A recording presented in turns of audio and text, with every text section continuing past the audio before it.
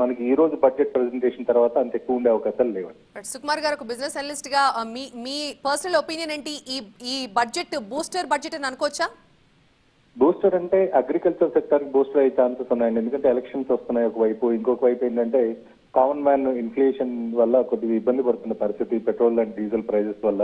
So వీటిని అన్నింటినీ consider చేస్తూ ఇది ఒక ఈవెంట్ లాగా కండక్ట్ చేసే అవకాశం ఉంది. కానీ మేజర్ నిర్ణయాలు తీసుకొని ఏదో మొత్తం ఎకానమీని డ్రైవ్ చేసే దిశగా ఈ బడ్జెట్ ఉంటుందని నేను అనుకోను. బట్ రాబోయే రోజుల్లో ఎలక్ట్రికల్ వెహికల్స్ కి సంబంధించి కానీ, లేకపోతే హెల్త్ కేర్ సెక్టర్ కి సంబంధించి కానీ ఏవైనా సాఫ్ట్స్ క్రియేట్ చేస్తే కొత్తగా ఎంప్లాయ్మెంట్ క్రియేషన్ జరిగే అవకాశాలు ఉంటాయి. స్కిల్ డెవలప్మెంట్, హెల్త్ కేర్ ఈ రెండింటి మీద ఎక్కువ ఈ బడ్జెట్ ఫోకస్ చేసే ఛాన్సెస్ మనకి స్పష్టంగా కనిపిస్తున్నాయి. రైట్ సుకుమార్ గారు, థ్యాంక్ యూ.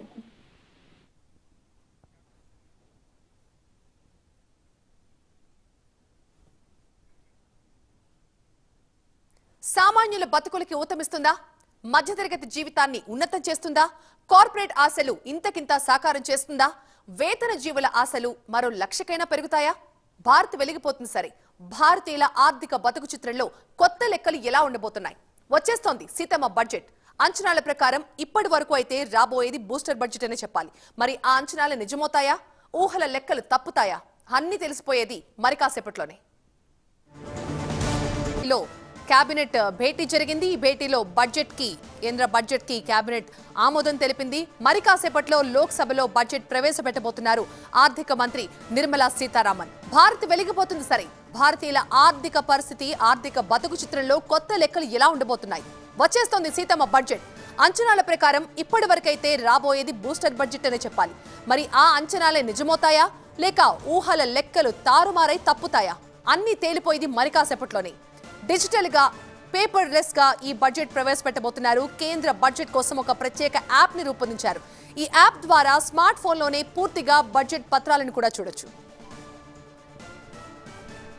మరి కాసేపట్లో కేంద్ర మంత్రి నిర్మలా సీతారామన్ బడ్జెట్ ని ప్రవేశపెట్టబోతున్నారు. మా ప్రతినిధి మహాత్మా ఉన్నారు అప్డేట్స్ అందించడానికి. మహాత్మా,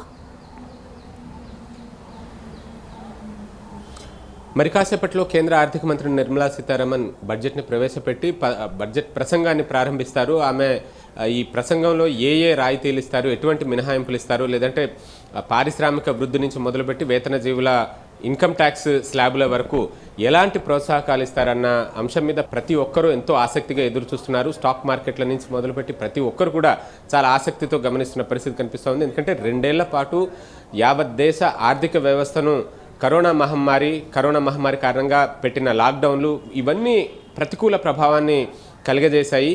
ఇప్పుడిప్పుడే ఈ మధ్యన గత కొద్ది నెలలుగా ఆర్థిక వ్యవస్థ మళ్ళీ గాడిన పడుతున్న పరిస్థితి కనిపిస్తూ ఉంది. ఈ నేపథ్యంలో నిన్న కేంద్ర ప్రభుత్వం ప్రవేశపెట్టిన ఆర్థిక సర్వే సైతం గ్రోత్ రేట్ని బాగానే ప్రొజెక్ట్ చేసింది. ఇతర అభివృద్ధి చెందిన ప్రపంచ దేశాలతో పోల్చినా సరే దానికంటే ఎక్కువ గ్రోత్ రేట్ భారత్లో ఉంది. భారత్కి అవకాశాలు ఉన్నాయంటూ ఆర్థిక సర్వే చెప్పిన నేపథ్యంలో దేశంలో ఉత్పాదక రంగాన్ని, పారిశ్రామిక రంగాన్ని ప్రోత్సహించే దిశగా కొన్ని చర్యలు ఉండవచ్చు బడ్జెట్లో. అందుకు సంబంధించిన ప్రస్తావన ఉంటుంది అన్నది మనకు అందుతున్న సమాచారం. ఇక దీంతో పాటు వ్యవసాయ రంగాన్ని కూడా ప్రోత్సహించేలాగా ఈ బడ్జెట్లో ఉండవచ్చు అని చెప్పి తెలుస్తోంది.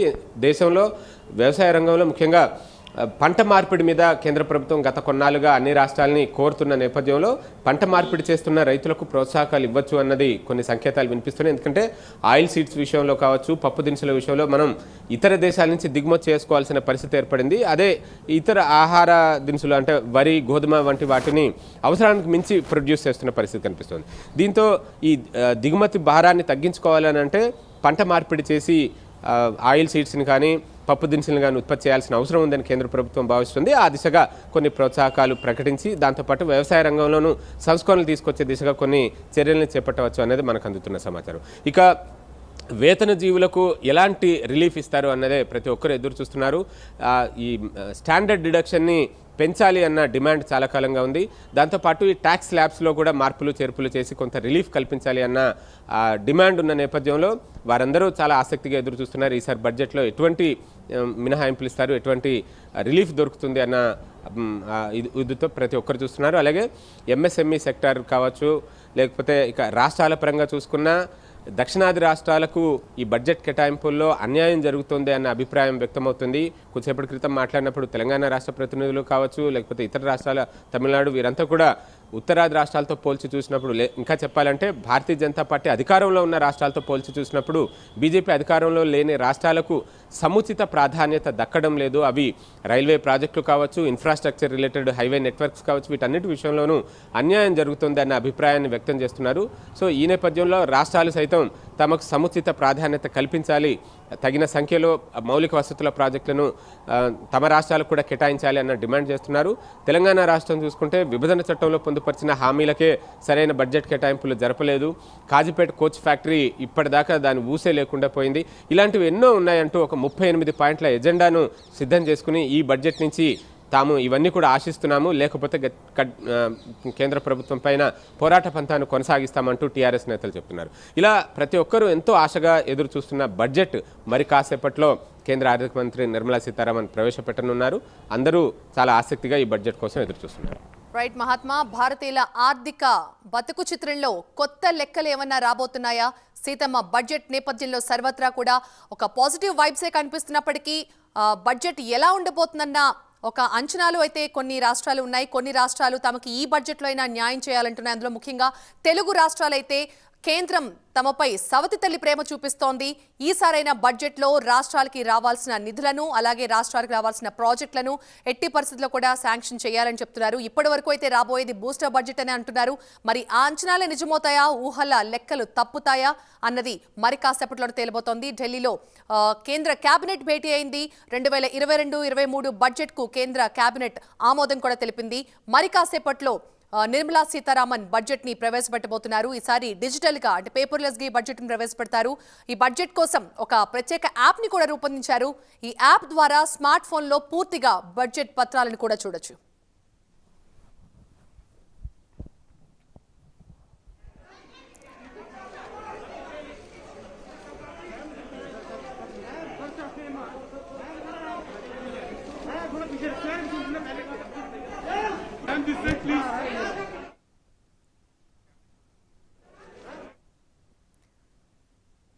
మరి కాసేపట్లో కేంద్ర ఆర్థిక శాఖ మంత్రి నిర్మలా సీతారామన్ బడ్జెట్ ని ప్రవేశపెట్టబోతున్నారు. బడ్జెట్ లైవ్ అప్డేట్స్ కోసం చూస్తూనే ఉండండి TV9.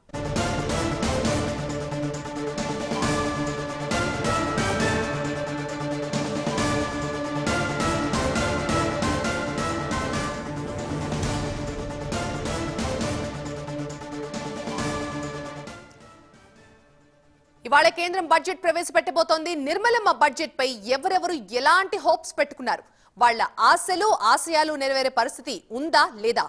ఒక పక్క కరోనా కారణంగా కుదేలైన వ్యాపార, వాణిజ్య, పారిశ్రామిక రంగాలు, దానికి తోడు 5 రాష్ట్రాల ఎన్నికలు. ఈ రాష్ట్రాల్లో యూపీ వంటి పెద్ద రాష్ట్రం మరో 10 రోజుల్లో ఇక్కడ ఎన్నికలు మొదలు కాబోతున్నాయి. ఇటువంటి పరిస్థితిలో కేంద్ర బడ్జెట్ ఎలా ఉండబోతోంది? మధ్యతరగతి ప్రజల చిరకాల ఆశలు ఆశయాలు నెరవేరేనా?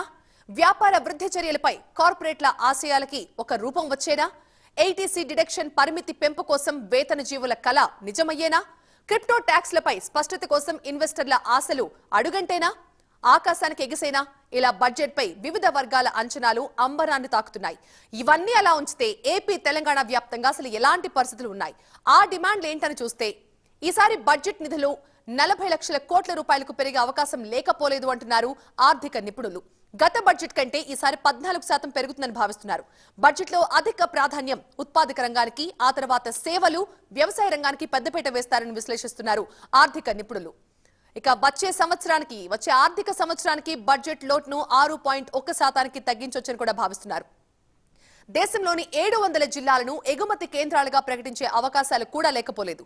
ఇక రియల్ ఎస్టేట్ రంగానికి ఊపునిచ్చే విధంగా పరిశ్రమ హోదా కల్పించడం, పన్ను రాయితీలు వంటి అనేక చర్యలు ఉండొచ్చని కూడా ఊహాగానాలు వెలువడుతున్నాయి. ఇక బడ్జెట్ లో మౌలిక సదుపాయాలు, గ్రామీణ అభివృద్ధి, ఆరోగ్య రంగానికి పెద్దపీట వేసే అవకాశాలున్నాయి. ఎరువుల సబ్సిడీలు, ఉపాధి కల్పనను పెంచేందుకు మౌలిక సదుపాయాల రంగానికి భారీ కేటాయింపులు ప్రకటించడం వంటివి కూడా ఉండొచ్చని భావిస్తున్నారు. ఆరోగ్య రంగానికి జీడీపీలో 3% కేటాయింపులు ఉండొచ్చని అంచనా వేస్తున్నారు.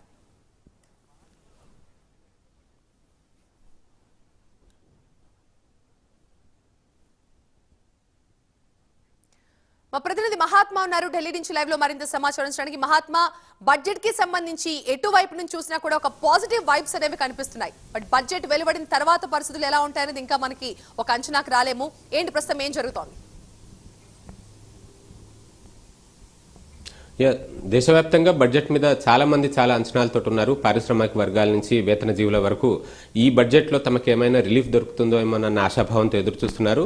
ముఖ్యంగా ఈ బడ్జెట్లో తెలంగాణ రాష్ట్రం ఏం కోరుకుంటుంది, ఏం డిమాండ్ చేస్తుందో తెలుసుకునే ప్రయత్నం చేద్దాం. మనతో మాట్లాడేందుకు టీఆర్ఎస్ ఎంపీ డాక్టర్ రంజిత్ రెడ్డి ఉన్నారు. తెలంగాణ రాష్ట్రం ఈ బడ్జెట్ నుంచి ఏం కోరుకుంటుంది? కేంద్ర ప్రభుత్వంతో ఈ మధ్య ఉన్న ఈ రిలేషన్స్ కొంత డిస్టర్బ్ అయిన నేపథ్యంలో మీ డిమాండ్స్ ఏమున్నాయి? అంటే అది కాదు మహాత్మా, కేంద్ర ప్రభుత్వంతో రిలేషన్స్ డిస్టర్బ్ అయిన టాపిక్ ఎందుకు రావాలి? When it comes to A budget మన దేశ బడ్జెట్. దేశ బడ్జెట్ అంటే రాష్ట్రాలు ఉంటుంది దేశం. సో 28 రాష్ట్రాలకు అందరికీ చేయూతనిచ్చుకుంటూ ప్రవేశపెట్టాల్సిన బడ్జెట్ కేంద్ర ప్రభుత్వం బాధ్యత అది. సో మేము 100% ఆప్టమిస్టిక్గా ఉన్నాం, మాకు చేయూతనిస్తారని చెప్పి. నేను ఒకటే అడుగుతున్నాను, గత 7 సంవత్సరాలు తెలంగాణ ఫామ్ అయినప్పటి నుండి ఇప్పటి వరకు తెలంగాణ రాష్ట్రం అంటూ ఒక తలమానికమై ఒక దిశానిర్దేశం దేశానికి ఎందుకైందంటే అన్ని రంగాలలో అభివృద్ధి చెందుతుంది. You name any sector, IT సెక్టరే కావచ్చు, రియల్ ఎస్టేటే కావచ్చు, మెడికలే కావచ్చు, హోటల్ ఇండస్ట్రీ, ఏది సెక్టర్, సర్వీస్ సెక్టర్సే కావచ్చు, and of all the things agriculture. నిన్న ఎకనామిక్ సర్వే ఏం చెప్పింది? క్యాపిటల్ ఎక్స్పెండిచర్ మీద పెంచుతామన్నారు. తర్వాత agriculture sector is the only sector which is not influenced by covid అన్నారు, పాండమిక్ తోటి. నేనేమని చెప్తున్నా అంటే తెలంగాణ రాష్ట్రం 2014 నుండి ఇప్పటివరకు కంటిన్యూస్ ఇయర్ ఆన్ ఇయర్ మన క్యాపిటల్ ఎక్స్పెండిచర్ మీద డబ్బులు ఖర్చు పెట్టింది, అగ్రికల్చర్ చేతులు ఇచ్చింది ఎన్నో స్కీమ్స్ తోటి. దాంతో ఏమైంది? ఇవాళ హయ్యెస్ట్ పర్ క్యాపిటల్ ఇన్కమ్ వచ్చింది మనకు. తర్వాత జీడిపి గ్రోత్ కూడా హయ్యెస్ట్ ఉంది. ఇంతకుముందు చెప్పిన 11.5% average for the last 7 years ఉంది. ఏ రాష్ట్రానికి లేదు. ఇంత అగ్రెసివ్ రెవెన్యూ ఎట్లా గ్రో కాగలిగిందంటే ఇవన్నీ రిఫార్మ్స్ తీసుకుంటాం. మేము ఒక డైరెక్షన్ ఇస్తున్నాం. ఒక చిన్న రాష్ట్రం, కొత్తగా ఏర్పడ్డ రాష్ట్రం ఇంత ముందంచె వేస్తుంటే ఇవన్నీ చేసేటి స్కీమ్స్ కరెక్ట్ అని చెప్పి ఎవరు చాలామంది ఏం చెప్పినారు, అప్పుడు అగ్రికల్చర్కి ఇంత చేయుతనిస్తుంటే అగ్రికల్చర్కి ఇంత ఇవ్వాల్సిన అవసరమా అని అన్న చాలామంది నివరపోయింది. ఎందుకంటే ఎప్పుడైతే మనీ అగ్రికల్చర్ దాకా కింది లెవెల్ దాకా పోతుందో అప్పుడు సర్క్యులేట్ అవుతుంది, స్పిన్ అవుతుంది, జీడిపి పెరుగుతుంది, ఆదాయం పెరిగితే ఏమవుతుందో లోన్స్ తీసుకోవచ్చు, లోన్స్ తీసుకుంటే క్యాపిటల్ ఎక్స్పెండిచర్ పెరుగుతుంది. ఇదే సిస్టమ్. అది సింపుల్ అర్థమెటిక్స్. అక్కడ పెట్టక లాస్ట్ టైం అయితే వెస్ట్ బెంగాల్, తమిళనాడు అంటారు. అప్పుడే మేము అన్నాం, సరే మీకు ప్రయారిటీస్ ఉన్నాయి కాబట్టి ఇచ్చింది కావచ్చు, ఈసారి ఇవ్వండి తెలంగాణ రాష్ట్రానికి. రాజకీయాలకు అతీతంగా బడ్జెట్ ప్రవేశపెడతారని ఆశిస్తున్నాం తెలంగాణ వాసులం అందరం. Let us wait and watch. అంటే ప్రాజెక్ట్స్ ఎలొకేషన్స్లో కానీ ఇన్ఫ్రాస్ట్రక్చర్ ఈ ప్రాజెక్ట్స్ విషయంలో సదరన్ స్టేట్స్కి అన్యాయం జరుగుతుందన్న ఒక కామన్ ఫీలింగ్ కూడా ఉంది. గత కొన్నాళ్ళ బడ్జెట్ని బట్టి చూస్తున్నా ఎన్నికలు జరిగే రాష్ట్రాలకు ఎక్కువ ప్రయారిటీ ఇస్తున్నారని ఉంది. దాని మీద గత కొన్ని సంవత్సరాలు ఎందుకు మహాత్మా, 75 సంవత్సరాలలో అసలు సౌత్ ఇండియాకి ఇచ్చింది ఏంటి చెప్పండి ఎప్పుడైనా? South India performing states, you name any state ఎట్లా పర్ఫార్మ్ చేస్తుంది వాళ్ళు? అసలు కేరళ ఎక్కడుంది, మనం ఎక్కడున్నాం, తమిళనాడు ఎట్లుంది, ఒరిస్సా ఎట్లుంది, ఐ డోంట్ నో, కర్ణాటక ఎట్లుంది. ఇప్పుడు ఎక్కడ ఏ పార్టీ ఉందన్నది ఇంపార్టెంట్ కాదు. పర్ఫామ్ చేస్తుంటే వాళ్ళు ఏం చేస్తున్నామో డెవల్యూషన్ ఆఫ్ ట్యాక్సెస్లో కూడా మొత్తం డబ్బులు తీసుకుపోయి నాన్ పర్ఫార్మింగ్ స్టేట్స్కి ఇస్తున్నారు. ఇవాళ మన పర్ క్యాపిటల్ ఇన్కమ్ 2,37,000 ఉంది, బీహార్ది 50,000 ఉంది. ఆ డిఫరెన్స్ ఎంత? ఇక్కడికి డబ్బులను తీసుకోకపోతే బీహార్ ఏమైనా బాగుపడుతుందా? బాగుపరచండి మరి, అట్లీస్ట్ దానికి కేటాయించండి. యూపీకి ఎంత ఇవ్వాలి, బీహార్కి ఎంత చేయండి. కానీ అట్లా లైఫ్ లాంగ్ ఇట్లా ఏం చేసుకుంటూ పోతే వాళ్ళు ఏం పని చేయరిక. వాళ్ళ మీద తప్పు మాట్లాడట్లేదు. కానీ ఈ ఫైనాన్స్ కమిషన్ కూర్చోవాలి. ఇట్లా 75 సంవత్సరాలు అయింది, ఇప్పటివరకు ఏం ఎవరెవరికి పుష్ అని చేయాలి కదా, ఇది కాదు ఇదని చెప్పి అది కూడా చేయట్లేదు. నేనేమంటున్నట్టే యావత్ ప్రపంచం భారతదేశం వైపు చూస్తాం. మనం ఈ రాజకీయాలకు అతీతంగా ముందుకు సాగాలని చెప్పి, సూపర్ పవర్ కావాలని చెప్పి ఆ కిక్ ఉండాలి. అరే కేంద్రం 100% తెలంగాణకు ద్రోహం చేస్తుందా లేదా అంటే ఇంక్లూడింగ్ ప్రతి ఒక్కరు. ఆర్థిక బతుకు చిత్రంలో కొత్త లెక్కలు ఎలా ఉండబోతున్నాయి? వచ్చేస్తోంది సీతమ్మ బడ్జెట్. అంచనాల ప్రకారం ఇప్పటి వరకైతే రాబోయేది బూస్టర్ బడ్జెట్ అనే. మరి ఆ అంచనాలు నిజమవుతాయా లేక ఊహల లెక్కలు తప్పుతాయా? అన్నీ తేలిపోయేది కాసేపట్లోనే. డిజిటల్ గా కాగిత రహితంగా ఈ బడ్జెట్ ను ప్రవేశపెడతారు. కేంద్ర బడ్జెట్ కోసం ఓ ప్రత్యేక యాప్ ను రూపొందించింది. ఈ యాప్ ద్వారా స్మార్ట్ ఫోన్స్ లోనే పూర్తి బడ్జెట్ పత్రాలు చూడొచ్చు.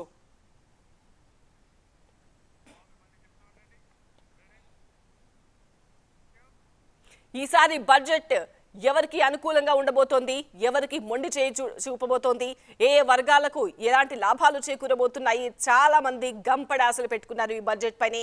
మరి ఆ ఆశలు నెరవేరుతాయా? నిర్మలమ్మ లెక్కలు ఏ విధంగా ఉండబోతున్నాయి? ఇవన్నీ కూడా మరి కాసేపట్లోనే తెలియబోతోంది. ఆర్థిక మంత్రి నిర్మలా సీతారామన్ ప్రవేశపెట్టబోయే బూస్టర్ బడ్జెట్ పై అన్ని వర్గాల్లో భారీగా అంచనాలు నెలకొన్నాయి. మరి ఆ బడ్జెట్ ఏ విధంగా ఉండబోతుందో మరికొన్ని క్షణాల్లోనే బయటికి రాబోతోంది బడ్జెట్ కు ఆల్రెడీ కేబినెట్ కూడా ఆమోదం తెలిపింది. కాసేపట్లో లోక్సభలో బడ్జెట్ ను ప్రవేశపెట్టబోతున్నారు ఆర్థిక మంత్రి నిర్మలా సీతారామన్. ఆవిడ బడ్జెట్ ను ప్రవేశపెట్టడం ఇది 4వసారి. ఈసారి బూస్టర్ బడ్జెట్ అనేది పేరు పెట్టారు. మరి ఆ బూస్టర్ బడ్జెట్ ఏ రంగాలకు బూస్ట్ ఇచ్చే విధంగా ఉండబోతోంది, ఏ వర్గాలకు మొండి చేయి చూపబోతోంది, ఇవన్నీ కూడా మరి కాసేపట్లో తెలిసే అవకాశం ఉంది.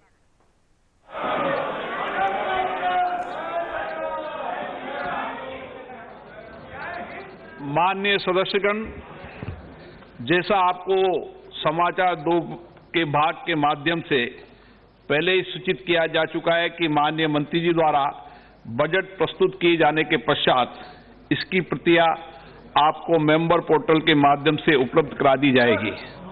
आपको ये भी सूचित किया जाता है कि माननीय वित्त मंत्री जी के बजट भाषण की प्रतियां हार्ड कॉपी के रूप में उपलब्ध कराई जाएगी। अतः बजट प्रस्तुत हो जाने के पश्चात सदस्य कृपया बजट भाषण की अपनी अपनी प्रति प्रकाशन फलक से ले सकते हैं। आइटम नंबर 1, माननीय मंत्री महोदय श्रीमती निर्मला सीतारमण जी।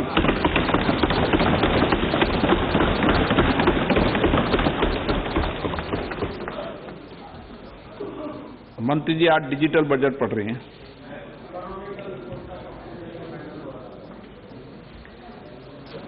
ऑनरेबल स्पीकर, माननीय अध्यक्ष जी,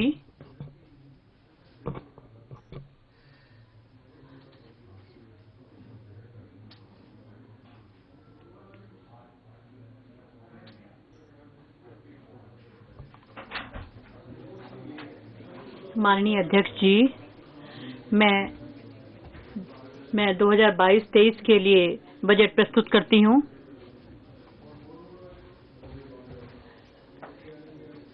शुरू में ही मैं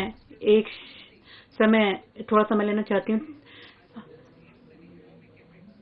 जिनको महामारी की वजह से मैं उनके लिए संवेदना व्यक्त करती हूँ, जिनको नुकसान झेलना पड़ा है और अर्थव्यवस्था की वसूली परिलक्षित होती है। हमारी अर्थव्यवस्था जो है वो मजबूती से उभरी है। चालू वित्त वर्ष में 9.2% की दर से जो सभी अर्थव्यवस्थाएं हैं उसमें हमारी अर्थव्यवस्था भी एक का भी महत्वपूर्ण स्थान है। मैं मानती हूं कि ओमिक्रॉन की का हमने दंश झेल रहे हैं। I recognize we are in the midst of an Omicron wave with high incidence but milder symptoms. Further, the speed and coverage of our vaccination campaign has helped greatly. With an accelerated improvement of health infrastructure in the past 2 years, we are in a strong position to withstand challenges. I am confident that with Sabka Prayas, we will continue our journey with strong growth. Honorable Speaker, we are marking Azadi Ka Amrit Mahotsav and have entered into Amrit Kal, the 25-year-long lead up to India at 100. Honorable Prime Minister in his Independence Day address had set out the vision for India at 100. By achieving certain goals during Amrit Kal, our government aims to attain this vision.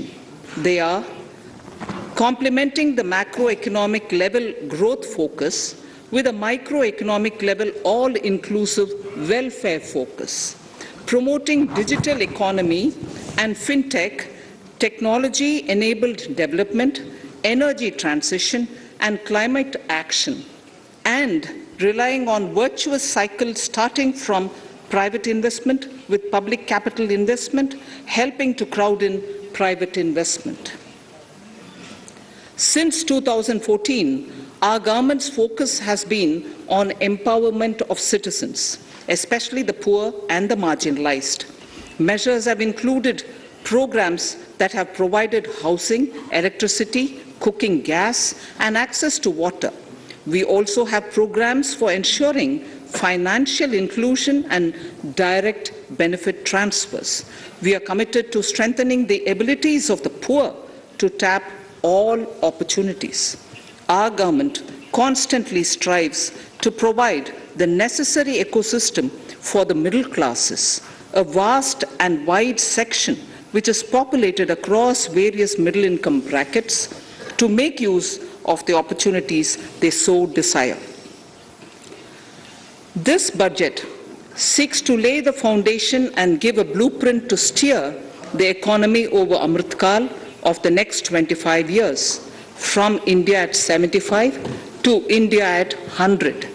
It continues to build on the vision drawn in the budget of 21-22. Its fundamental tenets, which included transparency of financial statement and fiscal position, reflect the government's intent, strengths, and challenges. This continues to guide us. The initiatives of the last year's budget have seen significant progress and have been provided with adequate allocations in this budget as well. The strengthening of health infrastructure, speedy implementation of the vaccination program, and the nationwide resilient response to the current wave of the pandemic are evident for all.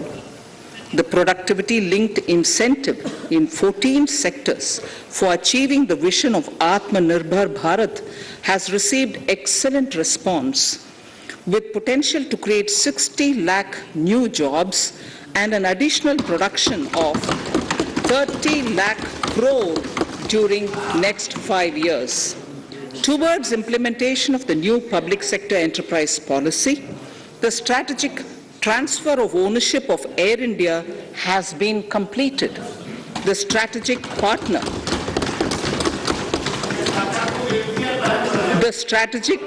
for Neelanchal Ispat Nigam Limited has been selected. The public issue of the LIC is expected shortly. Others too are in the process for 2022-23. The National Bank आपको पर्याप्त मौका पर्याप्त अवसर मिलेगा बेटे बेटे टिप्पणी मत कीजिए. The National Bank for Infrastructure Development and National Asset Reconstruction Company have commenced their activities. Honorable Speaker, sir, Budget 2021-22 had provided a sharp increase in provision for public investment or capital expenditure. Throughout the year, with the Honorable Prime Minister guiding the implementation, our economic recovery is continuing to benefit from the multiplier effect.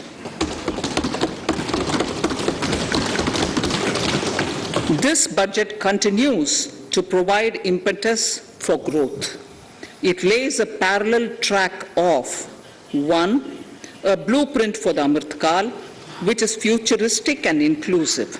This will directly benefit our youth, women, farmers, the scheduled castes, and the scheduled tribes. And number 2, big public investment.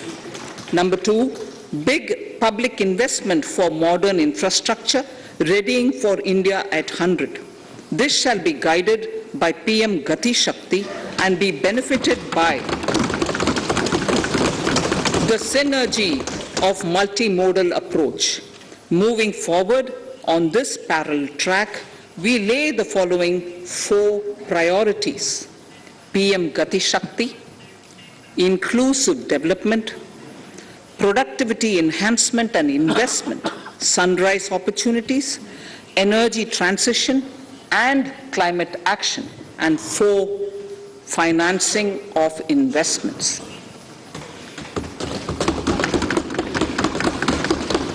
PM Gati Shakti. PM Gati Shakti is a transformative approach for economic growth and sustainable development. The approach is driven by 7 engines, namely roads, railways, airports, ports, mass transport, waterways, and logistics infrastructure. All 7 engines will pull forward the economy in unison. These engines are supported by the complementary roles of energy transmission, IT communication, bulk water and sewerage, and social infrastructure. Finally, the approach is powered by clean energy and Sabka Prayas. The efforts of the central government, the state governments, and the private sector together, leading to a huge job and entrepreneurial opportunities for all, especially the youth. PM Gati Shakti Master Plan, National Master Plan, the scope of PM Gati Shakti National Master Plan will encompass the 7 engines for economic transformation, seamless multimodal connectivity, and logistics efficiency. It will also include the infrastructure development by the state governments as per Gati Shakti Master Plan. The focus will be on planning, financing, including through innovative ways, use of technology, and speedier implementation. The projects pertaining to these 7 engines in the national infrastructure pipeline will be aligned with PM Gati Shakti framework. The touchstone of the master plan will be world-class modern infrastructure and logistics synergy among different modes of movement, both of people and goods, and location of projects. This will help raise the productivity and accelerate economic growth and development. Road transport. PM Gati Shakti Master Plan for expressways will be formulated in 22-23 to facilitate faster movement of people and goods. The National Highways network will be expanded by 25,000 kilometers in 2022-23. 20,000 crores of rupees will be mobilized through innovative ways of financing to complement the public resources. The data exchange among all mode operators will be brought on unified logistics interface platform, designed for application programming interface. This will provide for efficient movement of goods through different modes, reducing logistics cost and time, assisting just-in-time inventory management, and in eliminating tedious documentation. Most importantly, this will provide real-time information to all stakeholders and improve international competitiveness. Open source mobility stack for organizing seamless travel of passengers will also be facilitated. Contracts for implementation of multimodal logistic parks at 4 locations through PPP mode will be awarded in 22-23. Railways will develop new products and efficient logistics services for small farmers and small and medium enterprises, besides taking the lead in integration of postal and railways network to provide seamless solutions for movement of parcels. One station, one product concept will be popularized to help local businesses and supply chains.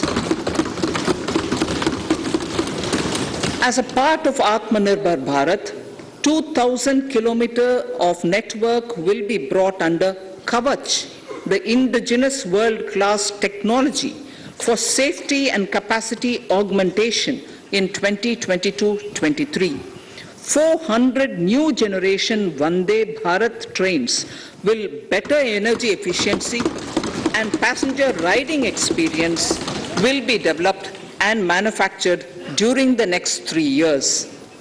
100 PM Gati Shakti cargo terminals for multimodal logistics facilities will be developed during the next 3 years.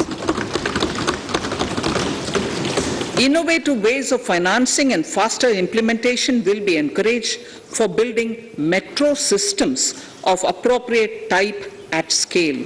Multimodal connectivity between mass urban transport and railway stations will be facilitated on priority.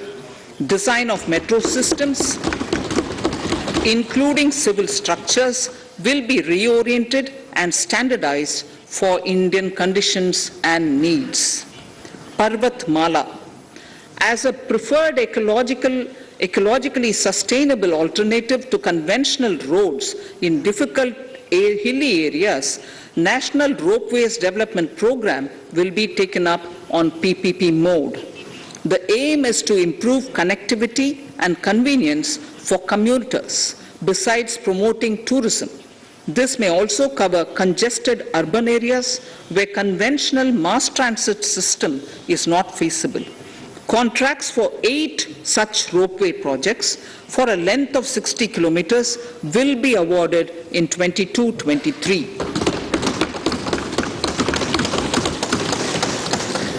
With technical support from the Capacity Building Commission, central ministries, state governments, and their infra agencies will have their skills upgraded. This will ramp up capacity in planning, design, financing, including innovative ways, and implementation management of the PM Gati Shakti infrastructure projects. Inclusive development, our second priority. Agriculture.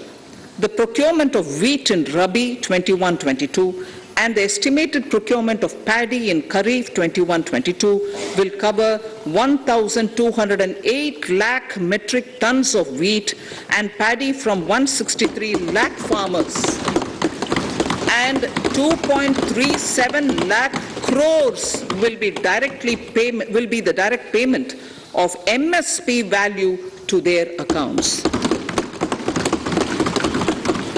Chemical-free natural farming will be promoted throughout the country with a focus on farmers' lands in 5-kilometer wide corridors along the river Ganga at the first stage.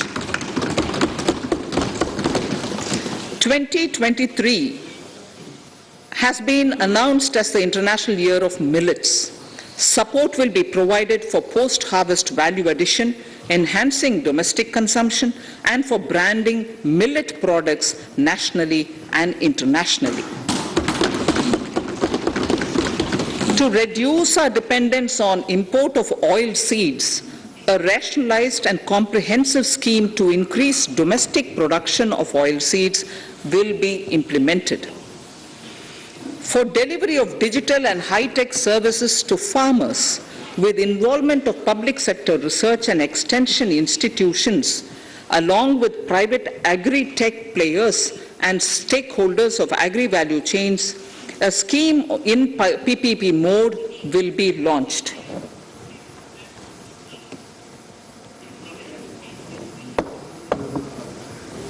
Use of Kisan drones will be promoted for crop assessment, digitization of land records, spraying of insecticides and nutrients.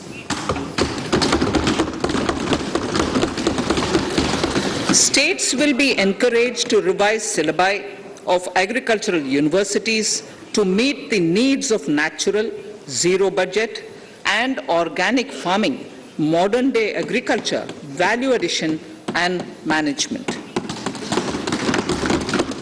A fund with blended capital raised under the co-investment model will be facilitated through the NABARD. This is to finance startups for agriculture and rural enterprise relevant for farm produce value chain. The activities of these startups will include inter alia, support for FPOs, machinery for farmers on rental basis at farm level, and technology including IT-based support. The implementation of the Ken-Betwa link project at an estimated cost of 44,605 crores will be taken up.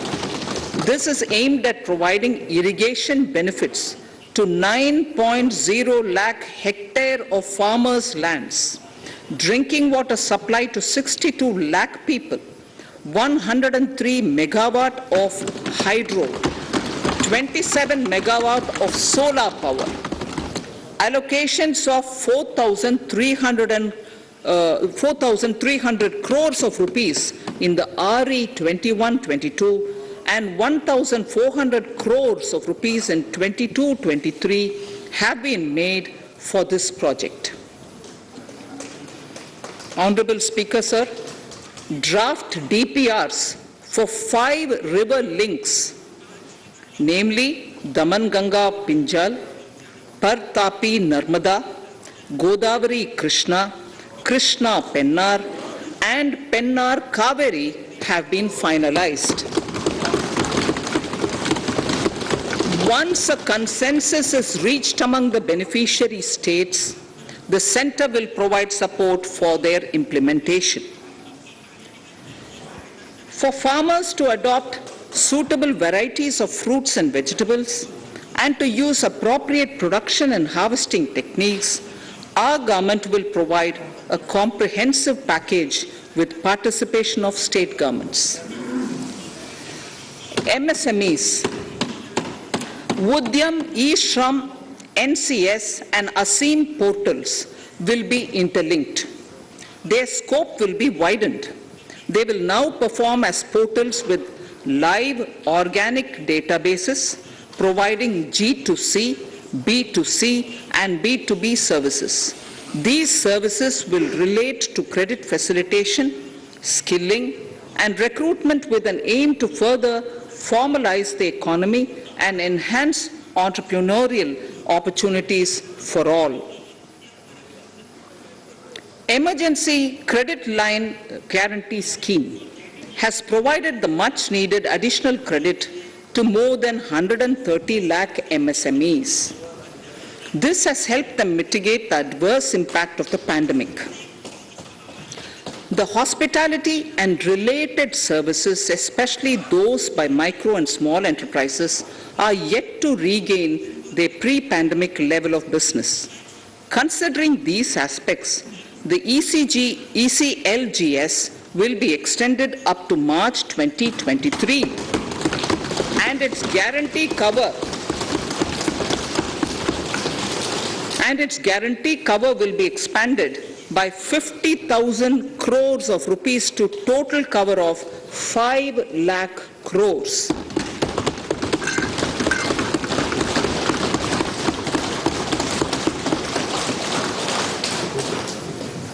With the additional amount being earmarked exclusively for the hospitality and related sectors. Credit Guarantee Trust for Micro and Small Enterprises, CGT-MSE, scheme will be revamped with required infusion of funds. This will facilitate additional credit of 2 lakh crore for micro and small enterprises and expand employment opportunities.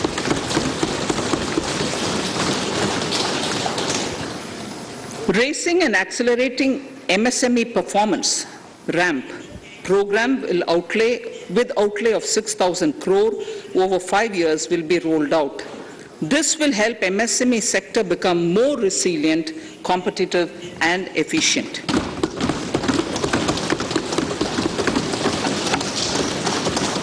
Skilling programs and partnership with the industry will be reoriented to promote continuous skilling avenues, sustainability and employability. The National Skill Qualification Framework will be aligned with dynamic industry needs.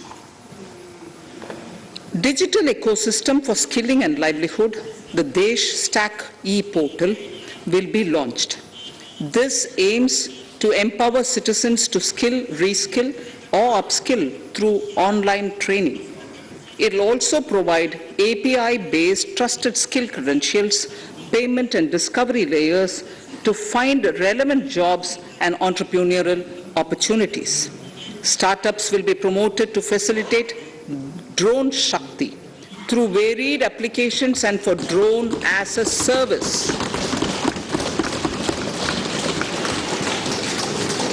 In select ITIs in all states, the required courses for skilling will be started.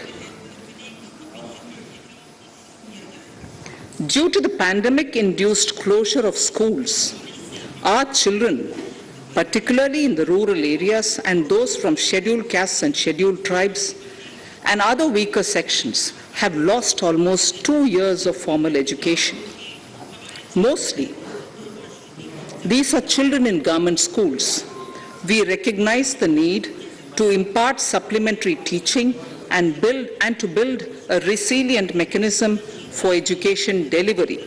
For this purpose, One Class, One TV channel program of PM E-Vidya will be expanded from 12 to 200 TV channels. This will enable all states to provide supplementary education in regional languages for classes 1 to 12.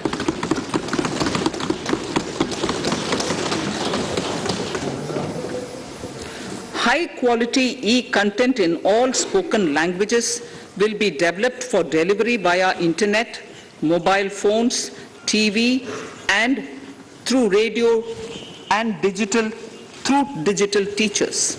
A competitive mechanism for development of quality e-content by the teachers will be set up to empower and equip them with digital tools of teaching and facilitate better learning outcomes. A digital university will be established to provide access to students across the country for world-class quality universal education with personalized learning experience at their doorsteps. This will be made available in different Indian languages and ICT formats. The university will be built on a networked hub and spoke model, with the hub building cutting-edge ICT expertise. The best public universities and institutions in the country will collaborate as a network of hub and spoke. An open platform for the national digital health ecosystem will be rolled out. It will consist of digital registries of health providers and health facilities, unique health identity, consent framework, and universal access to health facilities. The pandemic has accentuated mental health problems in people of all ages. To better the access to quality mental health counseling and care services, a national tele-mental health program will be launched. This will include a network of 23 tele-mental health centers of excellence, with NIMHANS being the nodal center, and International Institute of Information Technology, Bangalore, IIIT Bangalore, providing technology support. Recognizing the importance of Nari Shakti as the harbinger of our bright future and for women-led development, during the Amrit Kal, our government has comprehensively revamped the schemes of the Ministry of Women and Child Development. Accordingly, 3 schemes, namely Mission Shakti, Mission Vatsalya, Saksham Anganwadi and Poshan 2.0 were launched recently to provide integrated benefits to women and children. Saksham Anganwadis are a new generation Anganwadis that have better infrastructure and audio-visual aids, powered by clean energy and providing improved environment for early childhood development. 2 lakh Anganwadis will be upgraded under this scheme. Current coverage of Har Ghar Nal Se Jal is 8.7 crores. Of this, 5.5 crore households were provided tap water in last 2 years itself. Allocation of 60,000 crores of rupees has been made with an aim to cover 3.8 crore households in 2022 and 23. In 22-23, 80 lakh houses will be completed for the identified eligible beneficiaries of the PM Awas Yojana, both rural and urban. 48,000 crores is allotted for this purpose. The central government will work with the state governments for reduction of time required for all land and construction related approvals, for promoting affordable housing for middle class and for the economically weaker sections in urban areas. We shall also work with the financial sector regulators to expand access to capital along with reduction in cost of intermediaries. A new scheme Prime Minister's Development Initiative for the Northeast will be implemented through the Northeastern Council. It will fund infrastructure in the spirit of PM Gati Shakti and social development projects based on felt needs of the Northeast. This will enable livelihood activities for youth and women, filling the gaps in various sectors. It will not be a substitute for existing central or state schemes. While the central ministries may also post their candidate projects, priority will be given to those posted by the states. An initial allocation of 1,500 crores of rupees will be made, and the initial list of projects is given in Annexure 1 of my speech. Our vision to improve the quality of life of citizens in the most backward districts of the country through Aspirational Districts program has been translated into reality in a very short span of time. 95% of those 112 districts have made significant progress in key sectors such as health, nutrition, financial inclusion, and basic infrastructure. They have surpassed even some of the state average values.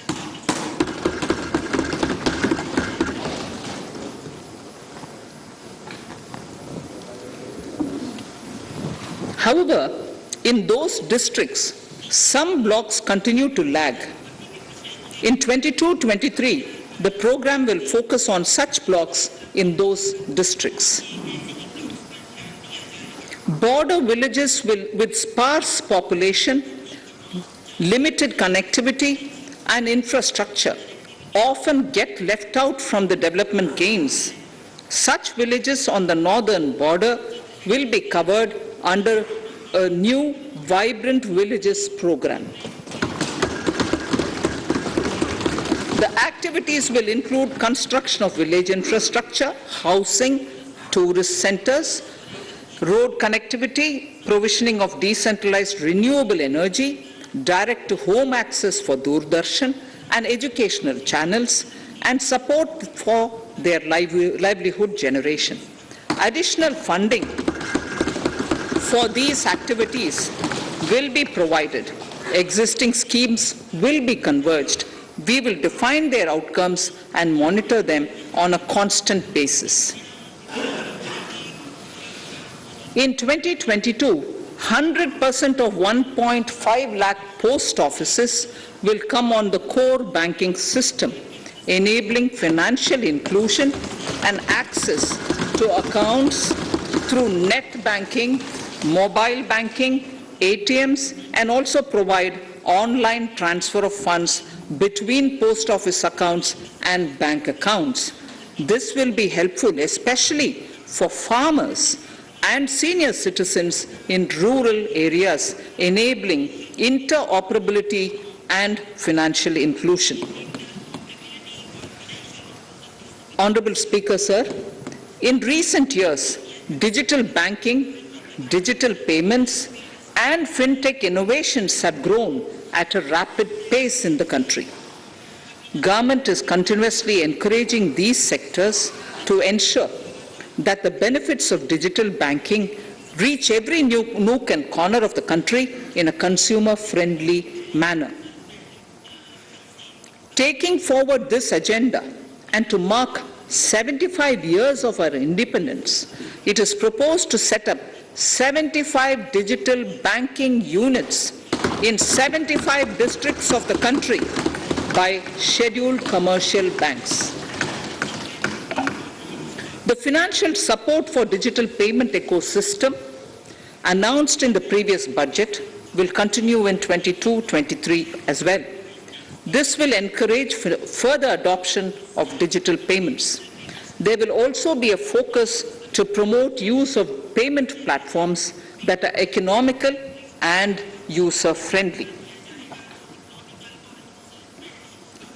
Sir, I move to the next priority. In recent years, over 25,000 compliances were reduced and nearly 1,500 union laws were repealed. This is the result of our government's strong commitment for minimum government and maximum governance. 1,486 union laws were repealed. Our trust in the public and ease of doing business is what is highlighted here, sir. For the Amrit Kal, the next phase of ease of doing business 2.0 and ease of living will be launched. In our endeavor to improve productive efficiency of capital and human resources, we will follow the idea of trust-based governance. The new phase will be guided by an active involvement of the states, digitization of manual processes and interventions, integration of the central and state level systems through IT bridges, a single point access for all citizen-centric services, and standardization and removal of overlapping compliances, crowdsourcing of suggestions and ground-level assessment of the impact with active involvement of citizens and businesses will be encouraged.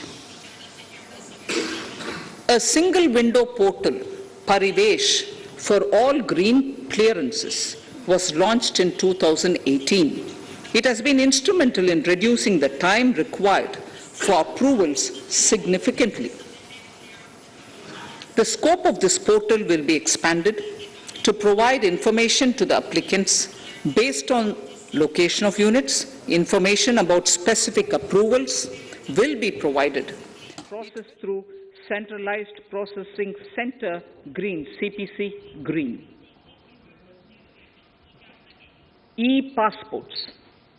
The issuance of e-passports using embedded chip and futuristic technology will be rolled out in 22-23 to enhance the convenience for the citizens in their overseas travel.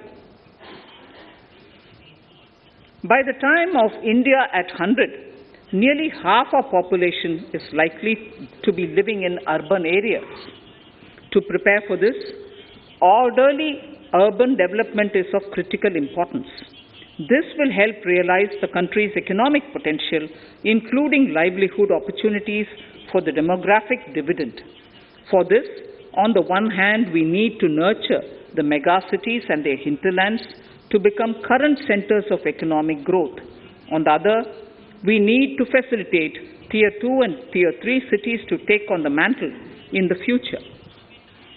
This would require us to reimagine our cities into centers of sustainable living with opportunities for all, including women and our youth. For this to happen, urban planning cannot continue with a business-as-usual approach. We plan to steer a paradigm change. A high-level committee of reputed urban planners, urban economists, and institutions will be formed to make recommendations on urban sector policies, capacity building, planning, implementation, and governance. For urban capacity building, support will be provided to the states. Modernization of building bylaws, town planning schemes, transit-oriented development will be implemented. This will facilitate reforms for people to live and work closer to the mass transit systems. The central government's financial support for mass transit projects and Amrit scheme will be leveraged for formulation of action plans and their implementation for facilitating the TOD and TPS by the states. For developing India-specific knowledge in urban planning and design, and to deliver certified training in these areas, up to 5 existing academic institutions in different regions will be designated as centers of excellence. These centers will be provided endowment fund of 250 crore each. In addition, the AICTE will take the lead to improve syllabi, quality and access of urban planning courses in other institutions. We will promote a shift to use of public transport in urban areas. This will be complemented by clean tech and governance solutions, special mobility zones with zero fossil fuel policy and EV vehicles. Battery swapping policy. Considering the constraint of space in urban areas, for setting up charging stations at scale, a battery swapping policy will be brought out and interoperability standards will be formulated.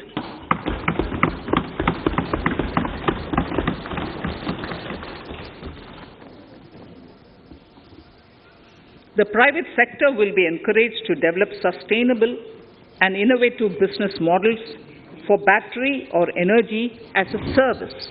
This will improve efficiency in the EV ecosystem. Efficient use of land resources is a strong imperative. States will be encouraged to adopt unique land parcel identification number to facilitate IT-based management of records. The facility for transliteration of land records across any of the Schedule 8 languages will also be rolled out. The adoption of linkage with National Generic Document Registration System NGDRS with the One Nation One Registration software will be promoted as an option for uniform process of registration and anywhere registration of deeds and documents. Necessary amendments in the code IBC will be carried out to enhance the efficiency of the resolution process and facilitate cross-border insolvency resolution.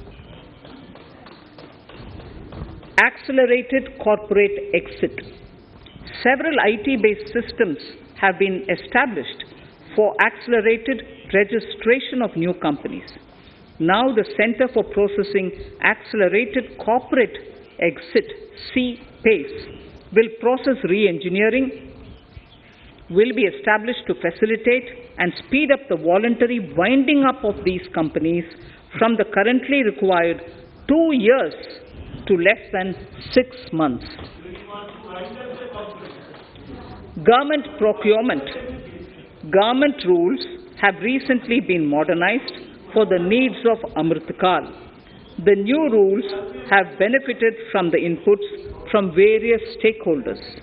The modernized rules allow use of transparent quality criteria besides cost and evaluation of complex tenders. Provisions have been made for payment of 75% of running bills mandatorily within 10 days and for encouraging settlements of disputes through conciliation. As a further step to enhance transparency and to reduce delays in payments, a completely paperless, end-to-end online e-bill system will be launched for use by all central ministries for their procurements. The system will enable the suppliers and contractors to submit online their digitally signed bills and claims and track their status from anywhere. To reduce indirect cost for suppliers and work contractors, the use of surety bonds as a substitute for bank guarantee will be made acceptable in government procurements. Business such as gold imports may also find this useful. IRDAI, insurance regulator, has given the framework for issue of surety bonds by insurance companies. AVGC Promotion Task Force. The animation, visual effects, gaming and comic, the AVGC sector, offers immense potential to employ youth. An AVGC Promotion Task Force with all stakeholders will be set up to recommend ways to realize this and build domestic capacity for serving our markets and the global demand. telecom sector. Telecommunications in general and 5G technology in particular can enable growth and offer job opportunities. Required spectrum auctions will be conducted in 2022 to facilitate rollout of 5G mobile services within 2022-23 by private telecom providers. A scheme for design-led manufacturing will be launched to build a strong ecosystem for 5G as part of the production-linked incentive scheme. To enable affordable broadband and mobile service proliferation in rural and remote areas, 5% of annual collections under the Universal Service Obligation Fund will be allocated. This will promote R&D and commercialization of technologies and solutions.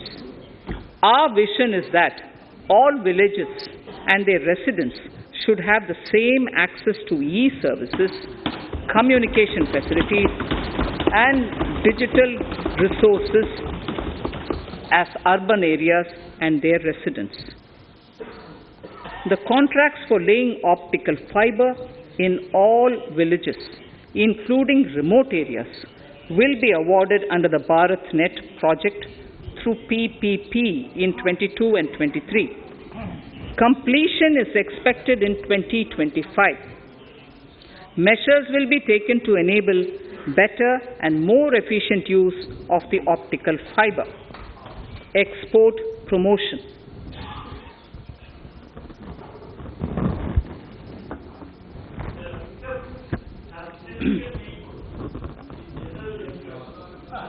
The Special Economic Zones Act will be replaced with a new legislation that will enable the states to become partners in development of enterprise and service hubs. This will cover all large existing and new industrial enclaves to optimally utilize available infrastructure and enhance competitiveness of exports. Atmanirbharta in defense. Our government is committed to reducing imports and promoting Atmanirbharta in equipment for the armed forces. 68% of the capital procurement budget will be earmarked for domestic industry in 22-23, up from 58% in 21-22. Defense R&D will be opened up for industry, startups, and academia, with 25% of defense R&D budget earmarked. Private industry will be encouraged to take up design and development of military platforms and equipment in collaboration with DRDO and other organizations through SPV model. An independent nodal umbrella body will be set up for meeting wide-ranging testing and certification requirements. Artificial intelligence, geospatial systems and drones, semiconductor and its ecosystem, space economy, genomics and pharmaceuticals, green energy and clean mobility systems have immense potential to assist sustainable development at scale and modernize the country. They provide employment opportunities for our youth and make Indian industry more efficient and competitive. Supportive policies, light touch regulations, facilitative actions to build domestic capacities and promotion of research and development will guide the government's approach. For R&D in the sunrise opportunities, in addition to efforts of collaboration among academia, industry and public institutions, government contribution will be provided. Energy transition and climate change.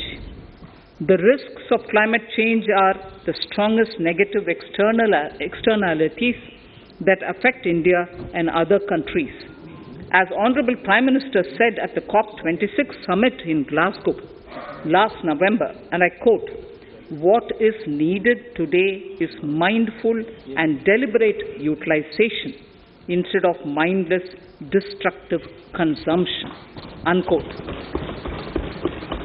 The low carbon development strategy, as enunciated in the Panchamrit that he announced is an important reflection of our government's strong commitment towards sustainable development.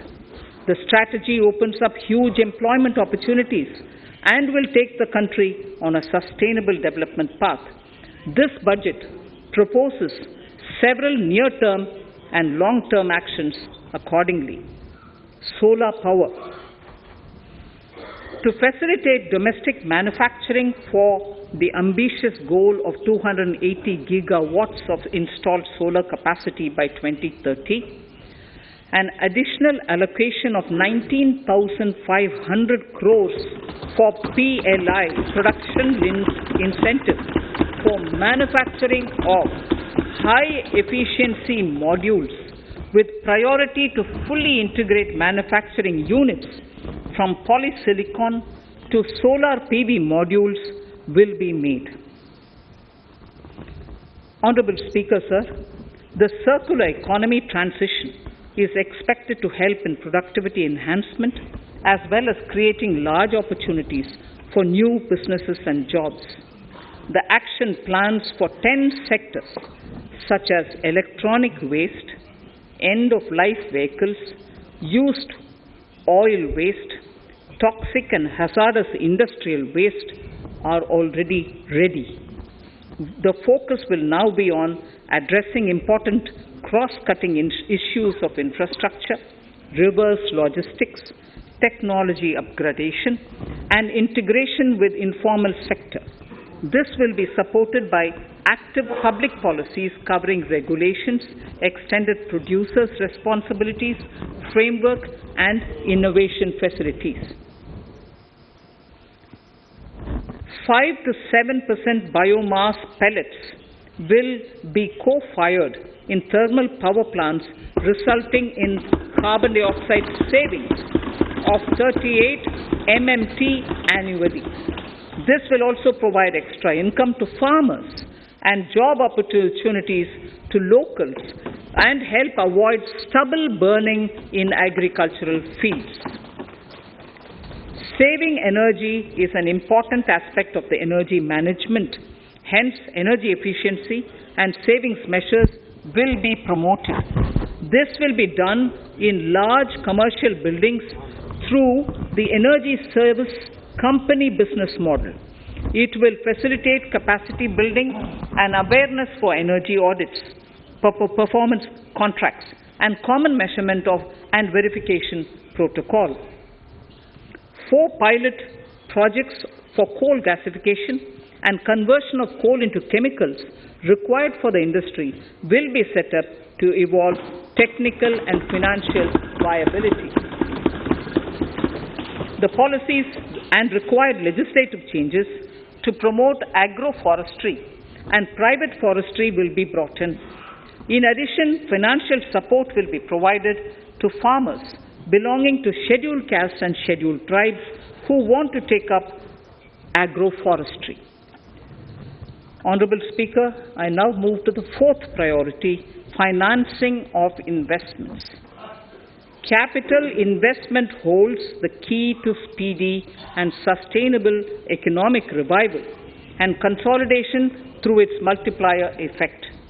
Capital investment also helps in creating employment opportunities, induced enhanced demand for manufactured input from large industries and MSMEs, services from professionals, and help farmers through better agri-infrastructure. The economy has shown strong resilience to come out of the effects of the pandemic with high growth. However, we need to sustain that level to make up for the setback of 2020-2021.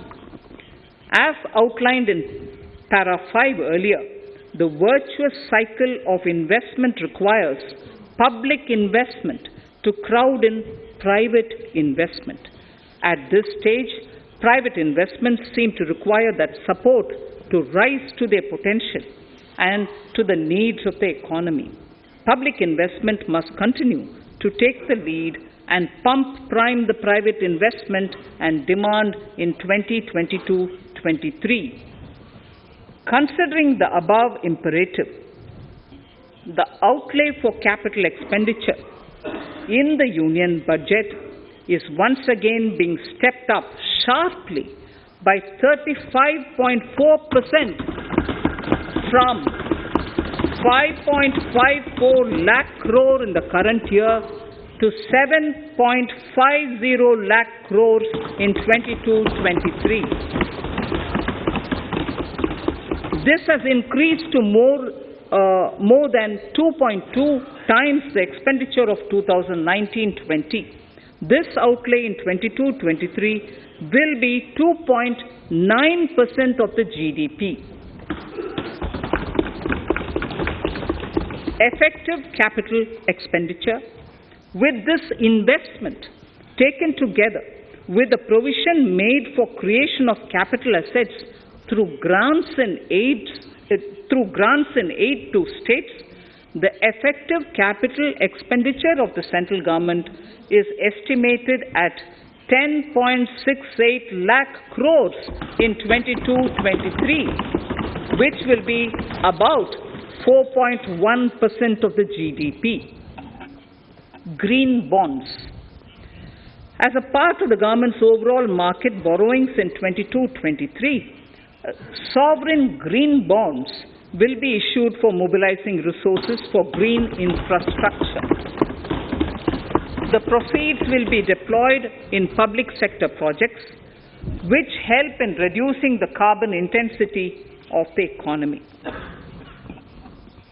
GIFT IFSC. World-class foreign universities and institutions will be allowed in the GIFT city to offer courses in the financial management, fintech, science, technology, engineering, and mathematics free from domestic regulations, except those by the IFSCA to facilitate availability of high-end human resources for financial services and technology.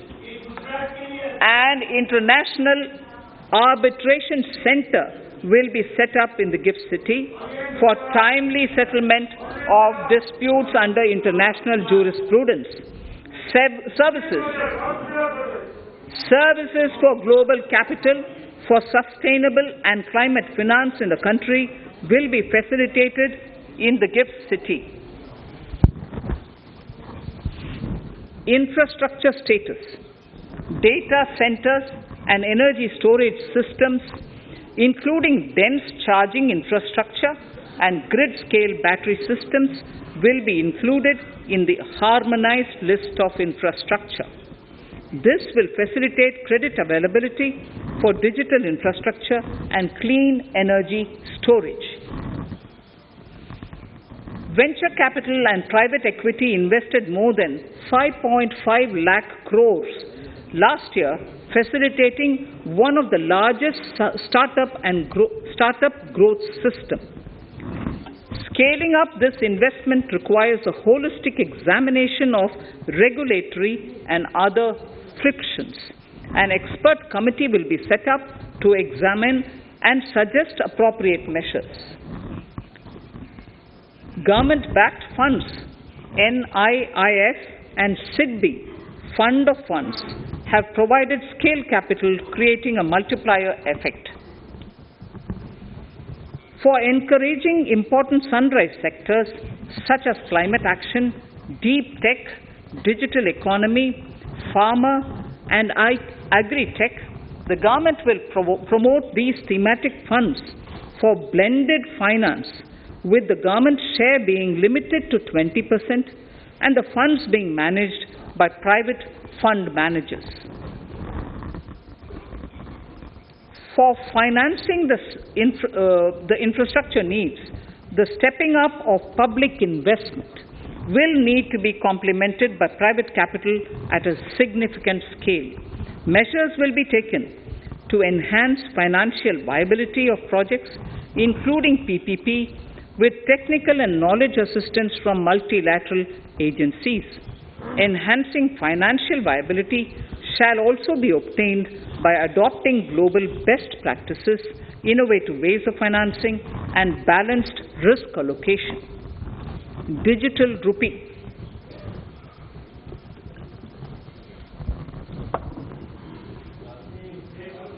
Introduction of a central bank digital currency will give a big boost to digital economy. Digital currency will also lead to a more efficient and cheaper currency management system. It is therefore proposed to introduce digital rupee using blockchain and other technologies to be issued by the Reserve Bank of India starting 2022 and 23. Financial assistance to states for capital investment.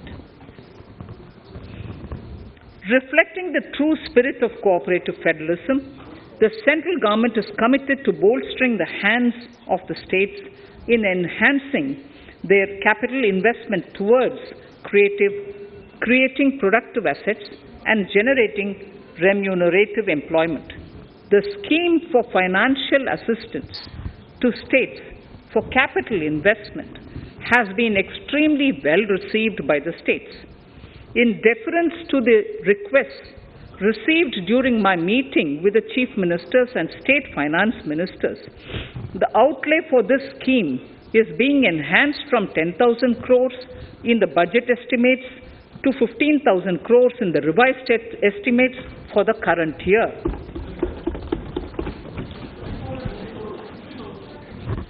For 22-23,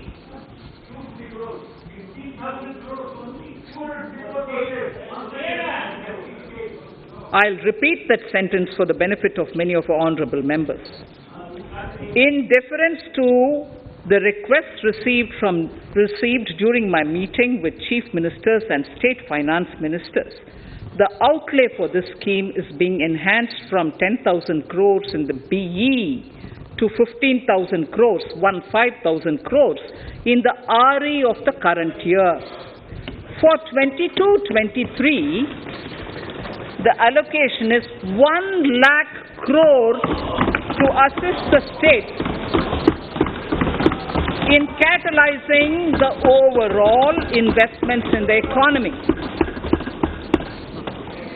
These 50-year interest-free loans are over and above the normal borrowings allowed to the states,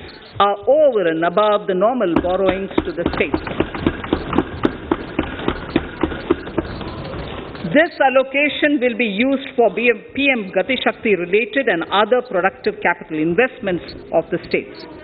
It will also include components for supplemental funding for priority segments of PM Gram Sadak Yojana, including support for the state's share, digitization of the economy, including digital payments and completion of OFC network, and reforms related to building bylaws, town planning schemes, transit-oriented development, and transferable development rights.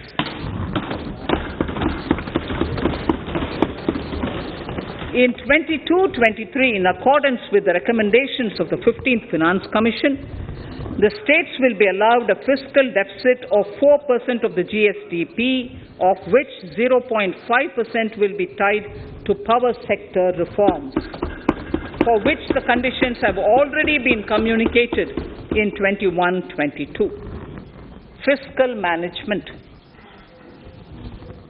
As against a total expenditure of 34.83 lakh crores of rupees projected in the BE 21-22, the revised estimate is 37.70 lakh crores.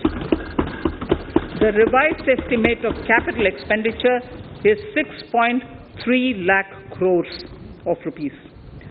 This includes an amount of 51,971 crores towards settlement of outstanding guaranteed liabilities of Air India and its other sundry commitments. Coming to the budget estimates, Honourable Speaker, sir, the total expenditure in 22-23 is estimated at 39.45 lakh crores, while the total receipts other than borrowings are estimated at 22.84 lakh crores of rupees.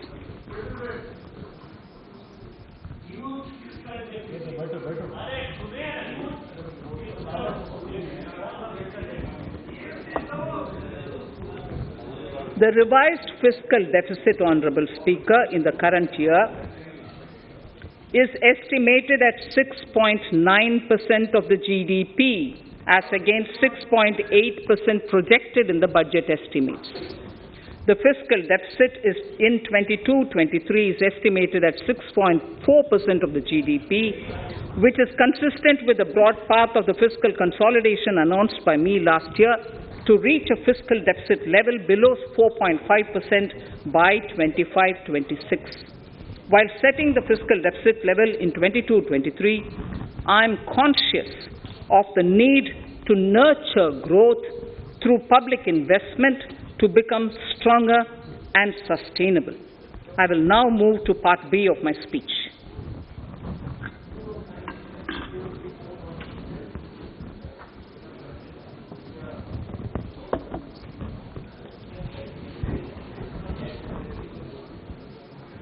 Direct tax.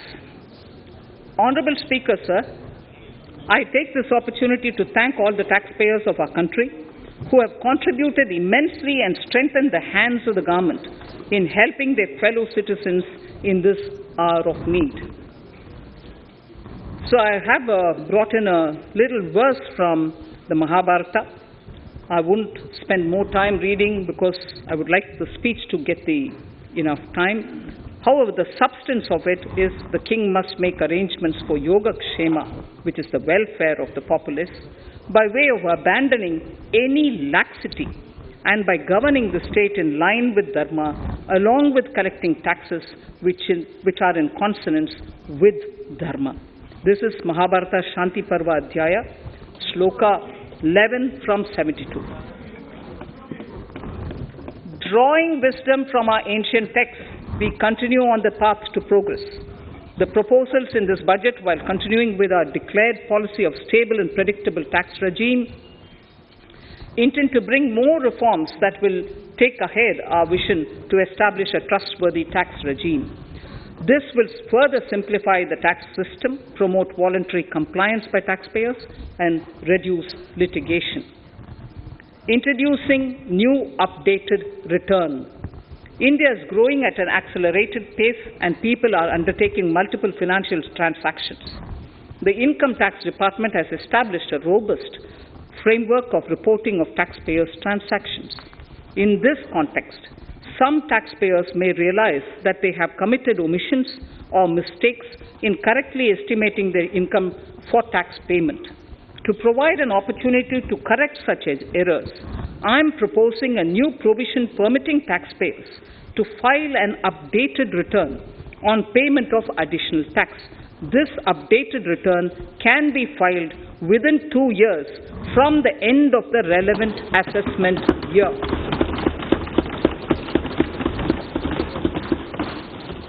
Honourable Speaker, sir, presently, if the department finds out that some income has been missed out by an assessee, it goes through a lengthy process of adjudication.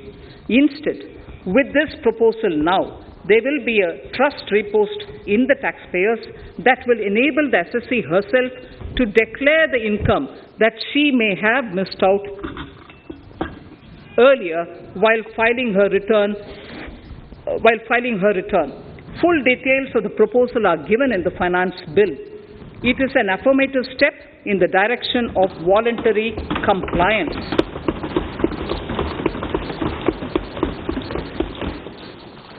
Reduced alternative minimum tax rate and surcharge for cooperatives. Currently, cooperative societies are required to pay alternate minimum tax at the rate of 18 and 1.5%. However, companies pay the same rate, the same, which is the alternate minimum tax, at the rate of 15%. To provide a level playing field between cooperative societies and companies, I propose to reduce this rate for the cooperative societies also to 15%. Honourable Speaker, sir, I also propose to reduce the surcharge on cooperative societies from the present 12% to 7% for those having total income of more than 1 crore and up to 10 crores. This would help in enhancing income of cooperative societies and its members who are mostly from the rural and from farming communities. Tax relief to persons with disability. The parent or guardian of a differently abled person can take an insurance scheme for such person. The present law provides for deduction to the parent or guardian only if the lump sum payment or annuity is available to the differently abled person on the death of the subscriber, that is the parent or the guardian. There could be situations where the differently abled dependent may need payment of annuity or lump sum amount even during the lifetime of their parent or guardian. I propose thus to allow the payment of annuity and lump sum amount to the differently abled dependent during the lifetime of the parent and guardians, that is parent or guardians, attaining the age of 60 years. Parity between employees of the state and central governments. At present, the central government contributes 14% of the salary of its employee to the National Pension System, NPS, Tier 1. This is allowed as a deduction in computing the income of the employee. However, such deduction is allowed only to the extent of 10% of the salary in case of employees of the state governments. To provide equal treatment to both central and state government employees, I propose to increase the tax deduction limit from 10% to 14% on employers' contribution to the MPS account of state government employees as well. This would help in enhancing the social security benefits of the state government employees and bring them at par with central government employees. Incentives for startups. Startups have emerged as drivers of growth for our economy. Over the past few years, the country has seen a manifold increase in successful startups.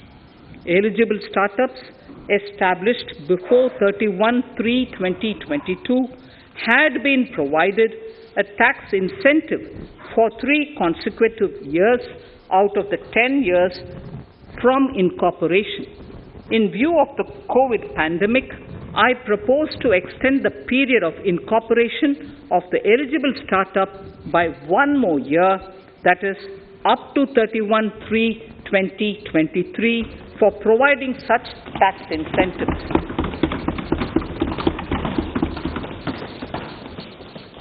Incentives for newly incorporated manufacturing entities under concessional tax regime. In an effort to establish a global competitive business environment for certain domestic companies, a concessional tax regime of 15% was introduced by our government for newly incorporated domestic manufacturing companies. I propose to extend the last date for commencement of manufacturing or production under Section 115B(ab) by 1 more year, that is from 31st March 2023 to 31st March 2024.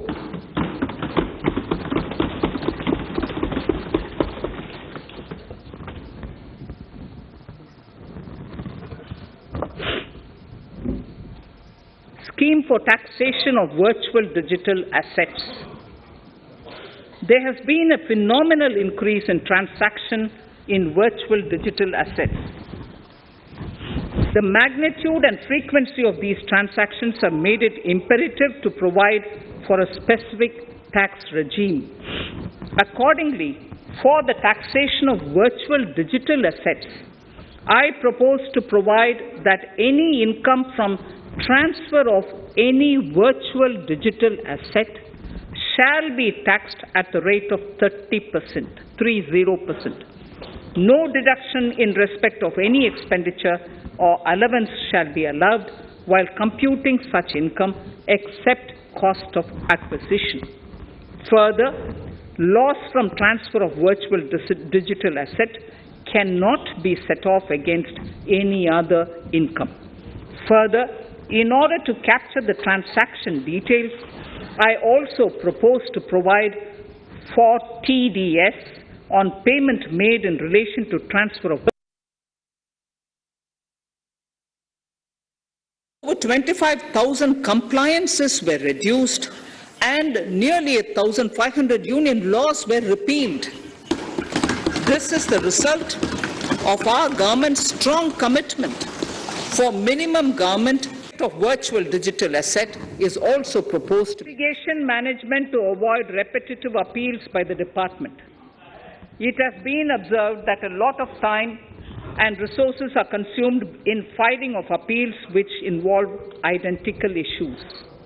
Taking forward our policy of sound litigation management, I propose to provide that if a question of law in the case of an assessee is identical to a question of law which is pending in the appeal before a jurisdictional high court or Supreme Court, in any case, the filing of further appeal in the case of this assessee by the department shall be deferred till such a question of law is decided by the jurisdictional high court or the Supreme Court.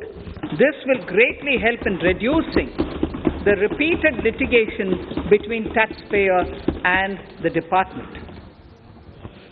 Taking forward our efforts to further promote the IFSC, I hereby propose to provide that income of a non-resident from offshore derivative instruments or over-the-counter derivatives issued by an offshore banking unit, income from royalty and interest on account of lease of ship, and income received from portfolio management services in IFSC shall be exempt from tax subject to specified conditions.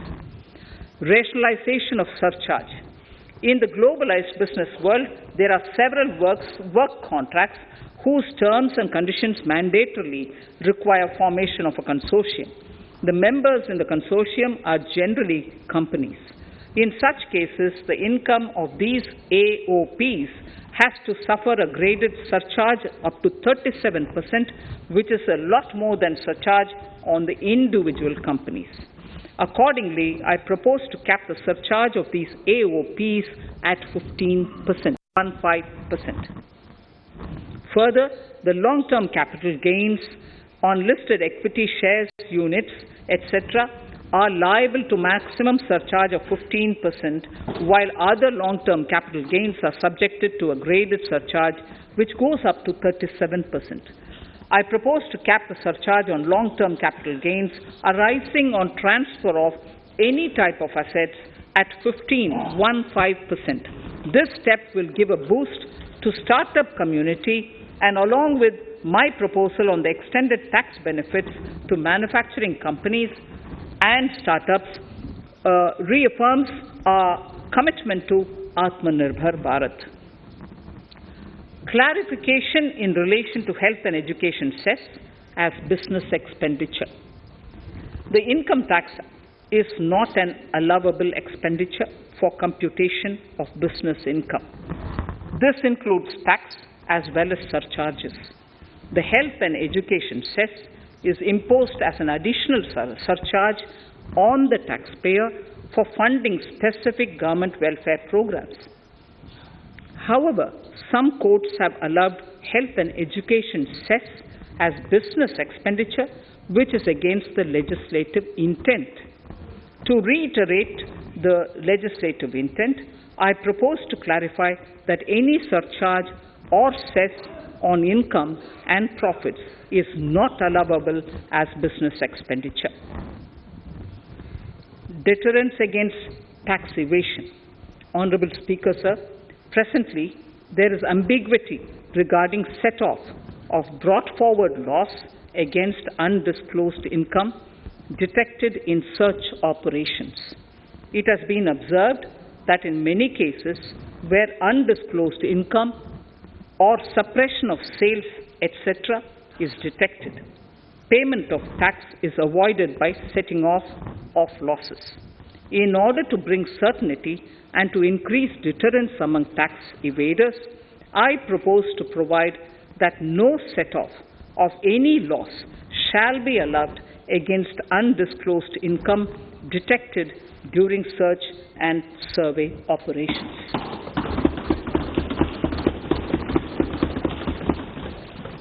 It has been noticed that as a business promotion strategy, there is a tendency on businesses to pass on benefits to their agents. Such benefits are taxable in the hands of the agents. In order to track such transactions, I propose to provide for tax deduction by the person giving benefits if the aggregate value of such benefits exceeds 20,000 rupees during the financial year. A few other changes are being made, the details of which are there in the finance bill. Indirect taxes. So remarkable progress in GST. GST has been a landmark reform of independent India, showcasing the spirit of cooperative federalism. While aspirations were high, there were huge challenges too. These challenges were overcome deftly and painstakingly under the guidance and the oversight of the GST Council. We can now take pride in a fully IT-driven and progressive GST regime that has fulfilled the cherished dream of India as one market, one tax. There are still some challenges remaining, and we aspire to meet them in the coming year. The right balance between facilitation and enforcement has engendered significantly better compliance, and enforcement has engendered better compliance. GST revenues are buoyant despite the pandemic. I would bring in something which I've got to know this morning, not part of my speech, but worth putting in here for the knowledge of the Honourable House. I would like to bring to the notice of this House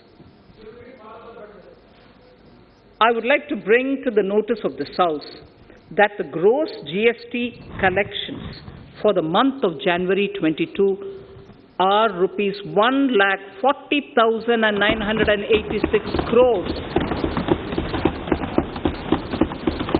which is the highest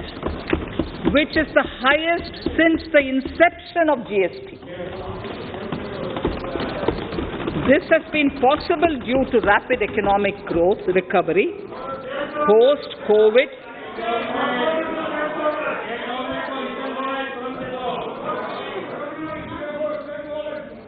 This has been possible due to the rapid economic recovery post-COVID, as well as various policy and administration undertaken by central and state tax administrations. Taxpayers deserve applause for this growth. Not only did they adapt to the changes, but enthusiastically contributed to the cost of paying taxes. Special economic zones. In part A of my speech, I have referred to the proposed reforms in SEZs. Alongside, we will also undertake reforms in customs administration of SEZs, and it shall henceforth be fully IT-driven and function on the customs national portal with a focus on higher facilitation and with only risk-based checks. This will ease doing business by SEZ units considerably. This reform shall be implemented by 30th September 2022. Customs reforms and duty rate changes. Customs administration has reinvented itself over the years through liberalized procedures and infusion of technology. Faceless customs has been fully established. During COVID-19 pandemic, customs formation have done exceptional frontline work against all odds, displaying agility and purpose. Customs reforms have played a very vital role in domestic capacity creation, providing level playing field to our MSMEs, easing the raw material supply side constraints, enhancing ease of doing business, and being an enabler to other policy initiatives such as PLI and phased manufacturing plans. My proposal on customs side are aligned to these objectives. Project imports and capital goods. National Capital Goods Policy 2016 aims at doubling the production of capital goods by 2025.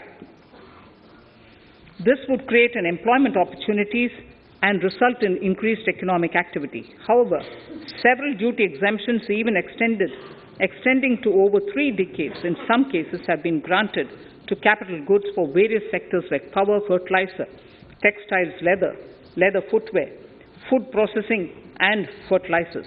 These exemptions have hindered the growth of the domestic capital goods sector. Similarly, project import duty concessions have also deprived the local producers of a level playing field in areas like coal mining projects, power generation, transmission or distribution projects, railway and metro projects. Our experience suggests that reasonable tariffs are conducive to the growth of domestic industry and make in India without significantly impacting the cost of essential imports. Accordingly, Honourable Speaker, sir, it is proposed to phase out the concessional rates in capital goods and project imports gradually and apply a moderate tariff of 7.5%. Certain exemptions for advanced machineries that are not manufactured within the country shall continue. A few exemptions are being introduced on inputs like specialized castings, ball screw, and linear motion guide to encourage domestic manufacturing of capital goods. In the last 2 budgets, we have rationalized several customs exemptions. We have once again carried out an extensive consultation, including by crowdsourcing. As a result of these consultations, more than 350 exemption entries are proposed to be gradually phased out. These include exemptions on certain agricultural produce,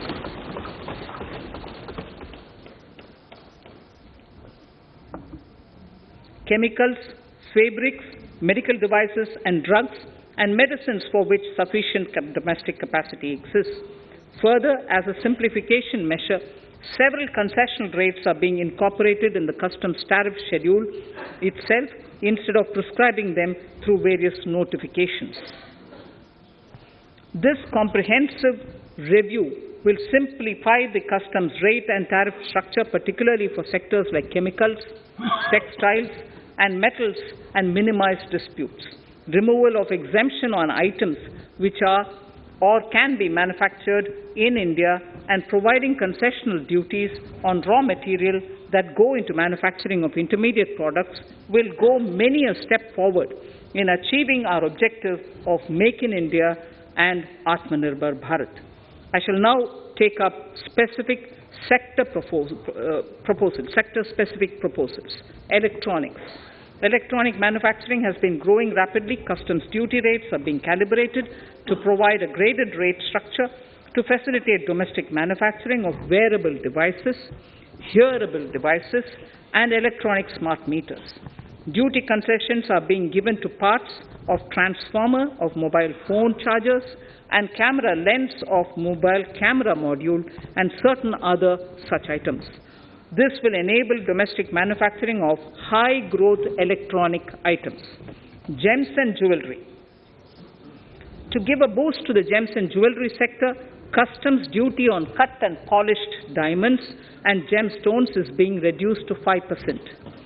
Simply sawn diamond would attract nil customs duty. To facilitate export of jewelry through e-commerce, a simplified regulatory framework shall be implemented by June this year. to disincentivize import of undervalued imitation jewelry, the customs duty on imitation jewelry is being prescribed in a manner that a duty of at least 400 rupees per kg is paid on its import. Chemicals. Customs duty on certain critical chemicals, namely methanol, acetic acid, and heavy feedstocks for petroleum refining, are being reduced, while duty is being raised on sodium cyanide, for which adequate capacity in the domestic arena exists. These changes will help in enhancing domestic value addition. MSMEs. Duty on umbrellas is being raised to 20%.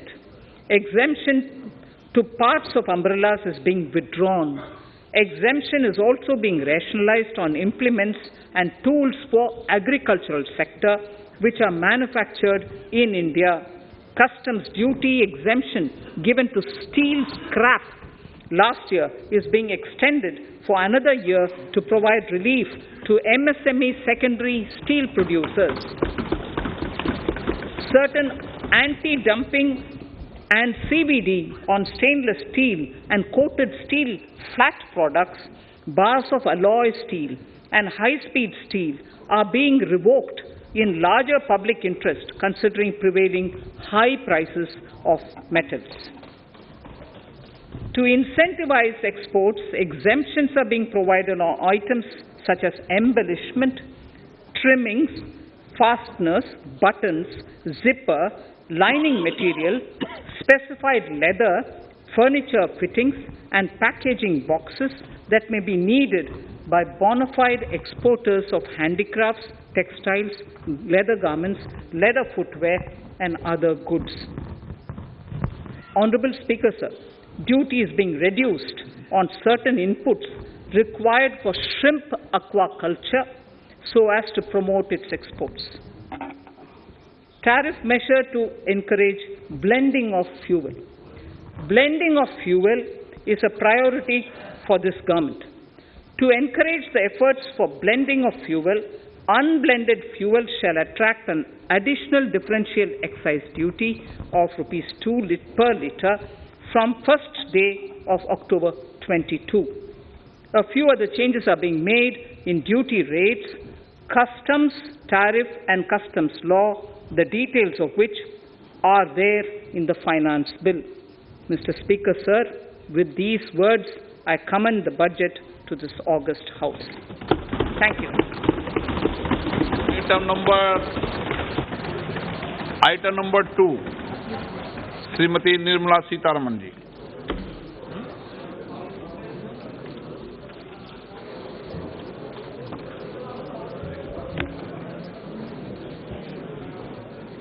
Sir, with your permission, I rise to lay on the table the following statements under Section 3(1) of the Fiscal Responsibility and Budget Management FRBM Act 2003. Medium-term fiscal policy cum fiscal policy strategy statement and macroeconomic framework statement. Item number 3, Vitt Videk 2020, Nirmala Sitharaman ji. Sir, item number 3, Finance Bill. Sir, with your permission, I rise to move for leave to introduce the Finance Bill 2022. प्रश्न ये कि वित्त विधेयक को पुनर्स्थापित करने की अनुमति प्रदान की जाए। जो सदस्य इसके पक्ष में हाँ कहें, जो सदस्य विरोध में ना कहें, मेरे विचार में निर्णय हाँ वालों के पक्ष में, हाँ वालों के पक्ष में। माननीय मंत्री जी, वित्त विधेयक को पुनर्स्थापित करें। Sir, I introduce the bill. सभा की कार्रवाई कल बुधवार दिनांक 2 फरवरी 2022 को 4:30 बजे तक के लिए स्थगित की जाती है। Speaker, we are marking Azadi Ka Amrit Mahotsav and have entered in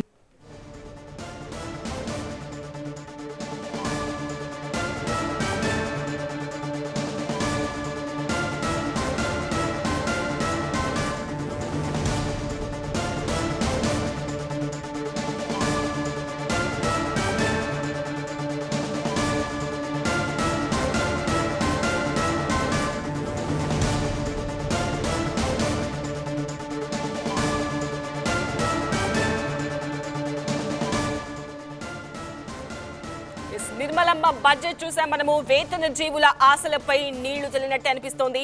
మొత్తం మీద ఉసూరు అనిపించింది. వేతన జీవులు మాత్రం నిరాశపడుతున్నారు బడ్జెట్ విషయంలో. వ్యక్తిగత పన్ను స్లాబుల్లో ఎలాంటి మార్పులు లేవు, యాస్టీస్ గా ఉండబోతోంది. ట్యాక్స్ కు సంబంధించి అనుబంధ సెక్షన్లలో కూడా ఎలాంటి మార్పులు కూడా ఉండబోవట్లేదు. 2022-2023 మొత్తం బడ్జెట్ అంచనాలు చూస్తున్నాము మనం. వేతన జీవుల ఆశలపై నీళ్లు చల్లారు. వ్యక్తిగత పన్ను స్లాబుల్లో ఎలాంటి మార్పులు కూడా ఉండబోవట్లేదు, యాస్టీస్ గా ఉండబోతోంది. వేతన జీవులు చాలా ఆశలు పెట్టుకున్నారు. ట్యాక్స్ కు సంబంధించి ఏమైనా మార్పులు ఉంటాయి అన్న విషయంలో ఎలాంటి చేంజెస్ ఉండబోవు అని ఈ బడ్జెట్ స్పష్టం చేస్తోంది.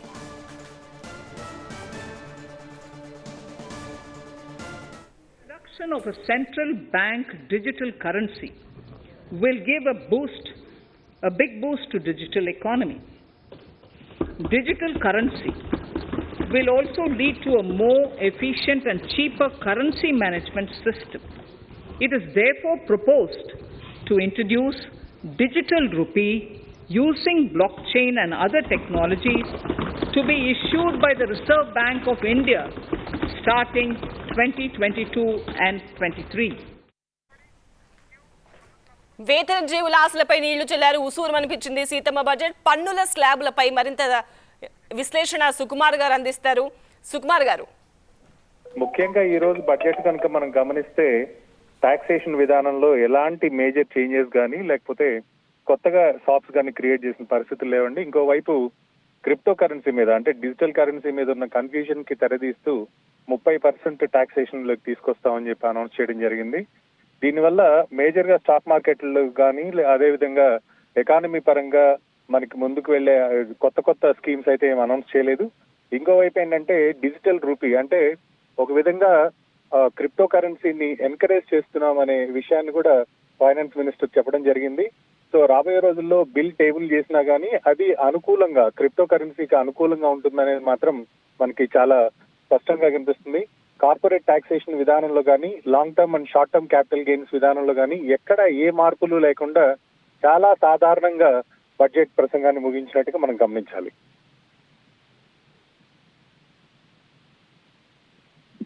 సుకుమార్ గారు, ఇప్పుడు మీరు క్రిప్టోకి 30% టాక్సేషన్ అంటున్నారు. ఇప్పుడు డిజిటల్ అసెట్స్ అంటే అందులో 2-3 రకాలు ఉంటాయి కదా. ఇప్పుడు మనం ఎగ్జాక్ట్గా దాన్ని క్రిప్టో అనే తీసుకోవాల్సిన అవసరం కనిపిస్తోందా?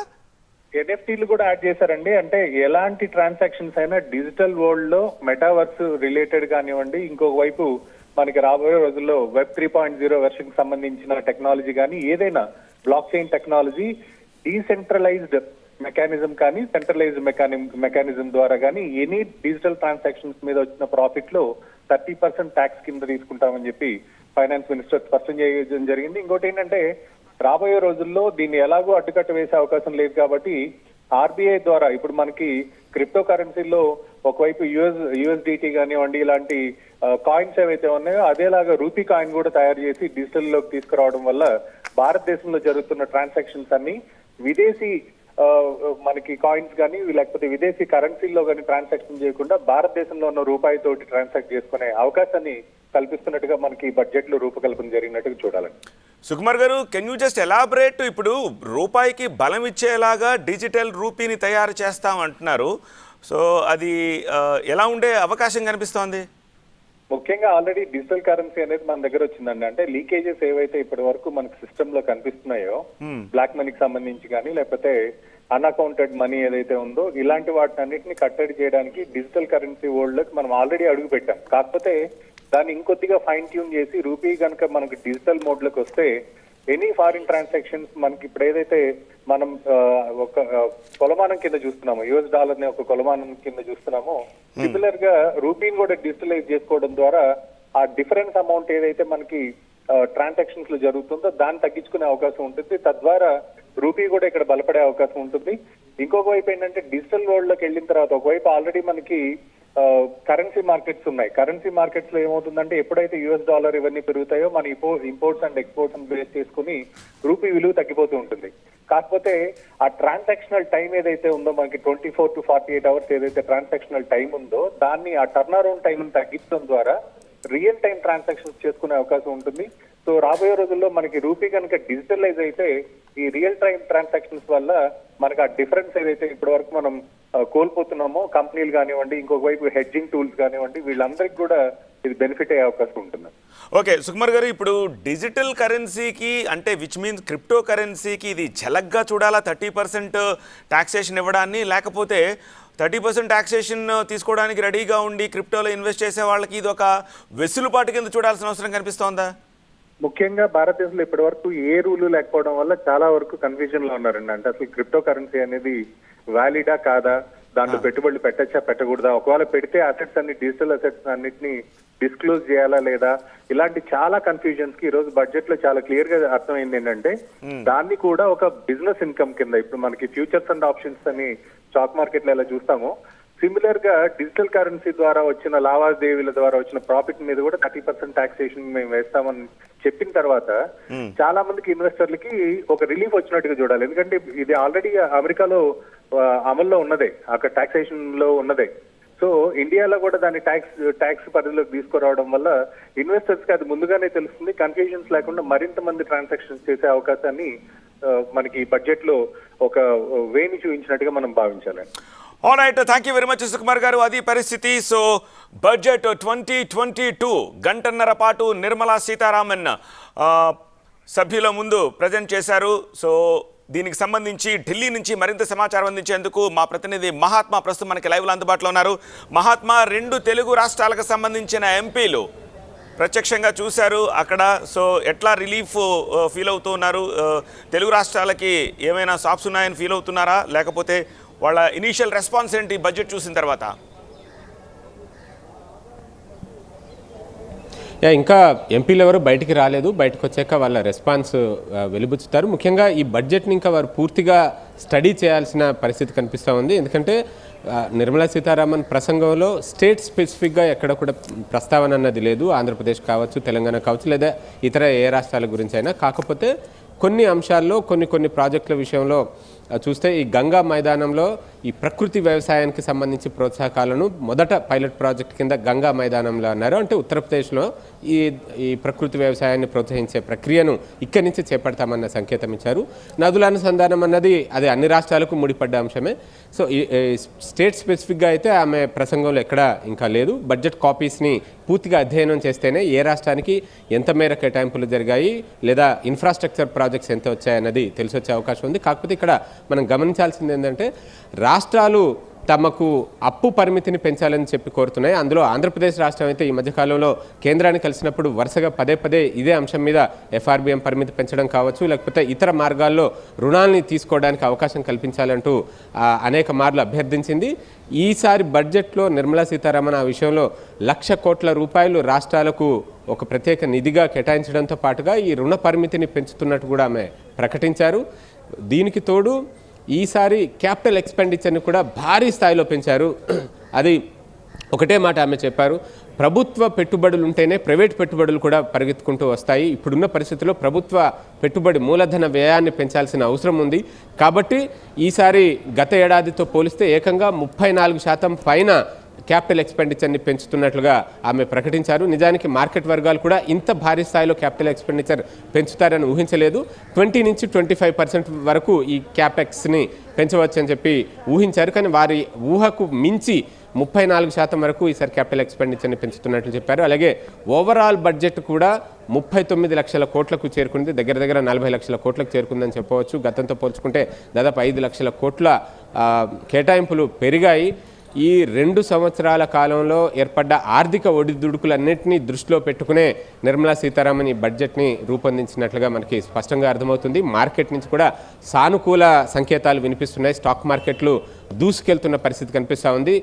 దాన్ని బట్టే మనం అర్థం చేసుకోవచ్చు మార్కెట్లకు సానుకూలంగా ఇది ఉంది అంటే ఈ పారిశ్రామిక రంగానికి అన్ని రంగాలకు కూడా తగిన స్థాయిలో కేటాయింపులు ఉన్నాయని చెప్పుకోవచ్చు. అయితే ఇక్కడ వేతన జీవులకు సంబంధించే ఎటువంటి రిలీఫ్ అయితే ఇందులో ప్రత్యేకంగా కనిపించలేదు. కాకపోతే ఈ ట్యాక్స్ ఫైలింగ్ సిస్టమ్ని మోడర్నైజ్ చేశామన్న మాట చెప్పారు తప్పితే ఈ వేతన జీవులకు ఇటు స్టాండర్డ్ డిడక్షన్ని పెంచడము ఇట్లాంటివి జరుగుతాయని చాలామంది ఎక్స్పెక్ట్ చేశారు. కానీ అటువంటి ప్రకటన ఆమె ప్రసంగంలో ఎక్కడా కనిపించలేదు. అదొకటి కొంత వేతన జీవులు కొంత నిరుత్సాహంలో ఉన్నారని చెప్పవచ్చు.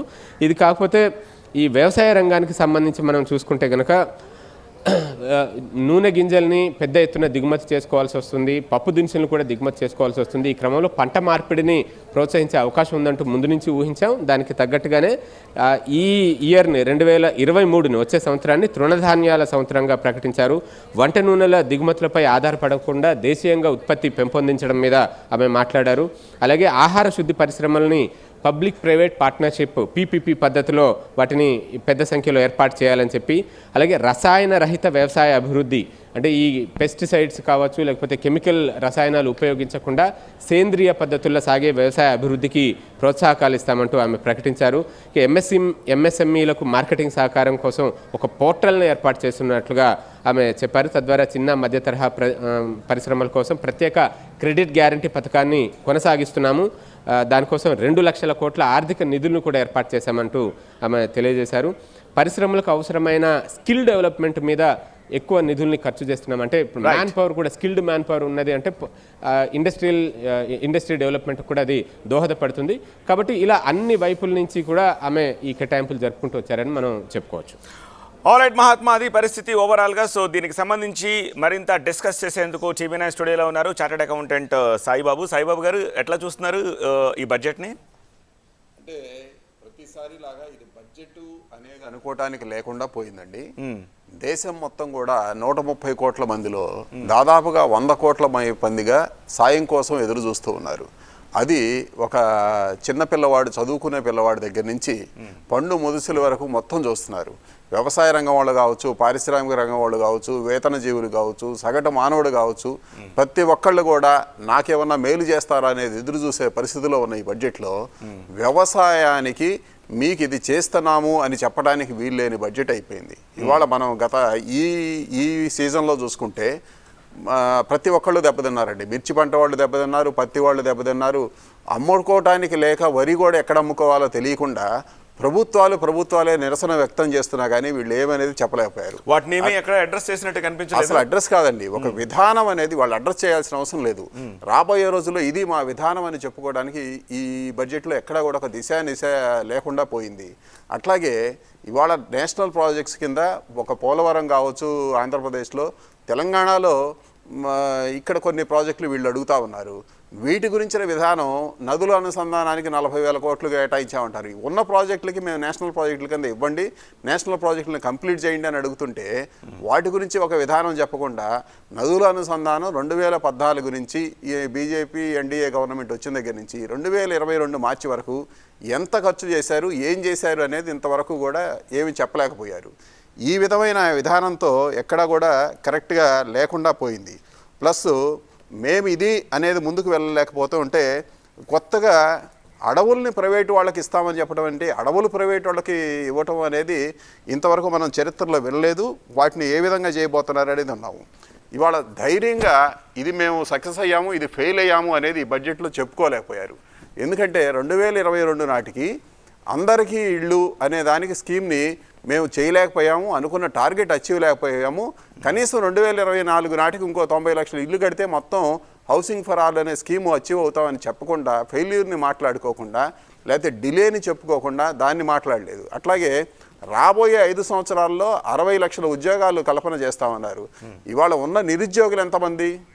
గవర్నమెంట్ స్టాటిస్టిక్స్ ప్రకారమే నిన్న ఇచ్చిన ఎకనామిక్ సర్వేలో ప్రతి 4 ఒకళ్ళు ఉద్యోగం లేక బాధపడుతున్నారు అనే విషయం చెప్పినప్పుడు ఇవాళ మీకు 10-15 కోట్ల మంది ఉద్యోగాలు ఉంటే 60 లక్షల ఉద్యోగాలు 5 ఏళ్లలో కనుక రూపకల్పన చేస్తే మీకున్న ఇన్ఫ్రాస్ట్రక్చర్ ఏం సరిపోద్ది? ఇవాళ ఇది అంత సరిగా అడ్రస్ చేసిన ఇవాళ దేశం, ప్రపంచం మొత్తం ఒకే ఇబ్బందుల్లో ఉన్నాం. మన ట్యాక్సేషన్ పెరిగింది, మన రెవెన్యూ పెరిగింది. కరోనా వల్ల ఇబ్బంది పడుతున్నాం అన్నప్పుడు మీకు రెవెన్యూ పెరిగింది. ఎట్లా పెరిగింది? డబ్బు ఉన్నోళ్ళ దగ్గర డబ్బు చేర్చారు, డబ్బు లేనోళ్ళ దగ్గర డబ్బులు ఉంది. ఈ డిస్పారిటీని మీరు ఇంకా పెంచడానికి ప్రయత్నం చేస్తున్నారు కానీ ఎక్కడా కూడా మౌలికంగా ఇది మేము చేస్తామనేది చెప్పలేదే ఈ బడ్జెట్ కనపడతా ఉందండి. ఓకే, సో అది పరిస్థితి. సో డిబేట్లో బీజేపీ అధికార ప్రతినిధి రాకేష్ రెడ్డి సైతం జాయిన్ అయ్యారు. రాకేష్ రెడ్డి గారు, థ్యాంక్స్ ఫర్ జాయినింగ్ అండి. బట్ బిఫోర్ దట్, వేతన జీవులు చాలా ఆశించారు ఈ బడ్జెట్ నుంచి. బట్ వేతన జీవులకి నిర్మలా సీతారామన్ ఏమి ఇచ్చారో ఒకసారి మళ్ళీ ఆమె మాటలోనే విని తర్వాత మనం చర్చిద్దాం. To provide an opportunity to correct such errors, I am proposing a new provision permitting taxpayers to file an updated return on payment of additional tax This updated return can be filed within 2 years from the end of the relevant assessment year.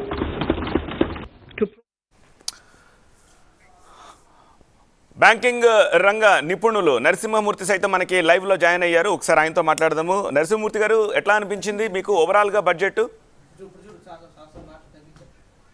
ఏమంటే budget in continuation what they were doing they have done it అండి. అంటే బేసిక్గా budget document ఇది policy document అండి. And if you see the way the industry, the way the growth in the economy, the way we have revived last 2-3 years various policies, they were continuing towards Atmanirbhar, Make in India, Made in India, protection of MSMEs, and agriculture sector reforms, infrastructural reforms, ఇవన్నీ continue చేస్తూ వచ్చిన బడ్జెట్లో ఉంది.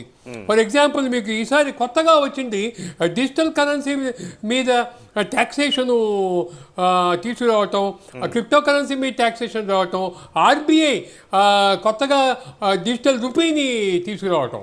So దీనివల్ల ఏమవుతుందంటే మీకు చాలా reform వస్తుంది ఎకానమీలో.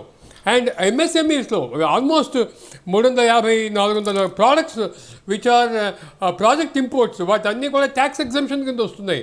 మన ఇండియాలో ఎంఎస్ఎంఈ సఫర్ అవుతున్నాయి. దానికి వాటి మీద 7% ఇంపోర్ట్ డ్యూటీ వేయటం, మొత్తం import duty, customs, export duties మొత్తం reform, wherein focus will be protection of MSMEs. ఇది చాలా రోజుల నుంచి ఉంది డిమాండ్. ఈ డిమాండ్ ఇవాళ చాలా సంతోషంగా ఉంది. Finally they have done it. So అదేవిధంగా మీరు కానీ చూస్తే ఇథనాల్ బ్లెండ్ చేయకపోతే పెట్రోలియం కంపెనీస్ 2% అడిషనల్ ట్యాక్స్ చేస్తూ ఉన్నారు October 1 నుంచి. సో అప్ టు October 1 లోపల వీళ్ళందరూ మస్ట్గా ఇథనాల్ బ్లెండ్ చేసిన డీజిల్ అమ్మాలన్నమాట, పెట్రోల్ అమ్మాలి. సో దట్ అది మనకి చాలా మంచి అవుతుంది. అదేవిధంగా అగ్రికల్చర్ రిఫార్మ్స్ చూస్తే మీరు అగ్రికల్చర్ సైడ్లో పిఎం గతిశక్తి కింద మల్టీ మోడల్ కింద పైగా 1 product 1 station reform, so efficient network for farmers. So in fact agriculture side అదేవిధంగా linking of rivers and physical deficit మరీ తగ్గిస్తారనుకున్నారు. దాన్ని మరీ తగ్గించకుండా they agree to the level of 6% 6.2 తీసుకొస్తాం 6.8 నుంచి. అది కనుక మరీ తగ్గిస్తే, ఎందుకంటే next year 4.5 lakh crores of debt repayments, bonds, ఇదివరకు ఇచ్చిన గవర్నమెంట్స్ ఇచ్చిన petroleum bonds, subsidy fertiliser bonds అన్నీ ఉన్నాయి, అవన్నీ కూడా అవ్వాలి. సో అందుకని ఈ విధంగా కనుక చూస్తే ఈ budget in continuation of earlier budgets, reform ఓరియంటెడ్గా రిఫార్మ్ కంటిన్యూ చేస్తూ, ఎందుకంటే ఇదివరకు ఇట్లాగా మనకి ఈ ట్యాక్సెస్ తగ్గించడం, పెంచడం పెద్దగా ఊహించడానికి ఉండవు, ఎందుకంటే అంతా జిఎస్టీ రిజిమ్లోకి వచ్చేసాయి. సో ఇప్పుడు చేసేదంతా కూడా సరైన పాలసీ డిసిషన్స్ తీసుకుంటూ ఎకానమీని ఎలా గ్రో చేయాలి అదనమాట ఫోకస్. సో ఆ ఫోకస్గా మన కనుక అగ్రికల్చర్ సెక్టార్ చూసినా, ఎంఎస్ఎంఈ సెక్టార్ చూసినా, ఇండస్ట్రీ చూసినా, సోలార్ పవర్ మీద కూడా బాగా ఫోకస్ ఇచ్చారు బడ్జెట్లో. సో దట్ ఇన్ ఫ్యూచర్ మనం ఇదే విధంగా ముందుకెళ్తే, కాబట్టి నేను ఎక్స్పెక్ట్ చేసే హైడ్రోజన్ పవర్ మీద ఏమన్నా ఇస్తారేమో అని. ఆ హైడ్రోజన్ పవర్ ఇవ్వలేదు. దాని మీద కనుక ఇచ్చుంటే ఇంకా ఫాస్ట్గా మన import dependency on petroleum crude, వాళ్ళ క్రూడ్ $90 పెరిగే అవకాశం ఉంది. అది కనుక $90 వెళ్ళి ఈ ఉక్రెయిన్ కానీ తైవాన్ కానీ వార్ వస్తే మన ఎకానమీ బాగా దెబ్బతీస్తుంది. దాని డిపెండెన్స్ తగ్గడానికి ఇథనాల్ బ్లెండ్ ఇచ్చారు, కానీ హైడ్రోజన్ పవర్ మీద కూడా కొంచెం ఫోకస్ చేస్తే బాగుండేది అనిపించింది నాకు. దానికి కూడా రీసెర్చ్గా R&Dకి కొంత ఎగ్జంప్షన్స్ కనుక ఇస్తే. అది కాక క్యాపెక్స్ బాగా పెంచారండి. ద గ్రేట్నెస్ ఈ టఫ్ టైమ్స్లో కూడా 5.44 lakh లాస్ట్ ఇయర్ క్యాపెక్స్ ఉంటే, ఈసారి క్యాపెక్స్ 7.5 lakh crores పెంచారు, 30% పెంచామని చెప్పారు. అది కూడా చాలా మంచి. అండ్ పబ్లిక్ ప్రైవేట్ పార్టిసిపేషన్ అంటే ఇక పబ్లిక్ ఎక్స్పెండిచర్ తగ్గించకుండా మొత్తం ప్రైవేట్ ఎక్స్పెండిచర్ అని అనకుండా పబ్లిక్ కూడా ఎక్కడెక్కడ కావాలో అక్కడ సపోర్టింగ్గా సబ్సిడీస్ ఇవ్వడం, క్యాపిటల్ గ్రాంట్స్ ఇవ్వడం, అది కూడా చేశారు. సో ఓవరాల్గా బడ్జెట్ కనుక చూస్తే, ఫర్ ఎగ్జాంపుల్ డ్రోన్ శక్తి కింద డ్రోన్ అగ్రికల్చర్కి యూజ్ చేయటం, అనుసంధానం చేయటం, దానికి సంబంధించిన ఇండియాలో మ్యానుఫ్యాక్చరింగ్ డెవలప్ చేయటం. సో ఒక విధంగా చెప్పాలంటే ఎవ్రీ ఏరియా పాలసీ డ్రివెన్గా చేశారు. ఫర్ ఎగ్జాంపుల్ డిజిటల్ మీకు ఐటీ కంపెనీలకు చాలా గొప్పగా ఉంటుంది ఇది. ఆ డిజిటైజేషన్ ఆఫ్ ఎడ్యుకేషన్, లోకల్ లాంగ్వేజ్ని పెంచుకోవటం. సో ఇవన్నీ కూడా ఒక ఒక ఒక ఒక ఒక ఒక ఒక ప్లాన్డ్గా ఈ ఎన్డీఏ గవర్నమెంట్కి ఉన్న పాలసీస్ని వన్ బై వన్ పాలసీ డ్రివెన్గా చేసినట్టుగా అనిపించింది. ఓకే, అదేవిధంగా మీరు ఎప్పటి నుంచి అనుకుంటున్నారు నదుల అనుసంధానం, 4 నదుల అనుసంధానానికి కూడా ప్రాజెక్ట్ రిపోర్ట్ DPR రెడీగా ఉంది, వెంటనే లాంచ్ చేస్తూ ఉన్నారు. ఈ బార్డర్ విలేజెస్ ఊరికే కొడుతున్నారు, చాలా సఫర్ అవుతున్నారు బార్డర్ విలేజెస్లో. అక్కడ అన్ని స్కీమ్స్ వైబ్రెంట్ విలేజెస్ చేద్దామని చెప్పేసి post office banking core banking చేయటం, డిజిటల్ పేమెంట్స్, డిజిటల్ కి యాజ్ యు సెడ్ ఇది కంటిన్యూటీ. ఐ మీన్ గత 2-3 సంవత్సరాల బడ్జెట్ లో ఏమైతే వచ్చాయో ఆ పాలసీస్ ని కంటిన్యూ చేస్తూ వాటికి అనుగుణంగానే ఇప్పుడు కంటిన్యూటీ ఉన్నట్టుగా ఉందా అన్నట్టుగా అనిపించింది. ఓవరాల్ గా చెప్పండి, జనాకర్షక బడ్జెట్ అని దీన్ని అనగలుగుతామా? ఈ బడ్జెట్ ని జనాకర్షక బడ్జెట్ అని అనగలుగుతామా?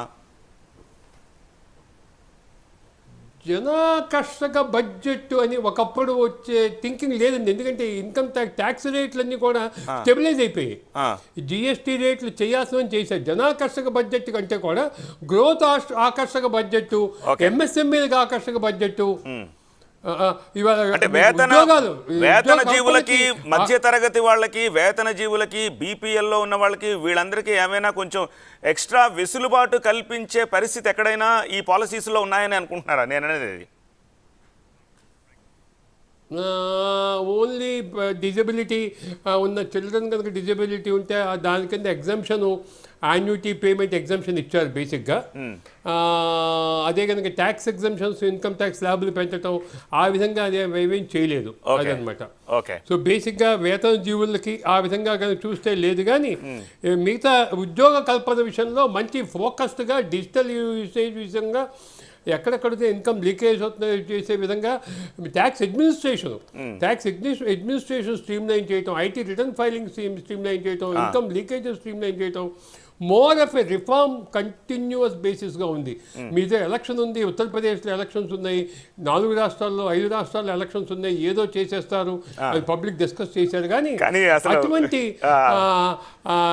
జిమ్మిక్స్ అలాంటి జిమ్మిక్స్ ఏమీ చేయలేదు. అంటే స్ట్రైట్ అవే ఒక ఎజెండాతో ఉద్యోగ కల్పనకు వచ్చిన బడ్జెట్లో ఉంది. Okay, thank you so much Narasimhamurthy గారు, చాలా డీటెయిల్గా ఎక్స్ప్లెయిన్ చేశారు. యాజ్ యూ సెడ్ ఇది 5 రాష్ట్రాల ఎన్నికల బడ్జెట్ కాబోతుంది అని చెప్పేసి ఊహాగానాలు వచ్చాయి. కానీ ఆ ప్రస్తావన లేకుండా బడ్జెట్ని ఒక ఆన్గోయింగ్ పాలసీ ప్రాసెస్గానే నిర్మలా సీతారామన్ 2022 యూనియన్ బడ్జెట్ని ప్రవేశపెట్టారు. ఒక చిన్న బ్రేక్ తర్వాత దీనిపై రాకేష్ రెడ్డి బీజేపీ అధికార ప్రతినిధి ఎలా రెస్పాండ్ అవుతారో చూద్దాం. చూస్తున్నాం. To Amrit Kaal, the 25-year-long lead up to India at 100. Honorable Prime Minister in his Independence Day address had set out the vision for India at 100. By achieving certain goals during Amrit Kaal, our government aims to attain this vision. They are complementing the macroeconomic level growth focus with a microeconomic level all-inclusive welfare focus, promoting digital economy and fintech, technology-enabled development, energy transition and climate action, and relying on virtuous cycle starting from private investment with public capital investment, helping to crowd in private investment. Since 2014, our government's focus has been on empowerment of citizens, especially the poor and the marginalized. Measures have included programs that have provided housing, electricity, cooking gas, and access to water. We also have programs for ensuring financial inclusion and direct benefit transfers. We are committed to strengthening the abilities of the poor to tap all opportunities. Our government constantly strives to provide the necessary ecosystem for the middle classes, a vast and wide section which is populated across various middle income brackets, to make use of the opportunities they so desire. This budget seeks to lay the foundation and give a blueprint to steer the economy over Amrit Kaal of the next 25 years, from India at 75 to India at 100. It continues to build on the vision drawn in the budget of 21-22. Its fundamental tenets, which included transparency of financial statement and fiscal position reflect the government's intent, strengths, and challenges. This continues to guide us. The initiatives of the last year's budget have seen significant progress and have been provided with adequate allocations in this budget as well. The strengthening of health infrastructure, speedy implementation of the vaccination program, and the nationwide resilient response to the current wave of the pandemic are evident for all. The productivity-linked incentive in 14 sectors for achieving the vision of Atmanirbhar Bharat has received excellent response, with potential to create 60 lakh new jobs and an additional production of 30 lakh crore during next 5 years. Towards implementation of the new public sector enterprise policy, the strategic transfer of ownership of Air India has been completed. The strategic partner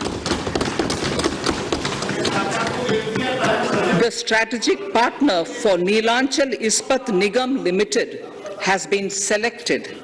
The public issue of the LIC is expected shortly. Others too are in the process for 2022-23. The National Bank आपको पर्याप्त मौका पर्याप्त अवसर मिलेगा बेटे बेटे टिप्पणी मत कीजिए The National Bank for Infrastructure Development and National Asset Reconstruction Company have commenced their activities. Honorable Speaker, sir, Budget 2021-22 had provided a sharp increase in provision for public investment or capital expenditure. Throughout the year, with the Honorable Prime Minister guiding the implementation, our economic recovery is continuing to benefit from the multiplier effect. This budget continues to provide impetus for growth. It lays a parallel track of 1. A blueprint for the Amrit Kal, which is futuristic and inclusive. This will directly benefit our youth, women, farmers, the scheduled castes, and the scheduled tribes. And number 2, big public investment. Number 2, big public investment for modern infrastructure, readying for India at 100. This shall be guided by PM Gati Shakti and be benefited by the synergy of multimodal approach. Moving forward on this parallel track, we lay the following 4 priorities: PM Gati Shakti, inclusive development, productivity enhancement and investment, sunrise opportunities, energy transition, and climate action, and 4, financing of investments.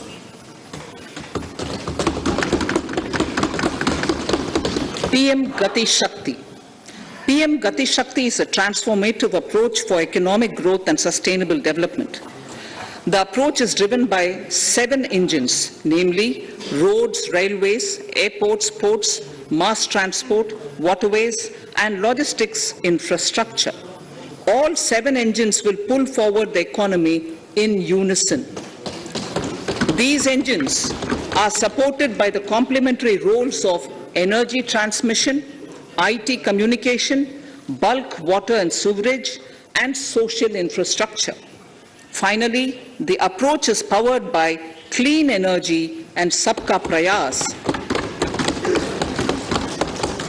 The efforts of the central government, the state governments, and the private sector together, leading to a huge job and entrepreneurial opportunities for all, especially the youth.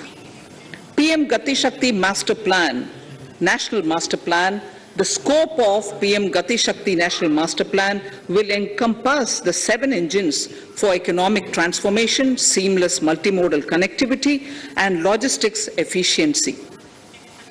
It will also include the infrastructure development by the state governments as per Gati Shakti Master Plan. Nirmala Sitharaman దాన్ని pass on చేశారు. ఒకసారి వేతనజీవి విషయంకి వచ్చిన తర్వాత సీతమ్మ ఏం మాట్లాడారో ఒకసారి చూద్దాం. To provide an opportunity to correct such errors, I am proposing a new provision permitting taxpayers to file an updated return on payment of additional tax.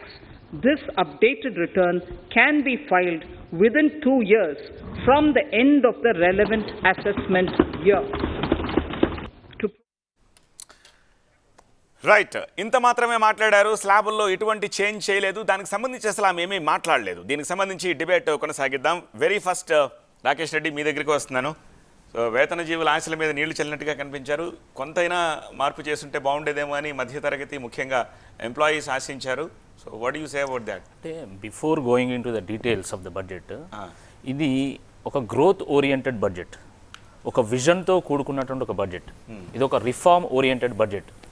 దీన్ని కేవలం ఓన్లీ వేతన జీవుల విషయంలోనే చూడొద్దు. మీరు ఒక్కటి గమనించాలి,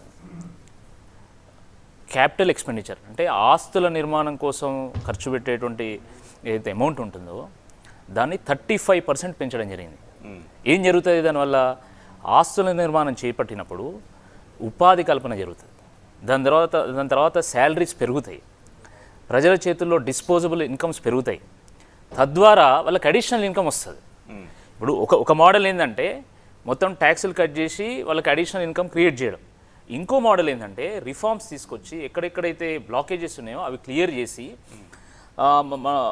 మనకి ఎక్కువ జాబ్ క్రియేషన్ చేయగలిగినప్పుడు ఇప్పుడు మీరు చూడండి కరోనా సమయంలో ప్రపంచమంతా ఈరోజు నెగిటివ్ గ్రోత్లో ఉన్నప్పుడు ఈరోజు ఈ సంవత్సరం మనం 9.2% గ్రోత్ని మనం తీసుకురాగలిగాం.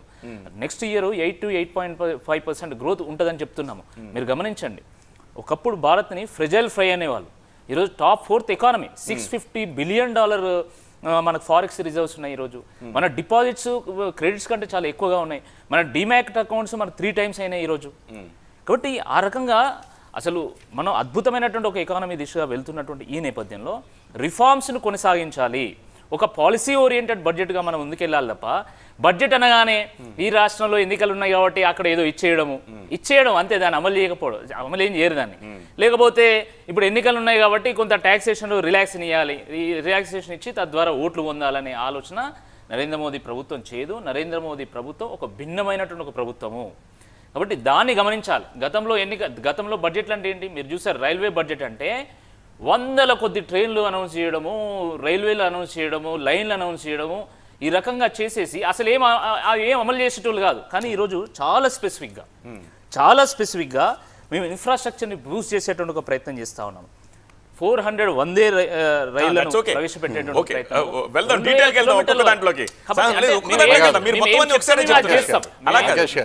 మీరు ఒక్కొక్క దాన్ని మనం డిస్కస్ చేద్దాం. సాయిబాబు గారు, ఇవాళ ఇన్ఫ్రాస్ట్రక్చర్కి క్రియేట్ చేయబోతున్నాము, డబ్బులు 35% పెంచామంటే ఇన్ఫ్రాస్ట్రక్చర్ క్రియేషన్ అనేది 3 to 7 years పీరియడ్లో జరుగుతుంది.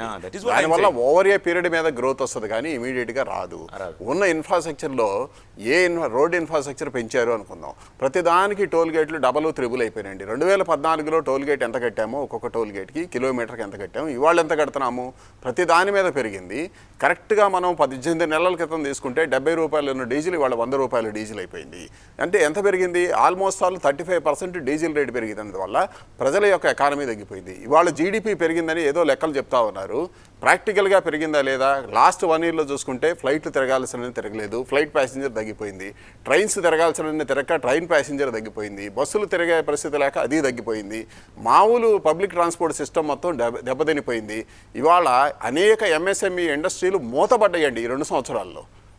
బతికి ఉన్న వాడికి మేము కొంత వెసులుబాటు ఇస్తున్నాము, వాళ్ళకి ఛాలెంజ్కి ఎదుర్కోవడానికి కొంత ఎమర్జెన్సీ క్రెడిట్లు అయినా ఇస్తామన్నారు. కానీ మూతబడిన వాటి రివైవల్కి ఏం చేశాము అనేది ఇక్కడ బడ్జెట్లో అది చెప్పలేదు.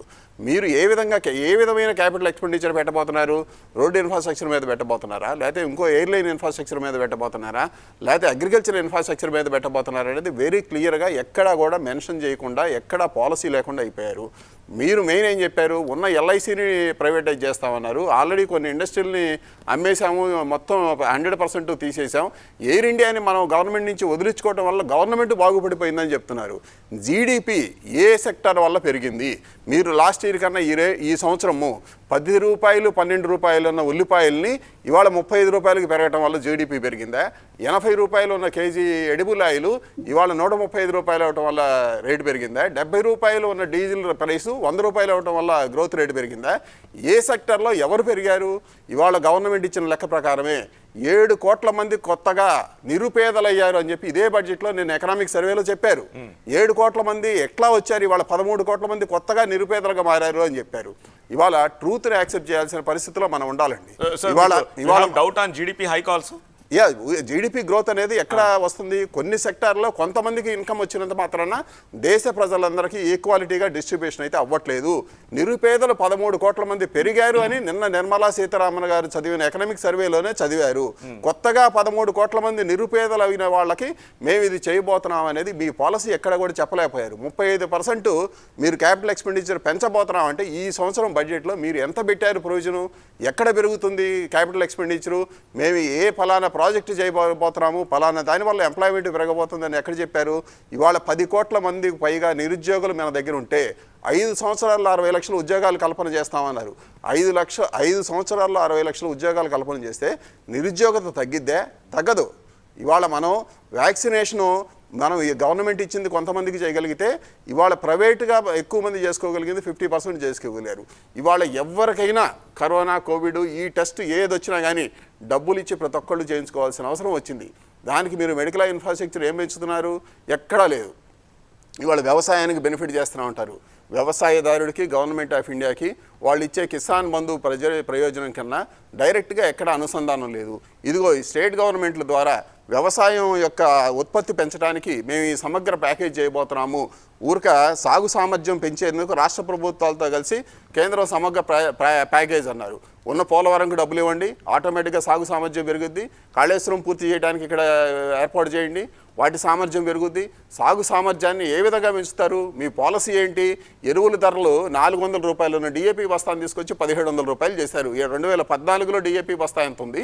ఇవాళ డిఏపి ఎంత ఉంది? ఇవాళ ఆ రోజున పురుగుల మందులు ఏంటి? ఈ పరిస్థితి ఏంటి? ఇవాళ ఈ సంవత్సరం తెలంగాణ, ఆంధ్రప్రదేశ్లో కాదండి, దేశం మొత్తం మీద కూడా అనేక పంటలు దెబ్బతినిపోయినాయి, పూర్తిగా దెబ్బతిన్నాయి. వాళ్ళ మిర్చి పంట పూర్తిగా దెబ్బతిని వాడుకున్నారు. మీ పాలసీ డెసిషన్ మేమేం అనట్లేదు. పాజిటివ్గా మీరు చేయగలిగింది చేసామని చెప్పండి, చేయలేంది చేయలేమని చెప్పండి అనేది ఇది విధానపరమైన నిర్ణయాల్లో మీ జరిగిన తప్పుల్ని ఒప్పుకోండి. లాస్ట్ ఇయర్ 2 బడ్జెట్లో నిర్మలా సీతారామన్ గారి ప్రసంగాల్లో చూడండి, మీరేమన్నారు? ఆపరేషన్స్ గ్రీన్స్ అనే ప్రాజెక్టు కింద వ్యవసాయం మారిపోద్ది అన్నారు. ఇవాళ బడ్జెట్ కేటాయింపులు యూటిలైజేషన్ చూడండి, వాటి కింద ₹1 వాడలేదు. 10,000 FPOలు పెడతామని లాస్ట్ ఇయర్ బడ్జెట్లో కూడా ఘనంగా భావించారు.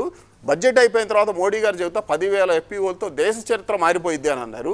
కోఆపరేటివ్ సొసైటీలు వద్దు, మొత్తం కూడా వీటికి మారిపోద్ది అని అన్నారు. మళ్ళీ వాళ్ళ బడ్జెట్ వచ్చేసరికి కోఆపరేటివ్ సొసైటీలకి ట్యాక్స్ ఇన్సెంటివ్ ఇస్తామంటున్నారు.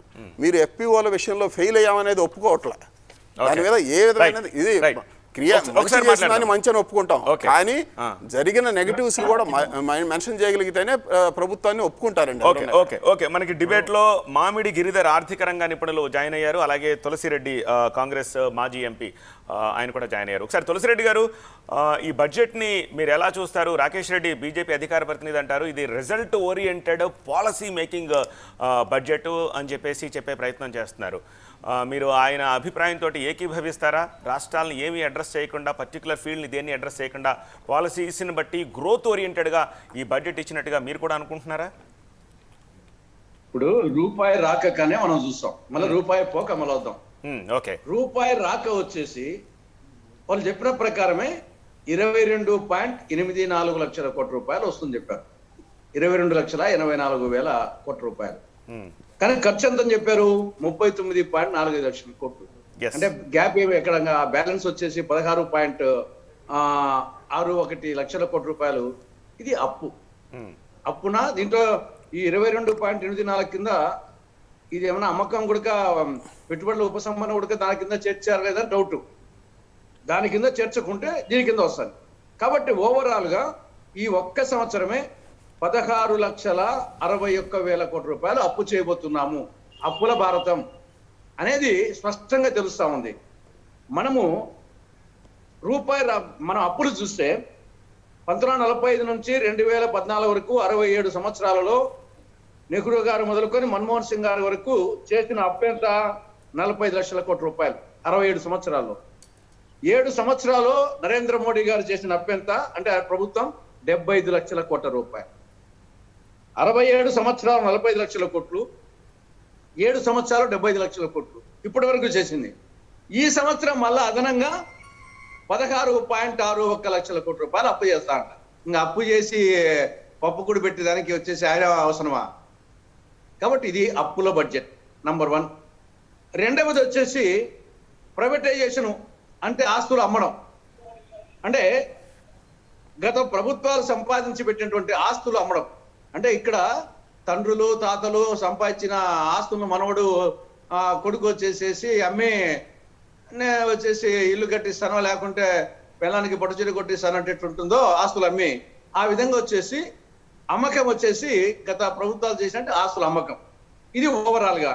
ఇక మూడవది వచ్చేసి రాష్ట్రాల వారీగా స్పెసిఫిక్ గా తెలియలేదు కాబట్టి ఆంధ్రప్రదేశ్ కు మామూలుగా ఏమొచ్చినాయి, మనకు ఆంధ్రప్రదేశ్ పునర్వ్యవస్థీకరణ చట్టం ప్రకారం రావాల్సినవి ఏమన్నా ఇచ్చారు.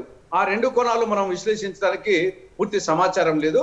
నాకు తెలిసి గత 7 సంవత్సరాల్లో ఏమీ చేయలేదు. పునర్వ్యవస్థీకరణ చట్టం ప్రకారం చేయాల్సినవి ఇప్పుడు కూడా బహుశా దాని కింద ఏముండదు. మిగతా అందరికి ఇచ్చినట్టు జనరల్ గా అలా ఏమైనా ఇచ్చుంటే డెఫినెట్ గా దాన్ని స్పెసిఫై చేసి ఉండేవారు కదా తులసిరెడ్డి గారు. రీఆర్గనైజేషన్ యాక్ట్ లో ఏమైనా ఇస్తున్నామని చెప్పుంటే దాన్ని హైలైట్ చేసుకునేవారు కదా, క్యాష్ చేసుకునేవారు కదా. కాబట్టి ఏం లేనట్టే. ఇంకా 4వది ఐటీ. ఇది జనరల్ గా వచ్చేసి గతంలో కాంగ్రెస్ ప్రభుత్వాలు ఉన్నప్పుడు ఎవ్రీ ఇయర్ ఏదో ఒక బెనిఫిట్ అనేది ఉండేది. అటు ఐటీ వచ్చేసి అమౌంట్ పెంచడమా, స్టాఫ్స్ కాడ బెనిఫిట్ ఇవ్వడమా జరిగేది. ఈ ప్రభుత్వం వచ్చిన తర్వాత 7 సంవత్సరాల ఉంటే చేయలేదు. కనీసం ఈ సంవత్సరమైనా చేస్తారంటే ఏం మార్పు లేదు. వచ్చేసి 8 సంవత్సరాలుగా ఈ ఐటీ కట్టే వాళ్ళకి వచ్చేసి వాళ్ళకి ఏమాత్రం వచ్చేసి బెనిఫిట్ కలిగించలేదు. తర్వాత ఇంకా మళ్ళీ ఎల్ఐసిని వచ్చేసి అమ్మేస్తారంట. కాబట్టి ఓవరాల్ గా అప్పులు అమ్మకం బడ్జెట్ తప్ప ఏముంది దీంట్లో వచ్చేసి. ఇంకా జిఎస్టీ ఆటోమేటిక్ గా ఏం చెప్పాల్సిన అవసరం లేకుండా ప్రజెంటేషన్ అవసరం లేదు. తులసిరెడ్డి గారు, ఓవరాల్ గా ఇది అప్పులు అమ్మకం బడ్జెట్ అని చెప్పి తులసిరెడ్డి అంటున్నారు. దీనికి ఆర్థిక రంగ నిపుణులు అలాగే ముఖ్యంగా రాకేష్ రెడ్డి గారు ఏం చెప్తారో చూడాలి. ఒక చిన్న బ్రేక్ తర్వాత చర్చను కొనసాగిద్దాం. చూస్తూనే ఉండండి TV9. The focus will be on planning, financing, including through innovative ways, use of technology and speedier implementation. The projects pertaining to these 7 engines in the national infrastructure pipeline will be aligned with PM Gati Shakti framework.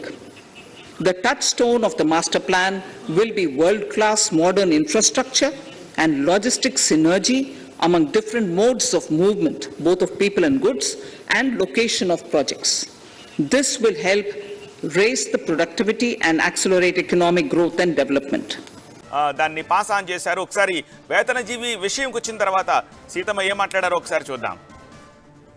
To provide an opportunity to correct such errors, I am proposing a new provision permitting taxpayers to file an updated return on payment of additional tax. This updated return can be filed within 2 years from the end of the relevant assessment year. Right, ఇంత మాత్రమే మాట్లాడారు. స్లాబుల్లో ఎటువంటి change చేయలేదు. దానికి సంబంధించి అసలు ఆమె ఏమీ మాట్లాడలేదు. దీనికి సంబంధించి డిబేట్ కొనసాగిద్దాం. వెరీ ఫస్ట్ రాకేష్ రెడ్డి మీ దగ్గరికి వస్తున్నాను. సో వేతనజీవుల ఆశల మీద నీళ్లు చల్లినట్టుగా కనిపించారు. కొంతైనా మార్పు చేస్తుంటే బాగుండేదేమో అని మధ్యతరగతి ముఖ్యంగా ఎంప్లాయీస్ ఆశించారు. So what you say about that? అంటే before going into the details of the budget, ఇది ఒక గ్రోత్ ఓరియంటెడ్ బడ్జెట్, ఒక విజన్తో కూడుకున్నటువంటి ఒక బడ్జెట్. ఇది ఒక రిఫార్మ్ ఓరియంటెడ్ బడ్జెట్. దీన్ని కేవలం ఓన్లీ వేతన జీవుల విషయంలోనే చూడొద్దు. మీరు ఒక్కటి గమనించాలి,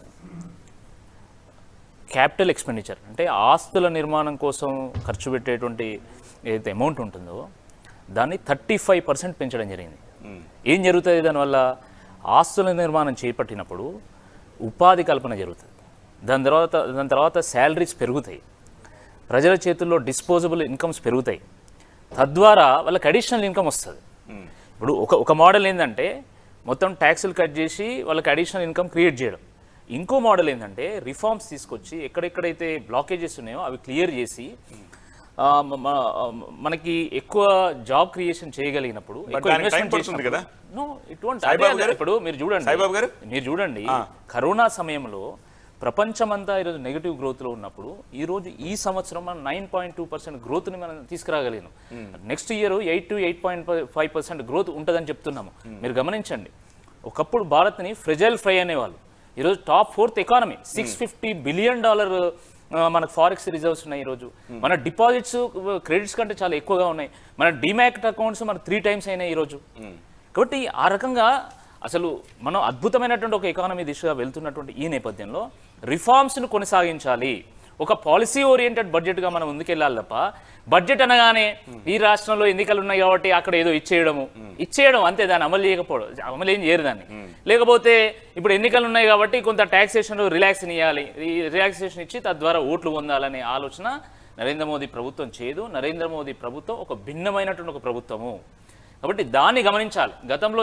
గతంలో బడ్జెట్లు అంటే ఏంటి మీరు చూసారు. రైల్వే బడ్జెట్ అంటే వందల కొద్ది ట్రైన్లు అనౌన్స్ చేయడము, రైల్వేలు అనౌన్స్ చేయడము, లైన్లు అనౌన్స్ చేయడము, ఈ రకంగా చేసేసి అసలు ఏం అమలు చేసేటోళ్ళు కాదు. కానీ ఈరోజు చాలా స్పెసిఫిక్గా మేము ఇన్ఫ్రాస్ట్రక్చర్ని బూస్ట్ చేసేటువంటి ఒక ప్రయత్నం చేస్తా ఉన్నాము. 400 వందే రైళ్లను ప్రవేశపెట్టేటువంటి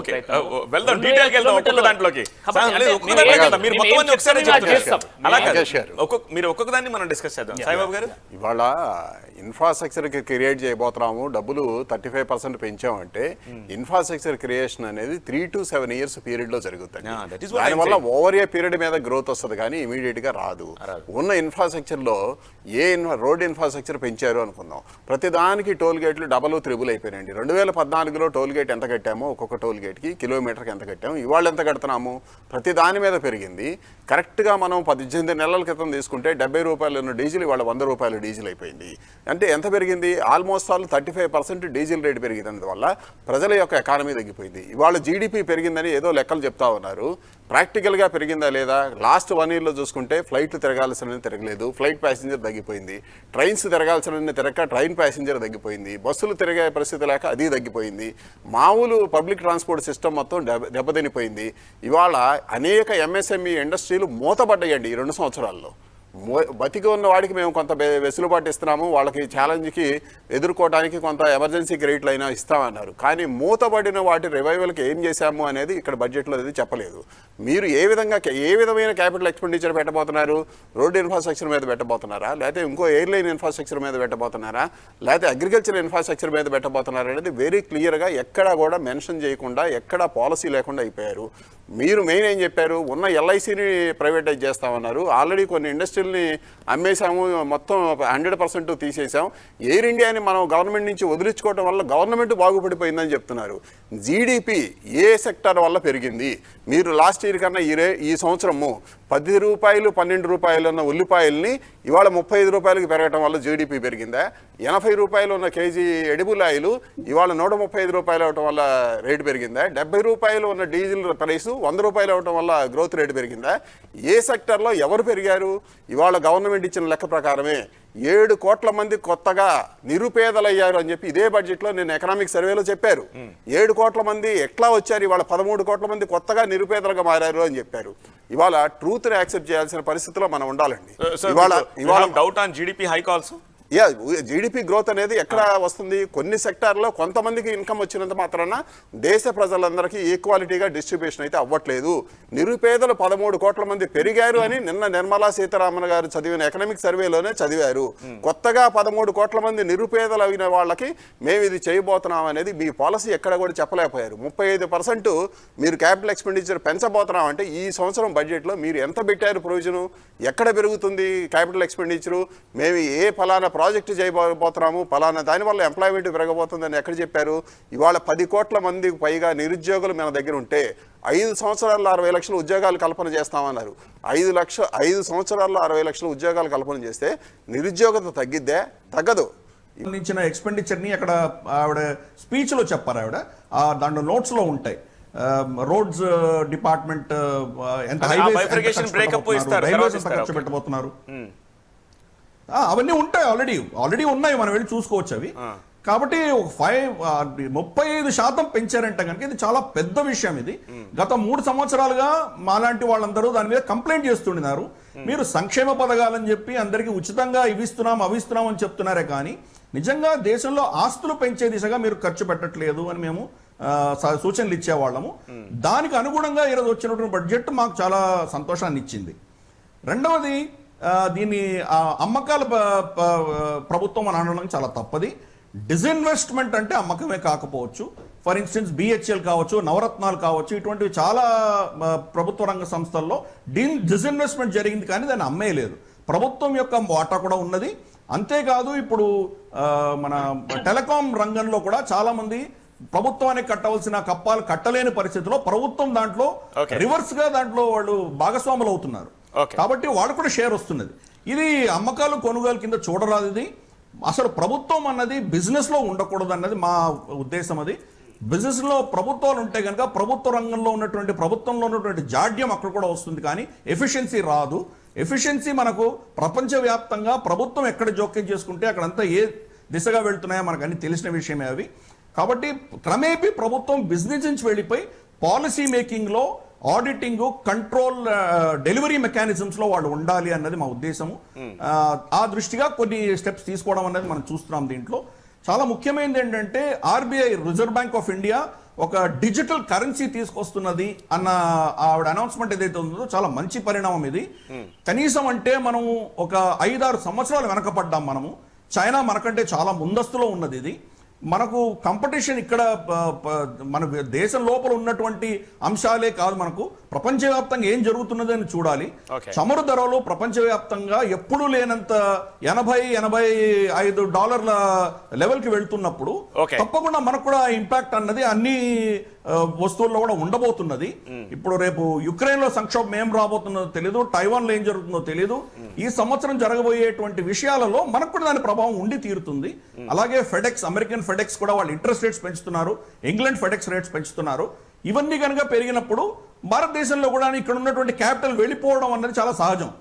సంపన్నమైన దేశాలకు వెళ్ళిపోయి ఇన్వెస్ట్ చేయడం అన్నది చాలా మంది చేస్తారు. కాబట్టి ఆ ఇంపాక్ట్ అనేది మనకు కూడా ఉంటుంది. కానీ చూస్తే కనుక మనకు అమెరికాలో మీకు డిపార్ట్మెంటల్ స్టోర్స్ లో మీకు ఆహార కొరత ఉన్నది. చైనాలో భయంకరమైన ఇక్కట్లు ఉన్నాయి. శ్రీలంకలో అసలు తినడానికి తిండి లేని పరిస్థితి. ఇవన్నీ చూస్తే కనుక భారతదేశంలో మనకు ఆహార కొరత అన్నది లేదు, సుభిక్షత అన్నది ఉన్నది. మనం మన దేశంలో ఒకటే చూడకూడదు, ప్రపంచ వ్యాప్తంగా ఉన్న పరిస్థితుల్లో మనం ఎలా ఉన్నామని కంపేర్ చేసి చూస్తే తప్పకుండా వాళ్ళ కంపారిటివ్లీ మనం చాలా బాగానే ఉన్నామని అనుకోవాలి. దాని దిశగానే నలుగురు ప్యానలిస్టుల నుంచి 4 వెర్షన్స్ కనిపిస్తున్నాయి. నలుగురు వెర్షన్స్ కనిపిస్తున్నాయి. గిరిధర్ గారు అంటారు దీన్ని ప్రో బడ్జెట్ అంటారు, దీన్ని బ్యాలెన్స్డ్ బడ్జెట్ అని చెప్పి గిరిధర్ గారు చెప్తారు. రాకేష్ రెడ్డి అంటారు this is very beautiful pro budget అంటారు. అండ్ తులసిరెడ్డి గారేమో ఇది అప్పుల అమ్మకం బడ్జెట్ అంటారు. అండ్ సాయిబాబు గారు అంటారు ఫార్ వాస్తవ దూరంగా ఈ బడ్జెట్ ఉందని చెప్పేసి 4 చెప్తారు. అసలు బడ్జెట్లో కొన్ని key highlight things Nirmala Sitharaman ఏం వెల్లడించారో ఒక చిన్న గ్రాఫికల్ ప్రజెంటేషన్ చూసి దానికి సంబంధించిన డిబేట్ని మనం చూద్దాం. వెరీ ఫస్ట్, ఇది బూస్టర్ బడ్జెట్గా మనం అనుకుంటూ వచ్చాము. దానికి సంబంధించి ఏమి నిర్ణయాలు తీసుకున్నారు? రసాయన రహిత ఆర్గానిక్ వ్యవసాయాన్ని ప్రోత్సహించడానికి ఈ బడ్జెట్ని ప్రవేశపెట్టినట్టుగా నిర్మలా సీతారామన్ చెప్తున్నారు. అట్ ది సేమ్ టైం కేంద్రం ఊతవిస్తుంది ఈ రసాయన రహిత ఆర్గానిక్ వ్యవసాయానికి సంబంధించి చాలా అంశాలు ఈసారి బడ్జెట్లో వచ్చినట్టుగా తెలుస్తోంది. అసలు ఈ సంవత్సరానికే తృణధాన్యాల సంవత్సరంగా ఈ బడ్జెట్లో రూపకల్పన చేశారు. ఈ సంవత్సరానికి ఆ పేరు పెట్టారు. బికాజ్ మనం ఇంపోర్ట్స్ ఎక్కువ చేసుకుంటూ ఉంటాం బయట నుంచి ఈ నూనె ధాన్యాలు వీటికి సంబంధించి. సో ఆ ఉత్పత్తిని ఎక్కువ పెంచాలి మనం. తద్వారా ఈ సంవత్సరాన్ని తృణధాన్యాల సంవత్సరంగా 2022-23 సంవత్సరాన్ని ప్రకటించారు. రసాయన రహిత ఆర్గానిక్ వ్యవసాయం అంటే సేంద్రియ పద్ధతిలో వ్యవసాయానికి సంబంధించి డెసిషన్ తీసుకున్నాము అని చెప్పేసి ఈ బడ్జెట్ లో చెప్పారు. క్రాప్ డ్రోన్స్ అంటే డ్రోన్ టెక్నాలజీని సైతం యూజ్ చేసి మనం వ్యవసాయాన్ని ముందుకు తీసుకెళ్లాలన్న ఆలోచనలో ఉన్నట్టుగా మనకు తెలుస్తుంది. రాకేష్ రెడ్డి గారు, ఇప్పుడు ఇంతకుముందు తులసిరెడ్డి గారు మాట్లాడుతూ అప్పుల బడ్జెట్ అని అమ్మకం బడ్జెట్ అని మాట్లాడారు. వారు చాలా సీనియర్, నేను వారిని గౌరవిస్తున్నాను. కానీ వారి ప్రాస కోసం ఇలాంటివి వాడద్దు దయచేసి. ఎందుకంటే ఆయన చెప్పిన స్టాటిస్టిక్స్ రాంగ్, 100% రాంగ్ అండి. అప్పులు చేశారు అంటున్నారు. రాంగ్ కాదండి. అప్పులు అయితే వాస్తవం అండి, అప్పులు వాస్తవం అండి. వాస్తవ విరుద్ధంగా మనం పెరుగుదల గురించి మాట్లాడుతున్నారు తప్ప జీడిపి ఎంత పెరిగిందనే అంశం ఎందుకు మాట్లాడారు? ఆ రోజు జీడిపిలో ఉన్నటువంటి అప్పులు 67% ఉంటాయి యూపీఏ ప్రభుత్వంలో, ఈరోజు 61% ఉంది. అంటే మేము తగ్గించినాం, అంటే జీడిపిని పెంచుతున్నాం. జీడిపి అంశం వీళ్ళు చర్చకు తీయరు, ఓన్లీ అప్పుల గురించి మాట్లాడారు. కాబట్టి నేనేమంటున్నా అంటే అమ్మకాలంటే లాస్ట్ ఇయర్ బడ్జెట్లో 1,75,000 కోట్ల రూపాయలు డిజిన్వెస్ట్మెంట్స్ ద్వారా తీసుకురావాలని అనుకున్నారు. దాంట్లో కనీసం ఒక 17,000 కోట్ల రూపాయలు కూడా అమ్మకాలు చేయలేదు. అయినా కూడా వీళ్ళు పదే అమ్మకాలు కాదు, అసెట్ మానిటైజేషన్. దాన్ని మీరు గమనించాలి. ఇప్పుడు భూమిని అమ్మడం వేరు, భూమిని లీజ్కి ఇవ్వడం వేరు. దాన్ని గమనించకుండా ఈ రకంగా మాట్లాడితే ఎట్లా అండి? ఇది అమ్మకాల బడ్జెట్ కాదు, ఇది ఆస్తుల నిర్మాణం చేసేటువంటి ఒక బడ్జెట్. ఇది అప్పుల బడ్జెట్ కాదు, ఇది అందరి బడ్జెట్, అద్భుతమైనటువంటి ఒక బడ్జెట్గా గుర్తించాలి. ఇప్పుడు అమ్మకాలు మొదలుపెట్టింది వాళ్ళు కదా. ఐసిఐసిఐ ఎవరు అమ్మారు? హెచ్డిఎఫ్సి ఎవరు అమ్మారు? ఈ దేశంలో అసలు ప్రైవేటేషన్ ఎవరు స్టార్ట్ చేసిండు? లిబరలైజేషన్ ఎవరు స్టార్ట్ చేసిండు? గ్లోబలైజేషన్ ఎవరు స్టార్ట్ చేసిండు? మీ పివి నరసింహారావు గారు స్టార్ట్ చేసింది కదా. వారి యొక్క పాలసీని మేము కంటిన్యూ చేస్తున్నాం. యూపీఏ ప్రభుత్వం కంటిన్యూ చేసింది, మేము కూడా కంటిన్యూ చేసాం. ఎవరు ఈ దేశంలో ఎవ్వరు ప్రైవేటేషన్ విరుద్ధం కాదండి, ఇంక్లూడింగ్ కమ్యూనిస్ట్ ప్రభుత్వాలు ఈరోజు ప్రైవేట్ కంపెనీలను ప్రోత్సహించడం లేదా? కాబట్టి ఇవన్నీ కూడా ఏంటంటే ప్రతిపక్షంలో ఉన్నప్పుడు దీన్ని విమర్శించడము, అధికారంలోకి రానే దాన్ని అమలు చేయడం, ఇది కాంగ్రెస్ పార్టీకి అలవాటు అయిపోయింది. అందుకనే కాంగ్రెస్ పార్టీ యొక్క పరిస్థితి ఏందో ఈ దేశంలో మనం చూస్తూ ఉన్నాం. అసలు ఇంత ఇన్ఫ్రాస్ట్రక్చరల్ బూస్ట్ చేసేటువంటి ఒక బడ్జెట్ ఎందుకు మీరు గుర్తించడం లేదు? చూడండి మీరు చూడండి 4 మల్టీ నోడల్ లాజిస్టిక్ పార్క్ మేము అనౌన్స్ చేయడం జరిగింది. 400 వందే భారత్ రైళ్లను 2,000 కిలోమీటర్ల రైల్వే లైన్లను నిర్మాణం చేయబోతున్నారు. మీరే అన్నారు 100 రైళ్లు మీరు ప్రకటించామన్నప్పుడు గత 2 సంవత్సరాల్లో ఎన్ని రైళ్లు క్యాన్సిల్ చేశామనేది కూడా చెప్పండి. ఇవాళ సామాన్యుడికి మనం ఏం చేశామనేది చెప్పండి. 70 రూపాయల డీజిల్ని 100 రూపాయలకి ఎందుకు చేశామనేది చెప్పండి. ఇది కాదు గ్రోత్ రేటు. ఇవాళ మీరు జీడీపీ గురించి చర్చించాలంటే జీడీపీ గురించే చర్చిద్దాం. జీడీపీలో పర్సంటేజ్ ఆఫ్ అప్పులు కాకుండా ఎంత అప్పులు ఉన్నాయనేది మీరు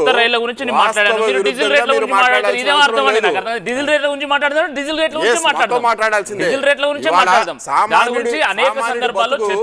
సామాన్యుడి బతుకు ఎందుకు భారంగా మారింది? సామాన్యుడి బతుకు ఎందుకు భారంగా మారింది? ఇవాళ మీరు చెప్పండి. ఇవాళ 35 రూపాయలు డీజిల్ మీద 10 రూపాయలు, పెట్రోల్ మీద 5 రూపాయలు తగ్గించింది. రాష్ట్ర ప్రభుత్వాలు ఏం చేస్తున్నాయి అది చెప్పండి. మరి రాష్ట్ర ప్రభుత్వాలు ఎందుకు తగ్గించడం లేదు? మేము తగ్గించాం, ఎందుకు తగ్గించడం లేదు? రాకేష్ గారు మీరు క్లియర్ గా చెప్తున్నారు 8 ఏళ్ల క్రితం ఉన్న కాంగ్రెస్ విధానాలే ఆ డిజిన్వెస్ట్మెంటే మేము కొనసాగిస్తున్నాం అనేది. ఆ రోజునున్న వాళ్ళు టాక్సేషన్ వేసిన పాలసీనే మేము కొనసాగిస్తున్నాం అని చెప్తున్నారు. మీరే చెప్పారు వాళ్ళు పెట్టింది మేము కొనసాగిస్తున్నాం అని చెప్తున్నారు. మీరు చెప్పండి. నేను ఒకటే చెప్తా ఉన్నాను కొంత మేరకు ఇన్ఫ్లేషన్ పెరిగినటువంటి విషయం వాస్తవమే. ఎందుకు పెరిగింది అనేది చర్చ జరగాలి కదా. దానికి ఉపశమనం ఏం చేస్తున్నామో చెప్పండి. ఇప్పుడు ఈరోజు కోవిడ్ సందర్భంగా గ్లోబల్గా ఈరోజు ఇన్ఫ్లేషన్ ఉంది. కేవలం మన దేశమే కాదు, అన్ని దేశాల్లో ఈరోజు ఇన్ఫ్లేషన్ ఉంది. నెంబర్ 1. నెంబర్ 2 ఏంటంటే క్రూడ్ ఆయిల్ ప్రైజెస్ పెరిగినటువంటి విషయం వాస్తవమే కదా. కాబట్టి ప్రజల మీద భారం తగ్గియాలనే ఉద్దేశంతో మేము పెట్రోల్ డీజిల్ మీద మేము ప్రైజెస్ తగ్గిస్తే రాష్ట్ర ప్రభుత్వాలు ఏం చేస్తున్నాయి? రాష్ట్ర ప్రభుత్వాలు కూడా ఇంకో 5-10 రూపాయలు తగ్గించుంటే ఈరోజు కొంత చౌకగా మారేది కదా. అవి చేయరు. కానీ ఎంతసేపు కేంద్రం మీద బురద చెల్లాలంటే ఒక ఆలోచనతో రాజకీయాలు చేస్తూ ఉంటారు. ఇది సరైనటువంటి పద్ధతి కాదు. ఇన్ఫ్రాస్ట్రక్చర్ నుంచి మాట్లాడారు. దయచేసి ఈ రోజు రొటీన్ గా మాట్లాడుకునేది ఎందుకండి? ఇది బడ్జెట్ డిస్కషన్ అండి. రొటీన్ ఎందుకు మాట్లాడుతున్నారు మీరు? రొటీన్ గా కాదు. ఈరోజు ఇంత ఇన్ఫ్రాస్ట్రక్చర్ ఉన్నటువంటి బడ్జెట్ గుర్తించడం లేదు. 25,000 కిలోమీటర్ నేషనల్ హైవేస్ నిర్మాణం ఈరోజు 63,000 కోట్లతో 4.8 crores ఇవ్వబోతా ఉన్నాము. దాని గురించి ఎందుకు మాట్లాడడం లేదు? వాటి గురించి మాట్లాడండి. ఈ రోజు లాజిస్టిక్ పార్క్స్ అనౌన్స్ చేస్తున్నారు. దాని గురించి ఎందుకు మాట్లాడడం లేదు? ఫ్యూయల్స్ ని ఎంకరేజ్ చేస్తున్నాం. ఇథనాల్ బ్లెండింగ్ గురించి ఎందుకు మాట్లాడడం లేదు? ఇప్పుడు అగ్రికల్చర్ గురించి ఎందుకు మాట్లాడడం లేదు? ఈరోజు 2,37,000 కోట్ల రూపాయలు కేవలం ధాన్యాన్ని కొనుగోలు చేయడానికి మా ప్రభుత్వం ఖర్చు పెడుతుందండి. ధాన్యాన్ని కొనుగోలు చేయడానికి 2,37,000 కోట్ల రూపాయలు ఖర్చు చేస్తా ఉన్నది. మిల్లెట్స్ ఎంకరేజ్ చేస్తా ఉన్నది. సేంద్రియ వ్యవసాయాన్ని ఎంకరేజ్ చేస్తా ఉన్నది. ఈరోజు క్రాప్ అసెస్మెంట్ కోసము ఈరోజు క్రాప్ డ్రోన్స్ ను ఉపయోగిస్తా ఉన్నది. రివర్స్ చేపడతా ఉన్నది. వాటి గురించి మాట్లాడారు వీళ్ళు. ఎంతసేపు పెట్రోల్ డీజిల్ గురించి రాష్ట్ర ప్రభుత్వాలు కంట్రోల్ చేయాలి. తులసిరెడ్డి గారు మీరు చేయలేకపోతే రాష్ట్ర అరే ప్రభుత్వాలు దమ్ముంటే జోలాలండి. నేను ఒకటే అడుగుతున్నా, మీ రాష్ట్ర ప్రభుత్వాలు 20 ప్రభుత్వాలు ఉన్నాయి. దమ్ముంటే 20 రాష్ట్ర GST లో ప్రభుత్వాలు పెట్టమని ఉన్నాయి. డిమాండ్ చేయండి. మీరేం చేశారని GST కి చెప్పుకోండి. ఎందుకు ఒప్పుకోవడం లేదు? మీరేం పెట్రోల్ చేశారని డీజిల్ GST లో చెప్పుకోండి. పెట్టడానికి ఎందుకు ఒప్పుకోవడం లేదు? దాని గురించి మాట్లాడారు. మీరు కానీ తీసుకురండి. మీరు రాజకీయ ఎవరొద్దన్నారు? ఉపన్యాసాలు ఇస్తా ఉంటారు. ఇది కరెక్ట్ కాదు. ఎవరొద్దన్నారు? మీరు ప్రజలు హర్షించారండి. మీరు తగ్గియండి ఫస్ట్. మీరు తగ్గించి రాకేష్ రెడ్డి గారు, బీజేపీ పాలిత ముఖ్యమంత్రులు ఉన్న రాష్ట్రాల్లో జీఎస్టీకి వ్యతిరేకంగా పోరాటలేదు. మేము అనుకూలంగానే ఉన్నాం. ఎక్కడ మా ప్రభుత్వాలు అనుకూలంగా ఉన్నాయి. మా ప్రభుత్వాలు పెట్రోల్ డీజిల్ మీద ప్రైజెస్ తగ్గించినాయి. వీళ్ళు ఎందుకు తగ్గించడం లేదు? దాని సమాధానం చెప్పండి. మీరు తగ్గించి మీరు 10 రూపాయలు తగ్గించేది మమ్మల్ని గల్లబట్టి అడగాలి, అంతేగాని మేమేం తగ్గియం కానీ మేము మాత్రం మీ మీద బురద వెళ్తాం. ఇది ఎక్కడ అన్యాయం అండి? నాకు అర్థం. తులసిరెడ్డి గారు రెస్పాండ్ అవ్వాలి మీరు. ఇప్పుడు నేను మళ్ళా స్టాండ్ అవుతున్నా. ఇది అప్పుల బడ్జెట్ అమ్మకం బడ్జెట్ మళ్ళా క్లారిఫికేషన్ ఇస్తున్నా. నేను ముందే చెప్పాను అప్పుల బడ్జెట్ ఏ విధంగా చెప్పాను. 1947 నుంచి 2014 వరకు 67 సంవత్సరాల్లో అందరూ నెహ్రూ గారి కంటే మన్మోహన్ సింగ్ గారి వరకు ఇంక్లూడింగ్ వాజ్పేయి గారు ఉన్నారు. వీళ్ళందరూ కలిసి చేసిన ఆ ప్రభుత్వాలు చేసిన అప్పు 45 లక్షల కోట్లు అయితే ఈ 7 సంవత్సరాల్లో ఒక్క మోడీ గారి ప్రభుత్వం చేసిన అప్పు 75 లక్షల కోట్ల రూపాయలు. యాజ్ ఆన్ టుడే వచ్చేసి 120 లక్షల కోట్ల రూపాయలు అప్పు ఉంది. ఇది వాస్తవం. రెండవది వచ్చేసి ఈయన జీడిపి అంటారు తీసుకున్నాం. పర్ క్యాపిటా ఇన్కమ్ తీసుకున్నాం. 2021లో ఇంటర్నేషనల్ మానిటరీ ఫండ్ ఇచ్చిన నివేదిక ప్రకారంగా పర్ క్యాపిటా ఇన్కమ్ వివిధ దేశాల్లో ఎలా ఉందంటే మొత్తం 214 దేశాలకు గాను మన ర్యాంక్ వచ్చేసి 168. పర్ క్యాపిటల్ ఇన్కమ్ లో మొత్తం 214 దేశాల్లో అది సోమాలియా 214లోది సోమాలియా మంది వచ్చేసి 168, పాకిస్తాన్ 181, బంగ్లాదేశ్ 167, అమెరికా వచ్చేసి అది మనకంటే చాలా పైన ఉంది, యూకే $46,200 ఇట్లా మంది 168 ర్యాంకు పర్ క్యాపిటల్ ఇన్కమ్. తర్వాత ఆకలి సూచిలో మాల్ న్యూట్రిషన్ ఆకలి సూచిలో 2021 లెక్కల ప్రకారం నివేదిక ప్రకారంగా మొత్తం 116 దేశాల్లో మన ర్యాంక్ 101, సోమాలియా 116, ఆఫ్ఘనిస్తాన్ 103, భారతదేశం 101. మనకంటే శ్రీలంక 65, బంగ్లాదేశ్ 76, తర్వాత పాకిస్తాన్ 92 మంది 101, ఆఫ్ఘనిస్తాన్ 103, సోమాలియా 116. సంతోష సూచికలో 2021లో 156 దేశాల్లో మంది 144 ర్యాంక్. కాబట్టి ఏ యాంగిల్లో వచ్చేసి ఒక దిక్కు అప్పులు చేసిరి, ఓ దిక్కు అమ్మకాలు చేసిరి, ఓ దిక్కు ఏ సూచికలో చూసుకున్నా ఆకలి సూచికలో చూసుకున్నా ఘోరంగా ఉన్నాం, సంతోష సూచికలో తీసుకున్నా ఘోరంగా ఉన్నాం, సుస్థిరాభివృద్ధి సూచికలో తీసుకున్నా ఘోరంగా ఉన్నాం, తలసరి ఆదాయంలో తీసుకున్నా ఘోరంగా ఉన్నాం. కాబట్టి ఏ విధంగా మీరు 7 సంవత్సరాల తర్వాత అంతకుముందు ఫస్ట్ ఇయర్ సెకండ్ ఇయర్ అంటే కాంగ్రెస్ మీద నెపం పెట్టచ్చు. 7 సంవత్సరాల తర్వాత ఇది 2021 సూచిక. తర్వాత అమ్మకం వచ్చేసి డెఫినెట్ గా 1991లో ప్రారంభమైంది వాస్తవం. ఇది పెట్టుబడుల ఉపసంహరణ. దాంట్లో పివి నరసింహారావు 5 సంవత్సరాల పీరియడ్ లో పెట్టుబడుల ఉపసంహరణ 9,960 కోట్లు 5 సంవత్సరాల్లో.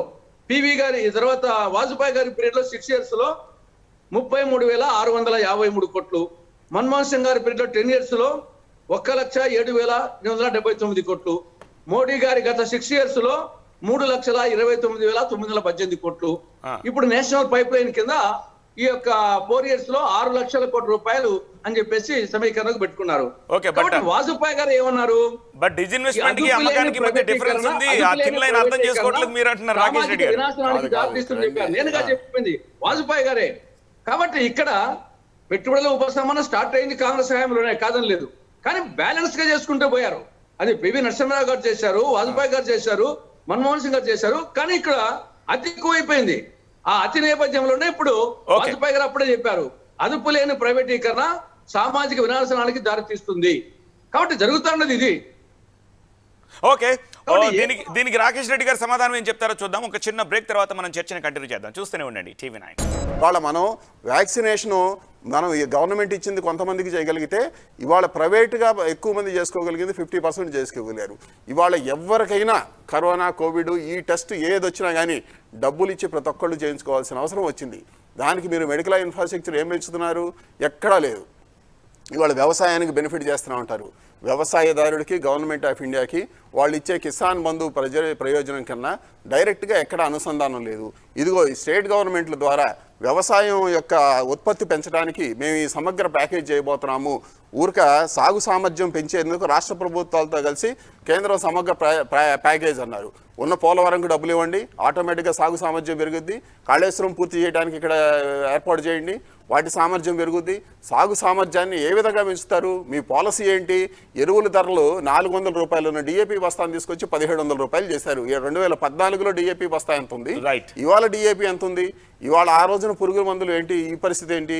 ఇవాళ ఈ సంవత్సరం తెలంగాణ ఆంధ్రప్రదేశ్లో కాదండి, దేశం మొత్తం మీద కూడా అనేక పంటలు దెబ్బతినిపోయినాయి, పూర్తిగా దెబ్బతిన్నాయి. వాళ్ళ మిర్చి పంట పూర్తిగా దెబ్బతిని వాడుకున్నారు. మీ పాలసీ డెసిషన్ మేమేం అనట్లేదు, పాజిటివ్గా మీరు చేయగలిగింది చేసామని చెప్పండి, చేయలేనిది చేయలేమని చెప్పండి అనేది ఇది విధానపరమైన నిర్ణయాల్లో మీ జరిగిన తప్పుల్ని ఒప్పుకోండి. లాస్ట్ ఇయర్ 2 బడ్జెట్లో నిర్మలా సీతారామన్ గారి ప్రసంగాల్లో చూడండి, మీరేమన్నారు? ఆపరేషన్స్ గ్రీన్స్ అనే ప్రాజెక్టు కింద వ్యవసాయం మారిపోద్ది అన్నారు. ఇవాళ బడ్జెట్ కేటాయింపులు యూటిలైజేషన్ చూడండి, వాటి కింద ₹1 వాడలేదు. 10,000 FPOలు పెడతామని లాస్ట్ ఇయర్ బడ్జెట్లో కూడా ఘనంగా భావించారు. బడ్జెట్ అయిపోయిన తర్వాత మోడీ గారు చెబుతా 10,000 FPOలతో దేశ చరిత్ర మారిపోయిద్ది అని అన్నారు. కోఆపరేటివ్ సొసైటీలు వద్దు, మొత్తం కూడా వీటికి మారిపోద్ది అని అన్నారు. మళ్ళీ వాళ్ళ బడ్జెట్ వచ్చేసరికి కోఆపరేటివ్ సొసైటీలకి ట్యాక్స్ ఇన్సెంటివ్ ఇస్తామంటున్నారు. మీరు FPOల విషయంలో ఫెయిల్ అయ్యామనేది ఒప్పుకోవట్లే. దాని మీద ఏ విధమైన ఇది మంచి అని ఒప్పుకుంటాం, కానీ జరిగిన నెగటివ్స్ కూడా మెన్షన్ చేయగలిగితేనే ప్రభుత్వాన్ని ఒప్పుకుంటారండి. ఓకే మనకి డిబేట్ లో మామిడి గిరిధర్ ఆర్థిక రంగ నిపుణులు జాయిన్ అయ్యారు, అలాగే తులసిరెడ్డి కాంగ్రెస్ మాజీ ఎంపీ ఆయన కూడా జాయిన్ అయ్యారు. ఒకసారి తులసిరెడ్డి గారు, ఈ బడ్జెట్ ని మీరు ఎలా చూస్తారు? రాకేష్ రెడ్డి బీజేపీ అధికార ప్రతినిధి అంటారు ఇది result oriented policy making budget అని చెప్పే ప్రయత్నం చేస్తున్నారు. మీరు ఆయన అభిప్రాయంతో ఏకీభవిస్తారా? రాష్ట్రాలను ఏమీ అడ్రస్ చేయకుండా, పర్టికులర్ ఫీల్డ్ని దేన్ని అడ్రస్ చేయకుండా పాలసీస్ని బట్టి గ్రోత్ ఓరియంటెడ్గా ఈ బడ్జెట్ ఇచ్చినట్టుగా మీరు కూడా అనుకుంటున్నారా? ఇప్పుడు రూపాయి రాకనే మనం చూస్తాం, మళ్ళీ రూపాయి పోక అమలవుతాం.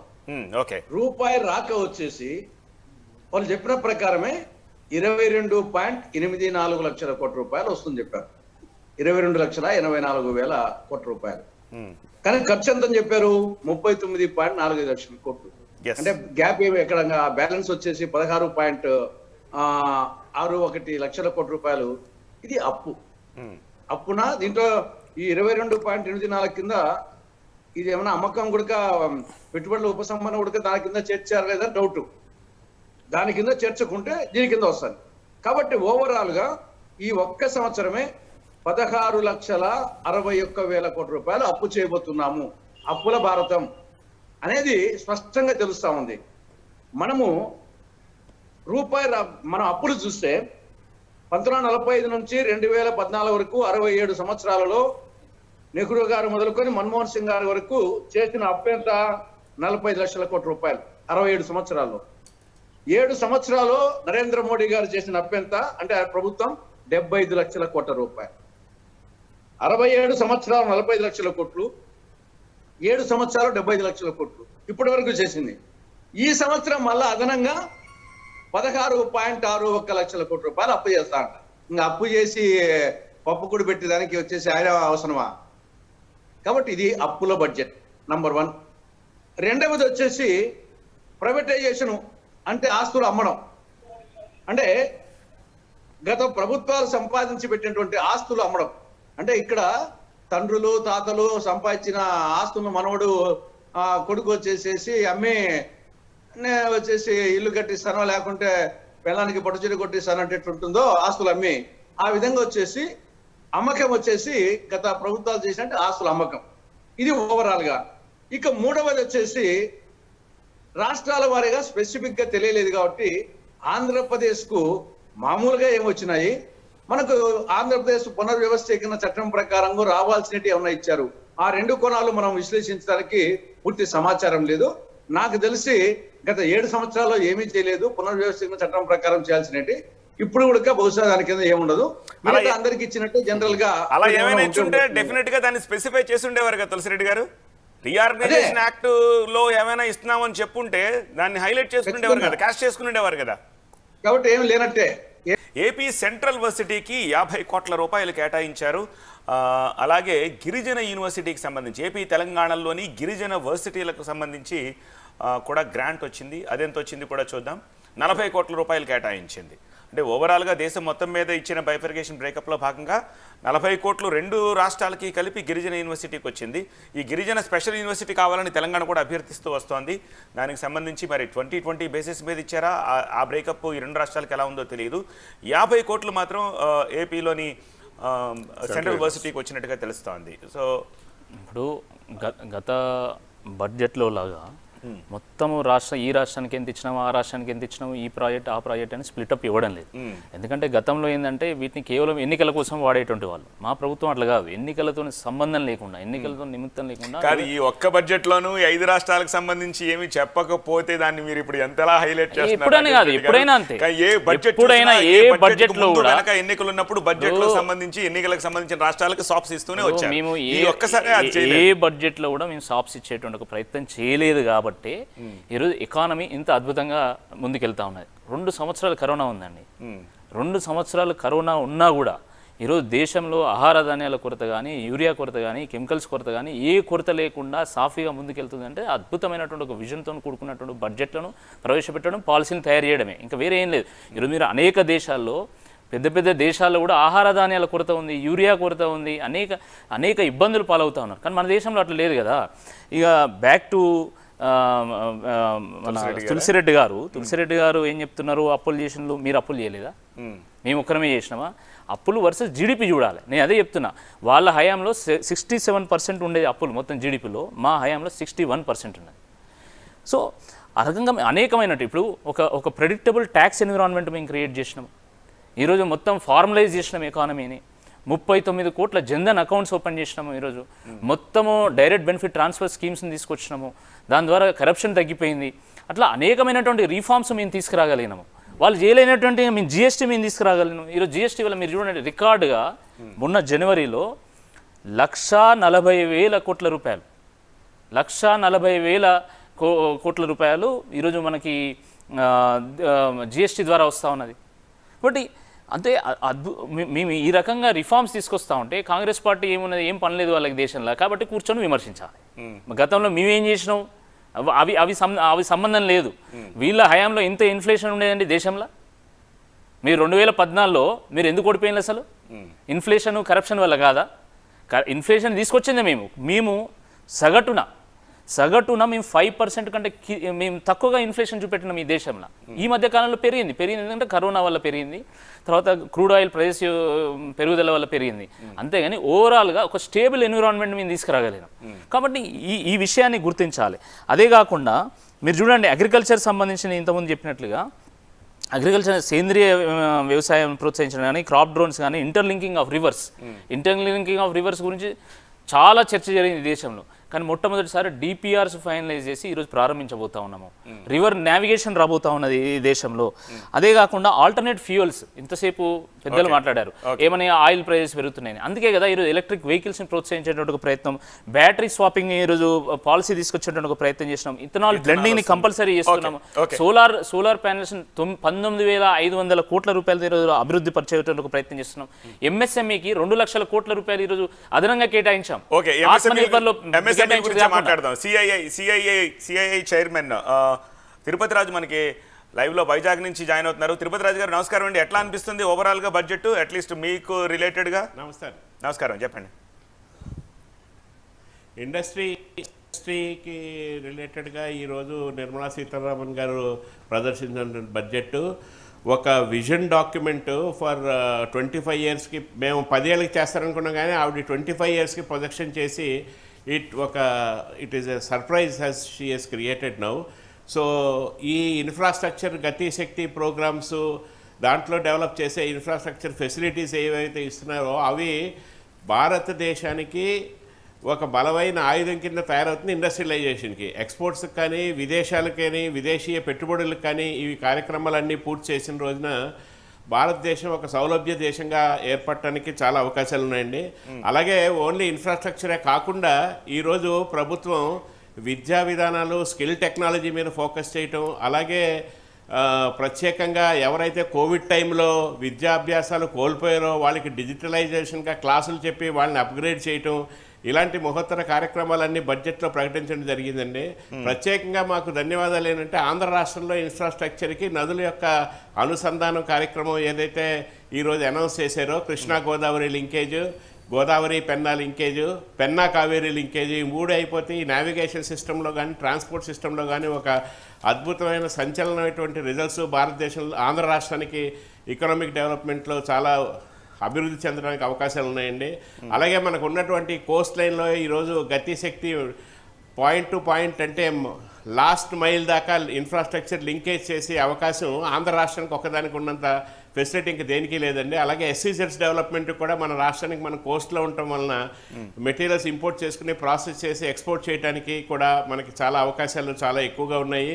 ఈ అన్నిటి మీద ఈరోజు గవర్నమెంట్ ఇన్వెస్ట్మెంట్ చేసి ఒక 25 ఇయర్స్కి విజన్ డాక్యుమెంట్ లాగా బడ్జెట్ ఉంది తప్ప ఒకళ్ళని అభివృద్ధి దీని గురించి కాకుండా ఇది చాలా అభివృద్ధిదాయకమైన బడ్జెట్ అని మాకు అందరికీ అనిపిస్తుందండి. సిఏఏ తరఫున మేము ప్రభుత్వానికి ధన్యవాదాలు కూడా తెలియజేస్తున్నాం. ఓకే, సో ఓవరాల్గా మీరు దీన్ని ఒక పాజిటివ్ బడ్జెట్గా చూస్తారు? 100% తప్పకుండా పాజిటివ్ బడ్జెట్ కింద చూస్తారండి. కొన్ని చిన్నవి ఉన్నా కానీ overall performance seems to be very good and projected very well అండి. సాయిబాబు గారు సార్, ఇప్పుడు పారిశ్రామిక రంగంలో ఉన్నవాళ్ళు వాళ్ళకు కొన్ని అంశాలు వాళ్ళకి పాజిటివ్ వచ్చినాక పాజిటివ్ అనేది ఫీల్ అవుతున్నారండి. ఇవాళ నేను అనేది ఏంటంటే నదుల అనుసంధానం అనేది డెఫినెట్గా ఇంపార్టెంట్.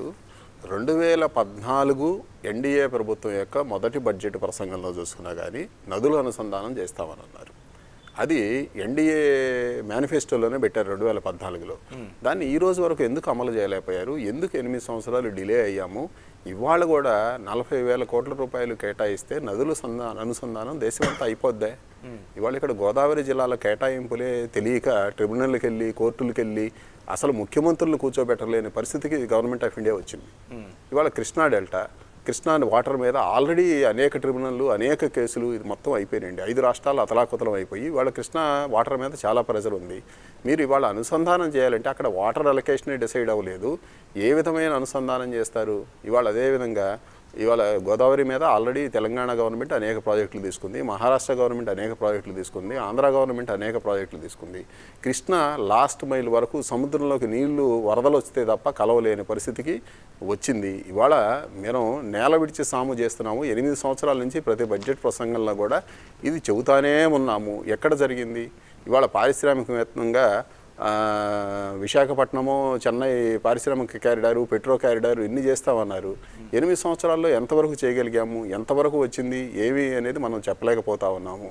ఇవాళ అణగారిన వర్గాలకి, వాయిస్ లేని బయటికి రాలేని ఆ వర్గాలకి ఇవాళ వద్దు అన్నా కానీ 60 కోట్ల మంది ఈరోజు కూడా ఈ దేశంలో వ్యవసాయం మీద ఆధారపడి ఉన్నారు. ఇవాళ డిజిటల్ కరెన్సీ, డిజిటలైజేషన్ వెళ్తాము అని అంటున్నారు. అసలు బ్యాంక్ అకౌంట్ లేని వాళ్ళు ఎంతమంది ఉన్నారు? డిజిటల్గా అంటే తెలియని వాళ్ళు ఎంతమంది ఉన్నారు అనేది మనం చెప్పలేకపోతున్నాం. ఒక్క నిమిషం చెబుతున్నాం, అదే చెప్తాను. 40 కోట్ల జనధన్, రాకేష్ గారు 40 కోట్ల జనధన్ అకౌంట్లు ఓపెన్ చేశారు. అందులో ఆపరేషన్ జనధన్ అకౌంట్లు 10 కోట్లు కూడా లేవండి. అన్ని కూడా జీరో బ్యాలెన్స్ తో జనధన్ అకౌంట్లు అన్ని క్లోజ్ అయిపోయినాయి. 1,00,000 కోట్ల రూపాయల డిపాజిట్లు ఉన్నాయి జనధన్ అకౌంట్లు.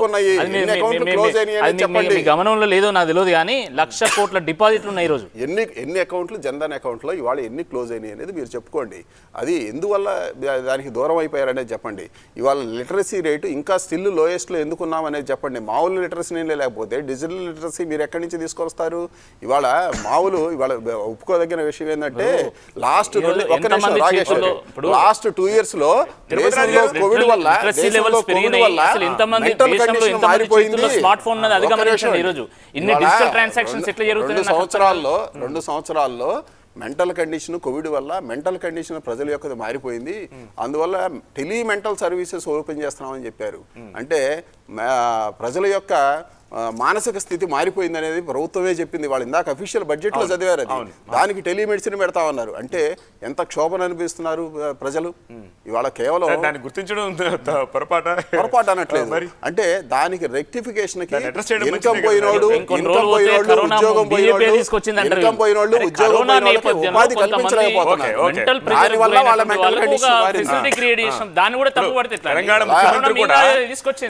ముఖ్యమంత్రి కేసీఆర్ కూడా మానసిక పిల్లల సంబంధించి మాట్లాడారు. 2 సంవత్సరాల్లో ఎన్ని కోట్ల మంది ఉపాధి కోల్పోయారు, ఎంతమంది నడిచి వెళ్తా చనిపోవాల్సి వచ్చారు. ఇవాళ దేశంలో సుప్రీంకోర్టు చెప్పే వరకు కూడా 50,000 రూపాయలు కోవిడ్ లో చనిపోయిన వాళ్ళకి ఇస్తామని చెప్పి ప్రభుత్వం ప్రకటించలేకపోయింది.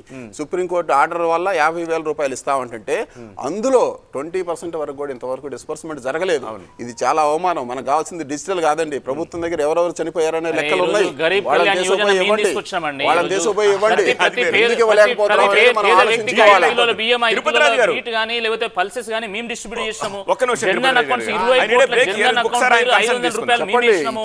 చెప్పండి, ఇచ్చిన వాటిని అనట్లేదు మిమ్మల్ని.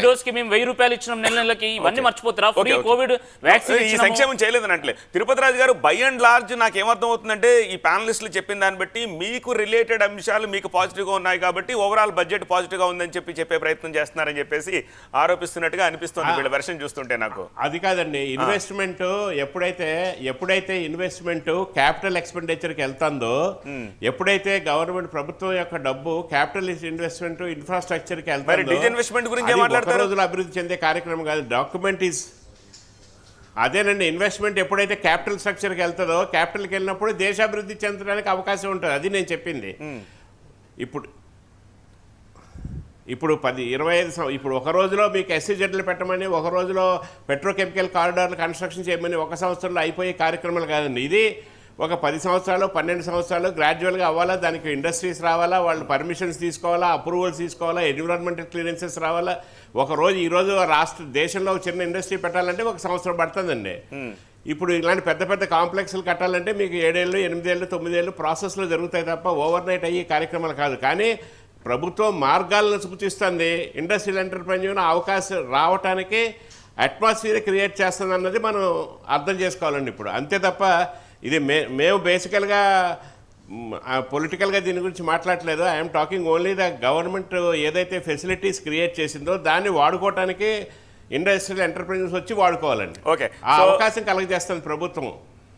So if that is right, Tulasi Reddy గారు కాంగ్రెస్ పార్టీ కోణంలోనే చూస్తున్నారేమో. అందుకనే బహుశా ఆయనకి అమ్మకం అప్పులే కనిపిస్తున్నాయి. ఈ ఇన్వెస్ట్మెంట్కే దారి తీస్తుంది. సో క్యాపిటల్ ఎక్స్పెండిచర్ పెంచడం కోసం చేస్తున్న ఇది కనిపించట్లేదు అన్నట్టుగా తెలుస్తోంది. అదే డిస్ఇన్వెస్ట్మెంట్ ఇన్వెస్ట్మెంట్ లేకపోతుంది. ఆ ఇన్వెస్ట్మెంట్ అదాని అంబానీ ఇన్వెస్ట్మెంట్ కి పోతుంది. అంటే ఫీల్డ్ మీద ఏముండదు. ఓకే తులసిరెడ్డి గారు, లెట్స్ డిబేట్ దిస్. అదాని అంబానీని తీసుకొచ్చారు మీరు యాక్చువల్గా. ఓకే, చిన్న బ్రేక్ తీసుకుందాం. రాకేష్ రెడ్డి గారికి పాయింట్ ఉంది, but I need a break here. Break తర్వాత దీనికి సంబంధించిన చర్చ స్పీచ్ లో చెప్పారు ఆవిడ. దాంట్లో నోట్స్ లో ఉంటాయి. రోడ్స్ డిపార్ట్మెంట్ ఎంత ఖర్చు పెట్టబోతున్నారు అవన్నీ ఉంటాయి. ఆల్రెడీ ఉన్నాయి, మనం వెళ్ళి చూసుకోవచ్చు అవి. కాబట్టి 35% పెంచారంట కనుక ఇది చాలా పెద్ద విషయం. ఇది గత 3 సంవత్సరాలుగా మాలాంటి వాళ్ళందరూ దాని మీద కంప్లైంట్ చేస్తున్నారు. మీరు సంక్షేమ పథకాలని చెప్పి అందరికీ ఉచితంగా అవిస్తున్నాం అని చెప్తున్నారే కానీ నిజంగా దేశంలో ఆస్తులు పెంచే దిశగా మీరు ఖర్చు పెట్టట్లేదు అని మేము సూచనలు ఇచ్చేవాళ్ళము.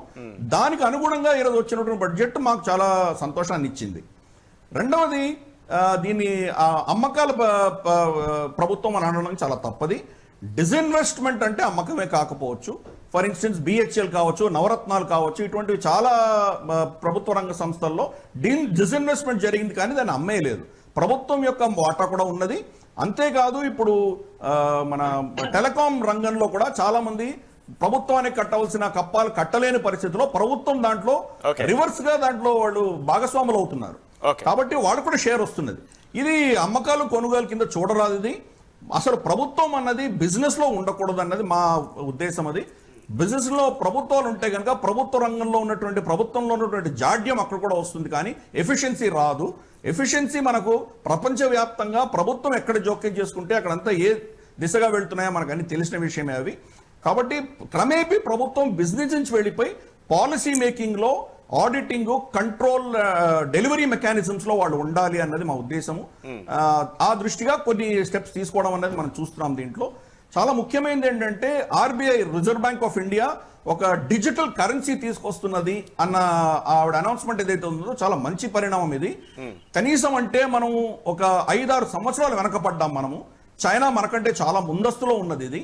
మనకు కాంపిటీషన్ ఇక్కడ మన దేశం లోపల ఉన్నటువంటి అంశాలే కాదు, మనకు ప్రపంచవ్యాప్తంగా ఏం జరుగుతున్నదని చూడాలి. చమురు ధరలు ప్రపంచవ్యాప్తంగా ఎప్పుడూ లేనంత $80-85 లెవెల్కి వెళ్తున్నప్పుడు తప్పకుండా మనకు కూడా ఇంపాక్ట్ అన్నది అన్ని వస్తువుల్లో కూడా ఉండబోతున్నది. ఇప్పుడు రేపు యుక్రెయిన్ లో సంక్షోభం ఏం రాబోతున్నదో తెలియదు, టైవాన్ లో ఏం జరుగుతుందో తెలియదు. ఈ సంవత్సరం జరగబోయేటువంటి విషయాలలో మనకు కూడా దాని ప్రభావం ఉండి తీరుతుంది. అలాగే ఫెడెక్స్, అమెరికన్ ఫెడెక్స్ కూడా వాళ్ళు ఇంట్రెస్ట్ రేట్స్ పెంచుతున్నారు, ఇంగ్లాండ్ ఫెడెక్స్ రేట్స్ పెంచుతున్నారు. ఇవన్నీ కనుక పెరిగినప్పుడు భారతదేశంలో కూడా ఇక్కడ ఉన్నటువంటి క్యాపిటల్ వెళ్ళిపోవడం అన్నది చాలా సహజం. సంపన్నమైన దేశాలకు వెళ్ళిపోయి ఇన్వెస్ట్ చేయడం అన్నది చాలా మంది చేస్తారు, కాబట్టి ఆ ఇంపాక్ట్ అనేది మనకు కూడా ఉంటుంది. కానీ చూస్తే కనుక మనకు అమెరికాలో మీకు డిపార్ట్మెంటల్ స్టోర్స్ లో మీకు ఆహార కొరత ఉన్నది, చైనాలో భయంకరమైన ఇక్కట్లు ఉన్నాయి, శ్రీలంకలో అసలు తినడానికి తిండి లేని పరిస్థితి. ఇవన్నీ చూస్తే కనుక భారతదేశంలో మనకు ఆహార కొరత అన్నది లేదు, సుభిక్షత అన్నది ఉన్నది. మనం మన దేశంలో ఒకటే చూడకూడదు, ప్రపంచ వ్యాప్తంగా ఉన్న పరిస్థితుల్లో మనం ఎలా ఉన్నామని కంపేర్ చేసి చూస్తే తప్పకుండా వాళ్ళ కంపారిటివ్లీ మనం చాలా బాగానే ఉన్నామని అనుకోవాలి. దాని దిశగానే నలుగురు ప్యానలిస్టుల నుంచి 4 వెర్షన్స్ కనిపిస్తున్నాయి. నలుగురు ప్యానలిస్ట్ నుంచి 4 వెర్షన్స్ కనిపిస్తున్నాయి. గిరిధర్ గారు అంటారు దీన్ని ప్రో బడ్జెట్ అంటారు, దీన్ని బ్యాలెన్స్డ్ బడ్జెట్ అని చెప్పి గిరిధర్ గారు చెప్తారు. రాకేష్ రెడ్డి అంటారు this is very beautiful pro budget అంటారు. అండ్ తులసిరెడ్డి గారేమో ఇది అప్పుల అమ్మకం బడ్జెట్ అంటారు. అండ్ సాయిబాబు గారు అంటారు ఫార్ వాస్తవ దూరంగా ఈ బడ్జెట్ ఉందని చెప్పేసి 4 చెప్తారు. అసలు బడ్జెట్లో కొన్ని key highlight things Nirmala Sitharaman ఏం వెల్లడించారో ఒక చిన్న గ్రాఫికల్ ప్రజెంటేషన్ చూసి దానికి సంబంధించిన డిబేట్ని మనం చూద్దాం. వెరీ ఫస్ట్ ఇది బూస్టర్ బడ్జెట్గా మనం అనుకుంటూ వచ్చాము. దానికి సంబంధించి ఏమి నిర్ణయాలు తీసుకున్నారు? రసాయన రహిత ఆర్గానిక్ వ్యవసాయాన్ని ప్రోత్సహించడానికి ఈ బడ్జెట్ని ప్రవేశపెట్టినట్టుగా నిర్మలా సీతారామన్ చెప్తున్నారు. అట్ ది సేమ్ టైం కేంద్రం ఊతమిస్తుంది ఈ రసాయన రహిత ఆర్గానిక్ వ్యవసాయానికి సంబంధించి చాలా అంశాలు ఈసారి బడ్జెట్లో వచ్చినట్టుగా తెలుస్తోంది. అసలు ఈ సంవత్సరానికే తృణధాన్యాల సంవత్సరంగా ఈ బడ్జెట్లో రూపకల్పన చేశారు. ఈ సంవత్సరానికి ఆ పేరు పెట్టారు. బికాస్ మనం ఇంపోర్ట్స్ ఎక్కువ చేసుకుంటూ ఉంటాం బయట నుంచి ఈ నూనె ధాన్యాలు వీటికి సంబంధించి. సో ఆ ఉత్పత్తిని ఎక్కువ పెంచాలి మనం. తద్వారా ఈ సంవత్సరాన్ని తృణధాన్యాల సంవత్సరంగా 2022-23 సంవత్సరాన్ని ప్రకటించారు. రసాయన రహిత ఆర్గానిక్ వ్యవసాయం అంటే సేంద్రియ పద్ధతి వ్యవసాయానికి సంబంధించి డెసిషన్ తీసుకున్నాము అని చెప్పేసి ఈ బడ్జెట్ లో చెప్పారు. క్రాప్ డ్రోన్స్ అంటే డ్రోన్ టెక్నాలజీని సైతం యూజ్ చేసి మనం వ్యవసాయాన్ని ముందుకు తీసుకెళ్లాలన్న ఆలోచనలో ఉన్నట్టుగా మనకు తెలుస్తుంది. రాకేష్ రెడ్డి గారు, ఇప్పుడు ఇంతకుముందు తులసిరెడ్డి గారు మాట్లాడుతూ అప్పుల బడ్జెట్ అని అమ్మకం బడ్జెట్ అని మాట్లాడారు. వారు చాలా సీనియర్, నేను వారిని గౌరవిస్తున్నాను. కానీ వారి ప్రాస కోసం ఇలాంటివి వాడద్దు దయచేసి. ఎందుకంటే ఆయన చెప్పిన స్టాటిస్టిక్స్ రాంగ్, 100% రాంగ్ అండి. అప్పులు చేశారు అంటున్నారు. రాంగ్ కాదండి, అప్పులు అయితే వాస్తవం, అప్పులు వాస్తవం అండి. అప్పుల పెరుగుదల గురించి మాట్లాడుతున్నారు తప్ప జీడిపి ఎంత పెరిగిందనే అంశం ఎందుకు మాట్లాడారు? ఆ రోజు జీడిపిలో ఉన్నటువంటి అప్పులు 67% ఉంటాయి యూపీఏ ప్రభుత్వంలో, ఈరోజు 61% ఉంటాయి. అంటే మేము తగ్గించినాం, అంటే జీడిపిని పెంచుతున్నాం. జీడిపి అంశం వీళ్ళు చర్చకు దియ్యరు, ఓన్లీ అప్పుల గురించి మాట్లాడారు. కాబట్టి నేనేమంటున్నా అంటే అమ్మకాలంటే లాస్ట్ ఇయర్ బడ్జెట్లో 1,75,000 కోట్ల రూపాయలు డిజిన్వెస్ట్మెంట్స్ ద్వారా తీసుకురావాలని అనుకున్నారు. దాంట్లో కనీసం ఒక 17,000 కోట్ల రూపాయలు కూడా అమ్మకాలు చేయలేదు. అయినా కూడా వీళ్ళు పదే అమ్మకాలు కాదు, అసెట్ మానిటైజేషన్. దాన్ని మీరు గమనించాలి. ఇప్పుడు భూమిని అమ్మడం వేరు, భూమిని లీజ్కి ఇవ్వడం వేరు. దాన్ని గమనించకుండా ఈ రకంగా మాట్లాడితే ఎట్లా అండి? ఇది అమ్మకాల బడ్జెట్ కాదు, ఇది ఆస్తుల నిర్మాణం చేసేటువంటి ఒక బడ్జెట్. ఇది అప్పుల బడ్జెట్ కాదు, ఇది అందరి బడ్జెట్, అద్భుతమైనటువంటి ఒక బడ్జెట్గా గుర్తించాలి. ఇప్పుడు అమ్మకాలు మొదలుపెట్టింది వాళ్ళు కదా. ఐసిఐసిఐ ఎవరు అమ్మారు? హెచ్డిఎఫ్సి ఎవరు అమ్మారు? ఈ దేశంలో అసలు ప్రైవేటేషన్ ఎవరు స్టార్ట్ చేసిండు? లిబరలైజేషన్ ఎవరు స్టార్ట్ చేసిండు? గ్లోబలైజేషన్ ఎవరు స్టార్ట్ చేసిండు? మీ పివి నరసింహారావు గారు స్టార్ట్ చేసింది కదా. వారి యొక్క పాలసీని మేము కంటిన్యూ చేస్తున్నాం. యూపీఏ ప్రభుత్వం కంటిన్యూ చేసింది, మేము కూడా కంటిన్యూ చేసాం. ఎవరు ఈ దేశంలో ఎవ్వరు ప్రైవేటేషన్ విరుద్ధం కాదండి, ఇంక్లూడింగ్ కమ్యూనిస్ట్ ప్రభుత్వాలు ఈరోజు ప్రైవేట్ కంపెనీలను ప్రోత్సహించడం లేదా? కాబట్టి ఇవన్నీ కూడా ఏంటంటే ప్రతిపక్షంలో ఉన్నప్పుడు దీన్ని విమర్శించడము, అధికారంలోకి రానే దాన్ని అమలు చేయడం, ఇది కాంగ్రెస్ పార్టీకి అలవాటు అయిపోయింది. అందుకనే కాంగ్రెస్ పార్టీ యొక్క పరిస్థితి ఏందో ఈ దేశంలో మనం చూస్తా ఉన్నాం. అసలు ఇంత ఇన్ఫ్రాస్ట్రక్చరల్ బూస్ట్ చేసేటువంటి ఒక బడ్జెట్ ఎందుకు మీరు గుర్తించడం లేదు? మీరు చూడండి 4 మల్టీ నోడల్ లాజిస్టిక్ పార్క్ మేము అనౌన్స్ చేయడం జరిగింది.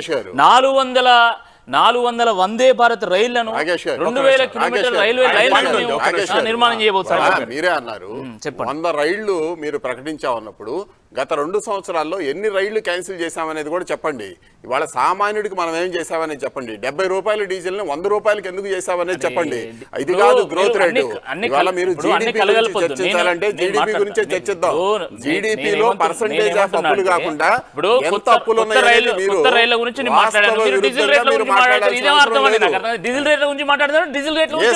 మాట్లాడాల్సిందే.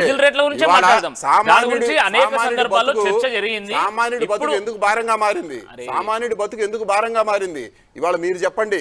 ఇవాళ 35 రూపాయలు డీజిల్ మీద 10 రూపాయలు, పెట్రోల్ మీద 5 రూపాయలు తగ్గించింది. రాష్ట్ర ప్రభుత్వాలు ఏం చేస్తున్నాయి అది చెప్పండి. మరి రాష్ట్ర ప్రభుత్వాలు ఎందుకు తగ్గించడం లేదు? మేము తగ్గించాం భారం, మీరు ఎందుకు తగ్గించడం లేదు? రాకేష్ గారు మీరు క్లియర్ గా చెప్తున్నారు 8 ఏళ్ల క్రితం ఉన్న కాంగ్రెస్ విధానాలే ఆ డిస్ఇన్వెస్ట్మెంటే మేము కొనసాగిస్తున్నాం అనేది. ఆ రోజునున్న వాళ్ళు టాక్సేషన్ వేసిన పాలసీనే మేము కొనసాగిస్తున్నాం అని చెబుతున్నారు. మీరే చెప్పారు వాళ్ళు పెట్టింది మేము కొనసాగిస్తున్నాం అని చెబుతున్నారు.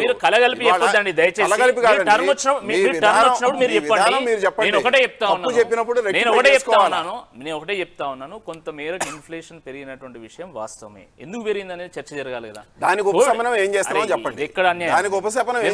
చెప్పండి. ఇప్పుడు ఈరోజు కోవిడ్ సందర్భంగా గ్లోబల్గా ఈరోజు ఇన్ఫ్లేషన్ ఉంది. కేవలం మన దేశమే కాదు, అన్ని దేశాల్లో ఈరోజు ఇన్ఫ్లేషన్ ఉంది. నెంబర్ 1. నెంబర్ 2 ఏంటంటే క్రూడ్ ఆయిల్ ప్రైజెస్ పెరిగినటువంటి విషయం వాస్తవమే కదా. కాబట్టి ప్రజల మీద భారం తగ్గియాలనే ఉద్దేశంతో మేము పెట్రోల్ డీజిల్ మీద మేము ప్రైజెస్ తగ్గిస్తే రాష్ట్ర ప్రభుత్వాలు ఏం చేస్తున్నాయి? రాష్ట్ర ప్రభుత్వాలు కూడా ఇంకో 5-10 రూపాయలు తగ్గించుంటే ఈరోజు కొంత చౌకగా మారేది కదా. అవి చేయరు. కానీ ఎంతసేపు కేంద్రం మీద బురద జల్లాలనేటువంటి ఒక ఆలోచనతో రాజకీయాలు చేస్తూ ఉంటారు. ఇది సరైనటువంటి పద్ధతి కాదు. ఇన్ఫ్రాస్ట్రక్చర్ నుంచి మాట్లాడారు. దయచేసి ఈ రోజు రొటీన్ గా మాట్లాడుకునేది ఎందుకండి? బడ్జెట్ డిస్కషన్ అండి. రొటీన్ ఎందుకు మాట్లాడుతున్నారు మీరు? రొటీన్ కాదు. ఈరోజు ఇంత ఇన్ఫ్రాస్ట్రక్చర్ ఉన్నటువంటి బడ్జెట్ గుర్తించడం లేదు. 25,000 కిలోమీటర్ నేషనల్ హైవేస్ నిర్మాణం ఈరోజు 63,000 కోట్లతో 4.8 crores అంతా ఊహించినట్టుగానే ఈ బడ్జెట్లో డిజిటల్ కరెన్సీకి సంబంధించిన ప్రస్తావన ఎక్కువ చేశారు నిర్మలా సీతారామన్. డిజిటల్ రూపీకి సంబంధించి మాట్లాడారు. అలాగే at the same time digital currency ఒకవేళ ఆదాయం సంపాదిస్తే డిజిటల్ కరెన్సీ ద్వారా అందులో ఎంత శాతం ట్యాక్స్ రూపంలో కట్ చేస్తారన్నది ప్రస్తావించారు.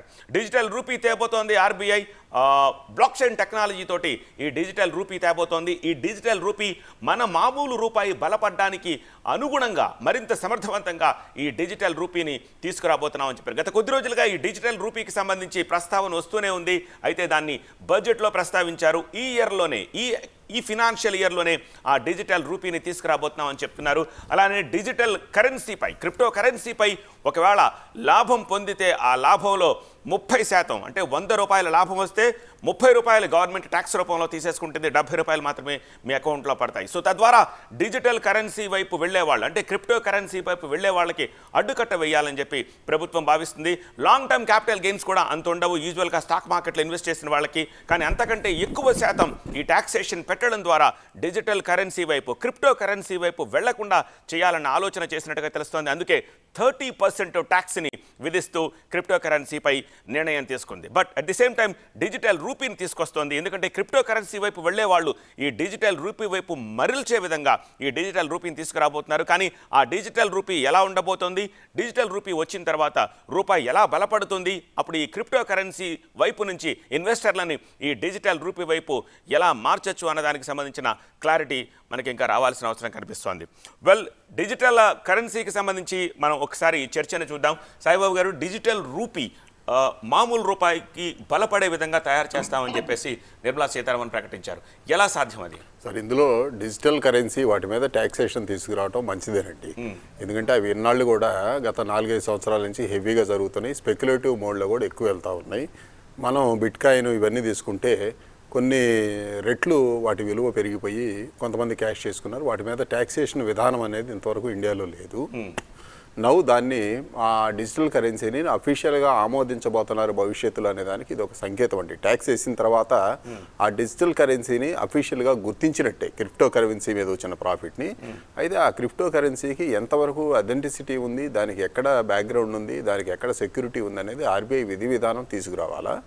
ఆ విధి విధానం తీసుకురాకుండా ముందు ట్యాక్స్ ప్రపోజల్ అయితే వేసేశారు. మనం యాక్సెప్ట్ చేసినా చేయకపోయినా ఇప్పటి వరకు క్రిప్టో కరెన్సీలో ఇన్వెస్ట్మెంట్లు అనేది అన్అఫీషియల్గా జరుగుతూ ఉన్నాయండి. దానికి ఎక్కడ పర్మిషన్ లేదు, దానికి టాక్సేషన్ రూల్స్ లేవు. దాన్ని మీరు విధి విధానంలో భవిష్యత్తులో ఆర్బీఐ క్రిప్టో కరెన్సీని, డిజిటల్ కరెన్సీని వివిధ దేశాల్లో ప్రైవేట్ సంస్థలు బ్లాక్ చైన్లో డెవలప్ చేసిన క్రిప్టో కరెన్సీని అఫీషియల్గా గుర్తిస్తబోతున్నారు అనే దానికి ఇది ఒక సంకేతం అండి. ట్యాక్స్ వేయటం అనేది 30% ట్యాక్స్ ఎంతైనా కానివ్వండి, ఇదంతా కూడా స్పెక్యులేటివ్ ట్రాన్సాక్షన్లోనే జరుగుతుంది కానీ రియల్ మనీ ఎక్స్చేంజ్ కాదండి ఇది. కాబట్టి దాన్ని వెల్కమ్ చేయాల్సిందే. మనకి స్పెక్యులేటివ్ మోడ్ని ఆపాలి అనే దానికి ఇది వెల్కమ్ చేశారు. కానీ సాయిబాబు గారు, నాకేమనిపిస్తుందంటే ఇన్ని రోజులు కథనాలు ఏమొచ్చాయి, క్రిప్టో కరెన్సీని అంగీకరించే పరిస్థితి లేదు, crypto currency is no more official legal tender transaction, కాబట్టి మీరు దాంట్లోకి వెళ్ళకండి అని చెప్పే ప్రయత్నం చేసినట్టుగా కనిపిస్తుంది. ఇప్పుడేంటి 30% టాక్సేషన్ ఇస్తున్నారు అంటే ఇండైరెక్ట్ గా అంటే దానికి లీగల్ టెండర్ని గుర్తించాము అనేది ఆర్బీఐ ఎంతవరకు ప్రకటించకుండా బడ్జెట్లో టాక్సేషన్ వేశారు. అంటే భవిష్యత్తులో క్రిప్టో కరెన్సీని అఫీషియల్గా గుర్తించబోతుంది భారత ప్రభుత్వం అనే దానికి ఇది ఒక సంకేతం అండి. సో అయితే కొంత స్పెక్యులేటివ్ ట్రాన్సాక్షన్స్ అయితే ఈ డిజిటల్ కరెన్సీలు ఎక్కువ జరుగుతూ ఉన్నాయి. దాన్ని అరికట్టడానికి టాక్సేషన్ వేయటం అయితే మంచిదేనండి. కానీ భవిష్యత్తులో ఈ డిజిటల్ ట్రాన్సాక్షన్ని, డిజిటల్ కరెన్సీని ఏ విధంగా ప్రభుత్వాలు నియంత్రించగలవు, అవి భారత కరెన్సీకి పోటీ కాకుండా ఎలా చూడగలదు భారత ప్రభుత్వం అనేది విధి విధానం రిజర్వ్ బ్యాంక్ ఆఫ్ ఇండియా భారత ప్రభుత్వం ప్రకటించాల్సింది. ఇంకా దాన్ని ప్రకటించకుండా ముందు ట్యాక్స్ రేట్లు ప్రకటించారు. ఇది విధానానికి అయితే మంచిది కాదండి. ఇది ఇవాళ క్రిప్టో కరెన్సీతో మనం ఎక్కడ బయట ఎక్స్చేంజ్లో నేను మీకు నా దగ్గర క్రిప్టో కరెన్సీ 10 ఉన్నాయి, ఆ 10 కాయిన్స్ మీకు ట్రాన్స్ఫర్ చేస్తానంటే మీరు ఒప్పుకునే పరిస్థితి లేదు. ఇవాళ మనకి యాక్సెప్టెన్సీ లేదు, దాని మీద అఫీషియల్గా గుర్తించలేదు. వాటిని గుర్తించని వాటి మీద ట్యాక్స్ వేశారు. రేపు ఇదే విధమైన వేరే వాటి మీద కూడా వేస్తారనేది మనం భవిష్యత్తులో చూడాల్సిన అవసరం అయితే. ఓకే రైట్, బ్రేకింగ్ చూస్తున్నాము. కేంద్ర బడ్జెట్ పై తెలంగాణ సీఎం కేసీఆర్ పెదవి విరిచారు. దశ దిశ లేని బడ్జెట్ ఇది, నిరాశ నిస్పృహల బడ్జెట్ గా ఆయన అభివర్ణించారు. పనికి మాలిన పసలేని బడ్జెట్ ఇదంటూ చెప్పుకుంటూ వచ్చారు. బడ్జెట్ పై ఎంపీలతోటి మీటింగ్ పెట్టినప్పుడు కేసీఆర్ స్పష్టంగా చెప్పారు, మనకేమీ ఆశలు లేవు, కాకపోతే గట్టిగా పోరాటం చేద్దామని. కేంద్ర ఆర్థిక మంత్రి ప్రసంగం పస లేకుండా ఉంది. కేంద్రం జబ్బలు తెరుచుకోవడం తప్ప ఉపయోగం లేదు, ఇది పసలేని బడ్జెట్ అని చెప్పి కేసీఆర్ అభివర్ణించారు. బ్రేకింగ్ చూస్తున్నాము. కేంద్ర బడ్జెట్ పై తెలంగాణ సీఎం కేసీఆర్ పెదవి విరుపు, దానికి సంబంధించిన డీటెయిల్స్ని చూస్తున్నాము. ఈ బడ్జెట్కి ఒక దశ దిశ అంటూ లేదు, నిరాశ నిస్పృహల బడ్జెట్గా ఆయన అభివర్ణిస్తూ ఉన్నారు. ఇదొక పనికి మాలిన పసలేని బడ్జెట్ అంటున్నారు. తెలంగాణకు సంబంధించి ఏపీ రీఆర్గనైజేషన్ యాక్ట్లో రావాల్సిన నిధులు, పెండింగ్ అంశాలు, వేటిని ఈ బడ్జెట్లో ప్రస్తావించలేదని చెప్పి దీన్ని బట్టి అర్థమవుతోంది. సో నిజానికి ఈ పాటికే 2 తెలుగు రాష్ట్రాలకు సంబంధించిన ఎంపీలు యూజువల్గా విజయ్ చౌక్ దగ్గరకు వచ్చి బడ్జెట్పై రియాక్ట్ అవుతూ ఉంటారు. కానీ ఇది పేపర్లెస్ బడ్జెట్. ఈ పేపర్లెస్ బడ్జెట్ కారణంగా దీన్ని డీటెయిల్డ్గా చూసిన తర్వాతే వాళ్ళు రెస్పాండ్ అయ్యే అవకాశం కనిపిస్తుంది. సో బడ్జెట్ ప్రసంగం గంటన్నర పాటు 11 గంటలకు మొదలుపెట్టి 12:30కు ముగించారు. 12:30 నుంచి ఇప్పుడు సమయం 2:15 కానీ ఇంతవరకు ఎంపీలు బహుశా నాకు తెలిసి దాన్ని కూలంకషంగా స్టడీ చేస్తూ ఉండుంటారు. ఎంతెంత అలొకేషన్ తెలుగు రాష్ట్రాలకు వస్తుంది, ఎస్పెషల్లీ రీఆర్గనైజేషన్ యాక్ట్లో మనకు రావాల్సిన వాటికి సంబంధించి ఆలోచించి తర్వాత రెస్పాండ్ అయ్యే అవకాశం కనిపిస్తుంది. కానీ కేసీఆర్ ఈలోపే దానికి సంబంధించి రెస్పాండ్ అయినట్టుగా తెలుస్తోంది. ఆర్థిక మంత్రి ఒక పసలేని ప్రసంగం చేశారు. కేంద్రం ఊరికే జబ్బలు చరుచుకోవడం తప్ప ఎటువంటి ఉపయోగం లేదు, ఒక దశ దిశ లేని బడ్జెట్ ఇది, మసిపూసి మారేడుకాయ చేసి గోల్మాల్ చేసిన బడ్జెట్గా అభివర్ణిస్తూ ఉన్నారు కేసీఆర్. రాకేష్ రెడ్డి గారు, straight away you need to respond for this. ఆయన ఒక పనికిమాలిన ముఖ్యమంత్రి, అలా ఎలా చెప్తారు? పసలేని ప్రభుత్వం. అది ఎలా చెప్తున్నానంటే, బడ్జెట్ అంటే వాస్తవాలకు అద్దం పట్టాలి అది. కానీ ముఖ్యమంత్రి గారు ఏం చేస్తారు, వీళ్ళ ప్రభుత్వం ఏం చేస్తుంది, 100 రూపాయలు బడ్జెట్ పెట్టి 70 రూపాయలు కూడా ఖర్చు చేయరు. నిరుద్యోగ వృత్తి ఇస్తామని చెప్పి బడ్జెట్లో అనౌన్స్ చేసింది, ఎడపోయింది నిరుద్యోగ వృత్తి? ఎక్కడ పోయింది? రుణమాఫీ చేస్తామని బడ్జెట్లో పెట్టింది, ఎక్కడ పోయింది ఆ రుణమాఫీ? జరుగుతుంది. ఇండ్లు ఇస్తామని బడ్జెట్లో పెట్టింది, ఎక్కడ ఇండ్లు ఇచ్చిండ్రు? కాబట్టి ఇలాంటి పనికిమానోళ్ళు ఇంత అద్భుతమైనటువంటి ఒక బడ్జెట్ని పనికిమాలిన బడ్జెట్, నిరాశ నిస్పృహ అంటే దళిత బంధు ఇస్తామని ప్రకటించడం, ఇవ్వకపోవడం, ఇదేనా ఆశల బడ్జెట్ అంటే? జరుగుతుంది కదా. ఎక్కడ ఇచ్చారు చెప్పండి? నిరుద్యోగ వృత్తి ఇచ్చారా అని అడుగుతున్నాను. నిరుద్యోగ వృత్తి ఇచ్చారా? ఇప్పటికి ఇండ్లు ఇచ్చారా? ఎన్ని ఇండ్లు ఇచ్చారు మీరు? ఇలా పనికి మాలిన బడ్జెట్ పెట్టేటువంటి ఈ ప్రాంతీయ పార్టీ ప్రభుత్వం కూడా మా మీద విమర్శ చేస్తే ఎట్లా అండి? ఈరోజు మీరు తీసుకొచ్చినటువంటి మార్పు ఏంది ఈ రాష్ట్రంలో? 1వ తారీఖు జీతాలు ఇవ్వలేనటువంటి ఒక పరిస్థితి. 50,000 కోట్ల రూపాయలు బకాయి పడ్డది ఈ ప్రభుత్వం. ఆరోగ్యశ్రీకి నిధులు లేవు, ఫీజు రీంబర్స్మెంట్కు నిధులు లేవు, కళ్యాణ లక్ష్మికి నిధులు లేవు, గవర్నమెంట్ కాంట్రాక్టర్లకు నిధులు ఇవ్వడం లేదు. చిన్న ఉద్యోగస్తులు అండి, అంబులెన్స్ నడుపుకునేటువంటి వాళ్ళకి 4 నెలల నుంచి జీతాలు లేవు ఈ రాష్ట్రంలో.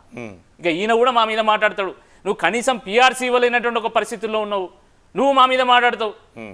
అరే ఇంతమంది ఎక్స్పర్ట్స్ మాట్లాడుతాం. మీరు ఈ కోణంలో మాట్లాడుతున్నారు. కేసీఆర్ మనకి రావాల్సిన అలొకేషన్స్ లో ఉన్న నిరుత్సాహం కారణంగా అలా మాట్లాడారు. దాని గురించి మాట్లాడండి. మీరు దాని గురించి మాట్లాడమని ఈ రోజు గురించి మాట్లాడండి. తెలంగాణకి ఈ బడ్జెట్ లో ఏమి ఇచ్చారు, ఆంధ్రాకి ఈ బడ్జెట్ లో ఏమి ఇచ్చారు? మేము ఏమంటున్నాం అంటే బడ్జెట్ లో ఏదైనా ప్రవేశపెడితే అవి అన్ని రాష్ట్రాలకు వస్తాయి. ప్రత్యేకంగా తెలంగాణకు, ప్రత్యేకంగా ఉత్తరప్రదేశ్, ప్రత్యేకంగా రీఆర్గనైజేషన్ యాక్ట్ అనేది ఒకటి ఉంది, ప్రత్యేకించి చేయాల్సిన అవసరం. రీఆర్గనైజేషన్ యాక్ట్, ట్రైబల్ యూనివర్సిటీ 40 కోట్ల రూపాయలు ఇచ్చారని చెప్పేసి మీరే చెప్పారు ఇంత ముందు. ఇంకేముంది, ఓవర్ హాలింగ్ ఫ్యాక్టరీ గురించి కూడా తప్పకుండా 39 లక్షల కోట్లలో 40 కోట్ల రూపాయలు ఎంత పర్సెంటేజ్, ఎన్ని 0.000 అని ఎన్ని దాంట్లో ఏ హామీ ఇచ్చామో ఆ హామీకి తగ్గట్టుగా డబ్బులు ఇస్తాం తప్ప మిగతాది కాదు కదా. ఇప్పుడు ఈ బడ్జెట్ లో సుమారుగా ఈ బడ్జెట్ అంత లిస్ట్ ఉంది. నిజంగా హామీల గురించి మాట్లాడాల్సిన అవసరం వస్తే మాట్లాడండి.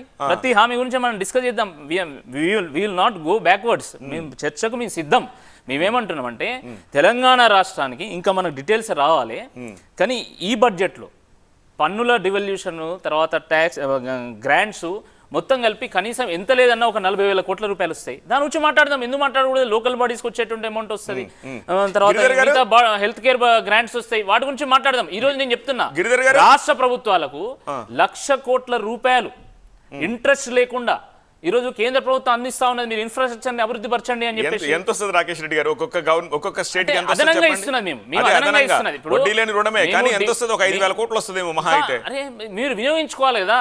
మీకు 5,000 కోట్ల రూపాయలు కూడా ఈ రోజు లేనటువంటి ఒక పరిస్థితి ఉన్నది ఈ రాష్ట్రంలో. దివాలా తీసింది మొత్తం రాష్ట్రమే, దివాలా తీసేటువంటి ఒక పరిస్థితి వచ్చినప్పుడు తప్పకుండా అది కూడా మనకు ఉపయోగపడుతుంది. ఒకటే కాదు కదా, ఇప్పుడు కేంద్ర ప్రభుత్వం 39 లక్షల కోట్ల రూపాయల బడ్జెట్ పెట్టింది కదా. అంటే ఇలా తెలంగాణ అలొకేషన్ లేదా? ఇప్పుడు కేంద్ర ప్రభుత్వం రోడ్ల నిర్మాణం చేస్తుంది, తెలంగాణలో ఉండదా? కేంద్ర ప్రభుత్వం గ్యాస్లు ఇస్తున్నది, తెలంగాణకి ఇవ్వదా? కేంద్ర ప్రభుత్వం ఈరోజు గోదావరి కృష్ణ అనుసంధానం చేస్తున్నది, అది తెలంగాణలో జరగదా? కాబట్టి ఏం మాట్లాడుతున్నారు ముఖ్యమంత్రి గారు నాకైతే అర్థం కావడం లేదు. భారత బడ్జెట్ అంటే భారత్లో తెలంగాణ ఉంటుంది, ఆంధ్రప్రదేశ్ ఉంటుంది, ఒరిస్సా ఉంటుంది, ఛత్తీస్గఢ్ ఉంటుంది, అన్ని రాష్ట్రాలు ఉంటాయి. అన్ని రాష్ట్రాలు మాకు సమానమే. ఆ రకంగా మేము బడ్జెట్ని చూస్తాం తప్ప ప్రాంతీయ పార్టీ కాబట్టి, ఇది మా సామ్రాజ్యం కాబట్టి మేము ఇష్టం ఉన్నట్టు పరిపాలన చేస్తాం, మేము చెప్తాం ఒక బడ్జెట్లో కానీ మేము చెయ్యము అనే ధోరణి మేము ప్రదర్శించాం. వాళ్లకు మాకు ఉండేటువంటి తేడా. గిరిధర్ గారు, రఫ్లీ అలొకేషన్లో ఈ రెండు రాష్ట్రాలకి సంబంధించి ఎంతెంత వెసులుబాటు వచ్చే అవకాశం ఉంది? ఓవరాల్గా 39 lakhs crores ఏమైనా అంచనా వేయగలుగుతారు? మొదటిసారి మీకు ధన్యవాదాలు చెప్పాలండి. నేను కూడా ప్యానెల్లో ఉన్నట్టు మీరు గుర్తించినందుకు. సాయిబాబు గారు మాత్రమే ఉన్నారేమో నాకు అనుమానం వచ్చింది.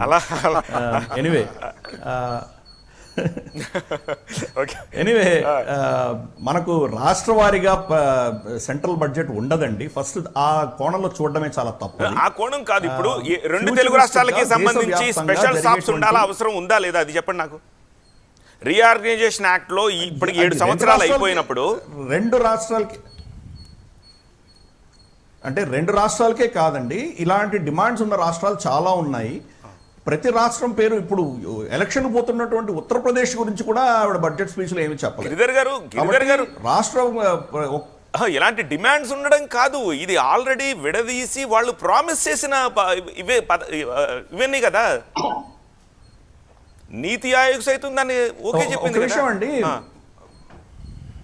ఒక విషయం అండి, మనకు ఆంధ్రప్రదేశ్ రీఆర్గనైజేషన్ చట్టం ప్రకారం రావాల్సిన ఏవైతే ధనం రావాలో ఆంధ్రప్రదేశ్కి, దాని గురించి ఒక విస్తృతమైన చర్చ జరగాలి.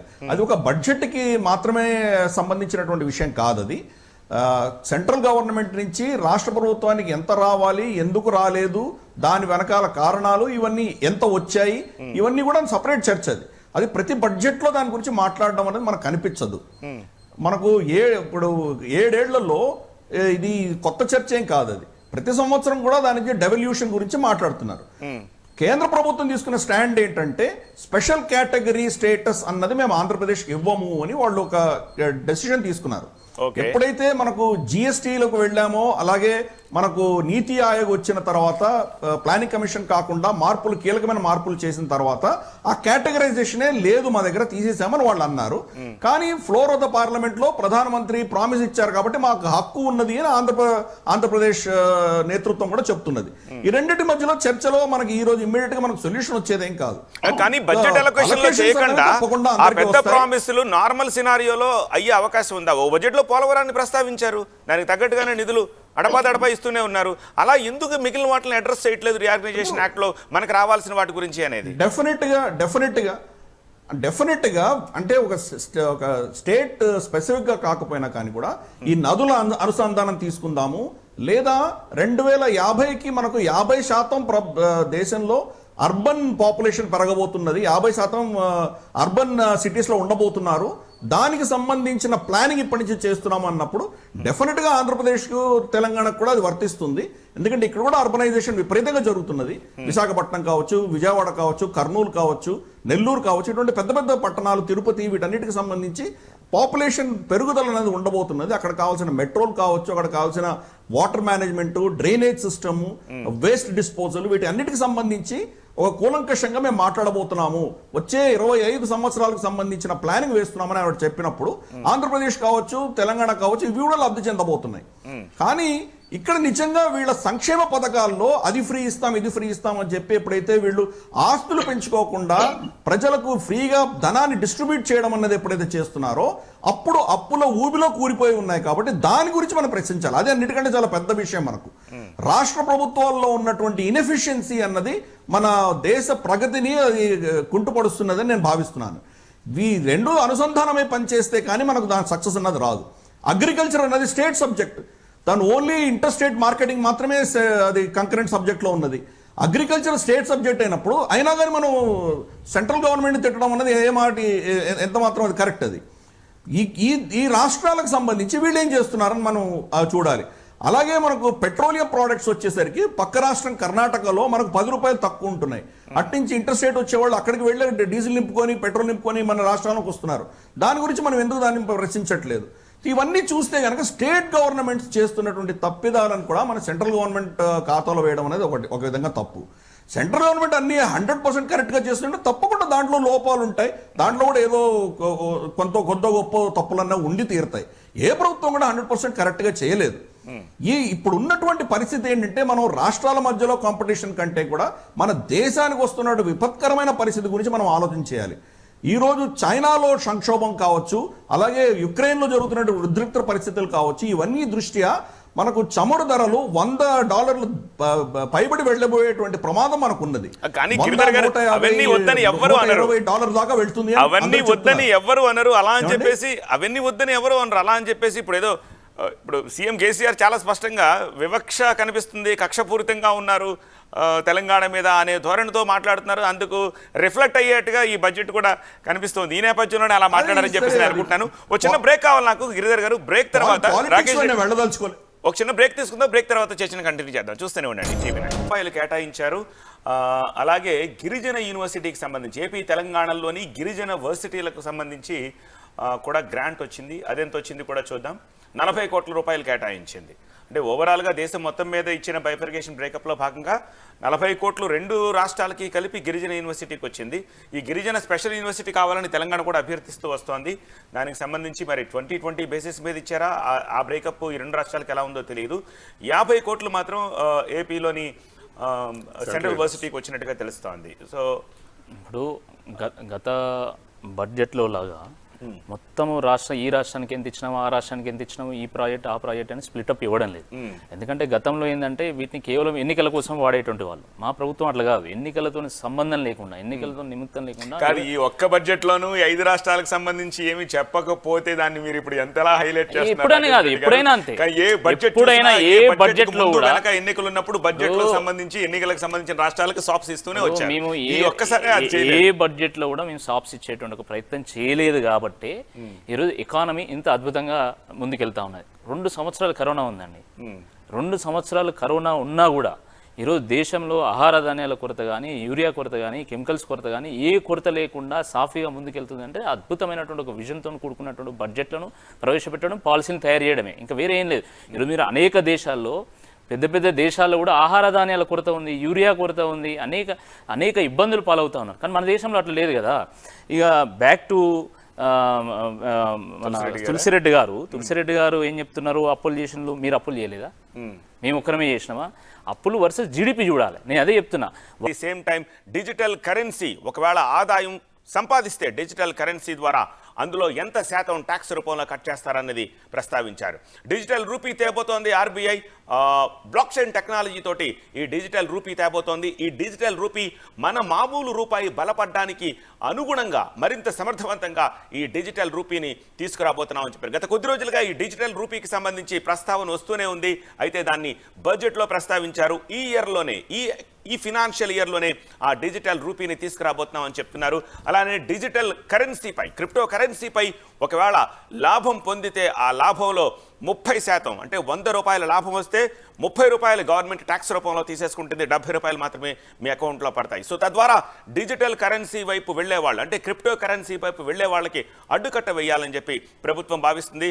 లాంగ్ టర్మ్ క్యాపిటల్ గెయిన్స్ కూడా అంత ఉండవు యూజువల్గా స్టాక్ మార్కెట్లో ఇన్వెస్ట్ చేసిన వాళ్ళకి. కానీ అంతకంటే ఎక్కువ శాతం ఈ టాక్సేషన్ పెట్టడం ద్వారా డిజిటల్ కరెన్సీ వైపు, క్రిప్టో కరెన్సీ వైపు వెళ్లకుండా చేయాలన్న ఆలోచన చేసినట్టుగా తెలుస్తోంది. అందుకే 30% ట్యాక్స్ని విధిస్తూ క్రిప్టో కరెన్సీపై నిర్ణయం తీసుకుంది. But at the same time digital రూపీని తీసుకొస్తోంది. ఎందుకంటే క్రిప్టో కరెన్సీ వైపు వెళ్లే వాళ్ళు ఈ డిజిటల్ రూపీ వైపు మరల్చే విధంగా ఈ డిజిటల్ రూపీని తీసుకురాబోతున్నారు. కానీ ఆ డిజిటల్ రూపీ ఎలా ఉండబోతోంది, డిజిటల్ రూపీ వచ్చిన తర్వాత రూపాయి ఎలా బలపడుతుంది, అప్పుడు ఈ క్రిప్టో కరెన్సీ వైపు నుంచి ఇన్వెస్టర్లని ఈ డిజిటల్ రూపీ వైపు ఎలా మార్చొచ్చు అన్నదానికి సంబంధించిన క్లారిటీ మనకి ఇంకా రావాల్సిన అవసరం కనిపిస్తోంది. వెల్, డిజిటల్ కరెన్సీకి సంబంధించి మనం ఒకసారి చర్చను చూద్దాం. సాయిబాబు గారు, డిజిటల్ రూపీ మామూలు రూపాయికి బలపడే విధంగా తయారు చేస్తామని చెప్పేసి నిర్మలా సీతారామన్ ప్రకటించారు. ఎలా సాధ్యం అది? సార్, ఇందులో డిజిటల్ కరెన్సీ వాటి మీద ట్యాక్సేషన్ తీసుకురావడం మంచిదేనండి. ఎందుకంటే అవి ఇన్నాళ్ళు కూడా గత 4-5 సంవత్సరాల నుంచి హెవీగా జరుగుతున్నాయి. స్పెక్యులేటివ్ మోడ్లో కూడా ఎక్కువ వెళ్తూ ఉన్నాయి. మనం బిట్కాయిన్ ఇవన్నీ తీసుకుంటే కొన్ని రెట్లు వాటి విలువ పెరిగిపోయి కొంతమంది క్యాష్ చేసుకున్నారు. వాటి మీద ట్యాక్సేషన్ విధానం అనేది ఇంతవరకు ఇండియాలో లేదు. నవ్వు దాన్ని ఆ డిజిటల్ కరెన్సీని అఫీషియల్గా ఆమోదించబోతున్నారు భవిష్యత్తులో అనే దానికి ఇది ఒక సంకేతం అండి. ట్యాక్స్ వేసిన తర్వాత ఆ డిజిటల్ కరెన్సీని అఫీషియల్గా గుర్తించినట్టే క్రిప్టో కరెన్సీ మీద వచ్చిన ప్రాఫిట్ని. అయితే ఆ క్రిప్టో కరెన్సీకి ఎంతవరకు అథెంటిసిటీ ఉంది, దానికి ఎక్కడ బ్యాక్గ్రౌండ్ ఉంది, దానికి ఎక్కడ సెక్యూరిటీ ఉంది అనేది ఆర్బీఐ విధి విధానం తీసుకురావాలా. ఆ విధి విధానం తీసుకురాకుండా ముందు ట్యాక్స్ ప్రపోజల్ అయితే వేసేశారు. మనం యాక్సెప్ట్ చేసినా చేయకపోయినా ఇప్పటి వరకు క్రిప్టో కరెన్సీలో ఇన్వెస్ట్మెంట్లు అనేది అనఫిషియల్గా జరుగుతూ ఉన్నాయండి. దానికి ఎక్కడ పర్మిషన్ లేదు, దానికి ట్యాక్సేషన్ రూల్స్ లేవు. దాన్ని మీరు విధి విధానంలో భవిష్యత్తులో ఆర్బీఐ క్రిప్టో కరెన్సీని, డిజిటల్ కరెన్సీని వివిధ దేశాల్లో ప్రైవేట్ సంస్థలు బ్లాక్ చైన్లో డెవలప్ చేసిన క్రిప్టో కరెన్సీని అఫీషియల్గా గుర్తిస్తబోతున్నారు అనే దానికి ఇది ఒక సంకేతం అండి. ట్యాక్స్ వేయటం అనేది 30% ట్యాక్స్ ఎంతైనా కానివ్వండి, ఇదంతా కూడా స్పెక్యులేటివ్ ట్రాన్సాక్షన్లోనే జరుగుతుంది కానీ రియల్ మనీ ఎక్స్చేంజ్ కాదండి ఇది. కాబట్టి దాన్ని వెల్కమ్ చేయాల్సిందే. మనకి స్పెక్యులేటివ్ మోడ్ని ఆపాలనే దానికి ఇది వెల్కమ్ చేశారు. కానీ సాయిబాబు గారు, నాకేమనిపిస్తుందంటే ఇన్ని రోజులు కథనాలు ఏమొచ్చాయి, క్రిప్టో కరెన్సీని అంగీకరించే పరిస్థితి లేదు, crypto currency is no more official legal tender transaction, కాబట్టి మీరు దాంట్లోకి వెళ్ళకండి అని చెప్పే ప్రయత్నం చేసినట్టుగా కనిపిస్తుంది. ఇప్పుడేంటి 30% టాక్సేషన్ ఇస్తున్నారు అంటే ఇండైరెక్ట్ గా దానికి లీగల్ టెండర్ ని గుర్తించాము అనేది ఆర్బీఐ ఎంతవరకు ప్రకటించకుండా బడ్జెట్ లో టాక్సేషన్ వేశారు. అంటే భవిష్యత్తులో క్రిప్టో కరెన్సీని అఫీషియల్ గా గుర్తించబోతుంది భారత ప్రభుత్వం అనే దానికి ఇది ఒక సంకేతం అండి. సో అయితే కొంత స్పెక్యులేటివ్ ట్రాన్సాక్షన్స్ అయితే ఈ డిజిటల్ కరెన్సీలు ఎక్కువ జరుగుతూ ఉన్నాయి. దాన్ని అరికట్టడానికి టాక్సేషన్ వేయటం అయితే మంచిదేనండి. కానీ భవిష్యత్తులో ఈ డిజిటల్ ట్రాన్సాక్షన్ ని, డిజిటల్ కరెన్సీని ఏ విధంగా ప్రభుత్వాలు నియంత్రించగలవు, అవి భారత కరెన్సీకి పోటీ కాకుండా ఎలా చూడగలదు భారత ప్రభుత్వం అనేది విధి విధానం రిజర్వ్ బ్యాంక్ ఆఫ్ ఇండియా భారత ప్రభుత్వం ప్రకటించాల్సింది. ఇంకా దాన్ని ప్రకటించకుండా ముందు ట్యాక్స్ రేట్లు ప్రకటించారు. ఇది విధానానికి అయితే మంచిది కాదండి. ఇది ఇవాళ క్రిప్టో కరెన్సీతో మనం ఎక్కడ బయట ఎక్స్చేంజ్లో నేను మీకు నా దగ్గర క్రిప్టో కరెన్సీ 10 ఉన్నాయి, ఆ 10 కాయిన్స్ మీకు ట్రాన్స్ఫర్ చేస్తానంటే మీరు ఒప్పుకునే పరిస్థితి లేదు. ఇవాళ మనకి యాక్సెప్టెన్సీ లేదు, దాని మీద అఫీషియల్గా గుర్తించలేదు వాటిని. గుర్తించని వాటి మీద ట్యాక్స్ వేశారు. రేపు ఇదే విధమైన వేరే వాటి మీద కూడా వేస్తారనేది మనం భవిష్యత్తులో చూడాల్సిన అవసరం అయితే. ఓకే రైట్, బ్రేకింగ్ చూస్తున్నాము. కేంద్ర బడ్జెట్ పై తెలంగాణ సీఎం కేసీఆర్ పెదవి విరిచారు. దిశ లేని బడ్జెట్ ఇది, నిరాశ నిస్పృహల బడ్జెట్ గా ఆయన అభివర్ణించారు. పనికి మాలిన పసలేని బడ్జెట్ ఇదంటూ చెప్పుకుంటూ వచ్చారు. బడ్జెట్ పై ఎంపీలతోటి మీటింగ్ పెట్టినప్పుడు కేసీఆర్ స్పష్టంగా చెప్పారు, మనకేమీ ఆశలు లేవు, కాకపోతే గట్టిగా పోరాటం చేద్దామని. కేంద్ర ఆర్థిక మంత్రి ప్రసంగం పస లేకుండా ఉంది. కేంద్రం జబ్బలు తెరుచుకోవడం తప్ప ఉపయోగం లేదు, ఇది పసలేని బడ్జెట్ అని చెప్పి కేసీఆర్ అభివర్ణించారు. బ్రేకింగ్ చూస్తున్నాము. కేంద్ర బడ్జెట్ పై తెలంగాణ సీఎం కేసీఆర్ పెదవి విరుపు, దానికి సంబంధించిన డీటెయిల్స్ ని చూస్తున్నాము. ఈ బడ్జెట్ కి ఒక దిశ అంటూ లేదు, నిరాశ నిస్పృహల బడ్జెట్ గా ఆయన అభివర్ణిస్తూ ఉన్నారు. ఇదొక పనికి మాలిన పసలేని బడ్జెట్ అంటున్నారు. తెలంగాణకు సంబంధించి AP reorganisation. Welcome back. Telangana రాష్ట్ర ముఖ్యమంత్రి రెస్పాండ్ అయ్యారు. పెద్దగా ఈ బడ్జెట్ వల్ల ఒరిగిందేమీ లేదు, ఇది పసలేని బడ్జెట్ అంటూ ఉన్నారు. దానికి సంబంధించి మనం చర్చను చూస్తూ ఉన్నాము. బట్ ఈలోపు గిరిధర్ గారు దానికి సంబంధించిన ఒక క్లారిటీ ఇచ్చే ప్రయత్నం చేశారు. సాయిబాబా గారు ఆయన అలిగినట్టున్నారు నా మీద, మిమ్మల్ని మాత్రమే గుర్తించాను అని చెప్పి. నేను ఏంటంటే ఇష్యూ ఆయనకి రిలేటెడా కదా అని చూసి ఇంతసేపు వెయిట్ చేయాల్సి వచ్చింది. బట్ ఆయన స్పష్టంగా ఒక మాట చెప్తూ ఉన్నారు, రీఆర్గనైజేషన్ యాక్ట్ కానీ లేకపోతే రాష్ట్రాలకు సంబంధించి కానీ స్పెసిఫిక్గా ఇక్కడ ప్రస్తావించారు. దట్స్ అ డిఫరెంట్ సబ్జెక్ట్ అంటున్నారు. మనమేమి అనట్లేదండి, ఇవన్నీ ఉన్నాయి. ఇవాళ నిన్న ఎకనామిక్ సర్వేలో కొత్తగా 13 కోట్ల మంది నిరుపేదలయ్యారు అనేది ప్రకటించారు. కొత్తగా నిరుపేదలైన దానికి నిన్నే గవర్నమెంటే చెప్పింది కాబట్టి ఇవాళ దానికి ఏమైనా ఉపశమనం ఇస్తారా అనేది ఎక్స్పెక్ట్ చేసాం. 13 కోట్ల మంది కొత్తగా మధ్యతరగతి నుంచి నిరుపేదల కేటగిరీలోకి మారారు అని అంటే దానికి ఏం రెమెడీ ఇస్తారనేది మేము ఎదురు చూసామండి. ఇవాళ నేను ఒక పార్టీ కోసమో ఒక వ్యక్తి కోసమో ఒక రాష్ట్రం కోసమో మాట్లాడట్లేదు. ఇవాళ దానికి మనం ఏం రెమెడీ చేయబోతున్నాం అనేది మనకు ముఖ్యమైన విషయం అండి. 8 సంవత్సరాల నుంచి నదుల అనుసంధానానికి చెప్తా ఉన్నారు ప్రతి బడ్జెట్లో చెప్తున్నా కానీ నదుల అనుసంధానం కాలేదు. ఎందుకు కాలేదు అనేది మన ఒక ప్రశ్న. అట్లాగే కృష్ణా గోదావరి నదుల అనుసంధానం, పెన్నా బెల్ట్ మొత్తం అనుసంధానం అని అన్నారు. ఇవి చిరకాలంగా జరుగుతున్నాయి కానీ చర్చలు ప్రాక్టికాలిటీ రాలేదండి. మీరు కావాలంటే 2014 ఫస్ట్ బడ్జెట్ స్పీచ్ తీసుకోండి, దాని నుంచి కూడా ఇది జరుగుతూనే ఉంది. తర్వాత ఒకసారి గడ్కరీ గారు పార్లమెంట్లో ప్రసంగిస్తూ నదుల అనుసంధానం, నది నుంచి వాటర్ ట్రాన్స్పోర్ట్ కూడా మేము ప్రాధాన్యం ఇవ్వబోతున్నాము, ఇందులో పెద్ద బిగ్గెస్ట్ బెనిఫిషియరీ గోదావరి కృష్ణా ప్రాంతం అని అన్నారు. ఇంతవరకు ఎక్కడా కూడా పడవ వెళ్ళే ప్రయాణం ఇది కూడా లేదండి. ఈలోపు ఎక్కడికక్కడ బ్యారేజీలు, ఆనకట్టలు, ఎత్తిపోతలు కట్టుకుంటా అది మొత్తం కూడా మెయిన్ స్ట్రీమ్ ఆఫ్ ద నది అనేది డిస్టర్బ్ అయిపోయిందండి. ఇవాళ అదేవిధంగా 60 కోట్ల మంది భారతీయులు బతుకుతున్నది వ్యవసాయం మీద. వ్యవసాయం మీరు వద్దనుకున్నా కానీ వాళ్ళ ప్రపంచంలో అనేక దేశాలు వాళ్ళకి మ్యాన్ పవర్ తగ్గిపోయి వ్యవసాయానికి దూరంగా జరిగిపోయినందువల్ల వాళ్ళకి ఫుడ్ స్కేర్సిటీ వచ్చింది. ఇక్కడ మనం వ్యవసాయం మీద డిపెండ్ అయి ఉన్నాం. ఆ వ్యవసాయదారులకి ఏం రిక్వైర్మెంట్స్ ఉన్నాయి, ఎందుకు పంటలు గిట్టుబాటు రావట్లేదు, ఎందుకు మనం స్వామినాథన్ కమిటీ సూచనలు ఎందుకు అమలు చేయలేకపోతున్నాము, ఎంత సిగ్గుచేటంటేనండి పార్లమెంటు సాక్షిగా స్వామినాథన్ కమిటీ సిఫార్సులను అమలు చేయలేము, 50% ఇవ్వలేము, ల్యాండ్ కాస్ట్ని మేము చేయలేమని పార్లమెంటు సాక్షిగా ఇంతమంది ఎంపీలు ఇంతమంది చర్చించుకున్నారంటే అది చాలా సిగ్గుచేటండి. ఇవాళ దేశానికి అన్నం పెడుతున్నారు. ఇవాళ సర్ప్లస్ వచ్చిందంటే కేవలం రైతులండి. 400 రూపాయలు ఉన్న డిఏపీని 1700 రూపాయలు చేస్తే ఎందుకనేది మనం సిగ్గుపడాలి. ఇవాళ దేశం మొత్తం మిరప పంట ఒక వైరస్ వచ్చి కొట్టుకుపోతుందంటే దానికి ఆలోచిస్తున్నాం అనేది ఒక వైపు రావట్లేదండి. ఇవాళ ఎవరికి వ్యతిరేకం కాదు, మంచి చేసిందని చెబుతాం, చెడు అయితే చెడు చెబుతాం. ఇవాళ ఎందుకు క్రిప్టో కరెన్సీ మీద అంటే అది ఒక జరుగుతుంది కాబట్టి దాని మీద ట్యాక్స్ వేయటం అనేది స్వాగతిస్తున్నాం. రెండో వైపు జరుగుతున్న లాస్ని ఏం చేయాలనేది కూడా మనం రావాలి. ఇవాళ మాట్లాడే వర్గాలకి రిప్రజెంటేషన్ ఇచ్చిన పారిశ్రామికవేత్తలకి మీరు కన్సిడర్ చేసామంటున్నారు. రిప్రజెంటేషన్ వెయ్యలేని రైతులను ఏం చేస్తున్నారు, సంవత్సరం పాటు రైతులు అక్కడ కూర్చుంటే సాగు చట్టాలను వెనక్కి తీసుకున్నామన్నారు. సాగు చట్టాలు కాదు, సాగు బాగు కోసం ఏం చేయబోతున్నామంటే రాష్ట్ర ప్రభుత్వాలతో కలిసి స్కీమ్ చేయబోతున్నాం అంటున్నారు. మరో పక్కేమో వ్యవసాయం రాష్ట్రాల సబ్జెక్ట్ అంటారు, కేంద్రం నియంత్రణ అంటారు, కొనేదేమో వాళ్ళు, ఇచ్చేదేమో వీళ్ళు, వాళ్ళకి కోఆర్డినేషన్ లేదు. ఇవన్నీ కూడా చాలా మ్యాగ్నానిమిటీలో దయచేసి చెప్పులు లేని వ్యక్తి గురించి, ఇవాళ బతకటానికి వ్యక్తి గురించి, ఈ 2 సంవత్సరాల్లో జరిగిన ఆకలి మరణాల గురించి, కోవిడ్ మరణాల గురించి, ఆరోగ్యం అందక ప్రభుత్వ హాస్పిటల్ మొత్తం నీరు గారిపోయి ఆరోగ్యం వైద్యం అందక చనిపోతున్న వాళ్ళ గురించి మనం మాట్లాడితే వాళ్ళు వెల్కమ్ చేస్తారు. రిప్రజెంటేషన్ ఇచ్చిన వాళ్ళే అడ్రస్ చేశారు, ఇవ్వని పేదలు రైతులను అడ్రస్ చేయలేదు అని చెప్పేసి అంటున్నారు సాయిబాబా గారు. అవునండి, ఇప్పుడు రియాలిటీగా తీసుకుంటే ఇప్పుడు మనకి కోవిడ్ ఇష్యూ వచ్చిందనుకోండి, అది ఒక పాండమిక్ ఇష్యూ. దాన్ని ప్రపంచంలో ఉన్న అన్ని దేశాల్లోని కూడా, అభివృద్ధి చెందిన దేశాల్లో కూడా అదే పరిస్థితి అండి.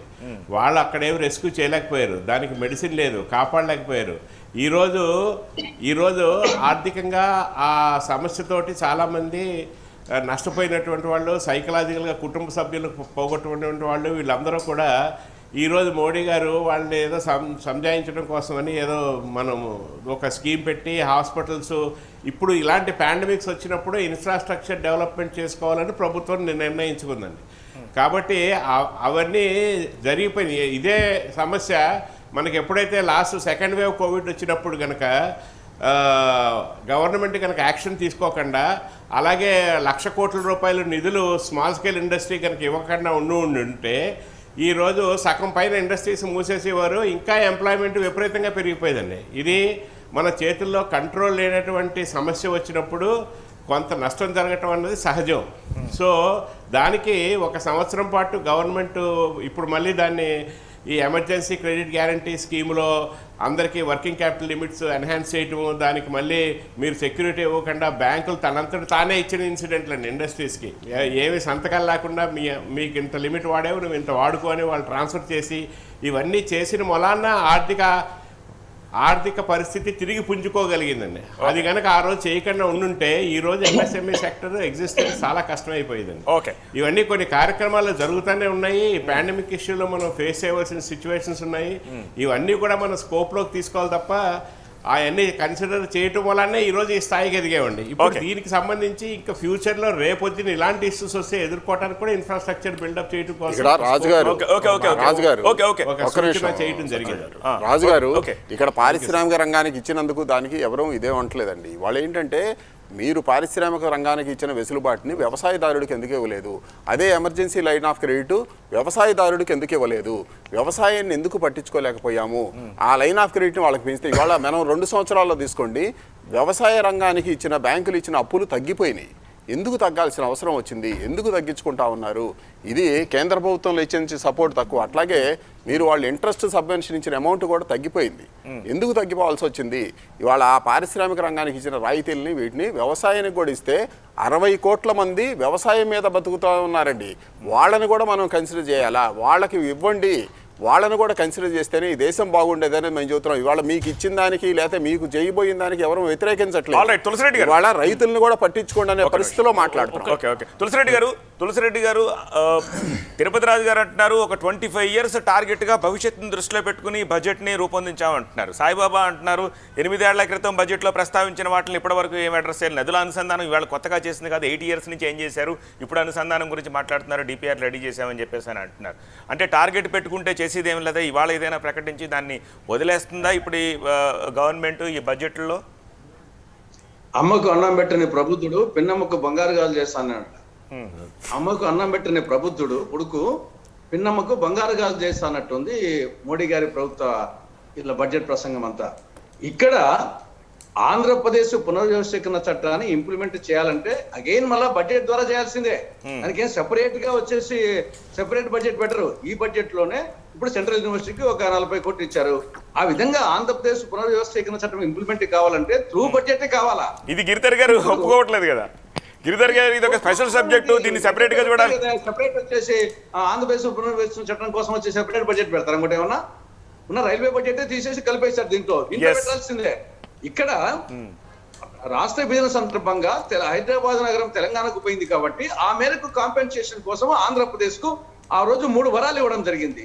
ఒకటి ప్రత్యేక హోదా, రెండవది సెక్షన్ 46 సబ్ సెక్షన్ 2 కింద రాయలసీమకు ఉత్తరాంధ్రకు బుందేల్ఖండ్ తరహా స్పెషల్ డెవలప్మెంట్ ప్యాకేజీ, మూడవది 108 సెక్షన్ల కింద 13 షెడ్యూళ్ల కింద దాదాపు 5 లక్షల కోట్ల రూపాయలు విలువ చేసే ప్రయోజనాలు కేంద్రము రాష్ట్రానికి ఇవ్వాలా. దాని కింద రెవెన్యూ లోటు భర్తీ గానీ, పోలవరం గానీ, క్యాపిటల్ కు నిధులు గానీ, విశాఖ చెన్నై ఇండస్ట్రియల్ కారిడార్ గానీ, కాకినాడ పెట్రోకెమికల్ కాంప్లెక్స్, కడప జిల్లా స్టీల్ ప్లాంట్, దూరాజపట్నం ఓడరేవు ఇవన్నీ ఖచ్చితంగా బడ్జెట్ లో పెడితేనే వచ్చేది, లేకుంటే ఎట్లా వచ్చేసి. కాబట్టి 7 సంవత్సరాలు అయిపోయింది, ఇప్పుడు 8వ బడ్జెట్. ఇప్పటికీ మొదటి వరానికి వచ్చేసి ప్రత్యేక హోదాకు భంగనామాలు పెట్టింది. అంటే 100 రూపాయలకు ఇవ్వాలంటే 0 ఇచ్చింది. రెండవ దానికి వచ్చేసి బుందేల్ఖండ్ తరహా ప్యాకేజీ కింద 24,350 కోట్ల గాను 1,050 కోట్లు ఇచ్చింది. అంటే 100 రూపాయలు ఇవ్వాల్సిన 4 రూపాయలు ఇచ్చింది, 95 రూపాయలు ఎగ్గొట్టింది.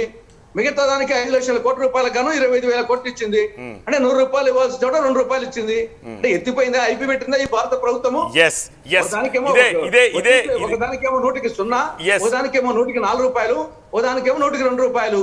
ఓకే, ఇదే అంశంపై ఈవెన్ తెలంగాణ సైతం విభేదిస్తోంది. బై అండ్ లార్జ్ దేశానికి ఉపయోగపడే పనులు చేయట్లేదని ఎవరు అనట్లేదు, కానీ 2 తెలుగు రాష్ట్రాలు నష్టపోయిన దానికి ఏ మేరకు కాంపెన్సేషన్ ఇస్తున్నారు, దానికి సంబంధించే మనం మాట్లాడుతున్నాము. టీఆర్ఎస్ ఆర్మూర్ ఎమ్మెల్యే జీవన్ రెడ్డి డిబేట్లో పార్టిసిపేట్ చేస్తున్నారు. అయితే ఓ చిన్న బ్రేక్ తీసుకొచ్చి ఆ తర్వాత చర్చను కొనసాగిద్దాం. చూస్తూనే ఉండండి TV9. అందులో ఎంత శాతం ట్యాక్స్ రూపంలో కట్ చేస్తారన్నది ప్రస్తావించారు. డిజిటల్ రూపీ తేబోతోంది ఆర్బీఐ, బ్లాక్ చైన్ టెక్నాలజీ తోటి ఈ డిజిటల్ రూపీ తేబోతోంది. ఈ డిజిటల్ రూపీ మన మామూలు రూపాయి బలపడ్డానికి అనుగుణంగా మరింత సమర్థవంతంగా ఈ డిజిటల్ రూపీని తీసుకురాబోతున్నామని చెప్పారు. గత కొద్ది రోజులుగా ఈ డిజిటల్ రూపీకి సంబంధించి ప్రస్తావన వస్తూనే ఉంది. అయితే దాన్ని బడ్జెట్లో ప్రస్తావించారు. ఈ ఇయర్లోనే ఈ ఫినాన్షియల్ ఇయర్లోనే ఆ డిజిటల్ రూపీని తీసుకురాబోతున్నామని చెప్తున్నారు. అలానే డిజిటల్ కరెన్సీపై, క్రిప్టో కరెన్సీపై ఒకవేళ లాభం పొందితే ఆ లాభంలో 30% అంటే 100 రూపాయల లాభం వస్తే 30 రూపాయలు గవర్నమెంట్ ట్యాక్స్ రూపంలో తీసేసుకుంటుంది, 70 రూపాయలు మాత్రమే మీ అకౌంట్లో పడతాయి. సో తద్వారా డిజిటల్ కరెన్సీ వైపు వెళ్లేవాళ్ళు, అంటే క్రిప్టో కరెన్సీ వైపు వెళ్లే వాళ్ళకి అడ్డుకట్ట వేయాలని చెప్పి ప్రభుత్వం భావిస్తుంది. లాంగ్ టర్మ్ క్యాపిటల్ గెయిన్స్ కూడా అంత ఉండవు యూజువల్గా స్టాక్ మార్కెట్లో ఇన్వెస్ట్ చేసిన వాళ్ళకి, కానీ అంతకంటే ఎక్కువ శాతం ఈ టాక్సేషన్ పెట్టడం ద్వారా డిజిటల్ కరెన్సీ వైపు, క్రిప్టో కరెన్సీ వైపు వెళ్లకుండా చేయాలన్న ఆలోచన చేసినట్టుగా తెలుస్తోంది. అందుకే 30% ట్యాక్స్ని విధిస్తూ క్రిప్టో కరెన్సీపై నిర్ణయం తీసుకుంది. But at the same time digital రూపీని తీసుకొస్తోంది. ఎందుకంటే క్రిప్టో కరెన్సీ వైపు వెళ్లే వాళ్ళు ఈ డిజిటల్ రూపీ వైపు మరల్చే విధంగా ఈ డిజిటల్ రూపీని తీసుకురాబోతున్నారు. కానీ ఆ డిజిటల్ రూపీ ఎలా ఉండబోతోంది, డిజిటల్ రూపీ వచ్చిన తర్వాత రూపాయి ఎలా బలపడుతుంది, అప్పుడు ఈ క్రిప్టో కరెన్సీ వైపు నుంచి ఇన్వెస్టర్లని ఈ డిజిటల్ రూపీ వైపు ఎలా మార్చొచ్చు అన్నదానికి సంబంధించిన క్లారిటీ మనకి ఇంకా రావాల్సిన అవసరం కనిపిస్తోంది. వెల్, డిజిటల్ కరెన్సీకి సంబంధించి మనం ఒకసారి చర్చను చూద్దాం. సాయిబాబు గారు, డిజిటల్ రూపీ మామూలు రూపాయికి బలపడే విధంగా తయారు చేస్తామని చెప్పేసి నిర్మలా సీతారామన్ ప్రకటించారు. ఎలా సాధ్యం అది? సార్, ఇందులో డిజిటల్ కరెన్సీ వాటి మీద ట్యాక్సేషన్ తీసుకురావడం మంచిదేనండి. ఎందుకంటే అవి ఇన్నాళ్ళు కూడా గత 4-5 సంవత్సరాల నుంచి హెవీగా జరుగుతున్నాయి. స్పెక్యులేటివ్ మోడ్లో కూడా ఎక్కువ వెళ్తూ ఉన్నాయి. మనం బిట్ కాయిన్ ఇవన్నీ తీసుకుంటే కొన్ని రెట్లు వాటి విలువ పెరిగిపోయి కొంతమంది క్యాష్ చేసుకున్నారు. వాటి మీద ట్యాక్సేషన్ విధానం అనేది ఇంతవరకు ఇండియాలో లేదు. దాన్ని ఆ డిజిటల్ కరెన్సీని అఫీషియల్గా ఆమోదించబోతున్నారు భవిష్యత్తులో అనే దానికి ఇది ఒక సంకేతం అండి. ట్యాక్స్ వేసిన తర్వాత ఆ డిజిటల్ కరెన్సీని అఫీషియల్గా గుర్తించినట్టే క్రిప్టో కరెన్సీ మీద వచ్చిన ప్రాఫిట్ని. అయితే ఆ క్రిప్టో కరెన్సీకి ఎంతవరకు అథెంటిసిటీ ఉంది, దానికి ఎక్కడ బ్యాక్గ్రౌండ్ ఉంది, దానికి ఎక్కడ సెక్యూరిటీ ఉంది అనేది ఆర్బీఐ విధి విధానం తీసుకురావాలా. ఆ విధి విధానం తీసుకురాకుండా ముందు ట్యాక్స్ ప్రపోజల్ అయితే వేసేశారు. మనం యాక్సెప్ట్ చేసినా చేయకపోయినా ఇప్పటి వరకు క్రిప్టో కరెన్సీలో ఇన్వెస్ట్మెంట్లు అనేది అనఫిషియల్గా జరుగుతూ ఉన్నాయండి. దానికి ఎక్కడ పర్మిషన్ లేదు, దానికి ట్యాక్సేషన్ రూల్స్ లేవు. దాన్ని మీరు విధి విధానంలో భవిష్యత్తులో ఆర్బీఐ క్రిప్టో కరెన్సీని, డిజిటల్ కరెన్సీని వివిధ దేశాల్లో ప్రైవేట్ సంస్థలు బ్లాక్ చైన్లో డెవలప్ చేసిన క్రిప్టో కరెన్సీని అఫీషియల్గా గుర్తిస్తబోతున్నారు అనే దానికి ఇది ఒక సంకేతం అండి. ట్యాక్స్ వేయటం అనేది 30% ట్యాక్స్ ఎంతైనా కానివ్వండి, ఇదంతా కూడా స్పెక్యులేటివ్ ట్రాన్సాక్షన్లోనే జరుగుతుంది కానీ రియల్ మనీ ఎక్స్చేంజ్ కాదండి ఇది. కాబట్టి దాన్ని వెల్కమ్ చేయాల్సిందే. మనకి స్పెక్యులేటివ్ మోడ్ని ఆపాలనే దానికి ఇది వెల్కమ్ చేశారు. కానీ సాయిబాబు గారు, నాకేమనిపిస్తుందంటే ఇన్ని రోజులు కథనాలు ఏమొచ్చాయి, క్రిప్టో కరెన్సీని అంగీకరించే పరిస్థితి లేదు, crypto currency is no more official legal tender transaction, కాబట్టి మీరు దాంట్లోకి వెళ్ళకండి అని చెప్పే ప్రయత్నం చేసినట్టుగా కనిపిస్తుంది. ఇప్పుడేంటి 30% టాక్సేషన్ ఇస్తున్నారు అంటే ఇండైరెక్ట్ గా అంటే దానికి లీగల్ టెండర్ని గుర్తించాము అనేది ఆర్బీఐ ఎంతవరకు ప్రకటించకుండా బడ్జెట్లో ట్యాక్సేషన్ వేశారు. అంటే భవిష్యత్తులో క్రిప్టో కరెన్సీని అఫీషియల్గా గుర్తించబోతుంది భారత ప్రభుత్వం అనే దానికి ఇది ఒక సంకేతం అండి. సో అయితే కొంత స్పెక్యులేటివ్ ట్రాన్సాక్షన్స్ అయితే ఈ డిజిటల్ కరెన్సీలు ఎక్కువ జరుగుతూ ఉన్నాయి. దాన్ని అరికట్టడానికి ట్యాక్సేషన్ వేయటం అయితే మంచిదేనండి. కానీ భవిష్యత్తులో ఈ డిజిటల్ ట్రాన్సాక్షన్ని, డిజిటల్ కరెన్సీని ఏ విధంగా ప్రభుత్వాలు నియంత్రించగలవు, అవి భారత కరెన్సీకి పోటీ కాకుండా ఎలా చూడగలదు భారత ప్రభుత్వం అనేది విధి విధానం రిజర్వ్ బ్యాంక్ ఆఫ్ ఇండియా భారత ప్రభుత్వం ప్రకటించాల్సి ఉంది. ఇంకా దాన్ని ప్రకటించకుండా ముందు ట్యాక్స్ రేట్లు ప్రకటించారు. ఇది విధానానికి అయితే మంచిది కాదండి. ఇది ఇవాళ క్రిప్టో కరెన్సీతో మనం ఎక్కడ బయట ఎక్స్చేంజ్లో నేను మీకు నా దగ్గర క్రిప్టో కరెన్సీ 10 ఉన్నాయి, ఆ 10 కాయిన్స్ మీకు ట్రాన్స్ఫర్ చేస్తానంటే మీరు ఒప్పుకునే పరిస్థితి లేదు. Welcome back. తెలంగాణ ముఖ్యమంత్రి కేసీఆర్ యూనియన్ బడ్జెట్ పై రెస్పాండ్ అయ్యారు. కేసీఆర్ ఇదొక పసలేని బడ్జెట్ గా అభివర్ణిస్తున్నారు. ఆర్థిక మంత్రి ప్రసంగం ఆశాంతం డొల్లా అంటూ కేసీఆర్ రెస్పాండ్ అయ్యారు. కేంద్రం జబ్బలు చరుచుకోవడం తప్ప ఉపయోగమేమీ లేదు, ఒక దిశ లేని బడ్జెట్ గా కేసీఆర్ దీన్ని అభివర్ణిస్తున్నారు. అలాగే మసిపూసి మారేడుకాయ చేసి గోల్మాల్ చేసిన బడ్జెట్గా 2022 యూనియన్ బడ్జెట్ని కేసీఆర్ అభివర్ణిస్తున్నారు. వ్యవసాయ రంగానికి చేస్తోంది శూన్యంగా ఆయన చెప్తూ ఉన్నారు.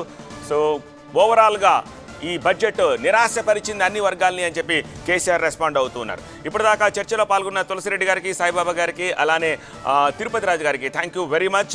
ఇప్పుడే వాళ్ళు విత్డ్రా అయ్యారు. అండ్ కొద్దిసేపటి క్రితమే మనతోటి టీఆర్ఎస్ ఆర్బూర్ ఎమ్మెల్యే జీవన్ రెడ్డి జాయిన్ అయ్యారు. జీవన్ రెడ్డి గారు, బై అండ్ లార్జ్ చాలామంది ఈ బడ్జెట్ చాలా బాగుంది అని చెప్పి చెప్తూ ఉన్నారు. కానీ తెలంగాణ ముఖ్యమంత్రి ఇదొక పసలేని మసిపూసి మారేడికాయ చేసిన బడ్జెట్ అని అంటున్నారు. ఏ కారణంగా అలా చెప్పదలుచుకుంటున్నారు? 100% గౌరవ ముఖ్యమంత్రి గారు చేసింది 100% కరెక్ట్.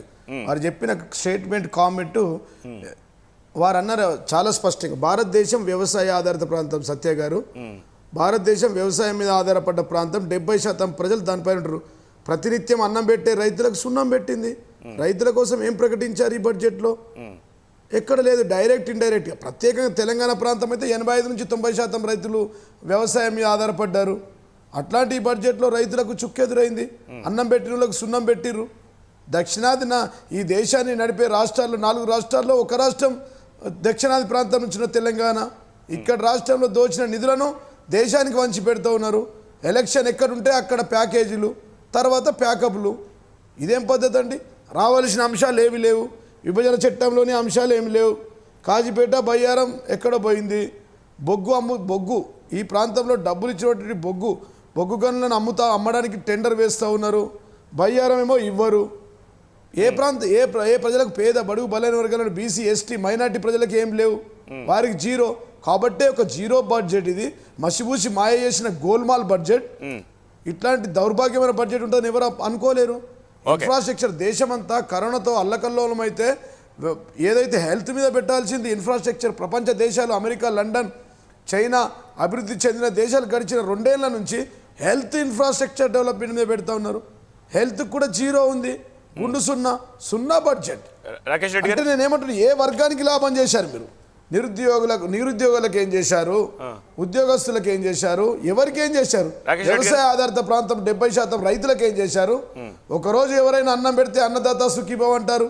అట్లాంటిది ప్రతినిత్యం అన్నం పెట్టి దేశానికి అన్నం పెట్టే ప్రధానమంత్రి మోడీ గారికి అన్నం పెట్టే దేశ ముఖ్యమంత్రులకు, మీకు, మాకు, సత్య గారికి, నాకు అన్నం పెట్టే రైతులకు సున్నం పెడితే ఎట్లా?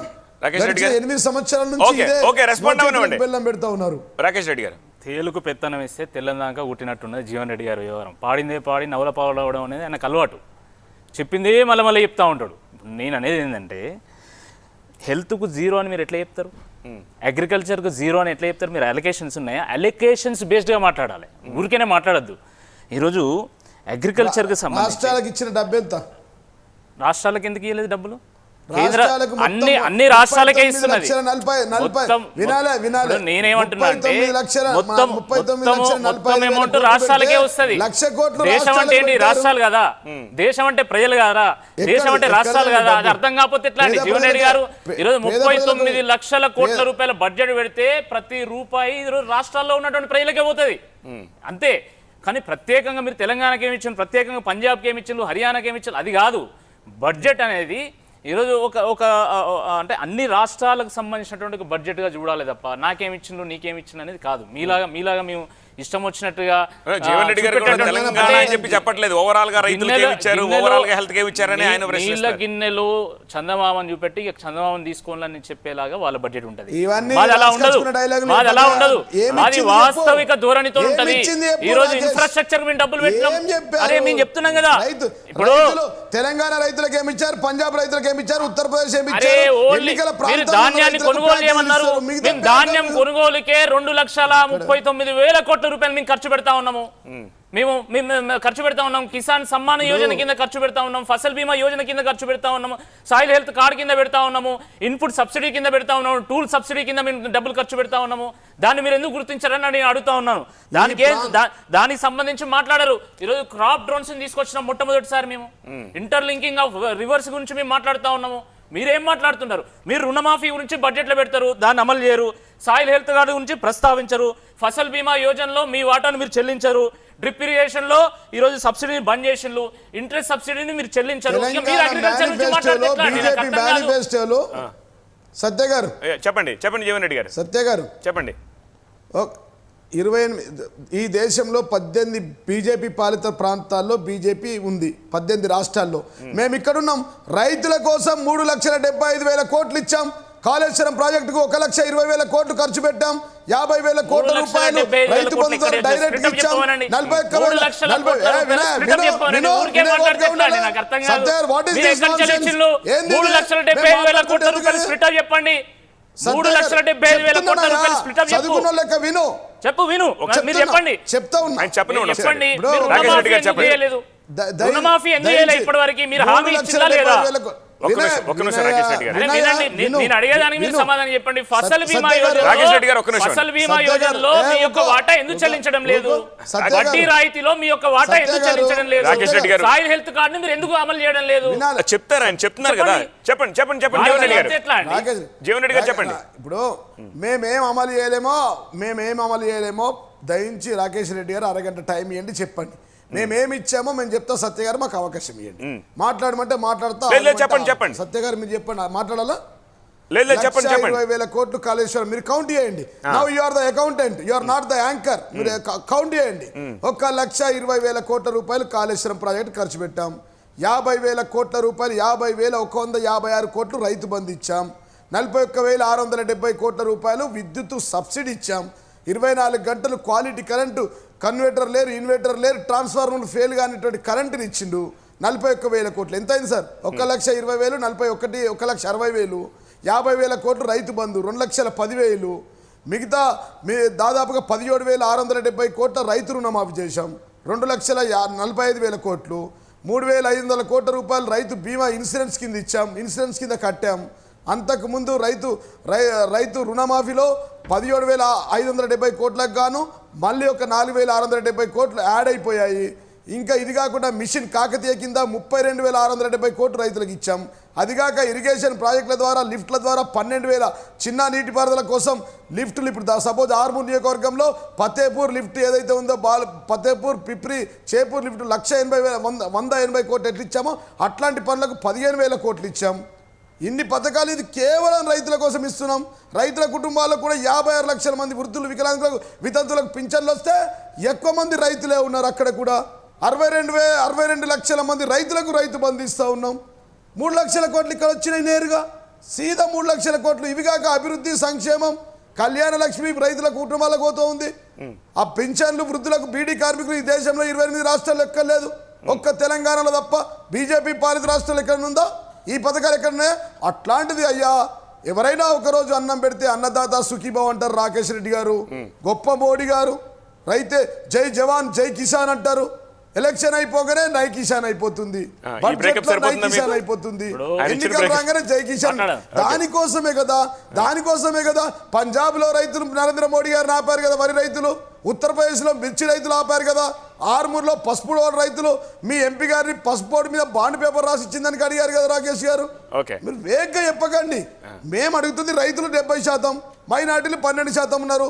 మైనార్టీల కోసం ఏం చేసిరో చెప్పండి. దేశంలో మైనార్టీల కోసం 8 సంవత్సరాల నుంచి విభజన చట్టంలోని అంశాలు, బయ్యారం ఫ్యాక్టరీ ఏమైంది, రైల్వే కోచ్ ఫ్యాక్టరీలు ఏమైనాయి, సింగరేణిలో ఉల్టా మా గనులను మీరు అమ్మేయడము. గిరిజన యూనివర్సిటీ మేము అడిగిన ట్రైబల్ యూనివర్సిటీ ఒక్కటి నాకు తెలిసి ఒక 10 కోట్లు 20 కోట్లు ఇన్ని మేము ఇస్తా ఉంటే ఎక్కడ 20 కోట్లు వచ్చింది. ఇది మోచేతులకు బెల్లం పెట్టు, సున్నా బడ్జెట్, జీరో బడ్జెట్, పలికిన మాలిన బడ్జెట్, గోల్మాల్ బడ్జెట్. ముఖ్యమంత్రి గారు చెప్పారు మేము ఇన్ని ఇస్తున్నాం. ఒక రాష్ట్రం అయ్యా, ఒక చిన్న రాష్ట్రం, నూతనంగా ఏర్పడిన రాష్ట్రం, ఒక ఆంధ్రప్రదేశ్ కవల పిల్లల లాంటి రాష్ట్రాలు. ఈ ఉత్తరప్రదేశ్లో 10,820 కిలోమీటర్ల రైల్వే లైన్లు ఇస్తే 8 సంవత్సరాల్లో తెలంగాణకు వీరిచ్చింది 98 కిలోమీటర్లు. ఏం చెప్పాలా సత్య గారు?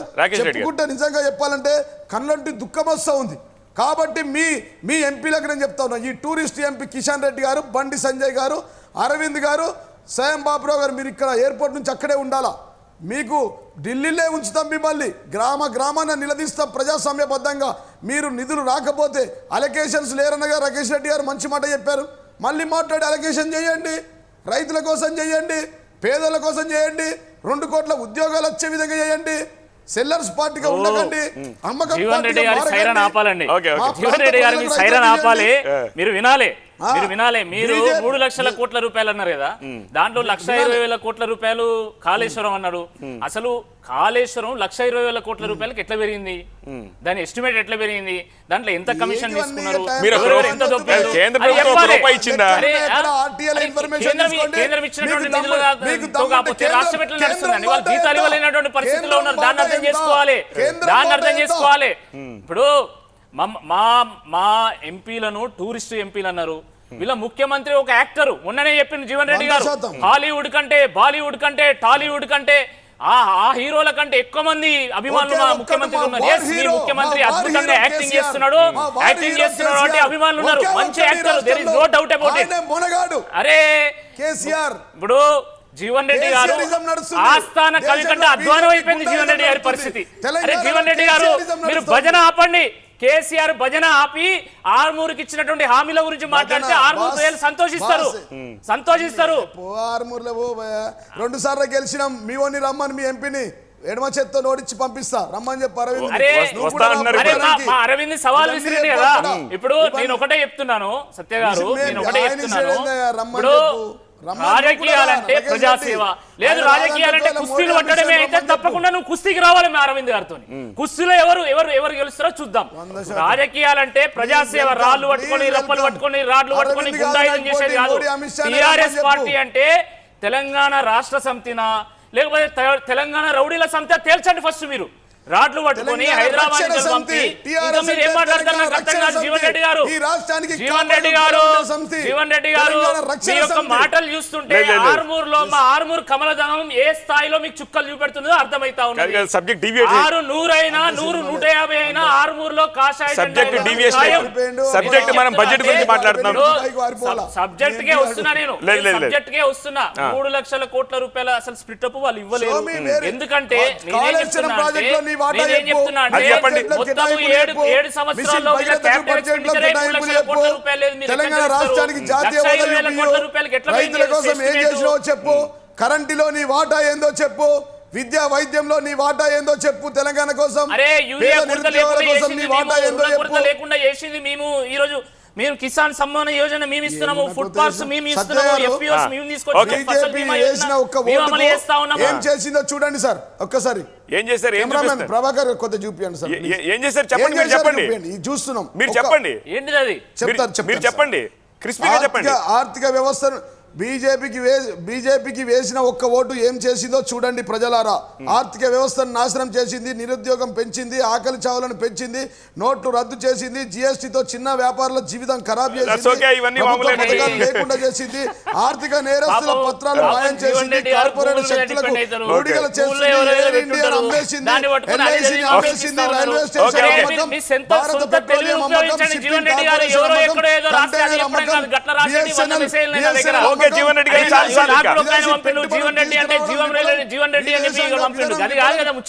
కట్టడి విఫలం, జీవన్ రెడ్డి గారు దాడులు అయితే పాకిస్తాన్, జమ్మూ కాశ్మీర్ లేకపోతే ఖలిస్తాన్ తీవ్రవాదులు హక్కులు కాలరాయబడ్డాయి. సత్య గారు ఐఎమ్ సారీ ప్లీజ్. యూనివర్సిటీల అమ్మకం, జీవన్ రెడ్డి గారు చాలా ఇంకా ఆపండి. మీరు చదువుతున్నారు, ఎవరో రాసి చదవద్దు ప్లీజ్, ఒకసారి ఆపండి. ఆదుకోవడంలో విఫలం చెప్పాలి కదా, చెప్పాలి ఎవరో రాసింది చదవద్దు. బీజేపీ లేదు నేను రాసుకున్నా, చూసుకో. మీరే రాశారా? ఇది నేను రాశానండి. మీరే రాశారు? Okay fine. పిహెచ్డి అండి. Okay fine, PhD, very good. Okay KCR గడిలో ఆస్థాన కవి కంటే అధ్వానం అయిపోయిండు. తెల్లారు లేస్తే కేసీఆర్ భజన చేయడము, తిట్టడము. అంటే వారి నియోజకవర్గంలో మా అరవింద్ గారు 33,000 మెజార్టీ సాధించారు. ఓకే రాకేష్ రెడ్డి గారు, జీవన్ రెడ్డి గారు thank you so much debate లో పార్టిసిపేట్ చేసినందుకు. Thank you so much. ఇది ఎండ్లెస్ డిస్కషన్ అండ్ ఇవాళ బడ్జెట్ కాబట్టి దీనికి సంబంధించిన చర్చలు ఫర్దర్ బులెటిన్స్ లో కూడా మనం చేద్దాము. చర్చలో పాల్గొన్న నేతలందరికీ థ్యాంక్ యూ వెరీ మచ్. ఒక చిన్న బ్రేక్ తర్వాత న్యూస్ బులెటిన్ ప్రసారం అవుతుంది. చూస్తూనే ఉండండి TV9. తెలంగాణ రాష్ట్ర ముఖ్యమంత్రి రెస్పాండ్ అయ్యారు. పెద్దగా ఈ బడ్జెట్ వల్ల ఒరిగిందేమీ లేదు, ఇది పసలేని బడ్జెట్ అంటూ ఉన్నారు. దానికి సంబంధించి మనం చర్చను చూస్తూ ఉన్నాము. బట్ ఈలోపు గిరిధర్ గారు దానికి సంబంధించిన ఒక క్లారిటీ ఇచ్చే ప్రయత్నం చేశారు. సాయిబాబా గారు ఆయన అలిగినట్టున్నారు నా మీద, మిమ్మల్ని మాత్రమే గుర్తించాను అని చెప్పి. నేను ఏంటంటే ఇష్యూ ఆయనకి రిలేటెడా కదా అని చూసి ఇంతసేపు వెయిట్ చేయాల్సి వచ్చింది. బట్ ఆయన స్పష్టంగా ఒక మాట చెప్తూ ఉన్నారు, రీఆర్గనైజేషన్ యాక్ట్ కానీ లేకపోతే రాష్ట్రాలకు సంబంధించి కానీ స్పెసిఫిక్గా ఇక్కడ ప్రస్తావించారు. దట్స్ అ డిఫరెంట్ సబ్జెక్ట్ అంటున్నారు. మనమేమి అనట్లేదండి, ఇవన్నీ ఉన్నాయి. ఇవాళ నిన్న ఎకనామిక్ సర్వేలో కొత్తగా 13 కోట్ల మంది నిరుపేదలయ్యారు అనేది ప్రకటించారు. కొత్తగా నిరుపేదలైన దానికి నిన్నే గవర్నమెంటే చెప్పి తెలంగాణ రాష్ట్ర ముఖ్యమంత్రి రెస్పాండ్ అయ్యారు. పెద్దగా ఈ బడ్జెట్ వల్ల ఒరిగిందేమీ లేదు, ఇది పసలేని బడ్జెట్ అంటూ ఉన్నారు. దానికి సంబంధించి మనం చర్చను చూస్తూ ఉన్నాము. బట్ ఈలోపు గిరిధర్ గారు దానికి సంబంధించిన ఒక క్లారిటీ ఇచ్చే ప్రయత్నం చేశారు. సాయిబాబా గారు ఆయన అలిగినట్టున్నారు నా మీద, మిమ్మల్ని మాత్రమే గుర్తించాను అని చెప్పి. నేను ఏంటంటే ఇష్యూ ఆయనకి రిలేటెడా కదా అని చూసి ఇంతసేపు వెయిట్ చేయాల్సి వచ్చింది. బట్ ఆయన స్పష్టంగా ఒక మాట చెప్తూ ఉన్నారు, రీఆర్గనైజేషన్ యాక్ట్ కానీ లేకపోతే రాష్ట్రాలకు సంబంధించి కానీ స్పెసిఫిక్గా ఇక్కడ ప్రస్తావించారు. దట్స్ అ డిఫరెంట్ సబ్జెక్ట్ అంటున్నారు. మనమేమి అనట్లేదండి, ఇవన్నీ ఉన్నాయి. ఇవాళ నిన్న ఎకనామిక్ సర్వేలో కొత్తగా 13 కోట్ల మంది నిరుపేదలయ్యారు అనేది ప్రకటించారు. కొత్తగా నిరుపేదలైన దానికి నిన్నే గవర్నమెంటే చెప్పింది కాబట్టి ఇవాళ దానికి ఏమైనా ఉపశమనం ఇస్తారా అనేది ఎక్స్పెక్ట్ చేసాం. 13 కోట్ల మంది కొత్తగా మధ్యతరగతి నుంచి నిరుపేదల కేటగిరీలోకి మారారు అని అంటే దానికి ఏం రెమెడీ ఇస్తారనేది మేము ఎదురు చూసామండి. ఇవాళ నేను ఒక పార్టీ కోసమో ఒక వ్యక్తి కోసమో ఒక రాష్ట్రం కోసమో మాట్లాడట్లేదు. ఇవాళ దానికి మనం ఏం రెమెడీ చేయబోతున్నాం అనేది మనకు ముఖ్యమైన విషయం అండి. 8 సంవత్సరాల నుంచి నదుల అనుసంధానానికి చెప్తా ఉన్నారు ప్రతి బడ్జెట్లో చెప్తున్నా కానీ నదుల అనుసంధానం కాలేదు. ఎందుకు కాలేదు అనేది మన ఒక ప్రశ్న. అట్లాగే కృష్ణా గోదావరి నదుల అనుసంధానం, పెన్నా బెల్ట్ మొత్తం అనుసంధానం అని అన్నారు. ఇవి చిరకాలంగా జరుగుతున్నాయి కానీ చర్చలు ప్రాక్టికాలిటీ రాలేదండి. మీరు కావాలంటే 2014 ఫస్ట్ బడ్జెట్ స్పీచ్ తీసుకోండి, దాని నుంచి కూడా ఇది జరుగుతూనే ఉంది. తర్వాత ఒకసారి గడ్కరీ గారు పార్లమెంట్లో ప్రసంగిస్తూ నదుల అనుసంధానం, నది నుంచి వాటర్ ట్రాన్స్పోర్ట్ కూడా మేము ప్రాధాన్యం ఇవ్వబోతున్నాము, ఇందులో పెద్ద బిగ్గెస్ట్ బెనిఫిషియరీ గోదావరి కృష్ణా ప్రాంతం అని అన్నారు. ఇంతవరకు ఎక్కడా కూడా పడవ వెళ్ళే ప్రయాణం ఇది కూడా లేదండి. ఈలోపు ఎక్కడికక్కడ బ్యారేజీలు, ఆనకట్టలు, ఎత్తిపోతలు కట్టుకుంటా అది మొత్తం కూడా మెయిన్ స్ట్రీమ్ ఆఫ్ ద నది అనేది డిస్టర్బ్ అయిపోయిందండి. ఇవాళ అదేవిధంగా 60 కోట్ల మంది భారతీయులు బతుకుతున్నది వ్యవసాయం మీద. వ్యవసాయం మీరు వద్దనుకున్నా కానీ వాళ్ళ ప్రపంచంలో అనేక దేశాలు వాళ్ళకి మ్యాన్ పవర్ తగ్గిపోయి వ్యవసాయానికి దూరంగా జరిగిపోయినందువల్ల వాళ్ళకి ఫుడ్ స్కేర్సిటీ వచ్చింది. ఇక్కడ మనం వ్యవసాయం మీద డిపెండ్ అయి ఉన్నాం. ఆ వ్యవసాయదారులకి ఏం రిక్వైర్మెంట్స్ ఉన్నాయి, ఎందుకు పంటలు గిట్టుబాటు రావట్లేదు, ఎందుకు మనం స్వామినాథన్ కమిటీ సూచనలు ఎందుకు అమలు చేయలేకపోతున్నాము, ఎంత సిగ్గుచేటంటేనండి పార్లమెంటు సాక్షిగా స్వామినాథన్ కమిటీ సిఫార్సులను అమలు చేయలేము, 50% ఇవ్వలేము, ల్యాండ్ కాస్ట్ని మేము చేయలేమని పార్లమెంటు సాక్షిగా ఇంతమంది ఎంపీలు ఇంతమంది చర్చించుకున్నారంటే అది చాలా సిగ్గుచేటండి. ఇవాళ దేశానికి అన్నం పెడుతున్నారు. ఇవాళ సర్ప్లస్ వచ్చిందంటే కేవలం రైతులండి. 400 రూపాయలు ఉన్న డిఏపీని 1700 రూపాయలు చేస్తే ఎందుకనేది మనం సిగ్గుపడాలి. ఇవాళ దేశం మొత్తం మిరప పంట ఒక వైరస్ వచ్చి కొట్టుకుపోతుందంటే దానికి ఆలోచిస్తున్నాం అనేది ఒక వైపు రావట్లేదండి. ఇవాళ ఎవరికి వ్యతిరేకం కాదు, మంచి చేసిందని చెబుతాం, చెడు అయితే చెడు చెబుతాను. ఇవాళ ఎందుకు క్రిప్టో కరెన్సీ మీద అంటే అది ఒక జరుగుతుంది కాబట్టి దాని మీద ట్యాక్స్ వేయటం అనేది స్వాగతిస్తున్నాం. రెండో వైపు జరుగుతున్న లాస్ని ఏం చేయాలనేది కూడా మనం రావాలి. ఇవాళ మాట్లాడే వర్గాలకి రిప్రజెంటేషన్ ఇచ్చిన పారిశ్రామికవేత్తలకి మీరు కన్సిడర్ చేసామంటున్నారు. రిప్రజెంటేషన్ వెయ్యలేని రైతులను ఏం చేస్తున్నారు, సంవత్సరం పాటు రైతులు అక్కడ కూర్చుంటే సాగు చట్టాలను వెనక్కి తీసుకున్నామన్నారు. సాగు చట్టాలు కాదు, సాగు బాగు కోసం ఏం చేయబోతున్నామంటే రాష్ట్ర ప్రభుత్వాలతో కలిసి స్కీమ్ చేయబోతున్నాం అంటున్నారు. మరో పక్కేమో వ్యవసాయం రాష్ట్రాల సబ్జెక్ట్ అంటారు, కేంద్రం నియంత్రణ అంటారు, కొనేదేమో వాళ్ళు, ఇచ్చేదేమో వీళ్ళు, వాళ్ళకి కోఆర్డినేషన్ లేదు. ఇవన్నీ కూడా చాలా మ్యాగ్నానిమిటీలో దయచేసి చెప్పులు లేని వ్యక్తి గురించి, ఇవాళ బతకటానికి వ్యక్తి గురించి, ఈ 2 సంవత్సరాల్లో జరిగిన ఆకలి మరణాల గురించి, కోవిడ్ మరణాల గురించి, ఆరోగ్యం అందక ప్రభుత్వ హాస్పిటల్ మొత్తం నీరు గారిపోయి ఆరోగ్యం వైద్యం అందక చనిపోతున్న వాళ్ళ గురించి మనం మాట్లాడితే వాళ్ళు వెల్కమ్ చేస్తారు. రిప్రజెంటేషన్ ఇచ్చిన వాళ్ళే అడ్రస్ చేశారు, ఇవ్వని పేదలు రైతులను అడ్రస్ చేయలేదు అని చెప్పేసి అంటున్నారు సాయిబాబా గారు. అవునండి, ఇప్పుడు రియాలిటీగా తీసుకుంటే ఇప్పుడు మనకి కోవిడ్ ఇష్యూ వచ్చిందనుకోండి, అది ఒక పాండమిక్ ఇష్యూ. దాన్ని ప్రపంచంలో ఉన్న అన్ని దేశాల్లోని కూడా, అభివృద్ధి చెందిన దేశాల్లో కూడా అదే పరిస్థితి అండి. వాళ్ళు అక్కడేమి రెస్క్యూ చేయలేకపోయారు, దానికి మెడిసిన్ లేదు, కాపాడలేకపోయారు.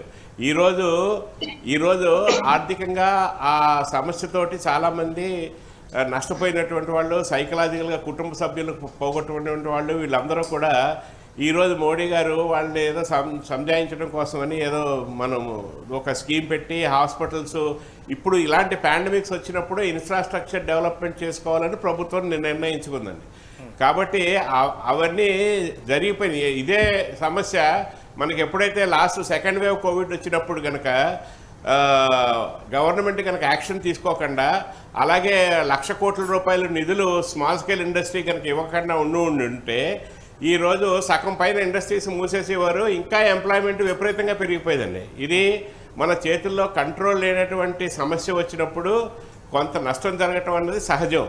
సో దానికి 1 సంవత్సరం పాటు గవర్నమెంట్ ఇప్పుడు మళ్ళీ దాన్ని ఈ ఎమర్జెన్సీ క్రెడిట్ గ్యారంటీ స్కీమ్లో అందరికీ వర్కింగ్ క్యాపిటల్ లిమిట్స్ ఎన్హాన్స్ చేయటము, దానికి మళ్ళీ మీరు సెక్యూరిటీ ఇవ్వకుండా బ్యాంకులు తనంతట తానే ఇచ్చిన ఇన్సిడెంట్లు అండి. ఇండస్ట్రీస్కి ఏమి సంతకాలు లేకుండా మీకు ఇంత లిమిట్ వాడేవు, నువ్వు ఇంత వాడుకొని వాళ్ళు ట్రాన్స్ఫర్ చేసి ఇవన్నీ చేసిన మొలాన్న ఆర్థిక పరిస్థితి తిరిగి పుంజుకోగలిగిందండి. అది కనుక ఆ రోజు చేయకుండా ఉండుంటే ఈ రోజు ఎంఎస్ఎంఈ సెక్టర్ ఎగ్జిస్టెన్స్ చాలా కష్టమైపోయిందండి. ఇవన్నీ కొన్ని కార్యక్రమాలు జరుగుతూనే ఉన్నాయి. పాండమిక్ ఇష్యూలో మనం ఫేస్ చేయవలసిన సిచ్యువేషన్స్ ఉన్నాయి.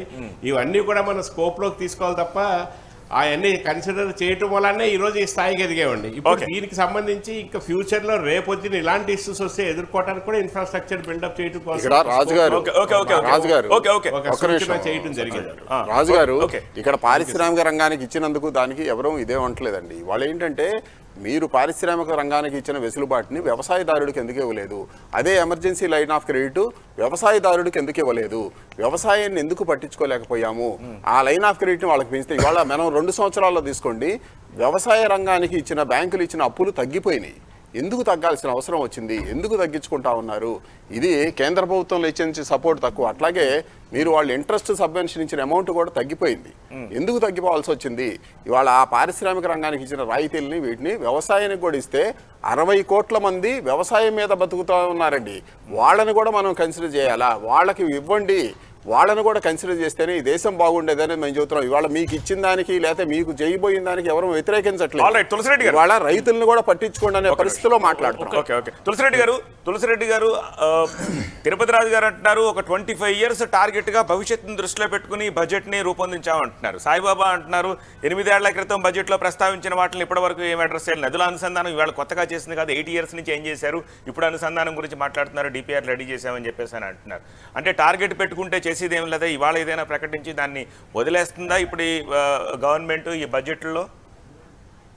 అమ్మకు అన్నం పెట్టని ప్రబుద్ధుడు పిన్నమ్మకు బంగారు గాజులు చేస్తానన్నాడు.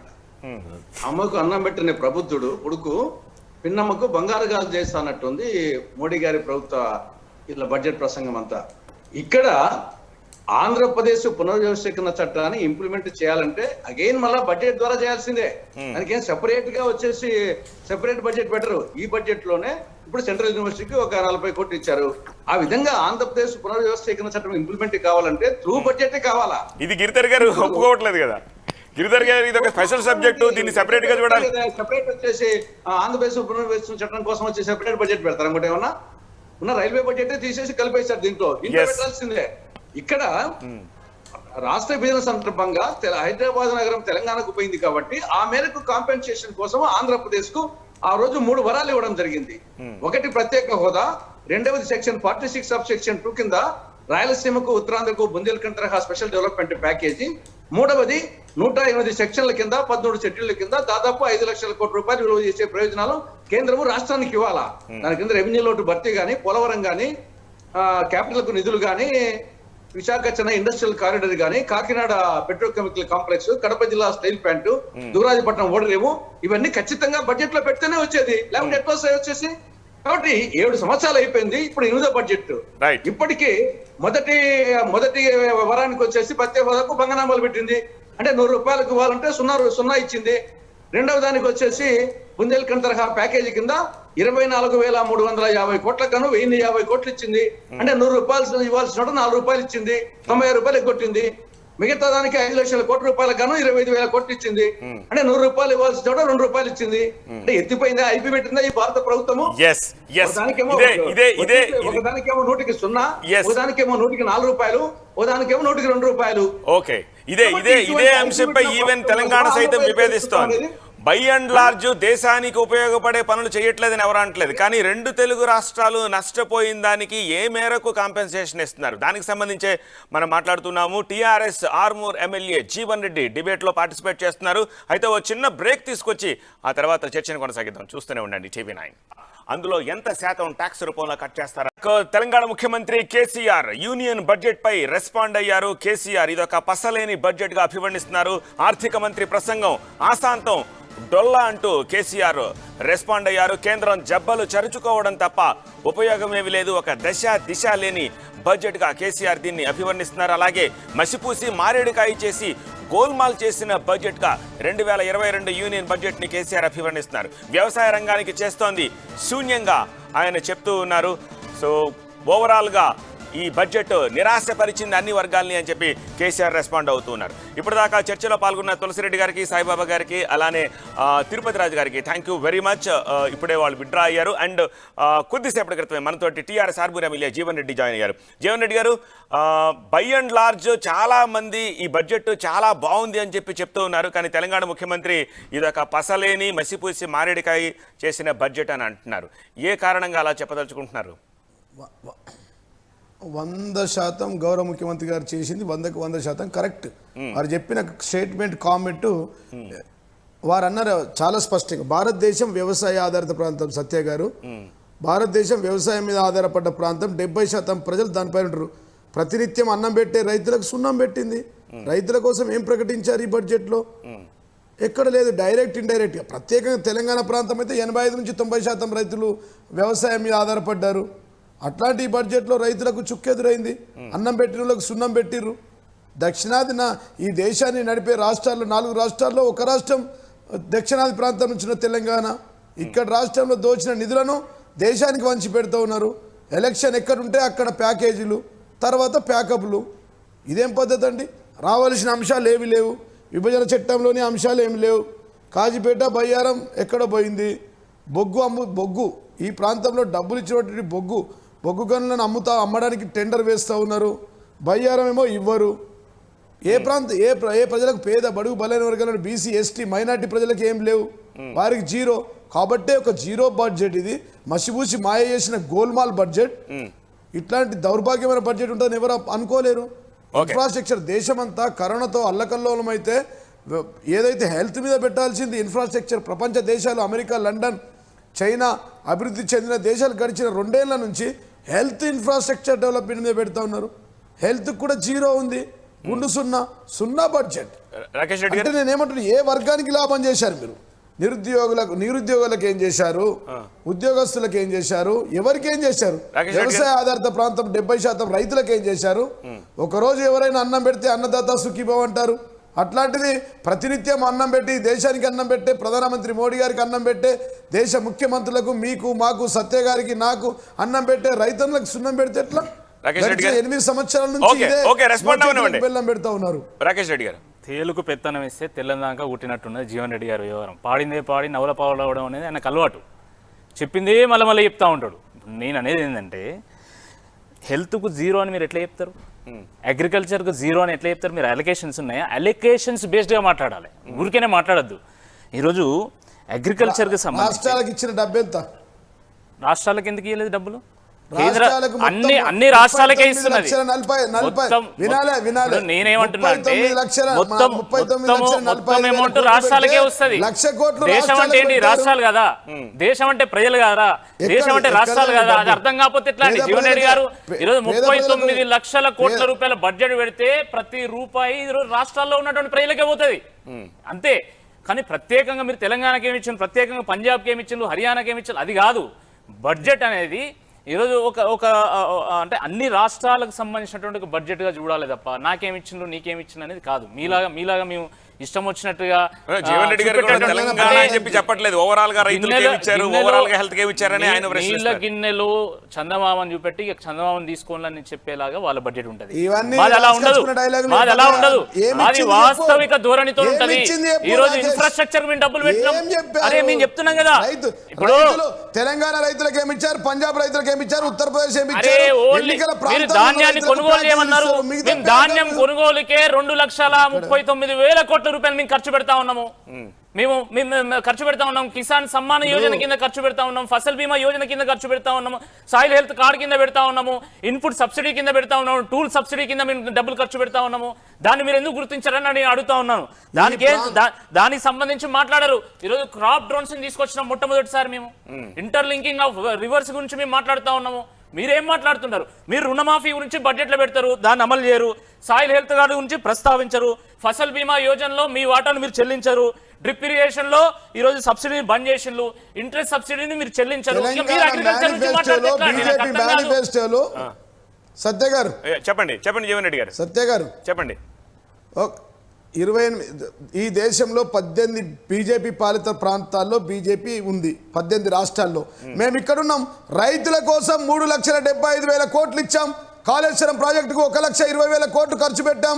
50,000 కోట్ల రూపాయలు రైతు బంధు డైరెక్ట్ ఇచ్చాం. 3,75,000 కోట్ల రూపాయలు స్ప్లిట్ అప్ చెప్పండి. 3,75,000 కోట్ల రూపాయలు స్ప్లిట్ అప్ చదువుకున్న లెక్క విను. చెప్పు విను, మీరు చెప్పండి. చెప్తా ఉన్నా చెప్పండి. రుణమాఫీ ఎందుకు చేయలేదు ఇప్పటి వరకు? మీరు హామీ ఇచ్చిందా లేదా? నేను అడిగేదానికి మీరు సమాధానం చెప్పండి. ఫసల్ బీమా యోజనలో మీ యొక్క వాటా ఎందుకు చెల్లించడం లేదు? వడ్డీ రాయితీలో మీ యొక్క వాటా ఎందుకు చెల్లించడం లేదు? సాయిల్ హెల్త్ కార్డు మీరు ఎందుకు అమలు చేయడం లేదు? చెప్తారా? ఆయన చెప్తున్నారు కదా.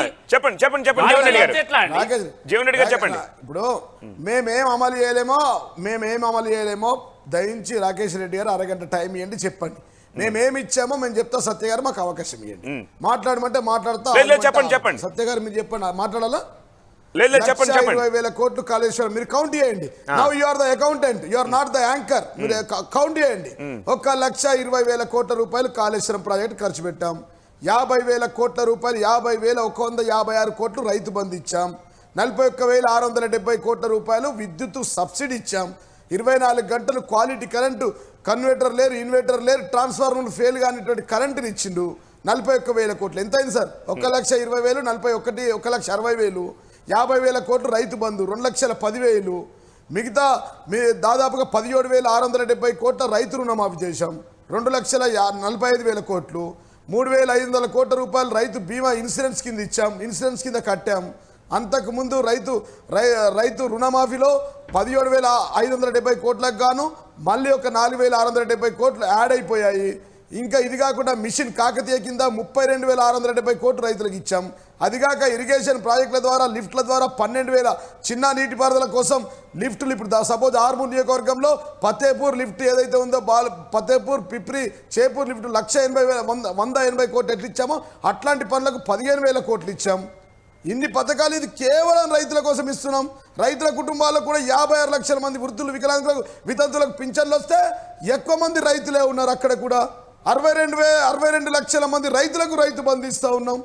3 లక్షల కోట్లు ఇక్కడ వచ్చినాయి నేరుగా, సీదా 3 లక్షల కోట్లు. ఇవి కాక అభివృద్ధి, సంక్షేమం, కళ్యాణ లక్ష్మి రైతుల కుటుంబాలకు పోతూ ఉంది. ఆ పింఛన్లు వృద్ధులకు, బీడీ కార్మికులు ఈ దేశంలో 28 రాష్ట్రాలు ఎక్కర్లేదు, ఒక్క తెలంగాణలో తప్ప. బీజేపీ పాలిత రాష్ట్రాలు ఎక్కడుందా ఈ పథకాలు? ఎక్కడున్నాయా? అట్లాంటిది అయ్యా, ఎవరైనా ఒకరోజు అన్నం పెడితే అన్నదాత సుఖీభావ్ అంటారు రాకేష్ రెడ్డి గారు, గొప్ప మోడీ గారు. రైతే జై జవాన్ జై కిసాన్ అంటారు. ఎలక్షన్ అయిపోగానే నై కిసాన్ అయిపోతుంది, అయిపోతుంది. ఎన్నికలు రాగానే జై కిసాన్. దానికోసమే కదా పంజాబ్ లో రైతులు నరేంద్ర మోడీ గారిని ఆపారు కదా, వరి రైతులు. ఉత్తరప్రదేశ్ లో మిర్చి రైతులు ఆపారు కదా. ఆర్మూర్లో పసుపు రైతులు మీ ఎంపీ గారిని పసుపు బోర్డు మీద బాండ్ పేపర్ రాసి ఇచ్చిందని అడిగారు కదా రాకేష్ గారు.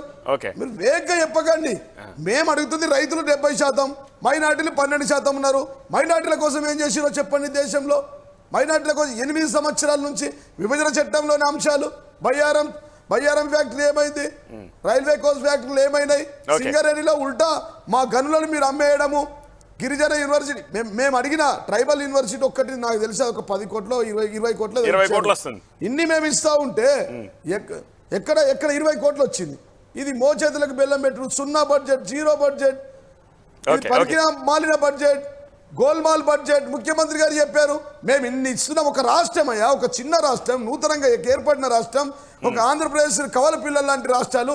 ఈ రాష్ట్ర ఉత్తరప్రదేశ్లో 10,820 కిలోమీటర్ రైల్వే లైన్లు ఇస్తే 8 సంవత్సరాల్లో తెలంగాణకు వీరిచ్చింది 98 కిలోమీటర్లు. ఏం చెప్పాలా సత్య గారు? చెప్పుకుంటే నిజంగా చెప్పాలంటే కళ్ళంటి దుఃఖం వస్తూ ఉంది. కాబట్టి మీ ఎంపీలకు నేను చెప్తా ఉన్నా, ఈ టూరిస్ట్ ఎంపీ కిషన్ రెడ్డి గారు, బండి సంజయ్ గారు, అరవింద్ గారు, స్వయం బాబురావు గారు, మీరు ఇక్కడ ఎయిర్పోర్ట్ నుంచి అక్కడే ఉండాలా. మీకు ఢిల్లీలో ఉంచుతాం, మిమ్మల్ని గ్రామాన నిలదీస్తాం ప్రజాస్వామ్యబద్ధంగా. మీరు నిధులు రాకపోతే అలొకేషన్స్ లేరనగా రాకేష్ రెడ్డి గారు మంచి మాట చెప్పారు. మళ్ళీ మాట్లాడి అలొకేషన్ చేయండి, రైతుల కోసం చేయండి, పేదల కోసం చేయండి, 2 కోట్ల ఉద్యోగాలు వచ్చే విధంగా చేయండి. సెల్లర్స్ పార్టీగా ఉండకండి, అమ్మకం పార్టీగా ఆపాలండి. సైరన్ ఆపాలి. మీరు వినాలి. మీరు 3 లక్షల కోట్ల రూపాయలు అన్నారు కదా, దాంట్లో 1,20,000 కోట్ల రూపాయలు కాళేశ్వరం అన్నారు. అసలు కాళేశ్వరం 1,20,000 కోట్ల రూపాయలకి ఎట్లా పెరిగింది? దాని ఎస్టిమేట్ ఎట్లా పెరిగింది?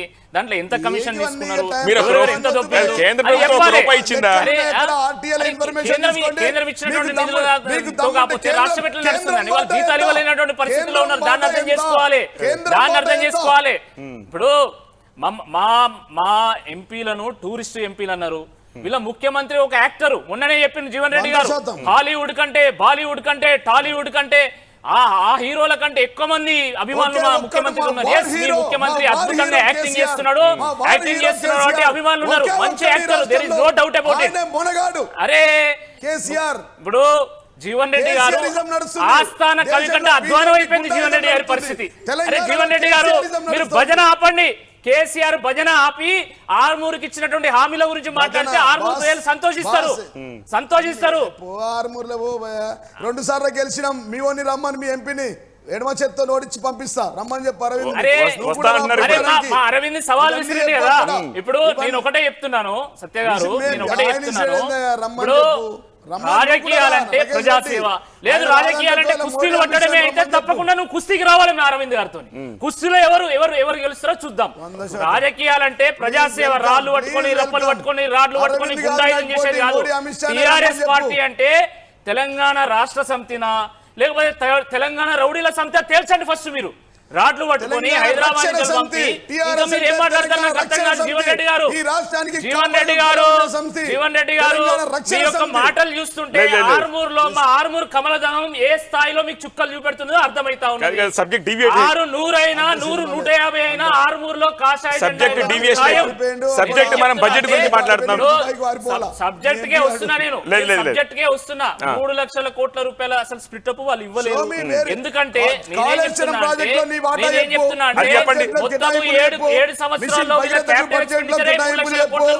తెలంగాణ రాష్ట్రానికి జాతీయ రైతుల కోసం ఏం చేసినావో చెప్పు. కరెంటులో నీ వాటా ఏందో చెప్పు. విద్యా వైద్యంలో నీ వాటా ఏందో చెప్పు. తెలంగాణ కోసం నీ వాటా ఏందో చెప్పు. లేకుండా చేసింది మేము ఈ రోజు. మీరు కిసాన్ సమ్మాన్ యోజన మేము ఇస్తున్నాము, ఫుడ్ పార్క్స్ మేము ఇస్తున్నాము, ఎఫ్పిఓస్ మేము తీసుకొచ్చి ఏం చేసిందో చూడండి సార్ ఒక్కసారి. ఏం చేశారు? ప్రభాకర్ కొద్దిగా చూపించండి సార్. ఏం చేశారు చెప్పండి. చెప్పండి, చూస్తున్నాం. మీరు చెప్పండి. ఏంటిది అది మీరు చెప్పండి, క్రిస్పీగా చెప్పండి. ఆర్థిక వ్యవస్థను బీజేపీకి వేసిన ఒక్క ఓటు ఏం చేసిందో చూడండి ప్రజలారా. ఆర్థిక వ్యవస్థను నాశనం చేసింది, నిరుద్యోగం పెంచింది, ఆకలి చావులను పెంచింది, నోట్లు రద్దు చేసింది, జీఎస్టీతో చిన్న వ్యాపారుల జీవితం ఖరాబ్ చేసింది, లేకుండా చేసింది, ఆర్థిక నేరస్తుల పత్రాలు మాయం చేసింది, కార్పొరేట్ శక్తులకు ఊడిగల చేసింది, అమ్మేసింది, ఎల్ఐసిని అమ్మేసింది, రైల్వే స్టేషన్ భారత పెట్రోలియం జీవన్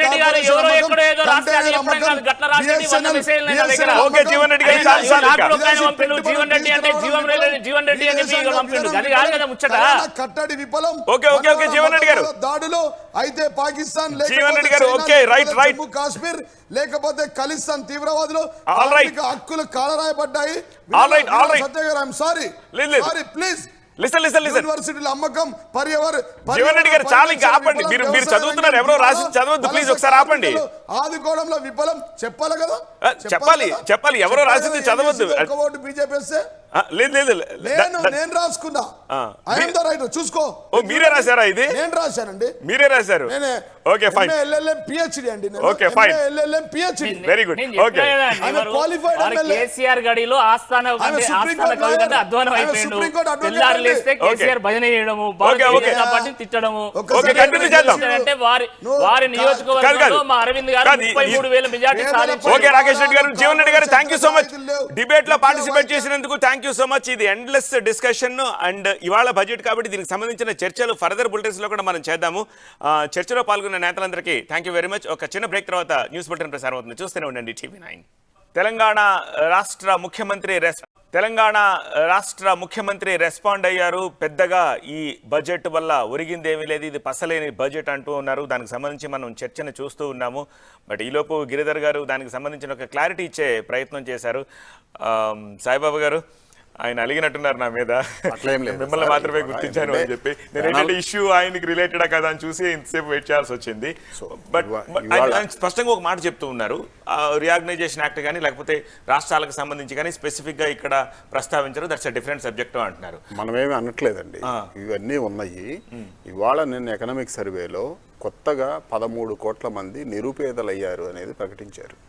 కొత్తగా నిరుపేదలైన దానికి నిన్నే గవర్నమెంటే చెప్పింది కాబట్టి ఇవాళ దానికి ఏమైనా ఉపశమనం ఇస్తారా అనేది ఎక్స్పెక్ట్ చేసాం. 13 కోట్ల మంది కొత్తగా మధ్యతరగతి నుంచి నిరుపేదల కేటగిరీలోకి మారారు అని అంటే దానికి ఏం రెమెడీ ఇస్తారనేది మేము ఎదురు చూసామండి. ఇవాళ నేను ఒక పార్టీ కోసమో, ఒక వ్యక్తి కోసమో, ఒక రాష్ట్రం కోసమో మాట్లాడట్లేదు.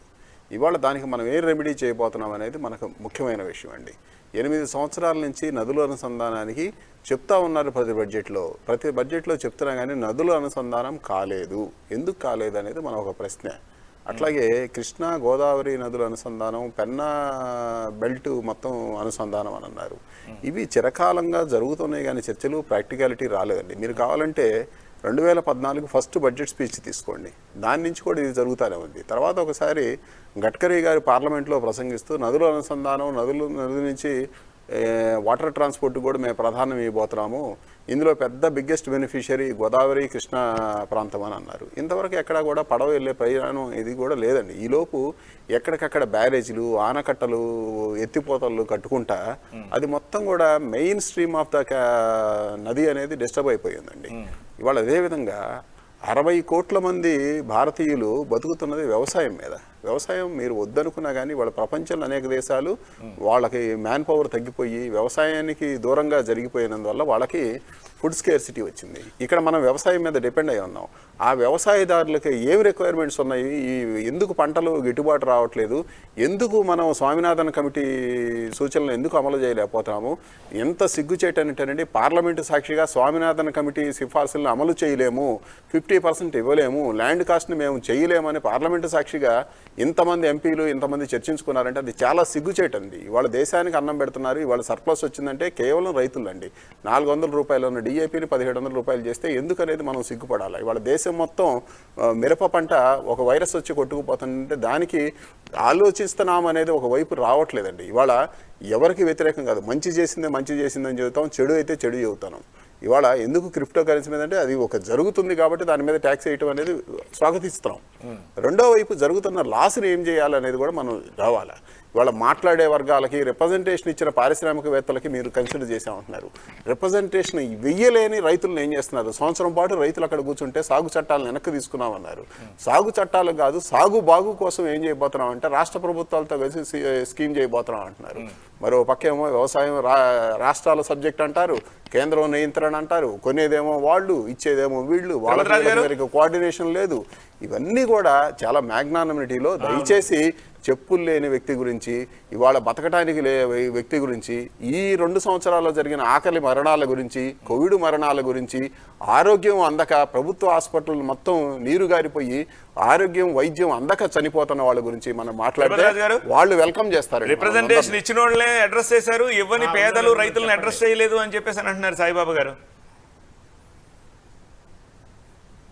అవునండి, ఇప్పుడు రియాలిటీగా తీసుకుంటే ఇప్పుడు మనకి కోవిడ్ ఇష్యూ వచ్చిందనుకోండి, అది ఒక పాండమిక్ ఇష్యూ.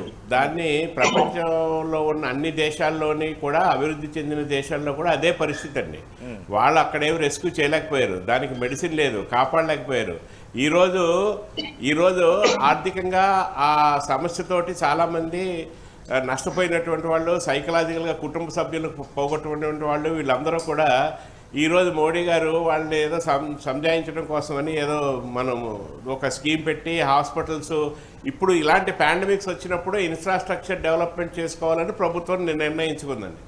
కాబట్టి అవన్నీ జరిగిపోయినాయి. ఇదే సమస్య మనకి ఎప్పుడైతే లాస్ట్ సెకండ్ వేవ్ కోవిడ్ వచ్చినప్పుడు కనుక గవర్నమెంట్ కనుక యాక్షన్ తీసుకోకుండా, అలాగే 1,00,000 కోట్ల రూపాయల నిధులు స్మాల్ స్కేల్ ఇండస్ట్రీ కనుక ఇవ్వకుండా ఉంటే ఈరోజు సగం పైన ఇండస్ట్రీస్ మూసేసేవారు, ఇంకా ఎంప్లాయ్మెంట్ విపరీతంగా పెరిగిపోయేదండి. ఇది మన చేతుల్లో కంట్రోల్ లేనటువంటి సమస్య వచ్చినప్పుడు కొంత నష్టం జరగటం అన్నది సహజం. సో దానికి 1 సంవత్సరం పాటు గవర్నమెంట్ ఇప్పుడు మళ్ళీ దాన్ని ఈ ఎమర్జెన్సీ క్రెడిట్ గ్యారంటీ స్కీమ్లో అందరికీ వర్కింగ్ క్యాపిటల్ లిమిట్స్ ఎన్హాన్స్ చేయటము, దానికి మళ్ళీ మీరు సెక్యూరిటీ ఇవ్వకుండా బ్యాంకులు తనంతట తానే ఇచ్చిన ఇన్సిడెంట్లు అండి ఇండస్ట్రీస్కి. ఏమి సంతకాలు లేకుండా మీకు ఇంత లిమిట్ వాడేవు, నువ్వు ఇంత వాడుకొని వాళ్ళు ట్రాన్స్ఫర్ చేసి ఇవన్నీ చేసిన మొలాన్న ఆర్థిక పరిస్థితి తిరిగి పుంజుకోగలిగిందండి. అది కనుక ఆ రోజు చేయకుండా ఉండుంటే ఈ రోజు ఎంఎస్ఎంఈ సెక్టర్ ఎగ్జిస్టెన్స్ చాలా కష్టమైపోయిందండి. ఇవన్నీ కొన్ని కార్యక్రమాలు జరుగుతూనే ఉన్నాయి. పాండమిక్ ఇష్యూలో మనం ఫేస్ చేయవలసిన సిచ్యువేషన్స్ ఉన్నాయి. ఇవన్నీ కూడా మనం స్కోప్లోకి తీసుకోవాలి తప్ప అవన్నీ కన్సిడర్ చేయటం వల్లనే ఈ రోజు ఈ స్థాయికి ఎదిగేవండి. ఇప్పుడు దీనికి సంబంధించి ఇంకా ఫ్యూచర్ లో రేపొద్దున ఇలాంటి ఇష్యూస్ వస్తే ఎదుర్కోవడానికి కూడా ఇన్ఫ్రాస్ట్రక్చర్ బిల్డప్ చేయడం కోసం చేయడం జరిగింది. రాజుగారు ఇక్కడ పారిశ్రామిక రంగానికి ఇచ్చినందుకు దానికి ఎవరూ ఇదే అనట్లేదండి. వాళ్ళు ఏంటంటే మీరు పారిశ్రామిక రంగానికి ఇచ్చిన వెసులుబాటుని వ్యవసాయదారుడికి ఎందుకు ఇవ్వలేదు, అదే ఎమర్జెన్సీ లైన్ ఆఫ్ క్రెడిట్ వ్యవసాయదారుడికి ఎందుకు ఇవ్వలేదు, వ్యవసాయాన్ని ఎందుకు పట్టించుకోలేకపోయాము, ఆ లైన్ ఆఫ్ క్రెడిట్ని వాళ్ళకి పెంచితే ఇవాళ మనం 2 సంవత్సరాల్లో తీసుకోండి, వ్యవసాయ రంగానికి ఇచ్చిన బ్యాంకులు ఇచ్చిన అప్పులు తగ్గిపోయినాయి. ఎందుకు తగ్గాల్సిన అవసరం వచ్చింది, ఎందుకు తగ్గించుకుంటా ఉన్నారు? ఇది కేంద్ర ప్రభుత్వంలో ఇచ్చే సపోర్ట్ తక్కువ, అట్లాగే మీరు వాళ్ళు ఇంట్రెస్ట్ సబ్వెన్షన్ ఇచ్చిన అమౌంట్ కూడా తగ్గిపోయింది. ఎందుకు తగ్గిపోవాల్సి వచ్చింది? ఇవాళ ఆ పారిశ్రామిక రంగానికి ఇచ్చిన రాయితీలని వీటిని వ్యవసాయానికి కూడా ఇస్తే 60 కోట్ల మంది వ్యవసాయం మీద బతుకుతూ ఉన్నారండి. వాళ్ళని కూడా మనం కన్సిడర్ చేయాలా? వాళ్ళకి ఇవ్వండి, వాళ్ళని కూడా కన్సిడర్ చేస్తేనే ఈ దేశం బాగుండేదని మేము చెబుతున్నాం. ఇవాళ మీకు ఇచ్చిన దానికి లేకపోతే మీకు చేయబోయిన దానికి ఎవరు వ్యతిరేకించట్లేదు. ఇవాళ రైతులను కూడా పట్టించుకోండి అనే పరిస్థితిలో మాట్లాడుతున్నాం. తులసిరెడ్డి గారు తిరుపతి రాజు గారు అంటున్నారు ఒక 25 years టార్గెట్ గా భవిష్యత్తును దృష్టిలో పెట్టుకుని బడ్జెట్ ని రూపొందించామంటున్నారు. సాయిబాబా అంటున్నారు 8 ఏళ్ల క్రితం బడ్జెట్ లో ప్రస్తావించిన వాటిని ఇప్పటి వరకు ఏం అడ్రస్ చేయాలి, నదుల అనుసంధానం ఇవాళ కొత్తగా చేసింది కాదు, 8 years నుంచి ఏం చేశారు, ఇప్పుడు అనుసంధానం గురించి మాట్లాడుతున్నారు, డిపిఆర్ రెడీ చేశామని చెప్పేసి అని అంటున్నారు. అంటే టార్గెట్ పెట్టుకుంటే చేసేదేం లేదా, ఇవాళ ఏదైనా ప్రకటించి దాన్ని వదిలేస్తుందా ఇప్పుడు ఈ గవర్నమెంట్ ఈ బడ్జెట్లో? అమ్మకు అన్నం పెట్టని ప్రబుద్ధుడు పిన్నమ్మకు బంగారు గాజులు చేస్తానన్నాడు. అమ్మకు అన్నం పెట్టని ప్రబుద్ధుడు కొడుకు పిన్నమ్మకు బంగారు గాజులు చేస్తానట్టుంది మోడీ గారి ప్రభుత్వ ఇట్లా బడ్జెట్ ప్రసంగం అంతా. ఇక్కడ ఆంధ్రప్రదేశ్ పునర్వ్యవస్థీకరణ చట్టాన్ని ఇంప్లిమెంట్ చేయాలంటే అగైన్ మళ్ళా బడ్జెట్ ద్వారా చేయాల్సిందే. దానికి ఏం సెపరేట్ గా వచ్చేసి సెపరేట్ బడ్జెట్ పెట్టరు. ఈ బడ్జెట్ లోనే ఇప్పుడు సెంట్రల్ యూనివర్సిటీకి ఒక 40 కోట్లు ఇచ్చారు. ఆ విధంగా ఆంధ్రప్రదేశ్ పునర్వ్యవస్థీకరణ చట్టం ఇంప్లిమెంట్ కావాలంటే త్రూ బడ్జెట్ కావాలా? ఇది గిరిధర్ గారు ఒప్పుకోవట్లేదు కదా. గిరిధర్ గారు ఇది ఒక స్పెషల్ సబ్జెక్టు, దీన్ని సెపరేట్ గా చూడాలి. సెపరేట్ వచ్చేసి ఆంధ్రప్రదేశ్ పునర్వ్యవస్థీకరణ చట్టం కోసం వచ్చి సెపరేట్ బడ్జెట్ పెడతారు. ఇంకోటి ఏమన్నా ఉన్న రైల్వే బడ్జెట్ తీసేసి కలిపేశారు దీంట్లో పెట్టాల్సిందే. ఇక్కడ రాష్ట్ర విభజన సందర్భంగా హైదరాబాద్ నగరం తెలంగాణకు పోయింది కాబట్టి ఆ మేరకు కాంపెన్సేషన్ కోసం ఆంధ్రప్రదేశ్ కు ఆ రోజు 3 వరాలు ఇవ్వడం జరిగింది. ఒకటి ప్రత్యేక హోదా, రెండవది సెక్షన్ 46 ఆఫ్ సెక్షన్ 2 కింద రాయలసీమకు ఉత్తరాంధ్రకు బుందేల్ఖండ్ తరహా స్పెషల్ డెవలప్మెంట్ ప్యాకేజీ, మూడవది 108 సెక్షన్ల కింద 13 షెడ్యూళ్ల కింద దాదాపు 5 లక్షల కోట్ల రూపాయలు విలువ చేసే ప్రయోజనాలు కేంద్రము రాష్ట్రానికి ఇవ్వాలా. దాని కింద రెవెన్యూ లోటు భర్తీ గానీ, పోలవరం గానీ, క్యాపిటల్ కు నిధులు గానీ, విశాఖ చెన్నై ఇండస్ట్రియల్ కారిడార్ గానీ, కాకినాడ పెట్రోకెమికల్ కాంప్లెక్స్, కడప జిల్లా స్టీల్ ప్లాంట్, దురాజపట్నం ఓడరేవు ఇవన్నీ ఖచ్చితంగా బడ్జెట్ లో పెడితేనే వచ్చేది, లేకుంటే ఎట్లా వచ్చేసి. కాబట్టి 7 సంవత్సరాలు అయిపోయింది, ఇప్పుడు 8వ బడ్జెట్. ఇప్పటికీ మొదటి వరానికి వచ్చేసి ప్రత్యేక హోదాకు భంగనామాలు పెట్టింది. అంటే 100 రూపాయలకు ఇవ్వాలంటే 0 ఇచ్చింది. రెండవ దానికి వచ్చేసి బుందేల్ఖండ్ తరహా ప్యాకేజీ కింద 24,350 కోట్ల కను 1,050 కోట్లు ఇచ్చింది. అంటే 100 రూపాయలు ఇవ్వాల్సిన 4 రూపాయలు ఇచ్చింది, 95 రూపాయలు ఎగ్గొట్టింది. మిగతా దానికి 5 లక్షల కోట్ల రూపాయల కను 25,000 కోట్లు ఇచ్చింది. అంటే 100 రూపాయలు ఇవ్వాల్సిన 2 రూపాయలు ఇచ్చింది. అంటే ఎత్తిపోయిందా, ఐపి పెట్టిందా ఈ భారత ప్రభుత్వము? ఒకదానికేమో 100కి 0, ఒకదానికేమో 100కి 4 రూపాయలు, ఒకదానికేమో 100కి 2 రూపాయలు. ఓకే, ఇదే అంశంపై ఈవెన్ తెలంగాణ సైతం విభేదిస్తోంది. బై అండ్ లార్జ్ దేశానికి ఉపయోగపడే పనులు చేయట్లేదని ఎవరు అనట్లేదు, కానీ 2 తెలుగు రాష్ట్రాలు నష్టపోయిన దానికి ఏ మేరకు కాంపెన్సేషన్ ఇస్తున్నారు, దానికి సంబంధించే మనం మాట్లాడుతున్నాము. టీఆర్ఎస్ ఆర్మూర్ ఎమ్మెల్యే జీవన్ రెడ్డి డిబేట్లో పార్టిసిపేట్ చేస్తున్నారు. అయితే ఓ చిన్న బ్రేక్ తీసుకొచ్చి ఆ తర్వాత చర్చను కొనసాగిద్దాం. చూస్తూనే ఉండండి TV9. అందులో ఎంత శాతం ట్యాక్స్ రూపంలో కట్ చేస్తారా?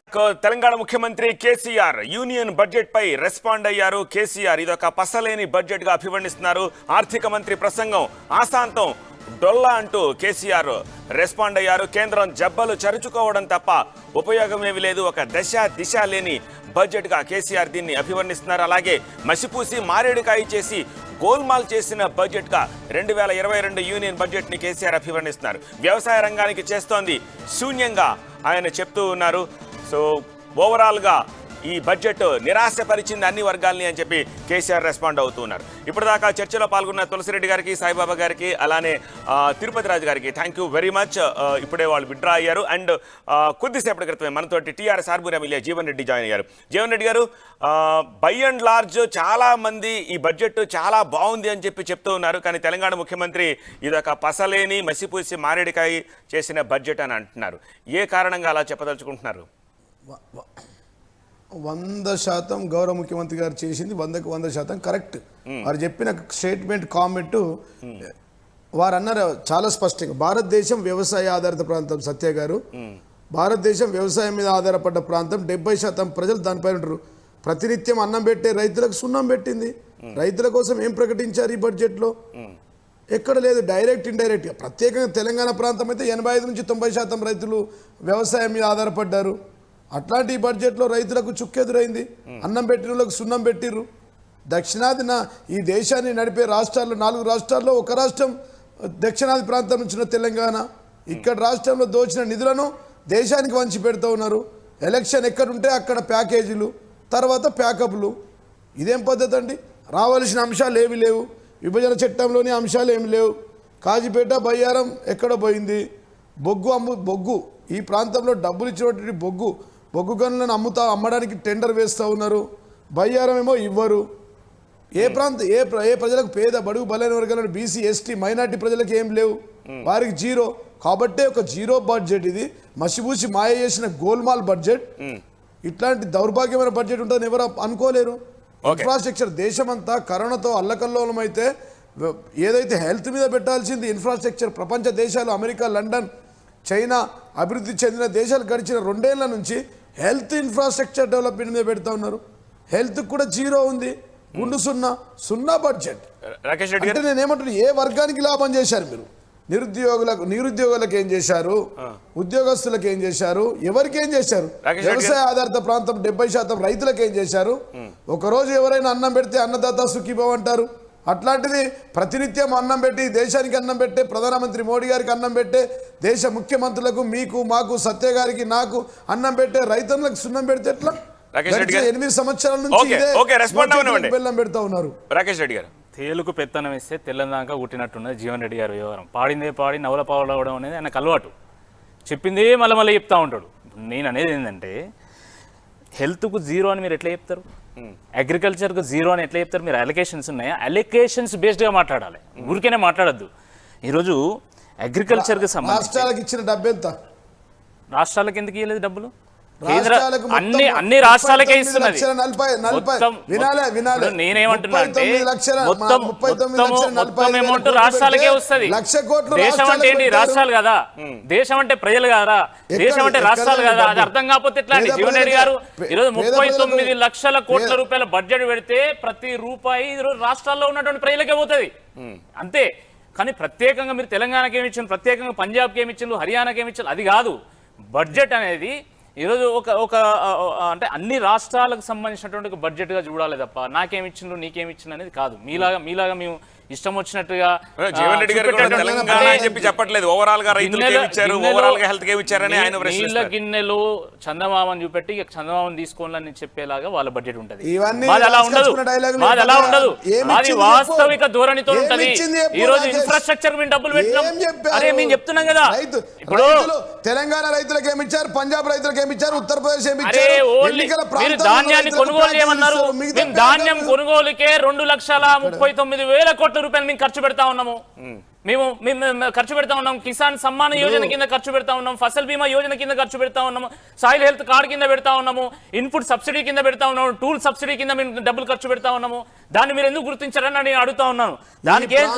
దానికి సంబంధించి మాట్లాడారు. ఈరోజు క్రాప్ డ్రోన్స్ తీసుకొచ్చిన మొట్టమొదటిసారి మేము ఇంటర్లింకింగ్ ఆఫ్ రివర్స్ గురించి మేము మాట్లాడుతా ఉన్నాము. మీరేం మాట్లాడుతున్నారు? మీరు రుణమాఫీ గురించి బడ్జెట్లో పెడతారు, దాన్ని అమలు చేయరు. సాయిల్ హెల్త్ కార్డు గురించి ప్రస్తావించరు. ఫసల్ బీమా యోజనలో మీ వాటాను మీరు చెల్లించరు. డ్రిప్ ఇరిగేషన్ లో ఈ రోజు సబ్సిడీని బంద్ చేసిండ్రు, ఇంట్రెస్ట్ సబ్సిడీని మీరు చెల్లింంచరు. సత్య గారు చెప్పండి జీవన్ రెడ్డి గారు. సత్య గారు చెప్పండి. 28 ఈ దేశంలో 18 బీజేపీ పాలిత ప్రాంతాల్లో బీజేపీ ఉంది, 18 రాష్ట్రాల్లో. మేము ఇక్కడున్నాం. రైతుల కోసం 3,75,000 కోట్లు ఇచ్చాం. కాళేశ్వరం ప్రాజెక్టుకు 1,20,000 కోట్లు ఖర్చు పెట్టాం. 50,000 కోట్ల రూపాయలు రైతు బంధు డైరెక్ట్ ఇచ్చాం. 3,75,000 కోట్ల రూపాయలు స్ప్లిట్ అప్ చెప్పండి. 3,75,000 కోట్ల రూపాయలు స్ప్లిట్ అప్ చెప్పు విను మీరు చెప్పండి. చెప్తా ఉన్నా చెప్పండి. రుణమాఫీ ఎందుకు చేయలేదు ఇప్పటి వరకు? మీరు హామీ ఇచ్చిందా లేదా? నేను అడిగేదానికి మీరు సమాధానం చెప్పండి. ఫసల్ బీమా యోజనలో మీ యొక్క వాటా ఎందుకు చెల్లించడం లేదు? వడ్డీ రాయితీలో మీ యొక్క వాటా ఎందుకు చెల్లించడం లేదు? సాయిల్ హెల్త్ కార్డు మీరు ఎందుకు అమలు చేయడం లేదు? చెప్తారు, ఆయన చెప్తున్నారు కదా. చెప్పండి జీవన్ రెడ్డి గారు చెప్పండి. ఇప్పుడు మేమేం అమలు చేయలేమో దయించి రాకేష్ రెడ్డి గారు అరగంట టైం ఇవ్వండి, చెప్పండి. మేమేమి ఇచ్చామో మేము చెప్తా. సత్య గారు మాకు అవకాశం ఇవ్వండి, మాట్లాడమంటే మాట్లాడతా. చెప్పండి సత్య గారు మీరు చెప్పండి, మాట్లాడాలా?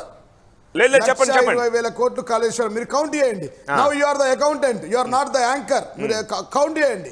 1,20,000 కోట్ల రూపాయలు కాళేశ్వరం ప్రాజెక్ట్ ఖర్చు పెట్టాం. 50,000 కోట్ల రూపాయలు 50,156 కోట్లు రైతు బంధు ఇచ్చాం. 41,670 కోట్ల రూపాయలు విద్యుత్ సబ్సిడీ ఇచ్చాం. 24 గంటలు క్వాలిటీ కరెంటు, కన్వర్టర్ లేరు, ఇన్వర్టర్ లేరు, ట్రాన్స్ఫార్మర్ ఫెయిల్ కానిటువంటి కరెంటుని ఇచ్చిండు. 41,000 కోట్లు ఎంత అయింది సార్? 1,20,000, 1,60,000, 50,000 కోట్లు రైతు బంధు, 2,10,000. మిగతా దాదాపుగా 17,670 కోట్ల రైతు రుణమాఫీ చేశాం. 2,45,000 కోట్లు, 3,500 కోట్ల రూపాయలు రైతు బీమా ఇన్సూరెన్స్ కింద ఇచ్చాం, ఇన్సూరెన్స్ కింద కట్టాం. అంతకుముందు రైతు రుణమాఫీలో 17,570 కోట్లకు గాను మళ్ళీ ఒక 4,670 కోట్లు యాడ్ అయిపోయాయి. ఇంకా ఇది కాకుండా మిషన్ కాకతీయ కింద 32,670 కోట్లు రైతులకు ఇచ్చాం. అదిగాక ఇరిగేషన్ ప్రాజెక్టుల ద్వారా, లిఫ్ట్ల ద్వారా 12,000 చిన్న నీటిపారుదల కోసం లిఫ్టులు. ఇప్పుడు సపోజ్ ఆర్మూర్ నియోజకవర్గంలో ఫతేపూర్ లిఫ్ట్ ఏదైతే ఉందో, ఫతేపూర్, పిప్రి, చేపూర్ లిఫ్ట్ 180 కోట్లు ఎట్లు ఇచ్చామో అట్లాంటి పనులకు 15,000 కోట్లు ఇచ్చాం. ఇన్ని పథకాలు ఇది కేవలం రైతుల కోసం ఇస్తున్నాం. రైతుల కుటుంబాలకు కూడా 56 లక్షల మంది వృద్ధులు, వికలాంగులకు, వితంతులకు పింఛన్లు వస్తే ఎక్కువ మంది రైతులే ఉన్నారు. అక్కడ కూడా 62 లక్షల మంది రైతులకు రైతు బంధు ఇస్తూ ఉన్నాం. 3 లక్షల కోట్లు ఇక్కడ వచ్చినాయి నేరుగా, సీదా 3 లక్షల కోట్లు. ఇవి కాక అభివృద్ధి, సంక్షేమం, కళ్యాణ లక్ష్మి రైతుల కుటుంబాలకు పోతూ ఉంది. ఆ పింఛన్లు వృద్ధులకు, బీడీ కార్మికులు ఈ దేశంలో 28 రాష్ట్రాలు ఎక్కర్లేదు, ఒక్క తెలంగాణలో తప్ప. బీజేపీ పాలిత రాష్ట్రాలు ఎక్కడుందా ఈ పథకాలు? ఎక్కడున్నాయా? అట్లాంటిది అయ్యా, ఎవరైనా ఒకరోజు అన్నం పెడితే అన్నదాత సుఖీభావ్ అంటారు రాకేష్ రెడ్డి గారు, గొప్ప మోడీ గారు. రైతే జై జవాన్ జై కిసాన్ అంటారు. ఎలక్షన్ అయిపోగానే నై కిసాన్ అయిపోతుంది, అయిపోతుంది. ఎన్నికలు రాగానే జై కిసాన్. దానికోసమే కదా పంజాబ్ లో రైతులు నరేంద్ర మోడీ గారిని ఆపారు కదా, వరి రైతులు. ఉత్తరప్రదేశ్ లో మిర్చి రైతులు ఆపారు కదా. ఆర్మూర్లో పసుపు రైతులు మీ ఎంపీ గారిని పసుపు బోర్డు మీద బాండ్ పేపర్ రాసి ఇచ్చిందని అడిగారు కదా రాకేష్ గారు. మీరు వేగంగా చెప్పకండి. మేము అడుగుతుంది రైతులు 70%, మైనార్టీలు 12% ఉన్నారు. మైనార్టీల కోసం ఏం చేసిరో చెప్పండి. దేశంలో మైనార్టీల కోసం 8 సంవత్సరాల నుంచి విభజన చట్టంలోని అంశాలు, బయ్యారం ఫ్యాక్టరీ ఏమైంది, రైల్వే కోచ్ ఫ్యాక్టరీలు ఏమైనాయి, సింగరేణిలో ఉల్టా మా గనులను మీరు అమ్మేయడము, గిరిజన యూనివర్సిటీ మేము అడిగిన ట్రైబల్ యూనివర్సిటీ ఒక్కటి నాకు తెలిసి ఒక 10 కోట్లు 20 కోట్లు 20 కోట్లు వస్తుంది. ఇన్ని మేము ఇస్తా ఉంటే ఎక్కడ 20 కోట్లు వచ్చింది. ఇది మోచేతులకు బెల్లం పెట్టు, సున్నా బడ్జెట్, జీరో బడ్జెట్, పలికిన మాలిన బడ్జెట్, గోల్మాల్ బడ్జెట్. ముఖ్యమంత్రి గారు చెప్పారు మేము ఇన్ని ఇస్తున్నాం. ఒక రాష్ట్రం అయ్యా, ఒక చిన్న రాష్ట్రం, నూతనంగా ఏర్పడిన రాష్ట్రం, ఒక ఆంధ్రప్రదేశ్ కవల పిల్లల లాంటి రాష్ట్రాలు. ఈ రాష్ట్ర ఉత్తరప్రదేశ్లో 10,820 కిలోమీటర్ రైల్వే లైన్లు ఇస్తే 8 సంవత్సరాల్లో తెలంగాణకు వీరిచ్చింది 98 కిలోమీటర్లు. ఏం చెప్పాలా సత్య గారు? చెప్పుకుంటే నిజంగా చెప్పాలంటే కళ్ళంటి దుఃఖం వస్తూ ఉంది. కాబట్టి మీ ఎంపీలకు నేను చెప్తా ఉన్నా, ఈ టూరిస్ట్ ఎంపీ కిషన్ రెడ్డి గారు, బండి సంజయ్ గారు, అరవింద్ గారు, స్వయం బాబురావు గారు, మీరు ఇక్కడ ఎయిర్పోర్ట్ నుంచి అక్కడే ఉండాలా. మీకు ఢిల్లీలో ఉంచుతాం, మిమ్మల్ని గ్రామాన నిలదీస్తాం ప్రజాస్వామ్యబద్ధంగా. మీరు నిధులు రాకపోతే అలొకేషన్స్ లేరనగా రాకేష్ రెడ్డి గారు మంచి మాట చెప్పారు. మళ్ళీ మాట్లాడి అలొకేషన్ చేయండి, రైతుల కోసం చేయండి, పేదల కోసం చేయండి, 2 కోట్ల ఉద్యోగాలు వచ్చే విధంగా చేయండి. సెల్లర్స్ పార్టీగా ఉండకండి, అమ్మకం పార్టీగా ఆపాలండి. సైరన్ ఆపాలి. మీరు వినాలి. మీరు 3 లక్షల కోట్ల రూపాయలు అన్నారు కదా, దాంట్లో 1,20,000 కోట్ల రూపాయలు కాళేశ్వరం అన్నాడు. అసలు కాళేశ్వరం 1,20,000 కోట్ల రూపాయలకి ఎట్లా పెరిగింది? దాని ఎస్టిమేట్ ఎట్లా పెరిగింది? దాంట్లో ఎంత కమిషన్ తీసుకున్నారు? కేంద్రం ఇచ్చినటువంటి నిధులు కాకపోతే రాష్ట్రం ఎట్లా నడుస్తుందండి? వాళ్ళు జీతాలు ఇవ్వలేనటువంటి పరిస్థితిలో ఉన్నారు. దాన్ని అర్థం చేసుకోవాలి. ఇప్పుడు మా ఎంపీలను టూరిస్ట్ ఎంపీలు అన్నారు. వీళ్ళ ముఖ్యమంత్రి ఒక యాక్టర్. మొన్ననే చెప్పింది జీవన్ రెడ్డి గారు, హాలీవుడ్ కంటే, బాలీవుడ్ కంటే, టాలీవుడ్ కంటే, ఆ హీరోల కంటే ఎక్కువ మంది అభిమానులు మా ముఖ్యమంత్రి ఉన్నారు. మీ ముఖ్యమంత్రి అద్భుతంగా యాక్టింగ్ చేస్తున్నాడు అంటే అభిమానులు ఉన్నారు. మంచి actor, there is no doubt about it. అరే కేసీఆర్ ఇప్పుడు జీవన్ రెడ్డి గారు ఆస్థాన కవి కంటే అధ్వానం అయిపోయింది జీవన్ రెడ్డి గారి పరిస్థితి. అరే జీవన్ రెడ్డి గారు, మీరు భజన ఆపండి. కేసీఆర్ భజన ఆపి ఆర్మూర్కి ఇచ్చినటువంటి హామీల గురించి మాట్లాడితే ఆర్మూర్ ప్రజలు సంతోషిస్తారు. ఆర్మూర్లో 2 సార్లు గెలిచినాం. మీ ఓని రమ్మని మీ ఎంపీని ఎడమ చేత్తో ఓడించి పంపిస్తా రమ్మని చెప్పి అరవింద్ సవాల్ విసిరింది కదా. ఇప్పుడు నేను ఒకటే చెప్తున్నాను సత్య గారు, ఇప్పుడు రాజకీయాలంటే ప్రజాసేవ లేదు, రాజకీయాలంటే కుస్తీలు పట్టడమే అయితే తప్పకుండా నువ్వు కుస్తీకి రావాలి మీ అరవింద్ గారితో. కుస్తీలో ఎవరు గెలుస్తారో చూద్దాం. రాజకీయాలంటే ప్రజాసేవ, రాళ్లు పట్టుకొని, రప్పలు పట్టుకొని, రాడ్లు పట్టుకొని గుండాయిజం చేసేది కాదు. టీఆర్ఎస్ పార్టీ అంటే తెలంగాణ రాష్ట్ర సమితినా లేకపోతే తెలంగాణ రౌడీల సమితి తేల్చండి ఫస్ట్. మీరు రాడ్లు పట్టుకొని హైదరాబాద్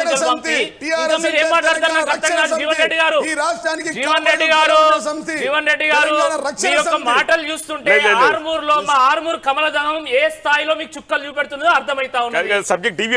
100 అయినా 100, 150 అయినా ఆర్మూర్ లో కాషాయ సబ్జెక్ట్ కే వస్తున్నా. నేను సబ్జెక్ట్ కే వస్తున్నా. 3 లక్షల కోట్ల రూపాయల అసలు స్ప్లిట్ అప్ వాళ్ళు ఇవ్వలేదు. ఎందుకంటే నేనేం చెప్తున్నా,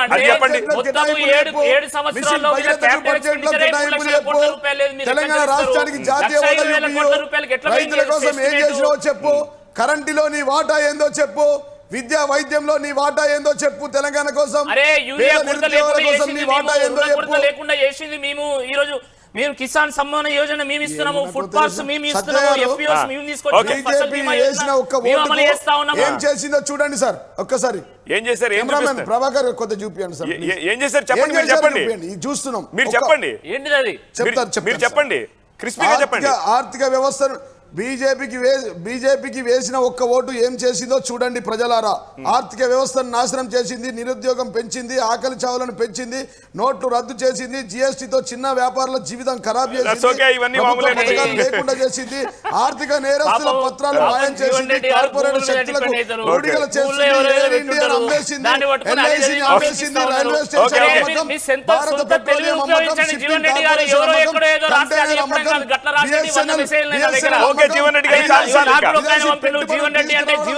జీవన్ రెడ్డి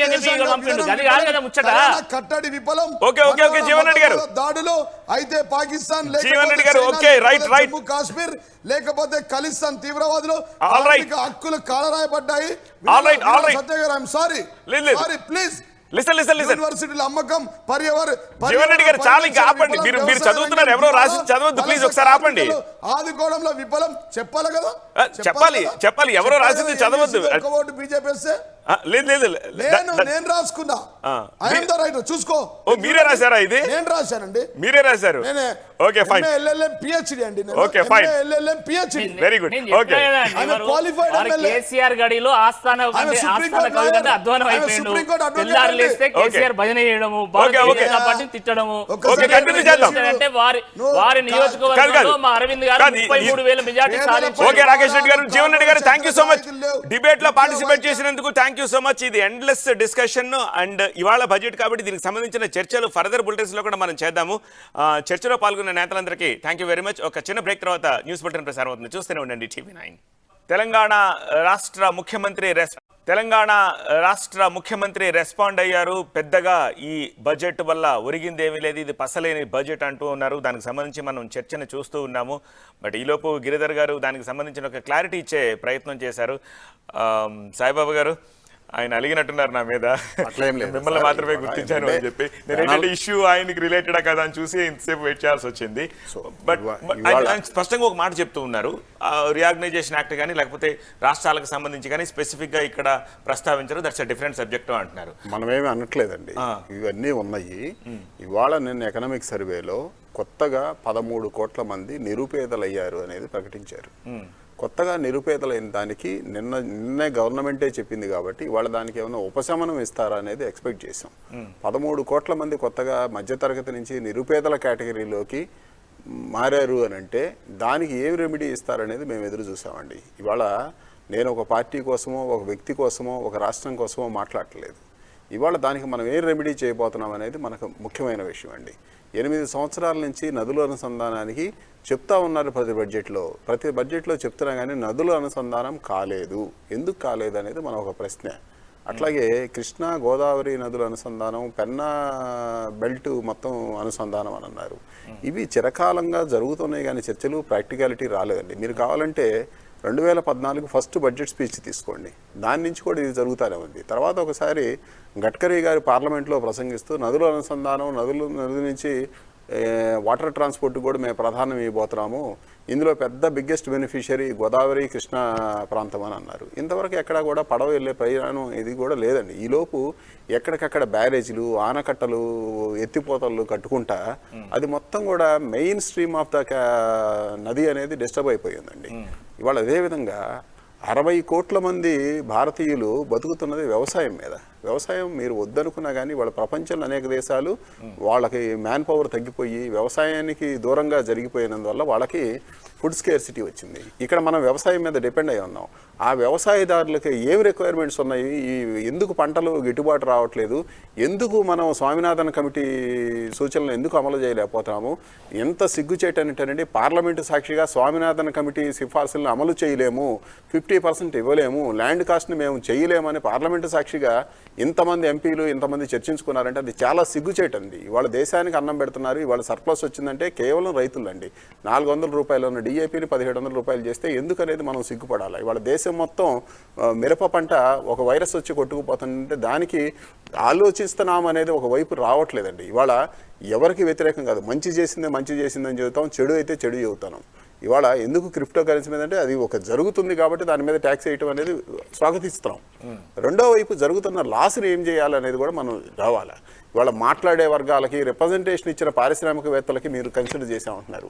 రిప్రజెంటేషన్ వెయ్యలేని రైతులను ఏం చేస్తున్నారు, సంవత్సరం పాటు రైతులు అక్కడ కూర్చుంటే సాగు చట్టాలను వెనక్కి తీసుకున్నామన్నారు. సాగు చట్టాలు కాదు, సాగు బాగు కోసం ఏం చేయబోతున్నామంటే రాష్ట్ర ప్రభుత్వాలతో కలిసి స్కీమ్ చేయబోతున్నాం అంటున్నారు. మరో పక్కేమో వ్యవసాయం రాష్ట్రాల సబ్జెక్ట్ అంటారు, కేంద్రం నియంత్రణ అంటారు, కొనేదేమో వాళ్ళు, ఇచ్చేదేమో వీళ్ళు, వాళ్ళకి కోఆర్డినేషన్ లేదు. ఇవన్నీ కూడా చాలా మ్యాగ్నానిమిటీలో దయచేసి చెప్పులు లేని వ్యక్తి గురించి, ఇవాళ బతకటానికి వ్యక్తి గురించి, ఈ 2 సంవత్సరాల్లో జరిగిన ఆకలి మరణాల గురించి, కోవిడ్ మరణాల గురించి, ఆరోగ్యం అందక ప్రభుత్వ హాస్పిటల్ మొత్తం నీరు గారిపోయి ఆరోగ్యం వైద్యం అందక చనిపోతున్న వాళ్ళ గురించి మనం మాట్లాడితే వాళ్ళు వెల్కమ్ చేస్తారు. రిప్రజెంటేషన్ ఇచ్చిన వాళ్ళే అడ్రస్ చేశారు, ఇవ్వని పేదలు రైతులను అడ్రస్ చేయలేదు అని చెప్పేసి అంటున్నారు సాయిబాబా గారు. అవునండి, ఇప్పుడు రియాలిటీగా తీసుకుంటే ఇప్పుడు మనకి కోవిడ్ ఇష్యూ వచ్చిందనుకోండి, అది ఒక పాండమిక్ ఇష్యూ. దాన్ని ప్రపంచంలో ఉన్న అన్ని దేశాల్లోని కూడా, అభివృద్ధి చెందిన దేశాల్లో కూడా అదే పరిస్థితి అండి. వాళ్ళు అక్కడేమి రెస్క్యూ చేయలేకపోయారు, దానికి మెడిసిన్ లేదు, కాపాడలేకపోయారు. ఈరోజు ఆర్థికంగా ఆ సమస్యతోటి చాలామంది నష్టపోయినటువంటి వాళ్ళు, సైకలాజికల్గా కుటుంబ సభ్యులు పోగొట్టుకున్నటువంటి వాళ్ళు, వీళ్ళందరూ కూడా ఈరోజు మోడీ గారు వాళ్ళని ఏదో సంజాయించడం కోసమని ఏదో మనము ఒక స్కీమ్ పెట్టి హాస్పిటల్స్, ఇప్పుడు ఇలాంటి పాండమిక్స్ వచ్చినప్పుడు ఇన్ఫ్రాస్ట్రక్చర్ డెవలప్మెంట్ చేసుకోవాలని ప్రభుత్వం నిర్ణయించుకుందండి. కాబట్టి అవన్నీ జరిగిపోయినాయి. ఇదే సమస్య మనకి ఎప్పుడైతే లాస్ట్ సెకండ్ వేవ్ కోవిడ్ వచ్చినప్పుడు కనుక గవర్నమెంట్ కనుక యాక్షన్ తీసుకోకుండా, అలాగే 1,00,000 కోట్ల రూపాయల నిధులు స్మాల్ స్కేల్ ఇండస్ట్రీ కనుక ఇవ్వకుండా ఉంటే ఈరోజు సగం పైన ఇండస్ట్రీస్ మూసేసేవారు, ఇంకా ఎంప్లాయ్మెంట్ విపరీతంగా పెరిగిపోయిందండి. ఇది మన చేతుల్లో కంట్రోల్ లేనటువంటి సమస్య వచ్చినప్పుడు కొంత నష్టం జరగటం అన్నది సహజం. సో దానికి 1 సంవత్సరం పాటు గవర్నమెంట్ ఇప్పుడు మళ్ళీ దాన్ని ఈ ఎమర్జెన్సీ క్రెడిట్ గ్యారంటీ స్కీమ్లో అందరికీ వర్కింగ్ క్యాపిటల్ లిమిట్స్ ఎన్హాన్స్ చేయటము, దానికి మళ్ళీ మీరు సెక్యూరిటీ ఇవ్వకుండా బ్యాంకులు తనంతట తానే ఇచ్చిన ఇన్సిడెంట్లు అండి ఇండస్ట్రీస్కి. ఏమి సంతకాలు లేకుండా మీకు ఇంత లిమిట్ వాడేవు, నువ్వు ఇంత వాడుకొని వాళ్ళు ట్రాన్స్ఫర్ చేసి ఇవన్నీ చేసిన మొలాన్న ఆర్థిక పరిస్థితి తిరిగి పుంజుకోగలిగిందండి. అది కనుక ఆ రోజు చేయకుండా ఉండుంటే ఈ రోజు ఎంఎస్ఎంఈ సెక్టర్ ఎగ్జిస్టెన్స్ చాలా కష్టమైపోయిందండి. ఇవన్నీ కొన్ని కార్యక్రమాలు జరుగుతూనే ఉన్నాయి. పాండమిక్ ఇష్యూలో మనం ఫేస్ చేయవలసిన సిచ్యువేషన్స్ ఉన్నాయి. ఇవన్నీ కూడా మనం స్కోప్లోకి తీసుకోవాలి తప్ప అవన్నీ కన్సిడర్ చేయటం వల్లనే ఈ రోజు ఈ స్థాయికి ఎదిగేవండి. ఇప్పుడు దీనికి సంబంధించి ఇంకా ఫ్యూచర్ లో రేపొద్దున ఇలాంటి ఇష్యూస్ వస్తే ఎదుర్కోవడానికి కూడా ఇన్ఫ్రాస్ట్రక్చర్ బిల్డప్ చేయడం కోసం చేయడం జరిగింది. రాజుగారు ఇక్కడ పారిశ్రామిక రంగానికి ఇచ్చినందుకు దానికి ఎవరూ ఇదే అంటలేదండి. వాళ్ళు ఏంటంటే మీరు పారిశ్రామిక రంగానికి ఇచ్చిన వెసులుబాటుని వ్యవసాయదారుడికి ఎందుకు ఇవ్వలేదు, అదే ఎమర్జెన్సీ లైన్ ఆఫ్ క్రెడిట్ వ్యవసాయదారుడికి ఎందుకు ఇవ్వలేదు, వ్యవసాయాన్ని ఎందుకు పట్టించుకోలేకపోయాము, ఆ లైన్ ఆఫ్ క్రెడిట్ని వాళ్ళకి పెంచితే ఇవాళ మనం 2 సంవత్సరాల్లో తీసుకోండి, వ్యవసాయ రంగానికి ఇచ్చిన బ్యాంకులు ఇచ్చిన అప్పులు తగ్గిపోయినాయి. ఎందుకు తగ్గాల్సిన అవసరం వచ్చింది, ఎందుకు తగ్గించుకుంటా ఉన్నారు? ఇది కేంద్ర ప్రభుత్వంలో ఇచ్చే సపోర్ట్ తక్కువ, అట్లాగే మీరు వాళ్ళ ఇంట్రెస్ట్ సబ్వెన్షన్ ఇచ్చిన అమౌంట్ కూడా తగ్గిపోయింది. ఎందుకు తగ్గిపోవాల్సి వచ్చింది? ఇవాళ ఆ పారిశ్రామిక రంగానికి ఇచ్చిన రాయితీలని వీటిని వ్యవసాయానికి కూడా ఇస్తే 60 కోట్ల మంది వ్యవసాయం మీద బతుకుతూ ఉన్నారండి. వాళ్ళని కూడా మనం కన్సిడర్ చేయాలా? వాళ్ళకి ఇవ్వండి, వాళ్ళని కూడా కన్సిడర్ చేస్తేనే ఈ దేశం బాగుండేదని మేము చెబుతున్నాం. ఇవాళ మీకు ఇచ్చిన దానికి లేకపోతే మీకు చేయబోయిన దానికి ఎవరు వ్యతిరేకించట్లేదు. ఇవాళ రైతులను కూడా పట్టించుకోండి అనే పరిస్థితిలో మాట్లాడుతున్నాం.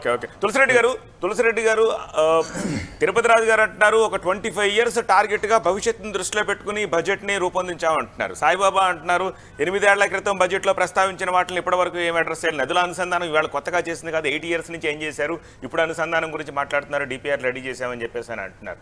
అంటే టార్గెట్ పెట్టుకుంటే చేసేదేం లేదా, ఇవాళ ఏదైనా ప్రకటించి దాన్ని వదిలేస్తుందా ఇప్పుడు ఈ గవర్నమెంట్ ఈ బడ్జెట్లో? అమ్మకు అన్నం పెట్టని ప్రబుద్ధుడు పిన్నమ్మకు బంగారు గాజులు చేస్తానన్నాడు. అమ్మకు అన్నం పెట్టని ప్రబుద్ధుడు కొడుకు పిన్నమ్మకు బంగారు గాజులు చేస్తానట్టుంది మోడీ గారి ప్రభుత్వ ఇట్లా బడ్జెట్ ప్రసంగం అంతా. ఇక్కడ ఆంధ్రప్రదేశ్ పునర్వ్యవస్థీకరణ చట్టాన్ని ఇంప్లిమెంట్ చేయాలంటే అగైన్ మళ్ళా బడ్జెట్ ద్వారా చేయాల్సిందే. దానికి ఏం సెపరేట్ గా వచ్చేసి సెపరేట్ బడ్జెట్ పెట్టరు. ఈ బడ్జెట్ లోనే ఇప్పుడు సెంట్రల్ యూనివర్సిటీకి ఒక 40 కోట్లు ఇచ్చారు. ఆ విధంగా ఆంధ్రప్రదేశ్ పునర్వ్యవస్థీకరణ చట్టం ఇంప్లిమెంట్ కావాలంటే త్రూ బడ్జెట్ కావాలా? ఇది గిరిధర్ గారు ఒప్పుకోవట్లేదు కదా. గిరిధర్ గారు ఇది ఒక స్పెషల్ సబ్జెక్టు, దీన్ని సెపరేట్ గా చూడాలి.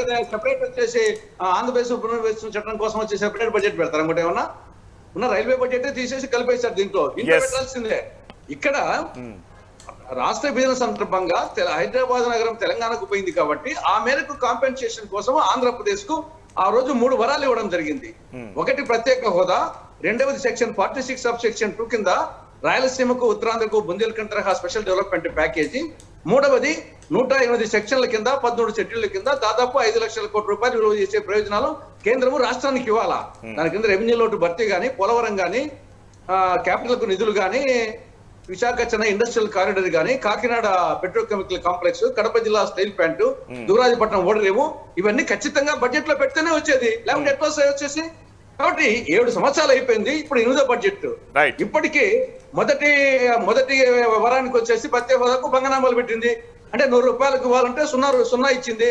రెండవ దానికి వచ్చేసి బుందేల్ఖండ్ తరహా ప్యాకేజీ కింద 24,350 కోట్ల కను 1,050 కోట్లు ఇచ్చింది. అంటే 100 రూపాయలు ఇవ్వాల్సిన 4 రూపాయలు ఇచ్చింది, 95 రూపాయలు ఎగ్గొట్టింది. మిగతా దానికి 5 లక్షల కోట్ల రూపాయల కను 25,000 కోట్లు ఇచ్చింది. అంటే 100 రూపాయలు ఇవ్వాల్సిన 2 రూపాయలు ఇచ్చింది. అంటే ఎత్తిపోయిందా, అయిపి పెట్టిందా ఈ భారత ప్రభుత్వము? ఒకదానికేమో 100కి 0, ఒకదానికేమో 100కి 4 రూపాయలు, ఒకదానికేమో 100కి 2 రూపాయలు. ఓకే, ఇదే అంశంపై ఈవెన్ తెలంగాణ సైతం విభేదిస్తోంది. బై అండ్ లార్జ్ దేశానికి ఉపయోగపడే పనులు చేయట్లేదని ఎవరు అనట్లేదు, కానీ 2 తెలుగు రాష్ట్రాలు నష్టపోయిన దానికి ఏ మేరకు కాంపెన్సేషన్ ఇస్తున్నారు, దానికి సంబంధించే మనం మాట్లాడుతున్నాము. టీఆర్ఎస్ ఆర్మూర్ ఎమ్మెల్యే జీవన్ రెడ్డి డిబేట్లో పార్టిసిపేట్ చేస్తున్నారు. అయితే ఓ చిన్న బ్రేక్ తీసుకొచ్చి ఆ తర్వాత చర్చను కొనసాగిద్దాం. చూస్తూనే ఉండండి TV9. అందులో ఎంత శాతం ట్యాక్స్ రూపంలో కట్ చేస్తారా? తెలంగాణ ముఖ్యమంత్రి కేసీఆర్ యూనియన్ బడ్జెట్ పై రెస్పాండ్ అయ్యారు. కేసీఆర్ ఇదొక పసలేని బడ్జెట్ గా అభివర్ణిస్తున్నారు. ఆర్థిక మంత్రి ప్రసంగం ఆశాంతం డొల్లా అంటూ కేసీఆర్ రెస్పాండ్ అయ్యారు. కేంద్రం జబ్బలు చరుచుకోవడం తప్ప ఉపయోగమేమి లేదు, ఒక దిశ లేని బడ్జెట్ గా కేసీఆర్ దీన్ని అభివర్ణిస్తున్నారు. అలాగే మసిపూసి మారేడుకాయ చేసి గోల్మాల్ చేసిన బడ్జెట్ గా 2022 యూనియన్ బడ్జెట్ ని కేసీఆర్ అభివర్ణిస్తున్నారు. వ్యవసాయ రంగానికి చేస్తోంది శూన్యంగా ఆయన చెప్తూ ఉన్నారు. సో ఓవరాల్ గా ఈ బడ్జెట్ నిరాశపరిచింది అన్ని వర్గాల్ని అని చెప్పి కేసీఆర్ రెస్పాండ్ అవుతున్నారు. ఇప్పటిదాకా చర్చలో పాల్గొన్న తులసిరెడ్డి గారికి, సాయిబాబా గారికి, అలానే తిరుపతి రాజు గారికి థ్యాంక్ యూ వెరీ మచ్. ఇప్పుడే వాళ్ళు విత్డ్రా అయ్యారు. అండ్ కొద్దిసేపటి క్రితమే మనతోటి TRS Armoor MLA Jeevan Reddy join అయ్యారు. జీవన్ రెడ్డి గారు, బై అండ్ లార్జ్ చాలా మంది ఈ బడ్జెట్ చాలా బాగుంది అని చెప్పి చెప్తూ ఉన్నారు, కానీ తెలంగాణ ముఖ్యమంత్రి ఇదొక పసలేని మసిపూసి మారేడికాయ చేసిన బడ్జెట్ అని అంటున్నారు. ఏ కారణంగా అలా చెప్పదలుచుకుంటున్నారు? 100% గౌరవ ముఖ్యమంత్రి గారు చేసింది 100కు 100% కరెక్ట్. వారు చెప్పిన స్టేట్మెంట్ కామెంట్ వారు అన్నారు చాలా స్పష్టంగా, భారతదేశం వ్యవసాయ ఆధారిత ప్రాంతం. సత్య గారు, భారతదేశం వ్యవసాయం మీద ఆధారపడ్డ ప్రాంతం. 70% ప్రజలు దానిపైన ఉంటారు. ప్రతినిత్యం అన్నం పెట్టే రైతులకు సున్నం పెట్టింది. రైతుల కోసం ఏం ప్రకటించారు ఈ బడ్జెట్లో? ఎక్కడ లేదు. డైరెక్ట్ ఇండైరెక్ట్గా ప్రత్యేకంగా తెలంగాణ ప్రాంతం అయితే 85 నుంచి 90% రైతులు వ్యవసాయం మీద ఆధారపడ్డారు. అట్లాంటి బడ్జెట్లో రైతులకు చుక్కెదురైంది. అన్నం పెట్టిన వాళ్ళకు సున్నం పెట్టిర్రు. దక్షిణాదిన ఈ దేశాన్ని నడిపే రాష్ట్రాల్లో 4 రాష్ట్రాల్లో ఒక రాష్ట్రం దక్షిణాది ప్రాంతం నుంచి తెలంగాణ. ఇక్కడ రాష్ట్రంలో దోచిన నిధులను దేశానికి వంచి పెడుతూ ఉన్నారు. ఎలక్షన్ ఎక్కడుంటే అక్కడ ప్యాకేజీలు, తర్వాత ప్యాకప్లు. ఇదేం పద్ధతి అండి? రావాల్సిన అంశాలు ఏమి లేవు. విభజన చట్టంలోని అంశాలు ఏమి లేవు. కాజీపేట బయ్యారం ఎక్కడ పోయింది? బొగ్గు ఈ ప్రాంతంలో డబ్బులు ఇచ్చినటువంటి బొగ్గు గనులను అమ్మడానికి టెండర్ వేస్తూ ఉన్నారు. బయ్యారం ఏమో ఇవ్వరు. ఏ ప్రజలకు, పేద బడుగు బలైన వర్గాలను, బీసీ ఎస్టీ మైనార్టీ ప్రజలకు ఏం లేవు, వారికి జీరో. కాబట్టే ఒక జీరో బడ్జెట్ ఇది. మసిబూసి మాయ చేసిన గోల్మాల్ బడ్జెట్. ఇట్లాంటి దౌర్భాగ్యమైన బడ్జెట్ ఉంటుందని ఎవరు అనుకోలేరు. ఇన్ఫ్రాస్ట్రక్చర్ దేశమంతా కరోనాతో అల్లకల్లోలం అయితే ఏదైతే హెల్త్ మీద పెట్టాల్సింది ఇన్ఫ్రాస్ట్రక్చర్, ప్రపంచ దేశాలు అమెరికా, లండన్, చైనా అభివృద్ధి చెందిన దేశాలు గడిచిన 2 ఏళ్ల నుంచి హెల్త్ ఇన్ఫ్రాస్ట్రక్చర్ డెవలప్మెంట్ మీద పెడతా ఉన్నారు. హెల్త్ కూడా జీరో ఉంది. గుండు సున్నా బడ్జెట్. అంటే నేనేమంటున్నా, ఏ వర్గానికి లాభం చేశారు మీరు? నిరుద్యోగులకు ఏం చేశారు? ఉద్యోగస్తులకు ఏం చేశారు? ఎవరికి ఏం చేశారు? వ్యవసాయ ఆధారిత ప్రాంతం 70% రైతులకు ఏం చేశారు? ఒకరోజు ఎవరైనా అన్నం పెడితే అన్నదాత సుఖీభవ అంటారు. అట్లాంటిది ప్రతినిత్యం అన్నం పెట్టి, దేశానికి అన్నం పెట్టే ప్రధానమంత్రి మోడీ గారికి అన్నం పెట్టే, దేశ ముఖ్యమంత్రులకు, మీకు, మాకు, సత్య గారికి, నాకు అన్నం పెట్టే రైతులకు సున్నం పెడితే ఎట్లా? 8 సంవత్సరాల నుంచి బెల్లం పెడతా ఉన్నారు. రాకేష్ రెడ్డి గారు, తేలుకు పెత్తనం ఇస్తే తెల్లందాకా ఉట్టినట్టున్నది జీవన్ రెడ్డి గారు వ్యవహారం. పాడిందే పాడి నవల పాడవడం అనేది ఆయనకు అలవాటు. చెప్పిందే మళ్ళీ చెప్తా ఉంటాడు. నేను అనేది ఏంటంటే, హెల్త్కు జీరో అని మీరు ఎట్లా చెప్తారు? అగ్రికల్చర్కు జీరో అని ఎట్లా చెప్తారు? మీరు అలొకేషన్స్ ఉన్నాయా? అలొకేషన్స్ బేస్డ్గా మాట్లాడాలి, ఊరికేనే మాట్లాడద్దు. ఈరోజు అగ్రికల్చర్కి సంబంధించి ఇచ్చిన డబ్బు ఎంత? రాష్ట్రాలకు ఎందుకు ఇవ్వలేదు డబ్బులు? అన్ని రాష్ట్రాలకే ఇస్తున్నది. నేనేమంటున్నా అంటే మొత్తం అమౌంట్ రాష్ట్రాలకే వస్తుంది. దేశం అంటే ఏంటి? రాష్ట్రాలు కదా. దేశం అంటే ప్రజలు కదా.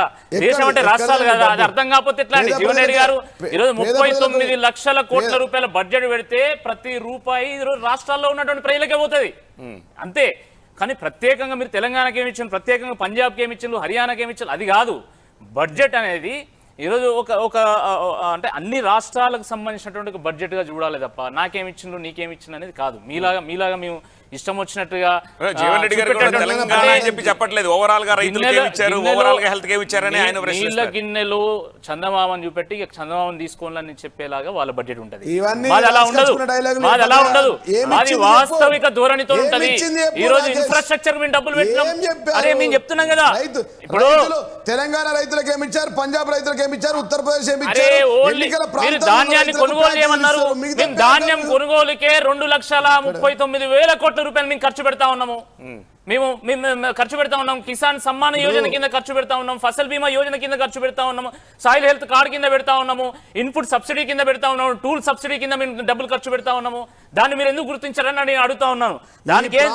దానికి సంబంధించి మాట్లాడరు. ఈరోజు క్రాప్ డ్రోన్స్ తీసుకొచ్చిన మొట్టమొదటిసారి మేము ఇంటర్లింకింగ్ ఆఫ్ రివర్స్ గురించి మేము మాట్లాడుతా ఉన్నాము. మీరేం మాట్లాడుతున్నారు? మీరు రుణమాఫీ గురించి బడ్జెట్లో పెడతారు, దాన్ని అమలు చేయరు. సాయిల్ హెల్త్ కార్డు గురించి ప్రస్తావించరు. ఫసల్ బీమా యోజనలో మీ వాటాను మీరు చెల్లించరు. డ్రిప్ ఇరిగేషన్ లో ఈ రోజు సబ్సిడీని బంద్ చేసిండ్రు, ఇంట్రెస్ట్ సబ్సిడీని మీరు చెల్లింంచరు. సత్య గారు చెప్పండి జీవన్ రెడ్డి గారు. సత్య గారు చెప్పండి. 28 ఈ దేశంలో 18 బీజేపీ పాలిత ప్రాంతాల్లో బీజేపీ ఉంది, 18 రాష్ట్రాల్లో. మేము ఇక్కడున్నాం. రైతుల కోసం 3,75,000 కోట్లు ఇచ్చాం. కాళేశ్వరం ప్రాజెక్టుకు 1,20,000 కోట్లు ఖర్చు పెట్టాం. 50,000 కోట్ల రూపాయలు రైతు బంధు డైరెక్ట్ ఇచ్చాం. 3,75,000 కోట్ల రూపాయలు స్ప్లిట్ అప్ చెప్పండి. 3,75,000 కోట్ల రూపాయలు స్ప్లిట్ అప్ చదువుకున్న లెక్క విను. చెప్పు విను, మీరు చెప్పండి. చెప్తా ఉన్నా, చెప్పండి. రుణమాఫీ ఎందుకు చేయలేదు ఇప్పటి వరకు? మీరు హామీ ఇచ్చిందా లేదా? నేను అడిగేదానికి మీరు సమాధానం చెప్పండి. ఫసల్ బీమా యోజనలో మీ యొక్క వాటా ఎందుకు చెల్లించడం లేదు? వడ్డీ రాయితీలో మీ యొక్క వాటా ఎందుకు చెల్లించడం లేదు? సాయిల్ హెల్త్ కార్డు మీరు ఎందుకు అమలు చేయడం లేదు? చెప్తారు, ఆయన చెప్తున్నారు కదా. చెప్పండి జీవన్ రెడ్డి గారు చెప్పండి. ఇప్పుడు మేమేం అమలు చేయలేమో దయించి రాకేష్ రెడ్డి గారు అరగంట టైం ఇవ్వండి, చెప్పండి. మేమేమి ఇచ్చామో మేము చెప్తా. సత్య గారు మాకు అవకాశం ఇవ్వండి, మాట్లాడమంటే మాట్లాడతా. చెప్పండి సత్య గారు మీరు చెప్పండి, మాట్లాడాలా? 20,000 కోట్లు కాళేశ్వరం మీరు కౌంట్ చేయండి. Now you are the accountant, you are not the anchor. మీరు కౌంట్ చేయండి. 1,20,000 కోట్ల రూపాయలు కాళేశ్వరం ప్రాజెక్ట్ ఖర్చు పెట్టాం. 50,000 కోట్ల రూపాయలు 50,156 కోట్లు రైతు బంధు ఇచ్చాం. 41,670 కోట్ల రూపాయలు విద్యుత్ సబ్సిడీ ఇచ్చాం. 24 గంటలు క్వాలిటీ కరెంటు, కన్వర్టర్ లేరు, ఇన్వర్టర్ లేరు, ట్రాన్స్ఫార్మర్ ఫెయిల్ కానిటువంటి కరెంటుని ఇచ్చిండు. 41,000 కోట్లు ఎంత అయింది సార్? 1,20,000, 1,60,000, 50,000 కోట్లు రైతు బంధు, 2,10,000. మిగతా దాదాపుగా 17,670 కోట్ల రైతు రుణమాఫీ చేశాం. 2,45,000 కోట్లు, 3,500 కోట్ల రూపాయలు రైతు బీమా ఇన్సూరెన్స్ కింద ఇచ్చాం, ఇన్సూరెన్స్ కింద కట్టాం. అంతకుముందు రైతు రుణమాఫీలో 17,570 కోట్లకు గాను మళ్ళీ ఒక 4,670 కోట్లు యాడ్ అయిపోయాయి. ఇంకా ఇది కాకుండా మిషన్ కాకతీయ కింద 32,670 కోట్లు రైతులకు ఇచ్చాం. అదిగాక ఇరిగేషన్ ప్రాజెక్టుల ద్వారా, లిఫ్ట్ల ద్వారా 12,000 చిన్న నీటిపారుదల కోసం లిఫ్టులు. ఇప్పుడు సపోజ్ ఆర్మూర్ నియోజకవర్గంలో ఫతేపూర్ లిఫ్ట్ ఏదైతే ఉందో, ఫతేపూర్, పిప్రి, చేపూర్ లిఫ్ట్ 180,000 కోట్లు ఎట్లు ఇచ్చామో అట్లాంటి పనులకు 15,000 కోట్లు ఇచ్చాం.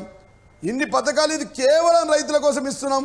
రైతుల కుటుంబాలకు కూడా 56 లక్షల మంది వృద్ధులు, వికలాంగులకు, వితంతులకు పింఛన్లు వస్తే ఎక్కువ మంది రైతులే ఉన్నారు. అక్కడ కూడా 62 లక్షల మంది రైతులకు రైతు బంధు ఇస్తూ ఉన్నాం. 3 లక్షల కోట్లు ఇక్కడ వచ్చినాయి నేరుగా, సీదా 3 లక్షల కోట్లు. ఇవి కాక అభివృద్ధి, సంక్షేమం, కళ్యాణ లక్ష్మి రైతుల కుటుంబాలకు పోతూ ఉంది. ఆ పింఛన్లు వృద్ధులకు, బీడీ కార్మికులు ఈ దేశంలో 28 రాష్ట్రాలు ఎక్కర్లేదు, ఒక్క తెలంగాణలో తప్ప. బీజేపీ పాలిత రాష్ట్రాలు ఎక్కడుందా ఈ పథకాలు? ఎక్కడున్నాయా? అట్లాంటిది అయ్యా, ఎవరైనా ఒకరోజు అన్నం పెడితే అన్నదాత సుఖీభావ్ అంటారు రాకేష్ రెడ్డి గారు, గొప్ప మోడీ గారు. రైతే జై జవాన్ జై కిసాన్ అంటారు. ఎలక్షన్ అయిపోగానే నై కిసాన్ అయిపోతుంది, నై కిసాన్ అయిపోతుంది, ఎన్నికలు రాగానే జై కిసాన్. దానికోసమే కదా పంజాబ్ లో రైతులు నరేంద్ర మోడీ గారిని ఆపారు కదా, వరి రైతులు. ఉత్తరప్రదేశ్ లో మిర్చి రైతులు ఆపారు కదా. ఆర్మూర్లో పసుపు రైతులు మీ ఎంపీ గారిని పసుపు బోర్డు మీద బాండ్ పేపర్ రాసి ఇచ్చిందని అడిగారు కదా రాకేష్ గారు. మీరు వేగంగా చెప్పకండి. మేము అడుగుతుంది రైతులు 70%, మైనార్టీలు 12% ఉన్నారు. మైనార్టీల కోసం ఏం చేసిరో చెప్పండి. దేశంలో మైనార్టీల కోసం 8 సంవత్సరాల నుంచి విభజన చట్టంలోని అంశాలు, బయ్యారం ఫ్యాక్టరీ ఏమైంది, రైల్వే కోచ్ ఫ్యాక్టరీలు ఏమైనాయి, సింగరేణిలో ఉల్టా మా గనులను మీరు అమ్మేయడము, గిరిజన యూనివర్సిటీ మేము అడిగిన ట్రైబల్ యూనివర్సిటీ ఒక్కటి నాకు తెలిసి ఒక 10 కోట్లు 20 కోట్లు వస్తుంది. ఇన్ని మేము ఇస్తా ఉంటే ఎక్కడ 20 కోట్లు వచ్చింది. ఇది మోచేతులకు బెల్లం పెట్టు, సున్నా బడ్జెట్, జీరో బడ్జెట్, పలికిన మాలిన బడ్జెట్, గోల్మాల్ బడ్జెట్. ముఖ్యమంత్రి గారు చెప్పారు మేము ఇన్ని ఇస్తున్నాం. ఒక రాష్ట్రం అయ్యా, ఒక చిన్న రాష్ట్రం, నూతనంగా ఏర్పడిన రాష్ట్రం, ఒక ఆంధ్రప్రదేశ్ కవల పిల్లల లాంటి రాష్ట్రాలు. ఈ రాష్ట్ర ఉత్తరప్రదేశ్లో 10,820 కిలోమీటర్ రైల్వే లైన్లు ఇస్తే 8 సంవత్సరాల్లో తెలంగాణకు వీరిచ్చింది 98 కిలోమీటర్లు. ఏం చెప్పాలా సత్య గారు? చెప్పుకుంటే నిజంగా చెప్పాలంటే కళ్ళంటి దుఃఖం వస్తూ ఉంది. కాబట్టి మీ ఎంపీలకు నేను చెప్తా ఉన్నా, ఈ టూరిస్ట్ ఎంపీ కిషన్ రెడ్డి గారు, బండి సంజయ్ గారు, అరవింద్ గారు, స్వయం బాబురావు గారు, మీరు ఇక్కడ ఎయిర్పోర్ట్ నుంచి అక్కడే ఉండాలా. మీకు ఢిల్లీలో ఉంచుతాం, మిమ్మల్ని గ్రామాన నిలదీస్తాం ప్రజాస్వామ్యబద్ధంగా. మీరు నిధులు రాకపోతే అలొకేషన్స్ లేరనగా రాకేష్ రెడ్డి గారు మంచి మాట చెప్పారు. మళ్ళీ మాట్లాడి అలొకేషన్ చేయండి, రైతుల కోసం చేయండి, పేదల కోసం చేయండి, 2 కోట్ల ఉద్యోగాలు వచ్చే విధంగా చేయండి. సెల్లర్స్ పార్టీగా ఉండకండి, అమ్మకం పార్టీగా ఆపాలండి. సైరన్ ఆపాలి. మీరు వినాలి. మీరు 3 లక్షల కోట్ల రూపాయలు అన్నారు కదా, దాంట్లో 1,20,000 కోట్ల రూపాయలు కాళేశ్వరం అన్నారు. అసలు కాళేశ్వరం 1,20,000 కోట్ల రూపాయలకి ఎట్లా పెరిగింది? దాని ఎస్టిమేట్ ఎట్లా పెరిగింది? దాంట్లో ఎంత కమిషన్ తీసుకున్నారు? కేంద్రం ఇచ్చినటువంటి నిధులు కాకపోతే రాష్ట్రం ఎట్లా నడుస్తుందండి? వాళ్ళు జీతాలు ఇవ్వలేనటువంటి పరిస్థితిలో ఉన్నారు. దాన్ని అర్థం చేసుకోవాలి. ఇప్పుడు మా ఎంపీలను టూరిస్ట్ ఎంపీలు అన్నారు. వీళ్ళ ముఖ్యమంత్రి ఒక యాక్టర్. మొన్ననే చెప్పింది జీవన్ రెడ్డి గారు, హాలీవుడ్ కంటే, బాలీవుడ్ కంటే, టాలీవుడ్ కంటే, ఆ హీరోల కంటే ఎక్కువ మంది అభిమానులు మా ముఖ్యమంత్రి ఉన్నారు. మీ ముఖ్యమంత్రి అద్భుతంగా యాక్టింగ్ చేస్తున్నాడు అంటే అభిమానులు ఉన్నారు. మంచి actor, there is no doubt about it. అరే కేసీఆర్ ఇప్పుడు జీవన్ రెడ్డి గారు ఆస్థాన కవి కంటే అధ్వానం అయిపోయింది జీవన్ రెడ్డి గారి పరిస్థితి. అరే జీవన్ రెడ్డి గారు, మీరు భజన ఆపండి. కేసీఆర్ భజన ఆపి ఆర్మూరుకి ఇచ్చినటువంటి హామీల గురించి మాట్లాడితే ఆర్మూరు ప్రజలు సంతోషిస్తారు. ఆర్మూరులో 2 సార్లు గెలిచినాం. మీ ఓని రమ్మని మీ ఎంపీని ఎడమ చేత్తో నోడిచ్చి పంపిస్తా రమ్మని చెప్పి అరవింద్ సవాల్ విసిరింది కదా. ఇప్పుడు నేను ఒకటే చెప్తున్నాను సత్య గారు, ఇప్పుడు రాజకీయాలంటే ప్రజాసేవ లేదు, రాజకీయాలంటే కుస్తీలు పట్టడమే అయితే తప్పకుండా నువ్వు కుస్తీకి రావాలి మీ అరవింద్ గారితో. కుస్తీలో ఎవరు గెలుస్తారో చూద్దాం. రాజకీయాలంటే ప్రజాసేవ, రాళ్లు పట్టుకొని, రప్పలు పట్టుకొని, రాళ్లు పట్టుకొని గుండాయిజం చేసేది కాదు. టీఆర్ఎస్ పార్టీ అంటే తెలంగాణ రాష్ట్ర సమితినా లేకపోతే తెలంగాణ రౌడీల సమితి తేల్చండి ఫస్ట్. మీరు రాడ్లు పట్టుకొని హైదరాబాద్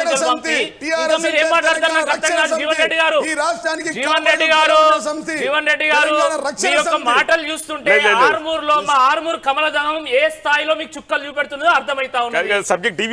100 అయినా 100-150 అయినా ఆర్మూర్లో కాషాయ సబ్జెక్ట్ కే వస్తున్నా. నేను సబ్జెక్ట్ కే వస్తున్నా. 3 లక్షల కోట్ల రూపాయల అసలు స్ప్లిట్ అప్ వాళ్ళు ఇవ్వలేదు. ఎందుకంటే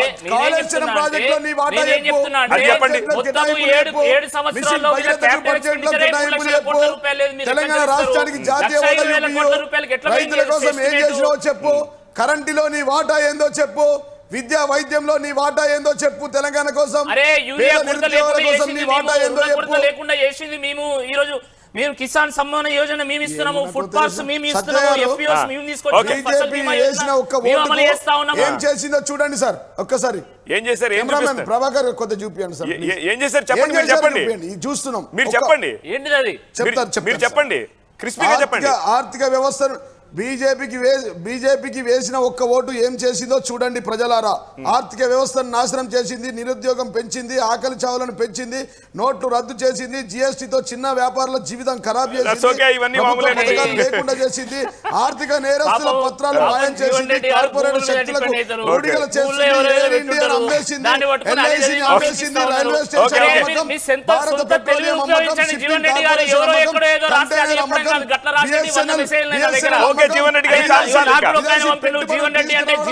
జీవన్ రెడ్డి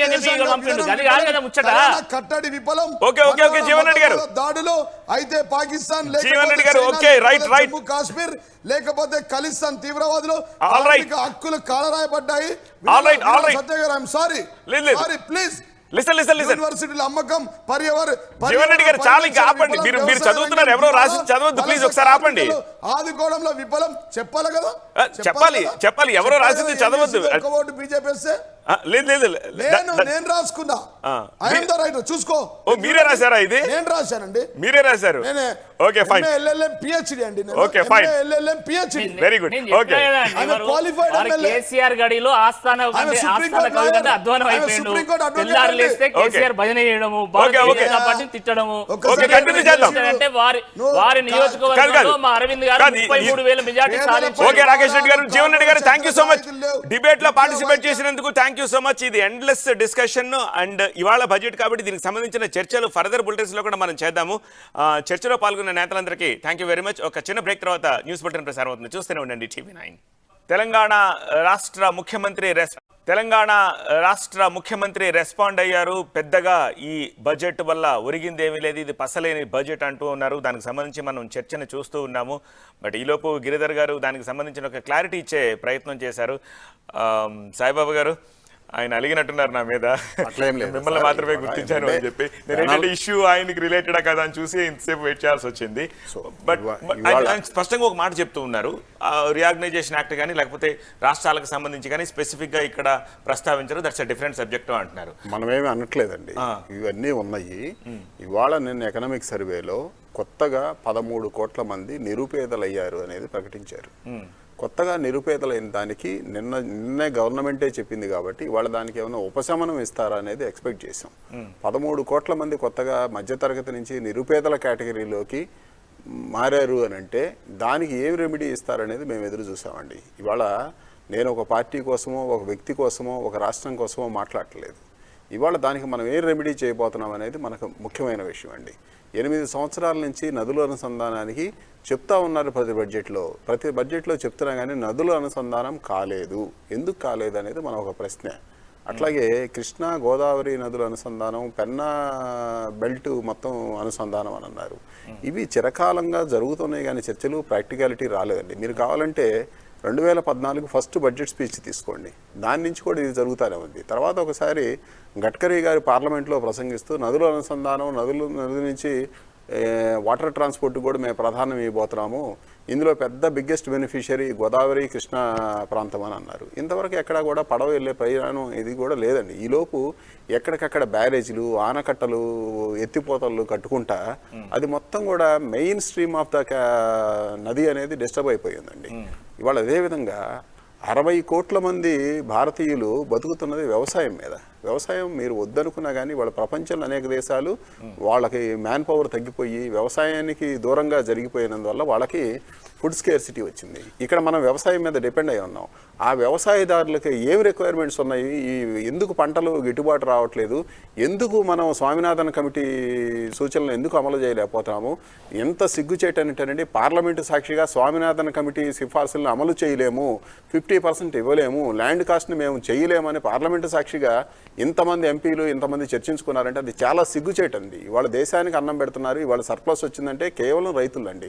400 రూపాయలు ఉన్న డిఏపీని 1700 రూపాయలు చేస్తే ఎందుకనేది మనం సిగ్గుపడాలి. ఇవాళ దేశం మొత్తం మిరప పంట ఒక వైరస్ వచ్చి కొట్టుకుపోతుందంటే దానికి ఆలోచిస్తున్నాం అనేది ఒక వైపు రావట్లేదండి. ఇవాళ ఎవరికి వ్యతిరేకం కాదు, మంచి చేసిందని చెబుతాం, చెడు అయితే చెడు చెబుతాను. ఇవాళ ఎందుకు క్రిప్టో కరెన్సీ మీద అంటే అది ఒక జరుగుతుంది కాబట్టి దాని మీద ట్యాక్స్ వేయటం అనేది స్వాగతిస్తున్నాం. రెండో వైపు జరుగుతున్న లాస్ని ఏం చేయాలనేది కూడా మనం రావాలి. ఇవాళ మాట్లాడే వర్గాలకి రిప్రజెంటేషన్ ఇచ్చిన పారిశ్రామికవేత్తలకి మీరు కన్సిడర్ చేసామంటున్నారు. రిప్రజెంటేషన్ వెయ్యలేని రైతులను ఏం చేస్తున్నారు, సంవత్సరం పాటు రైతులు అక్కడ కూర్చుంటే సాగు చట్టాలను వెనక్కి తీసుకున్నామన్నారు. సాగు చట్టాలు కాదు, సాగు బాగు కోసం ఏం చేయబోతున్నామంటే రాష్ట్ర ప్రభుత్వాలతో కలిసి స్కీమ్ చేయబోతున్నాం అంటున్నారు. మరో పక్కేమో వ్యవసాయం రాష్ట్రాల సబ్జెక్ట్ అంటారు, కేంద్రం నియంత్రణ అంటారు, కొనేదేమో వాళ్ళు, ఇచ్చేదేమో వీళ్ళు, వాళ్ళకి కోఆర్డినేషన్ లేదు.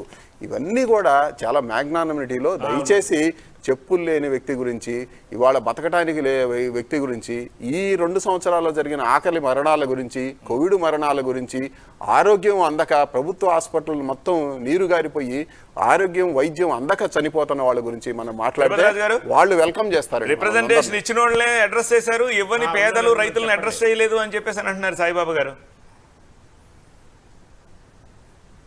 అవునండి, ఇప్పుడు రియాలిటీగా తీసుకుంటే ఇప్పుడు మనకి కోవిడ్ ఇష్యూ వచ్చిందనుకోండి, అది ఒక పాండమిక్ ఇష్యూ. దాన్ని ప్రపంచంలో ఉన్న అన్ని దేశాల్లోని కూడా, అభివృద్ధి చెందిన దేశాల్లో కూడా అదే పరిస్థితి అండి.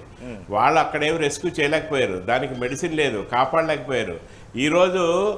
ఈరోజు ఆర్థికంగా ఆ సమస్యతోటి చాలామంది నష్టపోయినటువంటి వాళ్ళు, సైకలాజికల్గా కుటుంబ సభ్యులు పోగొట్టుకున్నటువంటి వాళ్ళు, వీళ్ళందరూ కూడా ఈరోజు మోడీ గారు వాళ్ళని ఏదో సంజాయించడం కోసమని ఏదో మనము ఒక స్కీమ్ పెట్టి హాస్పిటల్స్, ఇప్పుడు ఇలాంటి పాండమిక్స్ వచ్చినప్పుడు ఇన్ఫ్రాస్ట్రక్చర్ డెవలప్మెంట్ చేసుకోవాలని ప్రభుత్వం నిర్ణయించుకుందండి. కాబట్టి అవన్నీ జరిగిపోయినాయి. ఇదే సమస్య మనకి ఎప్పుడైతే లాస్ట్ సెకండ్ వేవ్ కోవిడ్ వచ్చినప్పుడు కనుక గవర్నమెంట్ కనుక యాక్షన్ తీసుకోకుండా, అలాగే 1,00,000 కోట్ల రూపాయల నిధులు స్మాల్ స్కేల్ ఇండస్ట్రీ కనుక ఇవ్వకుండా ఉంటే ఈరోజు సగం పైన ఇండస్ట్రీస్ మూసేసేవారు, ఇంకా ఎంప్లాయ్మెంట్ విపరీతంగా పెరిగిపోయిందండి. ఇది మన చేతుల్లో కంట్రోల్ లేనటువంటి సమస్య వచ్చినప్పుడు కొంత నష్టం జరగటం అన్నది సహజం. సో దానికి 1 సంవత్సరం పాటు గవర్నమెంట్ ఇప్పుడు మళ్ళీ దాన్ని ఈ ఎమర్జెన్సీ క్రెడిట్ గ్యారంటీ స్కీమ్లో అందరికీ వర్కింగ్ క్యాపిటల్ లిమిట్స్ ఎన్హాన్స్ చేయటము, దానికి మళ్ళీ మీరు సెక్యూరిటీ ఇవ్వకుండా బ్యాంకులు తనంతట తానే ఇచ్చిన ఇన్సిడెంట్లు అండి. ఇండస్ట్రీస్కి ఏమి సంతకాలు లేకుండా మీకు ఇంత లిమిట్ వాడేవు, నువ్వు ఇంత వాడుకొని వాళ్ళు ట్రాన్స్ఫర్ చేసి ఇవన్నీ చేసిన మొలాన్న ఆర్థిక పరిస్థితి తిరిగి పుంజుకోగలిగిందండి. అది కనుక ఆ రోజు చేయకుండా ఉండుంటే ఈ రోజు ఎంఎస్ఎంఈ సెక్టర్ ఎగ్జిస్టెన్స్ చాలా కష్టమైపోయిందండి. ఇవన్నీ కొన్ని కార్యక్రమాలు జరుగుతూనే ఉన్నాయి. పాండమిక్ ఇష్యూలో మనం ఫేస్ చేయవలసిన సిచ్యువేషన్స్ ఉన్నాయి. ఇవన్నీ కూడా మనం స్కోప్లోకి తీసుకోవాలి తప్ప అవన్నీ కన్సిడర్ చేయటం వల్లనే ఈ రోజు ఈ స్థాయికి ఎదిగేవండి. ఇప్పుడు దీనికి సంబంధించి ఇంకా ఫ్యూచర్ లో రేపొద్దున ఇలాంటి ఇష్యూస్ వస్తే ఎదుర్కోవడానికి కూడా ఇన్ఫ్రాస్ట్రక్చర్ బిల్డప్ చేయడం కోసం చేయడం జరిగింది. రాజుగారు ఇక్కడ పారిశ్రామిక రంగానికి ఇచ్చినందుకు దానికి ఎవరూ ఇదే అనట్లేదండి. వాళ్ళు ఏంటంటే మీరు పారిశ్రామిక రంగానికి ఇచ్చిన వెసులుబాటుని వ్యవసాయదారుడికి ఎందుకు ఇవ్వలేదు, అదే ఎమర్జెన్సీ లైన్ ఆఫ్ క్రెడిట్ వ్యవసాయదారుడికి ఎందుకు ఇవ్వలేదు, వ్యవసాయాన్ని ఎందుకు పట్టించుకోలేకపోయాము, ఆ లైన్ ఆఫ్ క్రెడిట్ని వాళ్ళకి పెంచితే ఇవాళ మనం 2 సంవత్సరాల్లో తీసుకోండి, వ్యవసాయ రంగానికి ఇచ్చిన బ్యాంకులు ఇచ్చిన అప్పులు తగ్గిపోయినాయి. ఎందుకు తగ్గాల్సిన అవసరం వచ్చింది, ఎందుకు తగ్గించుకుంటా ఉన్నారు? ఇది కేంద్ర ప్రభుత్వంలో ఇచ్చే సపోర్ట్ తక్కువ, అట్లాగే మీరు వాళ్ళు ఇంట్రెస్ట్ సబ్వెన్షన్ ఇచ్చిన అమౌంట్ కూడా తగ్గిపోయింది. ఎందుకు తగ్గిపోవాల్సి వచ్చింది? ఇవాళ ఆ పారిశ్రామిక రంగానికి ఇచ్చిన రాయితీలని వీటిని వ్యవసాయానికి కూడా ఇస్తే 60 కోట్ల మంది వ్యవసాయం మీద బతుకుతూ ఉన్నారండి.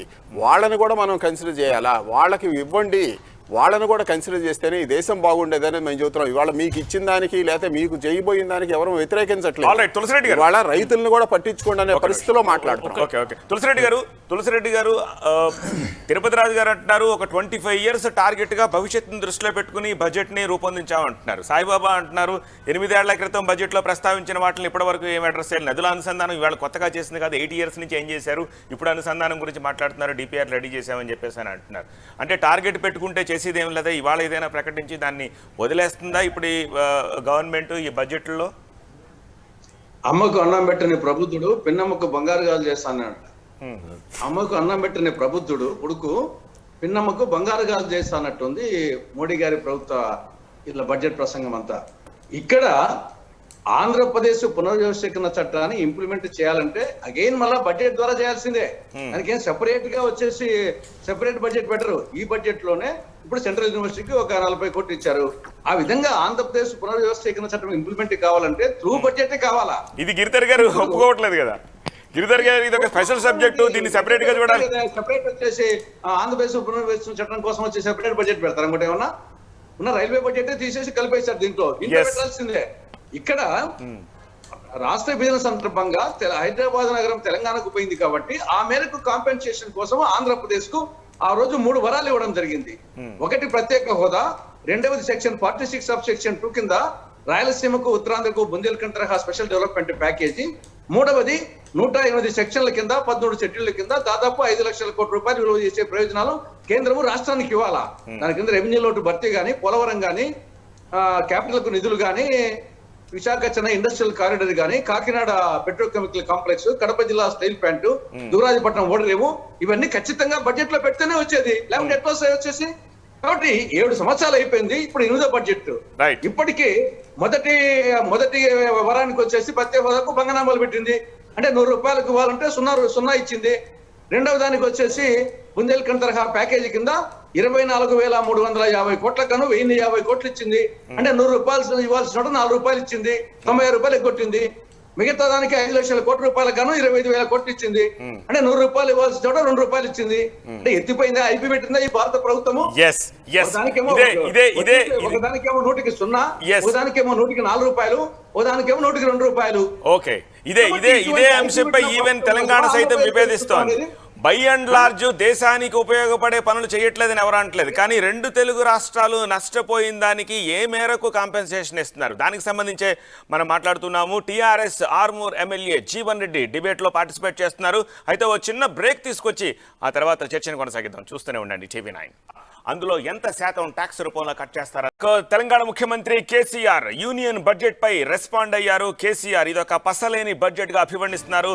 ఆర్థిక మంత్రి ప్రసంగం ఆశాంతం డొల్లా అంటూ కేసీఆర్ రెస్పాండ్ అయ్యారు. కేంద్రం జబ్బలు చరుచుకోవడం తప్ప ఉపయోగమేమి లేదు, ఒక దిశ లేని బడ్జెట్ గా కేసీఆర్ దీన్ని అభివర్ణిస్తున్నారు. అలాగే మసిపూసి మారేడుకాయ చేసి గోల్మాల్ చేసిన బడ్జెట్ గా 2022 యూనియన్ బడ్జెట్ ని కేసీఆర్ అభివర్ణిస్తున్నారు. వ్యవసాయ రంగానికి చేస్తోంది శూన్యంగా ఆయన చెప్తూ ఉన్నారు.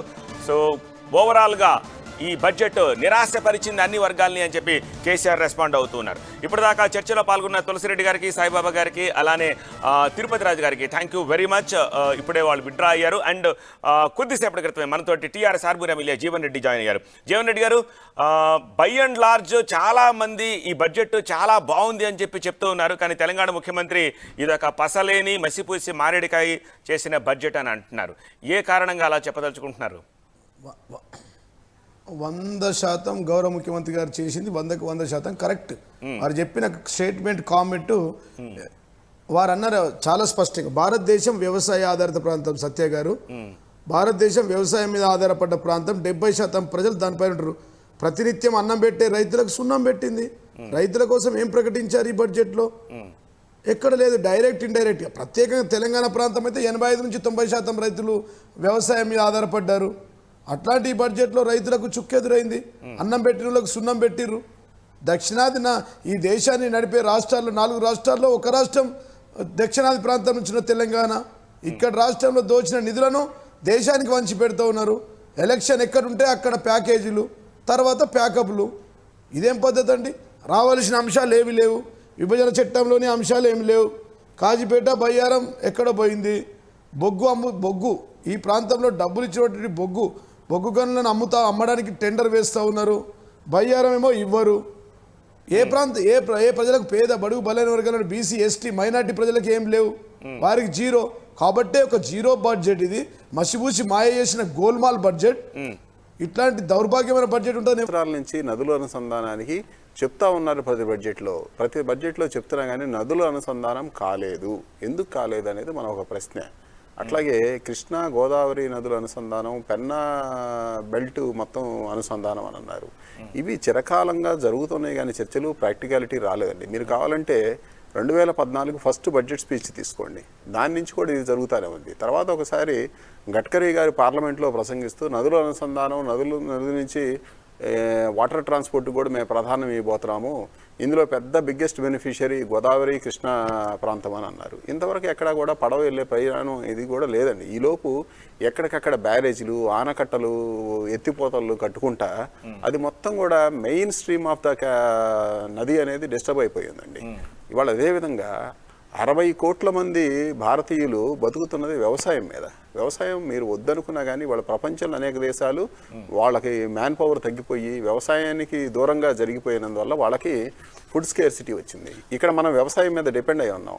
ఆ వ్యవసాయదారులకి ఏమి రిక్వైర్మెంట్స్ ఉన్నాయి, ఎందుకు పంటలు గిట్టుబాటు రావట్లేదు, ఎందుకు మనం స్వామినాథన్ కమిటీ సూచనలు ఎందుకు అమలు చేయలేకపోతాము, ఎంత సిగ్గుచేటంటేనండి పార్లమెంటు సాక్షిగా స్వామినాథన్ కమిటీ సిఫార్సులను అమలు చేయలేము, 50% ఇవ్వలేము, ల్యాండ్ కాస్ట్ని మేము చేయలేమని పార్లమెంటు సాక్షిగా ఇంతమంది ఎంపీలు ఇంతమంది చర్చించుకున్నారంటే అది చాలా సిగ్గుచేటండి. ఇవాళ దేశానికి అన్నం పెడుతున్నారు. ఇవాళ సర్ప్లస్ వచ్చిందంటే కేవలం రైతులండి. 400 రూపాయలు ఉన్న డిఏపీని 1700 రూపాయలు చేస్తే ఎందుకనేది మనం సిగ్గుపడాలి. ఇవాళ దేశం మొత్తం మిరప పంట ఒక వైరస్ వచ్చి కొట్టుకుపోతుందంటే దానికి ఆలోచిస్తున్నాం అనేది ఒక వైపు రావట్లేదండి. ఇవాళ ఎవరికి వ్యతిరేకం కాదు, మంచి చేసిందని చెబుతాం, చెడు అయితే చెడు చెబుతున్నాం. ఇవాళ ఎందుకు క్రిప్టో కరెన్సీ మీద అంటే అది ఒక జరుగుతుంది కాబట్టి దాని మీద ట్యాక్స్ వేయటం అనేది స్వాగతిస్తున్నాం. రెండో వైపు జరుగుతున్న లాస్ని ఏం చేయాలనేది కూడా మనం రావాలి. ఇవాళ మాట్లాడే వర్గాలకి రిప్రజెంటేషన్ ఇచ్చిన పారిశ్రామికవేత్తలకి మీరు కన్సిడర్ చేసామంటున్నారు. రిప్రజెంటేషన్ వెయ్యలేని రైతులను ఏం చేస్తున్నారు? సంవత్సరం పాటు రైతులు అక్కడ కూర్చుంటే సాగు చట్టాలను వెనక్కి తీసుకున్నామన్నారు. సాగు చట్టాలు కాదు, సాగు బాగు కోసం ఏం చేయబోతున్నాం అంటే రాష్ట్ర ప్రభుత్వాలతో కలిసి స్కీమ్ చేయబోతున్నాం అంటున్నారు. మరో పక్కేమో వ్యవసాయం రాష్ట్రాల సబ్జెక్ట్ అంటారు, కేంద్రం నియంత్రణ అంటారు, కొనేదేమో వాళ్ళు, ఇచ్చేదేమో వీళ్ళు, వాళ్ళ కోఆర్డినేషన్ లేదు.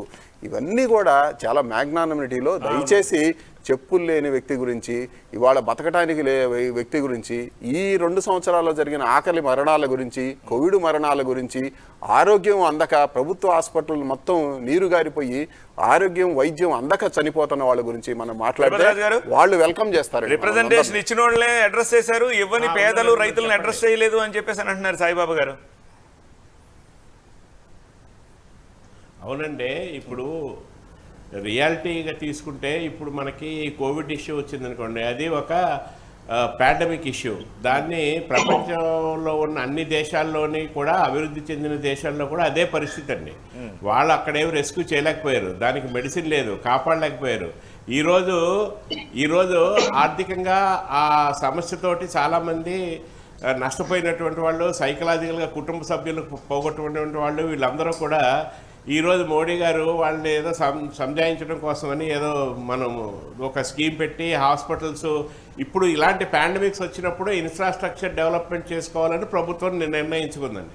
కాబట్టి అవన్నీ జరిగిపోయినాయి. ఇదే సమస్య మనకి ఎప్పుడైతే లాస్ట్ సెకండ్ వేవ్ కోవిడ్ వచ్చినప్పుడు కనుక గవర్నమెంట్ కనుక యాక్షన్ తీసుకోకుండా, అలాగే 1,00,000 కోట్ల రూపాయల నిధులు స్మాల్ స్కేల్ ఇండస్ట్రీ కనుక ఇవ్వకుండా ఉంటే ఈరోజు సగం పైన ఇండస్ట్రీస్ మూసేసేవారు, ఇంకా ఎంప్లాయ్మెంట్ విపరీతంగా పెరిగిపోయిందండి. ఇది మన చేతుల్లో కంట్రోల్ లేనటువంటి సమస్య వచ్చినప్పుడు కొంత నష్టం జరగటం అన్నది సహజం. సో దానికి 1 సంవత్సరం పాటు గవర్నమెంట్ ఇప్పుడు మళ్ళీ దాన్ని ఈ ఎమర్జెన్సీ క్రెడిట్ గ్యారంటీ స్కీమ్లో అందరికీ వర్కింగ్ క్యాపిటల్ లిమిట్స్ ఎన్హాన్స్ చేయటము, దానికి మళ్ళీ మీరు సెక్యూరిటీ ఇవ్వకుండా బ్యాంకులు తనంతటి తానే ఇచ్చిన ఇన్సిడెంట్లు అండి ఇండస్ట్రీస్కి. ఏమి సంతకాలు లేకుండా మీకు ఇంత లిమిట్ వాడేవు, నువ్వు ఇంత వాడుకో అని వాళ్ళు ట్రాన్స్ఫర్ చేసి, ఇవన్నీ చేసిన మొలాన్న ఆర్థిక పరిస్థితి తిరిగి పుంజుకోగలిగిందండి. అది కనుక ఆ రోజు చేయకుండా ఉండుంటే ఈ రోజు ఎంఎస్ఎంఈ సెక్టర్ ఎగ్జిస్టెన్స్ చాలా కష్టమైపోయిందండి. ఇవన్నీ కొన్ని కార్యక్రమాలు జరుగుతూనే ఉన్నాయి. ఈ పాండమిక్ ఇష్యూలో మనం ఫేస్ చేయవలసిన సిచ్యువేషన్స్ ఉన్నాయి. ఇవన్నీ కూడా మన స్కోప్లోకి తీసుకోవాలి తప్ప అవన్నీ కన్సిడర్ చేయటం వల్లనే ఈ రోజు ఈ స్థాయికి ఎదిగామండి. ఇప్పుడు దీనికి సంబంధించి ఇంకా ఫ్యూచర్ లో రేపొద్దున ఇలాంటి ఇష్యూస్ వస్తే ఎదుర్కోవడానికి కూడా ఇన్ఫ్రాస్ట్రక్చర్ బిల్డప్ చేయడం కోసం చేయడం జరిగింది. రాజుగారు ఇక్కడ పారిశ్రామిక రంగానికి ఇచ్చినందుకు దానికి ఎవరూ ఇదే ఉండలేదండి. వాళ్ళు ఏంటంటే మీరు పారిశ్రామిక రంగానికి ఇచ్చిన వెసులుబాటుని వ్యవసాయదారుడికి ఎందుకు ఇవ్వలేదు? అదే ఎమర్జెన్సీ లైన్ ఆఫ్ క్రెడిట్ వ్యవసాయదారుడికి ఎందుకు ఇవ్వలేదు? వ్యవసాయాన్ని ఎందుకు పట్టించుకోలేకపోయాము? ఆ లైన్ ఆఫ్ క్రెడిట్ని వాళ్ళకి పెంచితే ఇవాళ మనం 2 సంవత్సరాల్లో తీసుకోండి, వ్యవసాయ రంగానికి ఇచ్చిన బ్యాంకులు ఇచ్చిన అప్పులు తగ్గిపోయినాయి. ఎందుకు తగ్గాల్సిన అవసరం వచ్చింది? ఎందుకు తగ్గించుకుంటా ఉన్నారు? ఇది కేంద్ర ప్రభుత్వంలో ఇచ్చిన సపోర్ట్ తక్కువ. అట్లాగే మీరు వాళ్ళు ఇంట్రెస్ట్ సబ్వెన్షన్ ఇచ్చిన అమౌంట్ కూడా తగ్గిపోయింది. ఎందుకు తగ్గిపోవాల్సి వచ్చింది? ఇవాళ ఆ పారిశ్రామిక రంగానికి ఇచ్చిన రాయితీలని వీటిని వ్యవసాయానికి కూడా ఇస్తే 60 కోట్ల మంది వ్యవసాయం మీద బతుకుతూ ఉన్నారండి. వాళ్ళని కూడా మనం కన్సిడర్ చేయాలా? వాళ్ళకి ఇవ్వండి, వాళ్ళను కూడా కన్సిడర్ చేస్తేనే ఈ దేశం బాగుండేదని మేము చెబుతున్నాం. ఇవాళ మీకు ఇచ్చిన దానికి లేకపోతే మీకు చేయబోయిన దానికి ఎవరు వ్యతిరేకించట్లేదు. ఇవాళ రైతులను కూడా పట్టించుకోండి అనే పరిస్థితిలో మాట్లాడుతున్నాం. తులసిరెడ్డి గారు తిరుపతి రాజు గారు అంటున్నారు ఒక 25 years టార్గెట్ గా భవిష్యత్తును దృష్టిలో పెట్టుకుని బడ్జెట్ ని రూపొందించామంటున్నారు. సాయిబాబా అంటున్నారు 8 ఏళ్ల క్రితం బడ్జెట్ లో ప్రస్తావించిన వాటిని ఇప్పటి వరకు ఏం అడ్రస్ చేయాలి? నదుల అనుసంధానం ఇవాళ కొత్తగా చేసింది కాదు, 8 years నుంచి ఏం చేశారు? ఇప్పుడు అనుసంధానం గురించి మాట్లాడుతున్నారు, డిపిఆర్ రెడీ చేశామని చెప్పేసి అని అంటున్నారు. అంటే టార్గెట్ పెట్టుకుంటే చేసేది ఏం లేదా? ఇవాళ ఏదైనా ప్రకటించి దాన్ని వదిలేస్తుందా ఇప్పుడు ఈ గవర్నమెంట్ ఈ బడ్జెట్లో? అమ్మకు అన్నం పెట్టని ప్రబుద్ధుడు పిన్నమ్మకు బంగారు గాజులు చేస్తానన్నాడు. అమ్మకు అన్నం పెట్టని ప్రబుద్ధుడు కొడుకు పిన్నమ్మకు బంగారు గాజులు చేస్తానట్టుంది మోడీ గారి ప్రభుత్వ ఇలా బడ్జెట్ ప్రసంగం అంతా. ఇక్కడ ఆంధ్రప్రదేశ్ పునర్వ్యవస్థీకరణ చట్టాన్ని ఇంప్లిమెంట్ చేయాలంటే అగైన్ మళ్ళా బడ్జెట్ ద్వారా చేయాల్సిందే. దానికేం సెపరేట్ గా వచ్చేసి సెపరేట్ బడ్జెట్ పెట్టరు. ఈ బడ్జెట్ లోనే ఇప్పుడు సెంట్రల్ యూనివర్సిటీకి ఒక 40 కోట్లు ఇచ్చారు. ఆ విధంగా ఆంధ్రప్రదేశ్ పునర్వ్యవస్థీకరణ చట్టం ఇంప్లిమెంట్ కావాలంటే త్రూ బడ్జెట్ కావాలా? ఇది గిరిధర్ గారు ఒప్పుకోవట్లేదు కదా. గిరిధర్ గారు ఇది ఒక స్పెషల్ సబ్జెక్ట్, దీన్ని సెపరేట్ గా చూడాలి. సెపరేట్ వచ్చేసి ఆంధ్రప్రదేశ్ పునర్విమర్శన చట్టం కోసం వచ్చి సెపరేట్ బడ్జెట్ పెడతారు అనుకుంటే ఏమన్నా ఉన్న రైల్వే బడ్జెట్ తీసేసి కలిపేశారు దీంట్లో పెట్టాల్సిందే. ఇక్కడ రాష్ట్ర విభజన సందర్భంగా హైదరాబాద్ నగరం తెలంగాణకు పోయింది కాబట్టి ఆ మేరకు కాంపెన్సేషన్ కోసం ఆంధ్రప్రదేశ్ కు ఆ రోజు 3 వరాలు ఇవ్వడం జరిగింది.